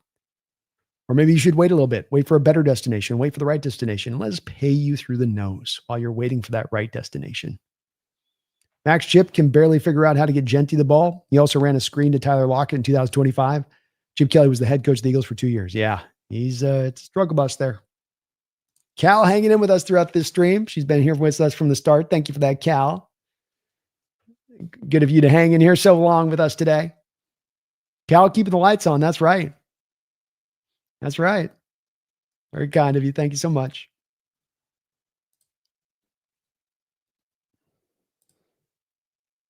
I'm taking Grubb over Kelly. I probably would too. Kevin says, man, that was the problem, B. Carroll was that positive Paulie, always saying, Goy now mode, only to realize he was in lost closet. Sad. Yeah, player-friendly coach, a guy that just leans into so much positivity, eliminate the negativity, just dwell on the positivity, and that will take you to the promised land. And it has in the past for him a couple times over, USC and Seattle in the early days. It just kind of ran out of gas there at the end as a philosophy. And it could be one that could be a little bit frustrating. Because the positivity wasn't based with a lot behind it all the time. Auxiliary does Brissett's family heritage include mosquitoes? Maybe so. Maybe so. It should. Femi Devontae Adams got nicked up this game. McVay said that they held him out of the game, was closer. He might have come back, but I don't think he plays. But Adams and Puka not 100% ideal isn't ideal. Both of them are dealing with some injuries, man. That's for sure. Maybe that can help us out. Daniel, off topic with Walter Nolan. Don't be like Jesse with Darnold. I think it was a decent pick by them. Defensive tackles take time to develop. It's just smart to build the trenches, as we've learned. Yeah, I think when it comes to Nolan, there's no assessment of Nolan that you're going to make in year one of him, to your point of a defensive lineman. I wouldn't do that with the defensive end either. Also to your point, Daniel, you want to, with these guys, make the assessments over time. And my assessment with Nolan in particular is one that's going to take over time, because with Nolan, I even acknowledge in where I look with Nolan, and again, too, it's where stuff feels like it gets overstated. And I tried to kind of rectify this last week and really clarifying my stance, which is that, a little bit of how Jesse and Mike will talk here is almost like I spoke of Nolan like he was a day 3 guy. I had him as a second round pick. I did. I had him as kind of a middle to late second round pick. So I did like his talent. I did think he had some ability. I just didn't like him in the middle of the first round with the other options on the table there for the Arizona Cardinals, especially like in Emeka Ibuka there. I thought that would have much more of an impactful, and I'm proven right on this in retrospect. It would have been more impactful for them in the immediacy and probably more impactful for them in the long term versus what they got in Walter Nolan. But the assessment at the heart of Nolan for me is not that he isn't talented. It is that he's talented. It's not that he can't give you a game like he gave last week with the Cowboys, 3 tackles, a sack, a batted down past the line of scrimmage. Is that the game will run hot and cold, is that the engine will not always be red hot, that I can go back to college and watch him dominating with Alabama and then watch 3 quiet games after that where he doesn't do a whole lot. And I think that that's going to carry over a little bit into his pro career. I think there's going to be times where he looks really good and really teases you with what he can bring. But I think there's going to be a lot of games too where he goes very cold as well. We'll see if that assessment holds up long term, but you're absolutely right, Daniel, in that the first year of Nolan is not the time to exactly make that total conclusion of an assessment. You got to give this stuff a little bit more time than that. There's 7 hours by Brandon. Awesome fun. We got almost 8 hours in here today. Daniel, if Mike McDaniel is available as an OC, former Shanahan Tree guy, I think he could be better than Kubiak and won't get a new head coaching gig anytime soon. So if Kubiak moves on, this might be a good year. Indeed, that'd be the first guy that I'd be running after, Daniel, if I could go get him. So if Mike becomes available, I will certainly add him to the mix. I don't trust that guy as a head coach, but yeah, I think he's a hell of a coordinator. And another guy got kind of stuck with Tua. Didn't sign up for Tua. You got kind of stuck with Tua is what it is. Carmelo King, thank you for the $2 donation. Carmelo, is Jalen Tundle going to be okay? I think he's going to be okay in the respect of he's not out for the year. I would not guess. Carmelo, they've got to do an MRI. That's going to take 24 hours to kind of get a full feeling of where he's at. But by the looks of things, the fact that he walked off the field, the fact that they had ice on his knee, the fact that he didn't get carted off, that tells me that it's probably something like an MCL. But that does then probably mean he's going to be out probably about 4 to 6 weeks. So, you're going to have to wait to probably get him back around near more of the end of the year. But he should be able to come back. This is a guess. The MRI might tell a different tale when it's all said and done, but that's probably where this will land when it's all said and done. Thank you for the donation, though. Good sign that he walked off the field. Good sign they had him sitting on the bench with the ice. That was encouraging.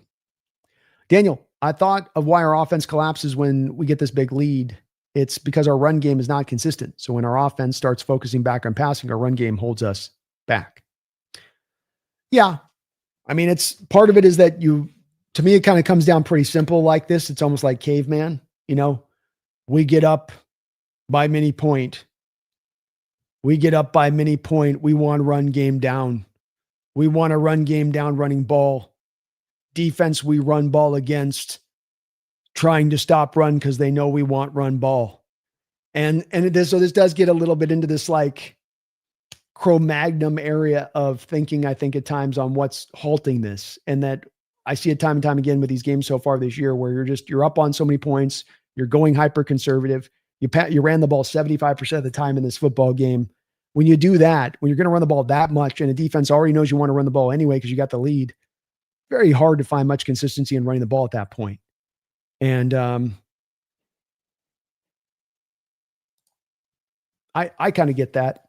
I don't look at that and go, we're not going to be effective running the ball. And indeed, at least today, Daniel, even with them knowing you're going to run the ball that much, even with you running the ball 75% of the time, you still ran the ball almost 200 yards. You still had all three of your top running backs averaging over 4 yards a carry. But I just think it comes down to the conservative nature at times that we've lived in when we get the leads. Big Dizzy, let's talk. Who do we think gets extended next season? Well, I think this offseason, Charles Cross, Devin Witherspoon, and Jackson Smith and Jigba are undoubtedly going to get a contract extension. Like you're going to get all three of those guys paid down the line. In my opinion, no doubt about it. I do think you're probably going to let Kobe Bryant walk.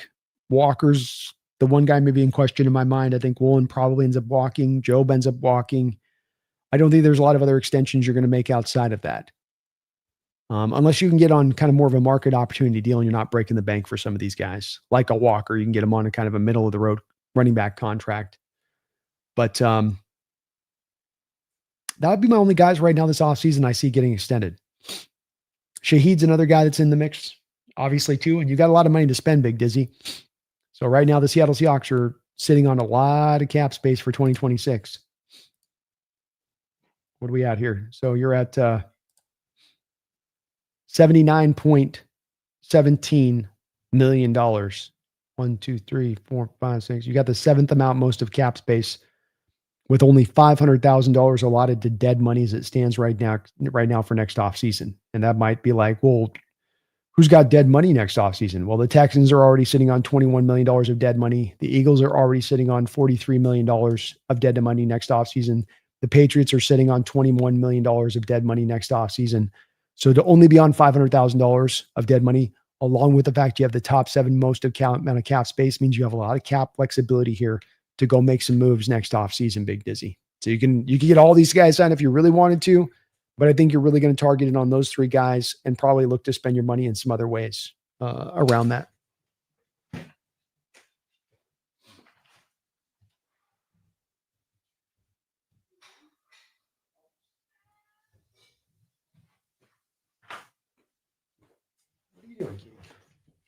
What are you doing, kitty cat? Dogzilla, thank you for the $10 donation, Dogzilla.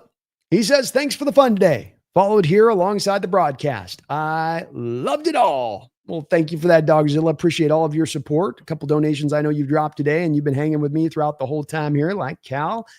Appreciate y'all for that. Very kind of you for, especially, man, we've gone long today. We're good 8 hours in the stream today. So thank you for that, man. It's been a fun day. This has been a hell of a season to watch the Seahawks team, Dogzilla, and covering this last couple of years and having to see a team that's kind of just can't quite take that step forward, can't quite come together, feels like they're right on the precipice of making it happen, and then just yet sort of kind of runs into the wall, so to speak. Just always ends up hitting the wall every given season and doing this for 6 years. This is the one season we're not hitting the wall. This is the one season where things seem to be getting injected in the right form and developing in the right way and maturing and just getting better and better every week. And it's just made it so exciting on top of having comfortable wins, blowout wins. And it's been very cool to get to experience this with you guys after going through so many weeks in prior years of everything being so heart attack driven and nervous and right to the end and right to the last point of the game. So it's been very cool that we've been able to have a fun year like this with some easy wins and blowouts, and the team getting better and better and better, showing us that the potentiality of this season, the potential of this team just keeps seemingly rising with every week, and the possibilities endless. Thank you though. Dogzilla, very kind of you, man. Appreciate your support.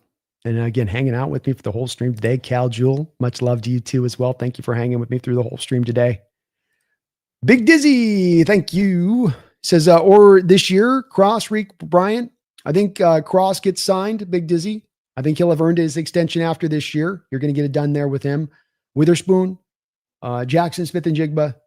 These are all going to be very big contracts. $40 million is going to go to Jackson Smith. You're probably going to see $20 million a year going to Devin Witherspoon. You're going to see probably $20 to $25 million a year going to Cross.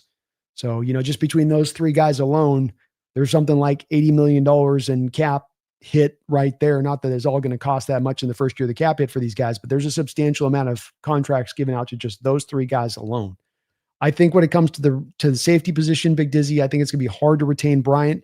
You've already been the boat of paying both of your safeties big market money at the same time. I don't think you're going to look to do that once again as you had with Quandre Diggs and Jamal Adams. I think that you look at a guy like Ty Akata, for instance, and then what he's getting you performative-wise there, that's just more to me of proof in the pudding that paying two safeties is not necessarily the route you have to go. That you can get really good safety play and you can find good quality safety play in other ways without having to break the bank.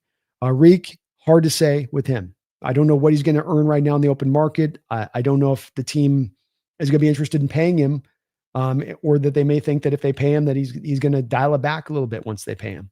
So it's very much a question mark. Those guys, Reek and Bright, are possible. I think that they're less likely, though, they're more likely to probably walk if I was to be making a guess at this point. Ryan says the collapse today was based on injuries and fluke turnovers. Then we ran it down their throats in the fourth quarter. Amen, brother. Amen. Carmelo King, thank you for another $2 donation, Carmelo. It's very kind of you. Do you like our OC? I heard you say he's leaving. True?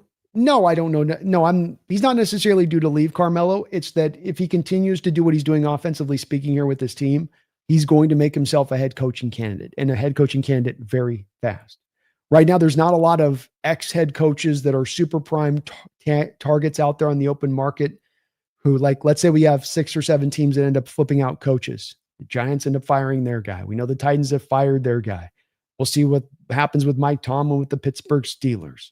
The Miami Dolphins fire Mike McDaniels. You get 7 or 8 head coaching vacancies. Who are the great coaching talents that are sitting out there on the sidelines ready to come back into the flow of the pro game? A Mike McCarthy. I don't think Belichick's coming back to the NFL. I mean, you might see Carroll move on from the Raiders. So if there's 5, 6, 7 stops and Kubiak's doing what he's doing, does his start get bright enough to then call upon one of these teams to reach out to them? And I think there's a real possibility of that happening. This is a Seahawks offense last year that was out of sorts. Couldn't run the ball. Couldn't pass protect. You flipped out your top couple receivers or 2 of your top 3 receivers and Lockett and DK. You moved on from your quarterback. You bring in a new quarterback. He's a first-year coordinator here. Thinking about Kubiak and watching what he's doing with Seattle, Carmelo, is he's getting this turnaround here this quickly in his first year. He got the turnaround there that quickly with the New Orleans Saints in his first year before injuries decimated that team last year. That's going to open up a lot of teams' minds out there, and he's going to be a candidate. Doesn't mean he's going to go. Doesn't mean that he gets the job, but yeah, he certainly will be a candidate if he continues at this current pace of what he's doing. Thing too that you're getting with Kubiak is the Benton. Benton is his offensive line coach, so it's a bit of the pairing you get in all of that coming with him a bit. I think that it's going to make him a candidate, especially with the way that this offense is rolling. Might be a year early. Might have to wait one more year, Carmelo, but he is definitely on the track.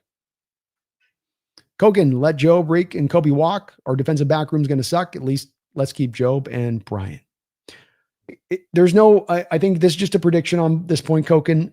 I don't say anything with a level of confidence on this. When you're sitting on $79 million, the team can do whatever the hell they want to do. But again, I think that from an asset standpoint, I don't know if they'd have a lot of confidence in paying Reek. Maybe you give Job a couple $1 million contract, and that's a way to get around it. All of this situation is terribly fluid and very hard to predict when you have this amount of money that you're sitting on. So it's probably too early to tell. Anything that we're probably guessing right now is going to be probably proven to be pretty untrue when it's all said and done. Shows Pumpkin's face. Man, she just got comfortable down below me here. She's getting loved up. She's getting super, super loved. Daniels, this is going to be fun to see even worry against any sweep screens from McVay. We would struggle against the screens in the past. That's the way they've gone at us with that. Yeah. And Eamon Worry is the screen killer. Feed me, now we have 3 blowout games on the season. I don't remember the last time we had 3 blowout games in a single season. Feed me. We still have half the schedule left, don't we? Brian, I'll be joining the Hawks Nest all next week from the beach at Kona. Go Hawks. Hell yeah, brother. Got to warm up this winter, man. Got to stay warm out there out of the Pacific Northwest when you can. Have a cold one on me, brother. Kevin says, but remember, the budget will probably go up another $25 million. Indeed. We do tend to see the cap go up quite a bit. And with that, the gambling aspect and the money that's increased revenue-wise, you could see the cap go up quite significantly, even beyond where it's slated to go as it stands right now. Oscar, hey, Brandon, if we can go back in time, knowing what you know now about this team, would you draft someone other than Milroe with our 3rd round pick? Yeah. I wasn't the biggest Jalen Milroe guy, Oscar, and I still don't remain to be the biggest Jalen Milroe guy, in that Jalen's path to success and what he's got to fix and what he's got to clean up and the work that he's got to do is a lot. And it's probably going to take a lot of time. And he may not be there to refining this within 2 years from now that you hope that you can go move him for a trade somewhere. If not, have him ascend at that point to being your starter. So, Oscar, I like this draft overall. I really loved the Zabel pick. I think Nick Imanwari was a guy that they did a great job of assessing where to grab him at the right spot, giving up the 3rd round pick to get him. No problem with that. Riley Mills will be a player long-term. Torrey Horton looks like a steal. Robbie Oots is a grade A blocking fullback and what he brings at the position there. But Milroe and a little bit of Arroyo maybe lesser so, because at least you're going to get some returns out of Arroyo in the immediacy. But those would be the 2 picks that I would have gone a different direction. I think that the guy that stands out to me, or the 2 guys you could have gone, was the Georgia kids. I think you could have doubled up on both Ratledge, who's having a very good year for the Lions at right guard, and you could have looked at Wilson. Wilson's not been great necessarily, but long-term, I think Wilson will be fine. The Georgia center that they had. I think you could have looked at either of those 2 guys or just looked to target 2 offensive linemen with those picks, and you might have been better from a team standpoint, especially in the short term. But I think with Milroe, there's just so much for him to have to develop and clean up, and he looks so far away. There's a possibility with his work ethic he can get there, but as we said at the time, and as many people, even the most ardent, somewhat believers of Milroe would say at the time, this is a lottery pick selection, and lottery tickets don't tend to pay out. They tend to just be a piece of paper. And hopefully you can get him a little bit of work in through preseason, and you get enough people out there who maybe get hot to try with him and they believe in that skill to develop and flip him back eventually for maybe a 2nd round pick.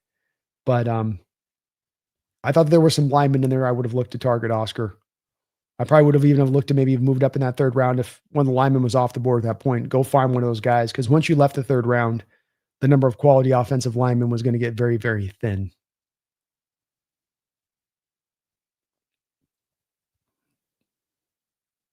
Brandon Jan said Brian Q Ball's definitely getting canned. Yeah, he's definitely getting canned.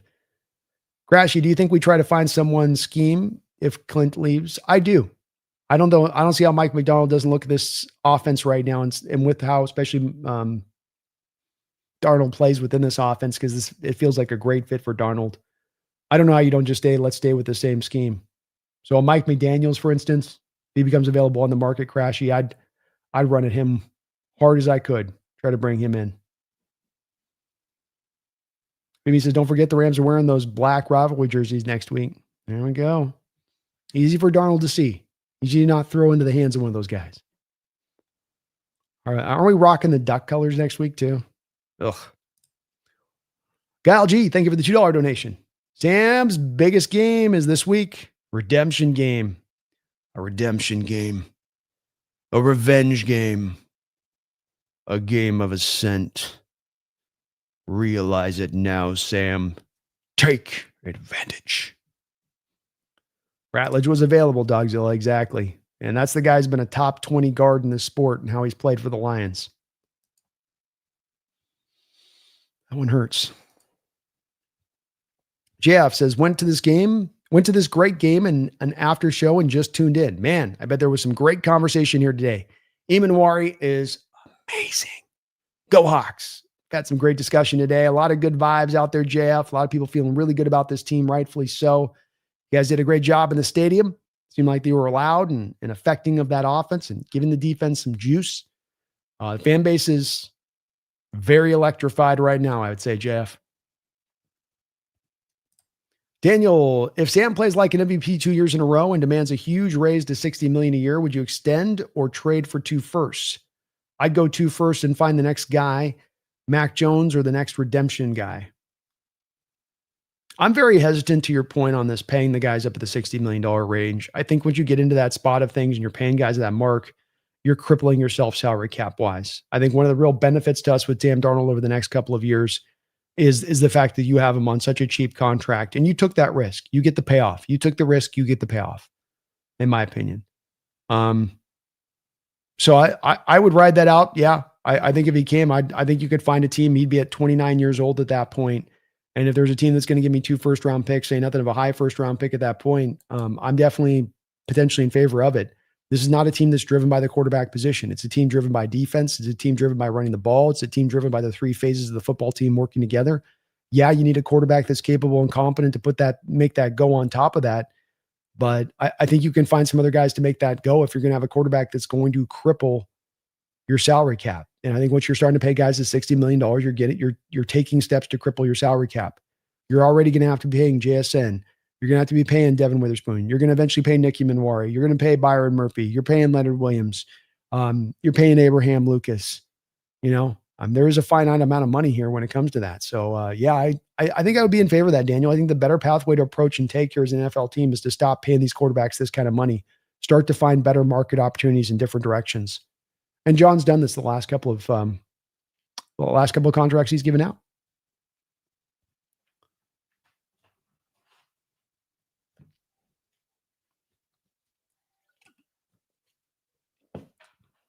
Maybe not until week 16, which I think is stupid. Why not both? Oh, so it was week 16. Yeah, you're right, Jose. I guess we got to wait till 16 on it. Kind of weird they made us wait that long for it. Jace, thank you for breaking down the contract stuff earlier. Agree with the option bonus comment. Bill Will is cheap and Keim's contract structures were crap. It really is. And I hate it about the Cardinal team on this, Jace, where it's just like, I stand back on this one with it, where it's just like, look, sell the effing team if you don't got the money. And I partly wonder a little bit with this too, Jace, where I'm coming back and I just keep coming back in my mind to, you guys started out this offseason with $100 million. You got $100 million. You start out $100 million in cap space.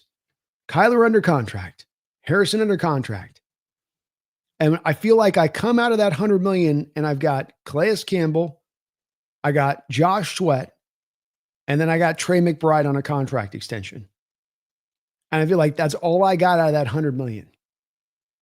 And I feel like I kind of stand back from that and I'm like, I feel like you could have done more with that.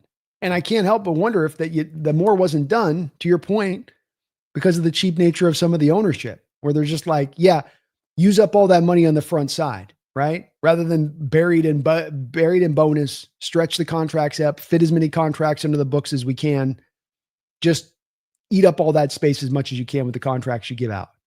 That's what it felt like. I don't know if that's the way it is in truth. It's how it feels. But you're kind of confirming a little bit by what you say with them on that. And I kind of shake my head at that a little bit going, it's going to be very hard for you to go get to a Super Bowl ever if your ownership is driven in this manner by that. And then, are the contracts structured crappily because the ownership's pushing them to do it that way? I kind of think so. And now as a GM, you start doing stuff outside the norm of what you would do because you're trying to creatively get around your cash strapped nature. And it starts to become not as much of an extreme degree of the Oakland A's trying to run Moneyball, but starts to get into that nature of things a little bit, which it's always already so hard to win in this sport. It's already every team's so bloody close, and every team's trying to use every advantage on the table. As I always say, when you start leaving advantages on the table that your competition gets to utilize, how can you hope to beat out that competition? You have to be so much better at the other things that you're sort of tit for tat with them on. Daniel, Brock Purdy's a good example. 49ers traded Purdy for a first and used the $50 million cap space for premium free agents. Their team would be a Super Bowl contenders, even with the injuries. Bingo. Every team gets up to pay the quarterback, and they all get lazy. They'll just go, well, you just got to pay him. Well, he's up to be paid. You got to pay him. Guys like Colin Cowherd will do nothing but every single quarterback that comes up. Watch Colin never willing to go out on the end of any plank on this one. Every quarterback needs to be paid. You pay him. You just pay him. That's what you hear him saying. You just pay him. You just pay him. No thought, no thinking, no introspective, no turning it over in your mind, no considering this and considering that. Just pay him. I was joking this offseason about the Niner fans. The Niner fans, to a man, and Jesse did this himself, were so effusive in that Brock Purdy contract. We got the contract done. $53 million a year. Only $53 million a year. Who's going to pay him that? Who are you guys negotiating against? And the real cherry on this one from them was the fact that you could tell that they were not in on the contract because right after they were speaking about, it's only costing us $53 million a year for Brock Purdy, the very next phrase outside of their mouth is, and we can get out of the deal after 2 years. That in itself told you the fans knew this was not going to be a good contract for us. That they sort of lied despite what they were saying. They say that one thing, but then the confidence was sort of betrayed on the next thing that they said. And can you use that money for better places? Can you take that money and can you move that money and better utilize it in other areas rather than just giving it to this one guy? And yeah, you can. And if you're going to give it to that one guy, he better be a superhero. He better have that cape strapped on. He better be faster than a speeding bullet. He better be able to leap buildings in a single bound. And if he's not that, then don't pay him. And I like Sam. And there's been some times with Sam where he's done some Superman-ish like stuff for us on this football field this year, but not enough Superman-ish to go and spend that amount of money. No, sir.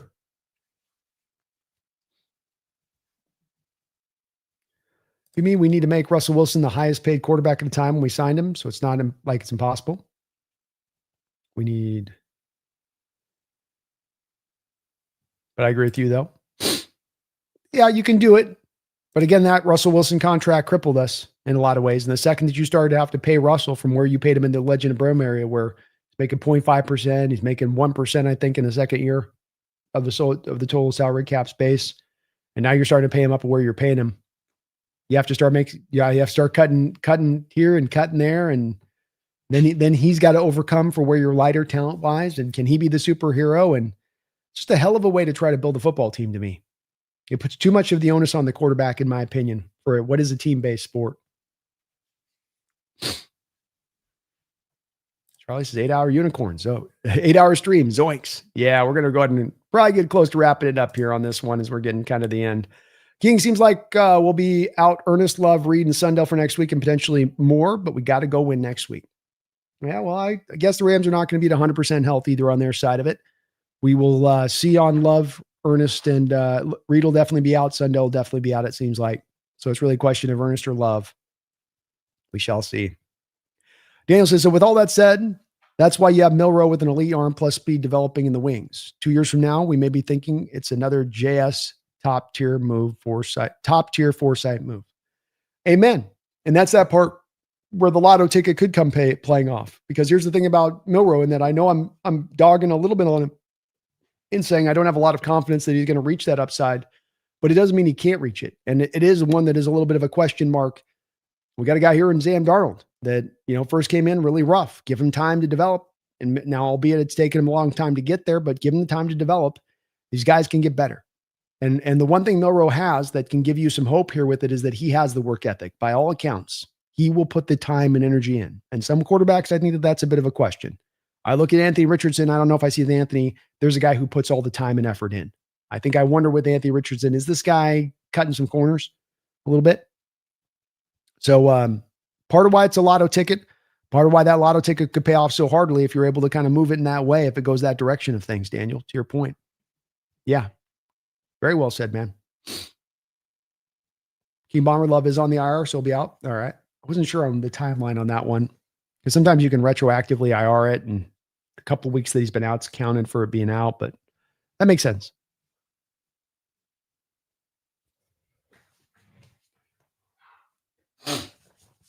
Harry Cat. Charlie says, was it my imagination, but when Olu got in the game, the running back started gaining some yards reliably? Yeah. A little bit up the middle. Charbonnet kind of had his 3 runs there where he's bang, bang, bang. He got a couple of nice big rips off there. Alpha, I'd really happy if we continue running the ball well with Olu in. Target Braden Fisk. Yeah, if you see the Rams rock out with the 2-3 techs at once out there, where they're going to try to go a little bit lighter, go to the run in those situations and attack it. And Frisk especially, attack him in the running game because he's definitely weak there. Kick up, I'd rather play the Rams game away, so that's good. Yes, sir. Crashy, do you think we'll ever see Haynes on the field without injuries to Bradford? I'm not so sure. I don't know. This is one of those questions, Crashy, where we just don't know where really the coaching staff confidence is at in Bradford. Anthony Bradford's played like a back-end right guard throughout this year.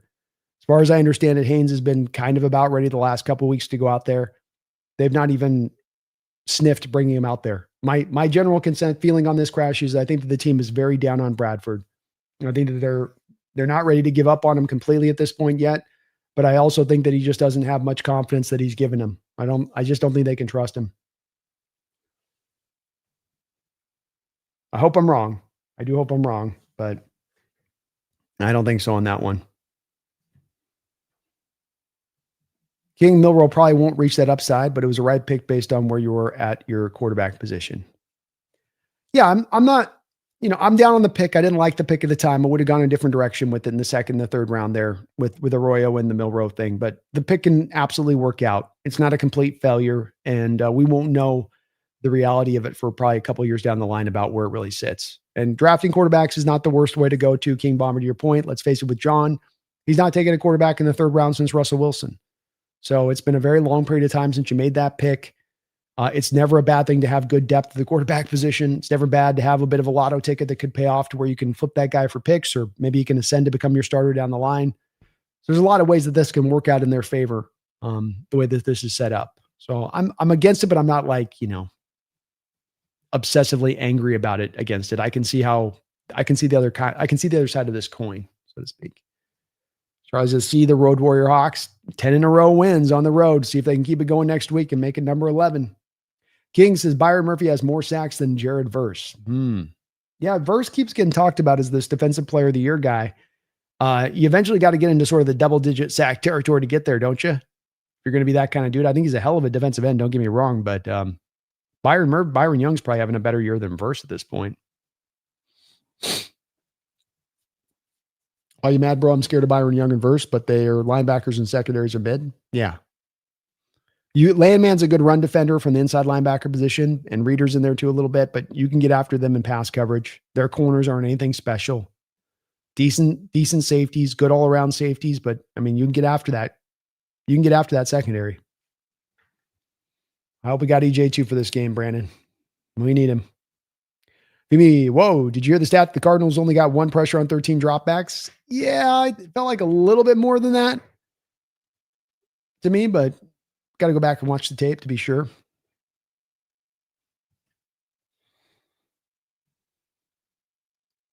He's the same amount of sacks as Verse and Fisk. Does Byron Murphy? He has them combined. That's good. Ashton, how long were you streaming? Laughing out loud. It's midnight on the East Coast. I know, man. We are 8 hours and 30 minutes into this stream. We got a little late today. We're celebrating a blowout, though. What are you going to do, Brandon, does anyone watch the All Access Mic'd Up series the past week versus Washington? It was fantastic. The boys were having a ball. They were. That was a lot of fun. They're giving that Washington crowd the business. Alpha, I feel like we're going to be saying that Arroyo is due for a game all season. That being said, against those linebackers, he's due for a game. He is, man. I think he would have had a game this one if you were throwing the ball more. I just think part of the reason he didn't get featured is the 12 passing attempts. Just keep coming back to that target share just isn't there for the rest of the guys in this offense right now. You know, you're going to be literally 32nd in the NFL coming out of this game in passing attempts. Think about that, folks. 32nd in the NFL in passing attempts. Just not the opportunities for these other guys to get it. It's a good problem to have.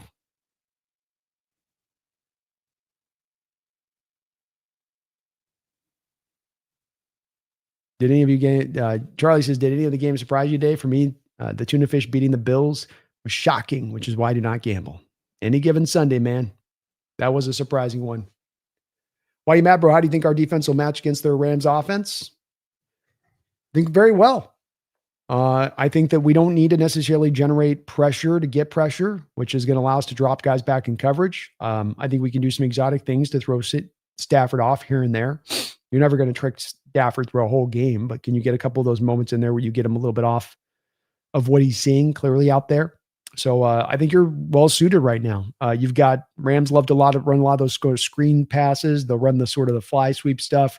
Eamon will help out a lot with what he's shown in his area on that. You've got the corners on the outside in Witherspoon and in Woolen, who should be able to stand pretty tall with what you've got in Devontae Adams and Puka Nacua, who may not be at 100% health. You got to stop the run and make them one-dimensional. Why you mad, bro? The good news is that we've been able to stop everybody when it comes to running the ball. Maybe only Washington last week was able to make much headway last week, and that was just because they decided to run the ball when they were down by a ton of scores, and we were like, okay, go ahead and run. Go ahead and bleed out the clock. We're fine with that.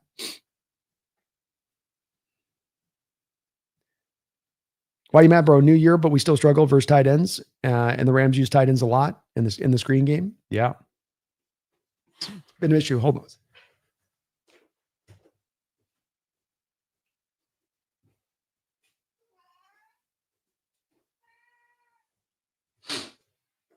All right, you guys. All right.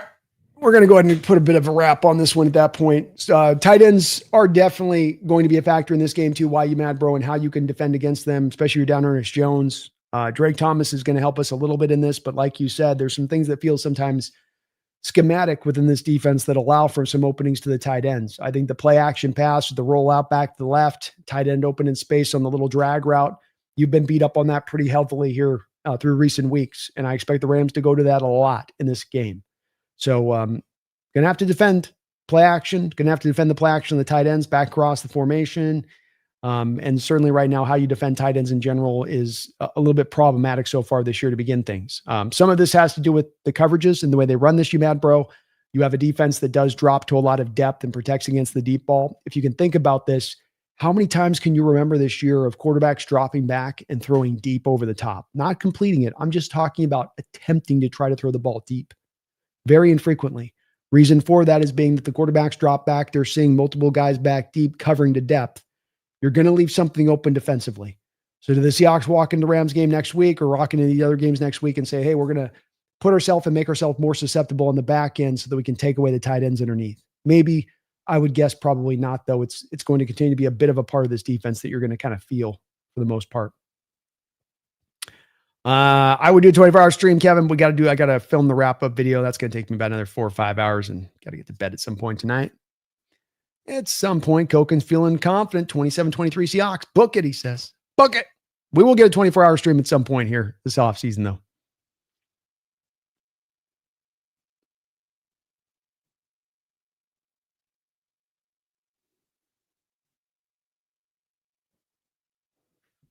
Emmanuel says the tight ends are an issue, but I also think that's a bit of an issue for most teams. Yeah. It's the nature of the beast on this, where defensively, there's no perfect defense that takes away everything on the football field. Stylistically, you're going to allow openings on the field somewhere. Some teams want to run pressure based and they leave vulnerability on the back end. They'll condense everything down. They'll take away the short passing attack. They'll be pressure based to the quarterback, but then you can do your deep shots down the field.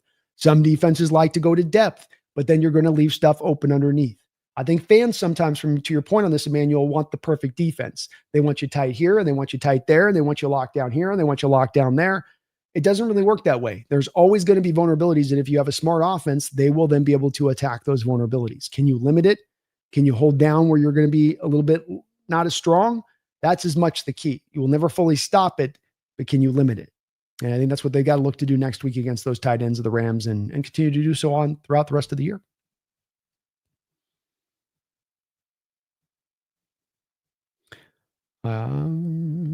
Kevin says, Brando, you the best. Thank you, Kevin. Appreciate you, man. Big time appreciation. You guys hanging in with me for so long today. Kevin says, Arroyo and Barn are going to go off. They could next week. Thought they were going to go this week. And I think if you threw in this game 30, 35 times, you would have seen the combination of those guys come out of this with probably like 8 or 9 catches for like 80 to 100 yards. Next week, I could easily see that becoming the case. He says, we lose this week. We're back to the drawing board. Going to be licking your wounds a little bit if you lose, but yeah, it's not the end all if you don't take them. Done a lot of good work here so far this year and set the stage for the back half of the schedule. And it doesn't mean you have to be perfect because you have created some room for error. Charlie says, if Adams is out, that could change the Rams game. It could. Both the two receivers are dealing with their share of injuries there that they're going to rely upon in this one. Bomber, let's go, Brando. Great win tonight. 9 in a row against Arizona. Let's go. That feels good. We own them out in the desert. Jose says, F sleep. Let's celebrate the win. Guys, you already know if we lose the national media, we'll say we're not contenders anymore. Yeah, they might. They'll say, who have they beat? And look, that's valid. For the same reasons we're looking at this as a measuring stick kind of game coming up, or measuring sticks game coming up. 2 with the Rams, game against the Indianapolis Colts. You get a true challenge out there to see where you stand. You have been able to work a little bit of a lesser schedule up until this point. Crashy. It's been an easier schedule this season, by and large. It's going to get tougher on the back half of the schedule. We're going to get these tests. We're going to see where the Seattle team really does truly stand. King says, I think Mike has never picked the Seahawks to beat the Cardinals. I think that's right. He just thinks they're due. Wow, I can't wait for the NFC West roundtable this week. It's going to be a fun one, man. Another win. And boy, I'm going to just get to... I'm enjoying this needling I get to do every week, needling former bad takes. I can't feel bad for Mike, so I can't hit him too hard. It's been a rough year. He's gone through it there with the Cards. Noob, you think we lost Kubiak after the season? I remember part of the reason you liked him was because you thought he would be here for a while. I didn't know he'd be this good out the gate, noob. And yeah, it's a possibility at all times here that you could lose a guy that's having a great season like Kubiak is. This is the nature of the beast of the NFL. Offensive coaches are hired before defensive coaches. And you do great work. The NFL is not going to take a long period of time to realize you're doing great work to give you a head coaching opportunity.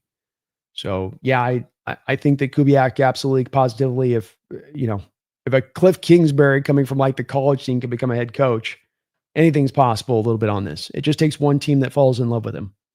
So thought he was going to be here for a while, noob, but I didn't know we were going to get the sensational returns this quickly from him. And that's part of what's brightening his star and might see him walk this offseason if a team falls in love with him. I definitely have seen it happen before in the pros where a guy can go this fast, this quick in the spot. King says Cardinals have also never won in the round table's existence. It's very true. Brian, he says, great. We get to listen to Jesse pout some more. King, technically, the Rams have only beat the Colts, and we've only beat the Steelers who beat the Colts. It's true. It's not like the Rams have taken care of a bunch of juggernauts either. So it's kind of the benefit this whole division got a bit of the easier schedule. Niners got the easiest. Cardinals got the second easiest. I think we got the third easiest or something like that. And so got an easy schedule. This is the benefits everybody gets to have work in their favor a little bit.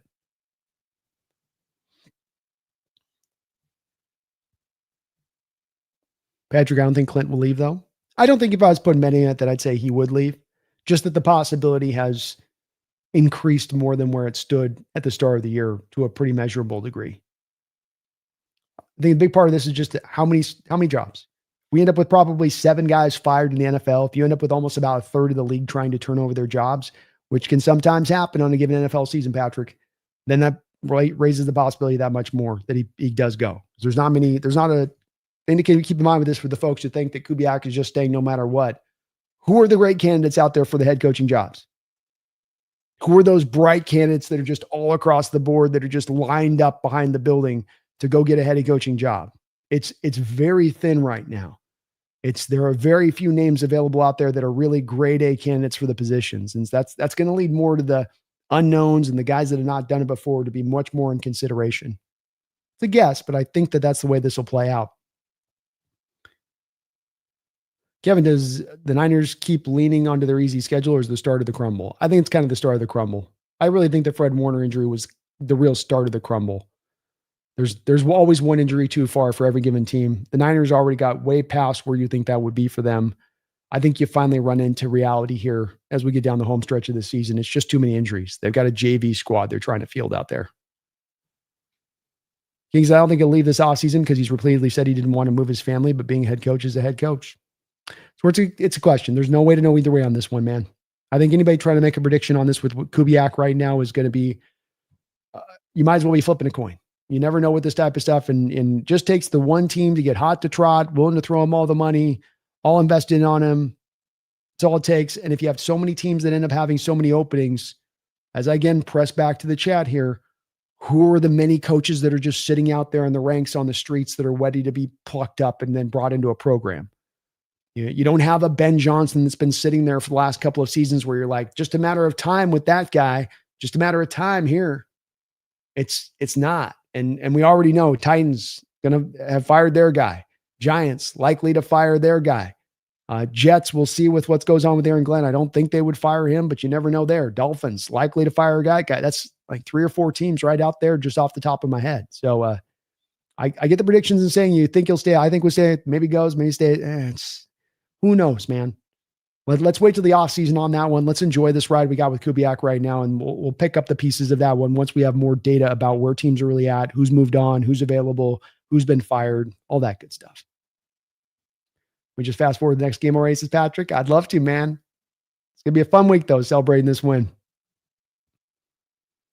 Koken, is Kubiak's length of contract public knowledge? It doesn't matter on the I don't think it's public knowledge. He probably got a 3 or 4 year deal, but of course, the contract length doesn't really matter because if he gets a head coaching job, he can always leave for the head coaching job, even if he's under contract as a coordinator. It doesn't restrict you.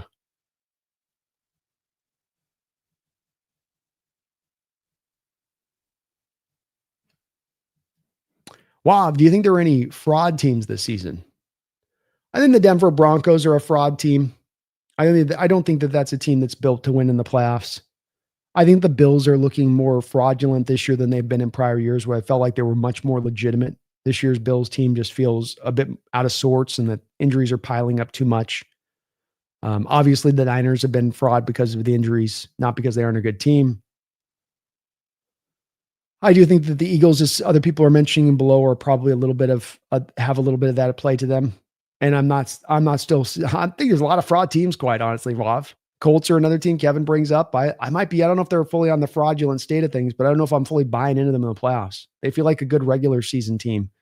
Feel like a good regular season team that runs out of gas and Daniel Jones turns into a pumpkin by the time you get to playoff time.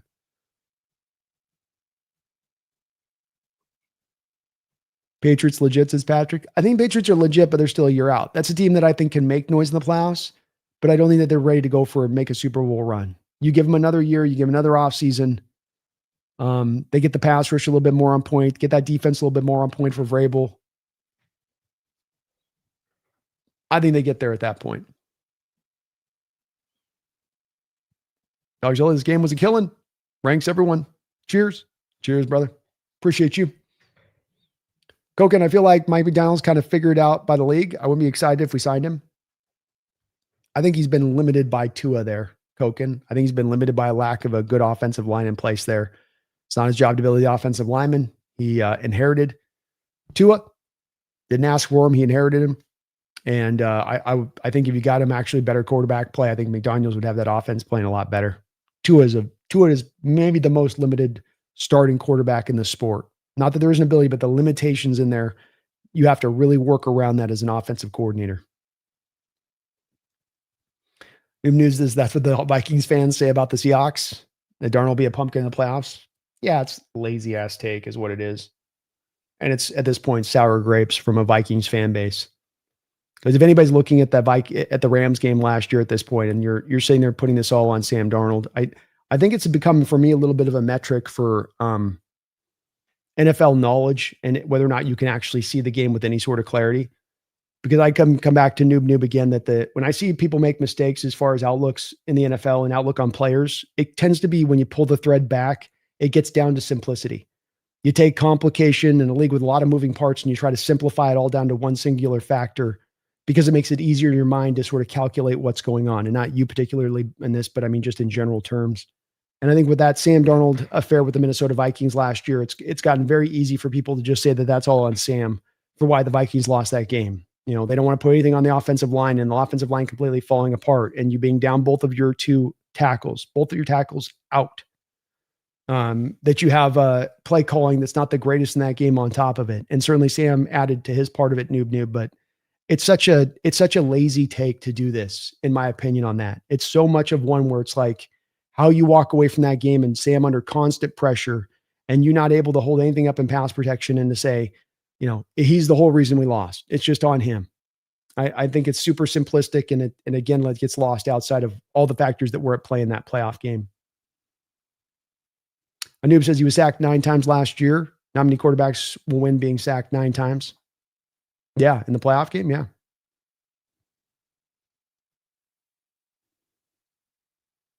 We had 7 sacks against the Texans. It felt insane. I can't imagine 9. Yeah, it's just, what are you going to do against that? No quarterback's going to your point, succeed in that environment. Every quarterback's going to look piss poor. Is that the quarterback being piss poor, or is that the fact that, hey, sacks are going to make everybody look bad? You know, and this is where there is that draw, I think, from fans and myself included, and all people, when you look at the game, to draw it back to the quarterback because so much they are in control of, so much they are in charge of. So why shouldn't the responsibility fall on them as far as the buck stopping there? But the buck can't always stop there. It can stop there if it's appropriate and right to put it on their shoulders, but there's a lot of other parts and things that come into effect that determine quarterbacks play more than just did they do their job or not. Val Ramos got the Seahawks winning against the Rams. Let's go, Val. I hope you're right, man. As a Rams fan, as a Niners fan, excuse me. Jesse, when I think of Hurts, I see him dropping back and hucking it downfield as far as he can. Yeah, he's got to put a lot into those throws to get that ball worked up.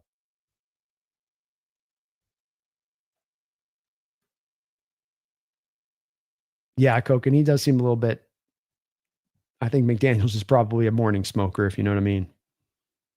Brian, just an example of people analyzing games like the quarterback is the only player on the field. It is one that drives me crazy. And you know this with me for a while, Brian, because I encountered it a lot. I encountered it in the Geno years, and it just drives me up a freaking wall. Because you can see so many examples in this sport of what happens when you don't give a quarterback a supporting cast and how hard it is for that quarterback to do his job. And that there's an expectation by fans at times of put the cape on your back, go be faster than the speeding bullet. And that's not really what the answer should be from a fan perspective. The perspective should be is how is the pass protection? How is the offensive scheme? How is the defense? Do I have the playmakers around me? Do I have a balanced offense? Are we predictable? Do defenses see and know what's coming prior to the snap? Do we pass too much and we don't run the ball? There's so many different things that go into quarterback success. And if it all gets derivative down just did he get it done or not, then you're just sort of casting away the other 10 players on the offensive side of the ball as if they don't matter a little bit. And that's probably what just annoys me most about it is so often those other 10 players can determine really the success, especially when there's a trend by those other players of going bad or good to either side of it. Antoine, I'd love to see the Rams Seahawks game flexed. It sounds like it's going to be hard because the Sunday night game is a good one as it is right now. Maybe they can move it out to Monday night. I'd love to see it, but maybe it will be hard to see that happen. Noob knew there was a couple plays where Byron Murphy looked insane today. Boy, back-to-back plays out the gate offensively against them. He was living in the backfield. Yeah, another strong game from him today. I think he got a did he get a sack? Did he get another sack? So many guys got sacks, you know. I can't even keep track of all the guys. Yeah, he didn't get a sack, but he played pretty good. He had a good game.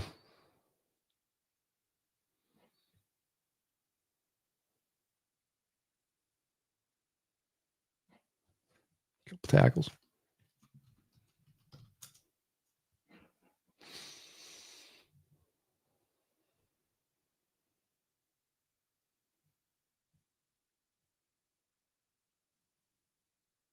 I want to fly under the radar, Bomber. I don't like being at the forefront. I want to just be I want to be that Cinderella team. Jeff, in the preseason, I was very concerned with the old line we had in Darnold, but with the changes we made and JSN ascending, it's been fine. It's going good, man. Pass protection's been really solid too for Sam for the most part. Been very, very good. It's coming together. It's coming together. That's right, King. Let him be surprised by when we dominate in January. Surprise him.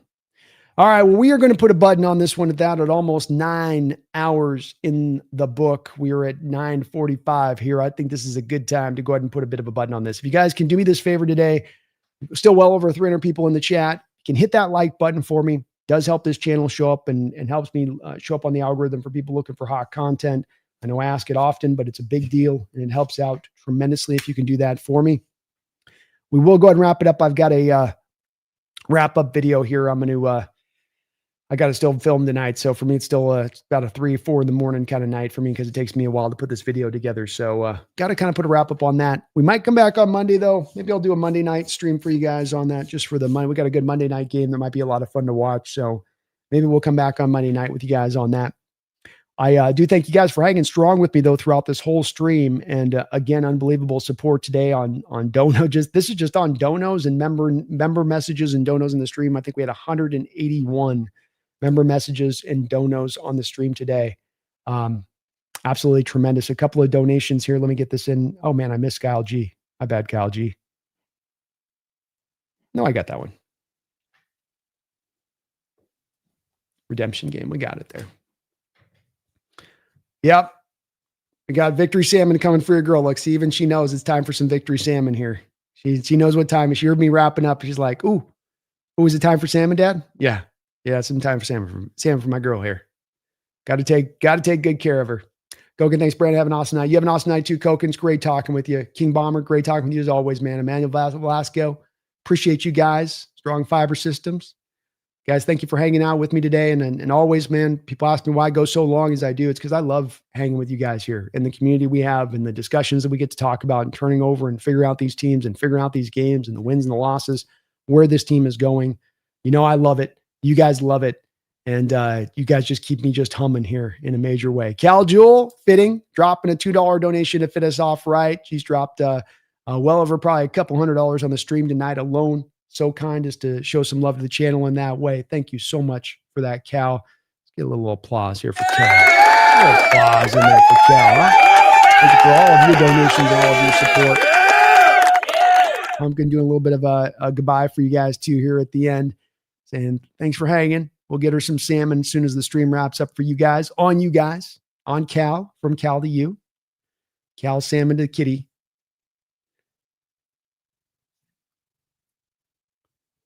HHG, did you get my donut about the cheese bee? Just kidding. I didn't drop a Crosby dono. Well, we almost had him. We were in the mix on him. We were right to think that the Seahawks might be hot to trot looking at him. Just couldn't quite bring him in. Red Rum, we won. And that's a great note to finish this up on. We won today. We talked a lot about this in the chat, and I think you're going to hear some Hawk fans a little bit on splitting hairs with this of, well, we didn't win dominant enough. We didn't put them away. I don't like this. We let our foot off the gas thing. I call this first world problems, and that let's always keep perspective at the forefront here. It's hard to win in this football. It's 2 playoff wins since 2016. The Jacksonville Jaguars have more playoff wins than us since 2017. Let's always keep in perspective the road we've been on recently, the long road we've been on, waiting to finally get to this point of success that we start to find ourselves on the pathway to heading this year. And that you got to enjoy these wins. When you blow teams out, you got to celebrate it. And would you like things to be cleaner? Would you like the second half to not be as sloppy with the offense? Yeah. But was this also a desperate Cardinal team that was playing for their season's life? Yeah, there was that too. They knew that if they lost this game, that's it. They're out. There's no more, maybe minor mathematical possibility, but they are Dunsky at that point. So you're also going to get a little bit of their desperate effort too. You matched their intensity. You came out in this game. You ran away with it. You took this game to them. You did the thing that Carroll told us 3 years you couldn't do, which is win in the first quarter. You won this game in the first quarter. And when you win in the first quarter, you don't have to play as perfectly in the second, the third, and the fourth quarter. Doesn't mean you can afford to play bad, but you don't have to play as perfectly when you're that outstanding out the gate. This team keeps getting better and better and better. They're over 100 on their plus minus differential on the season. They're winners of 7 of their last 8 games. Got a true test coming up this next week, a big test. And we're going to learn a lot about where this team is at and how ready they are to take this final step forward, the final step, the final countdown, the final boss.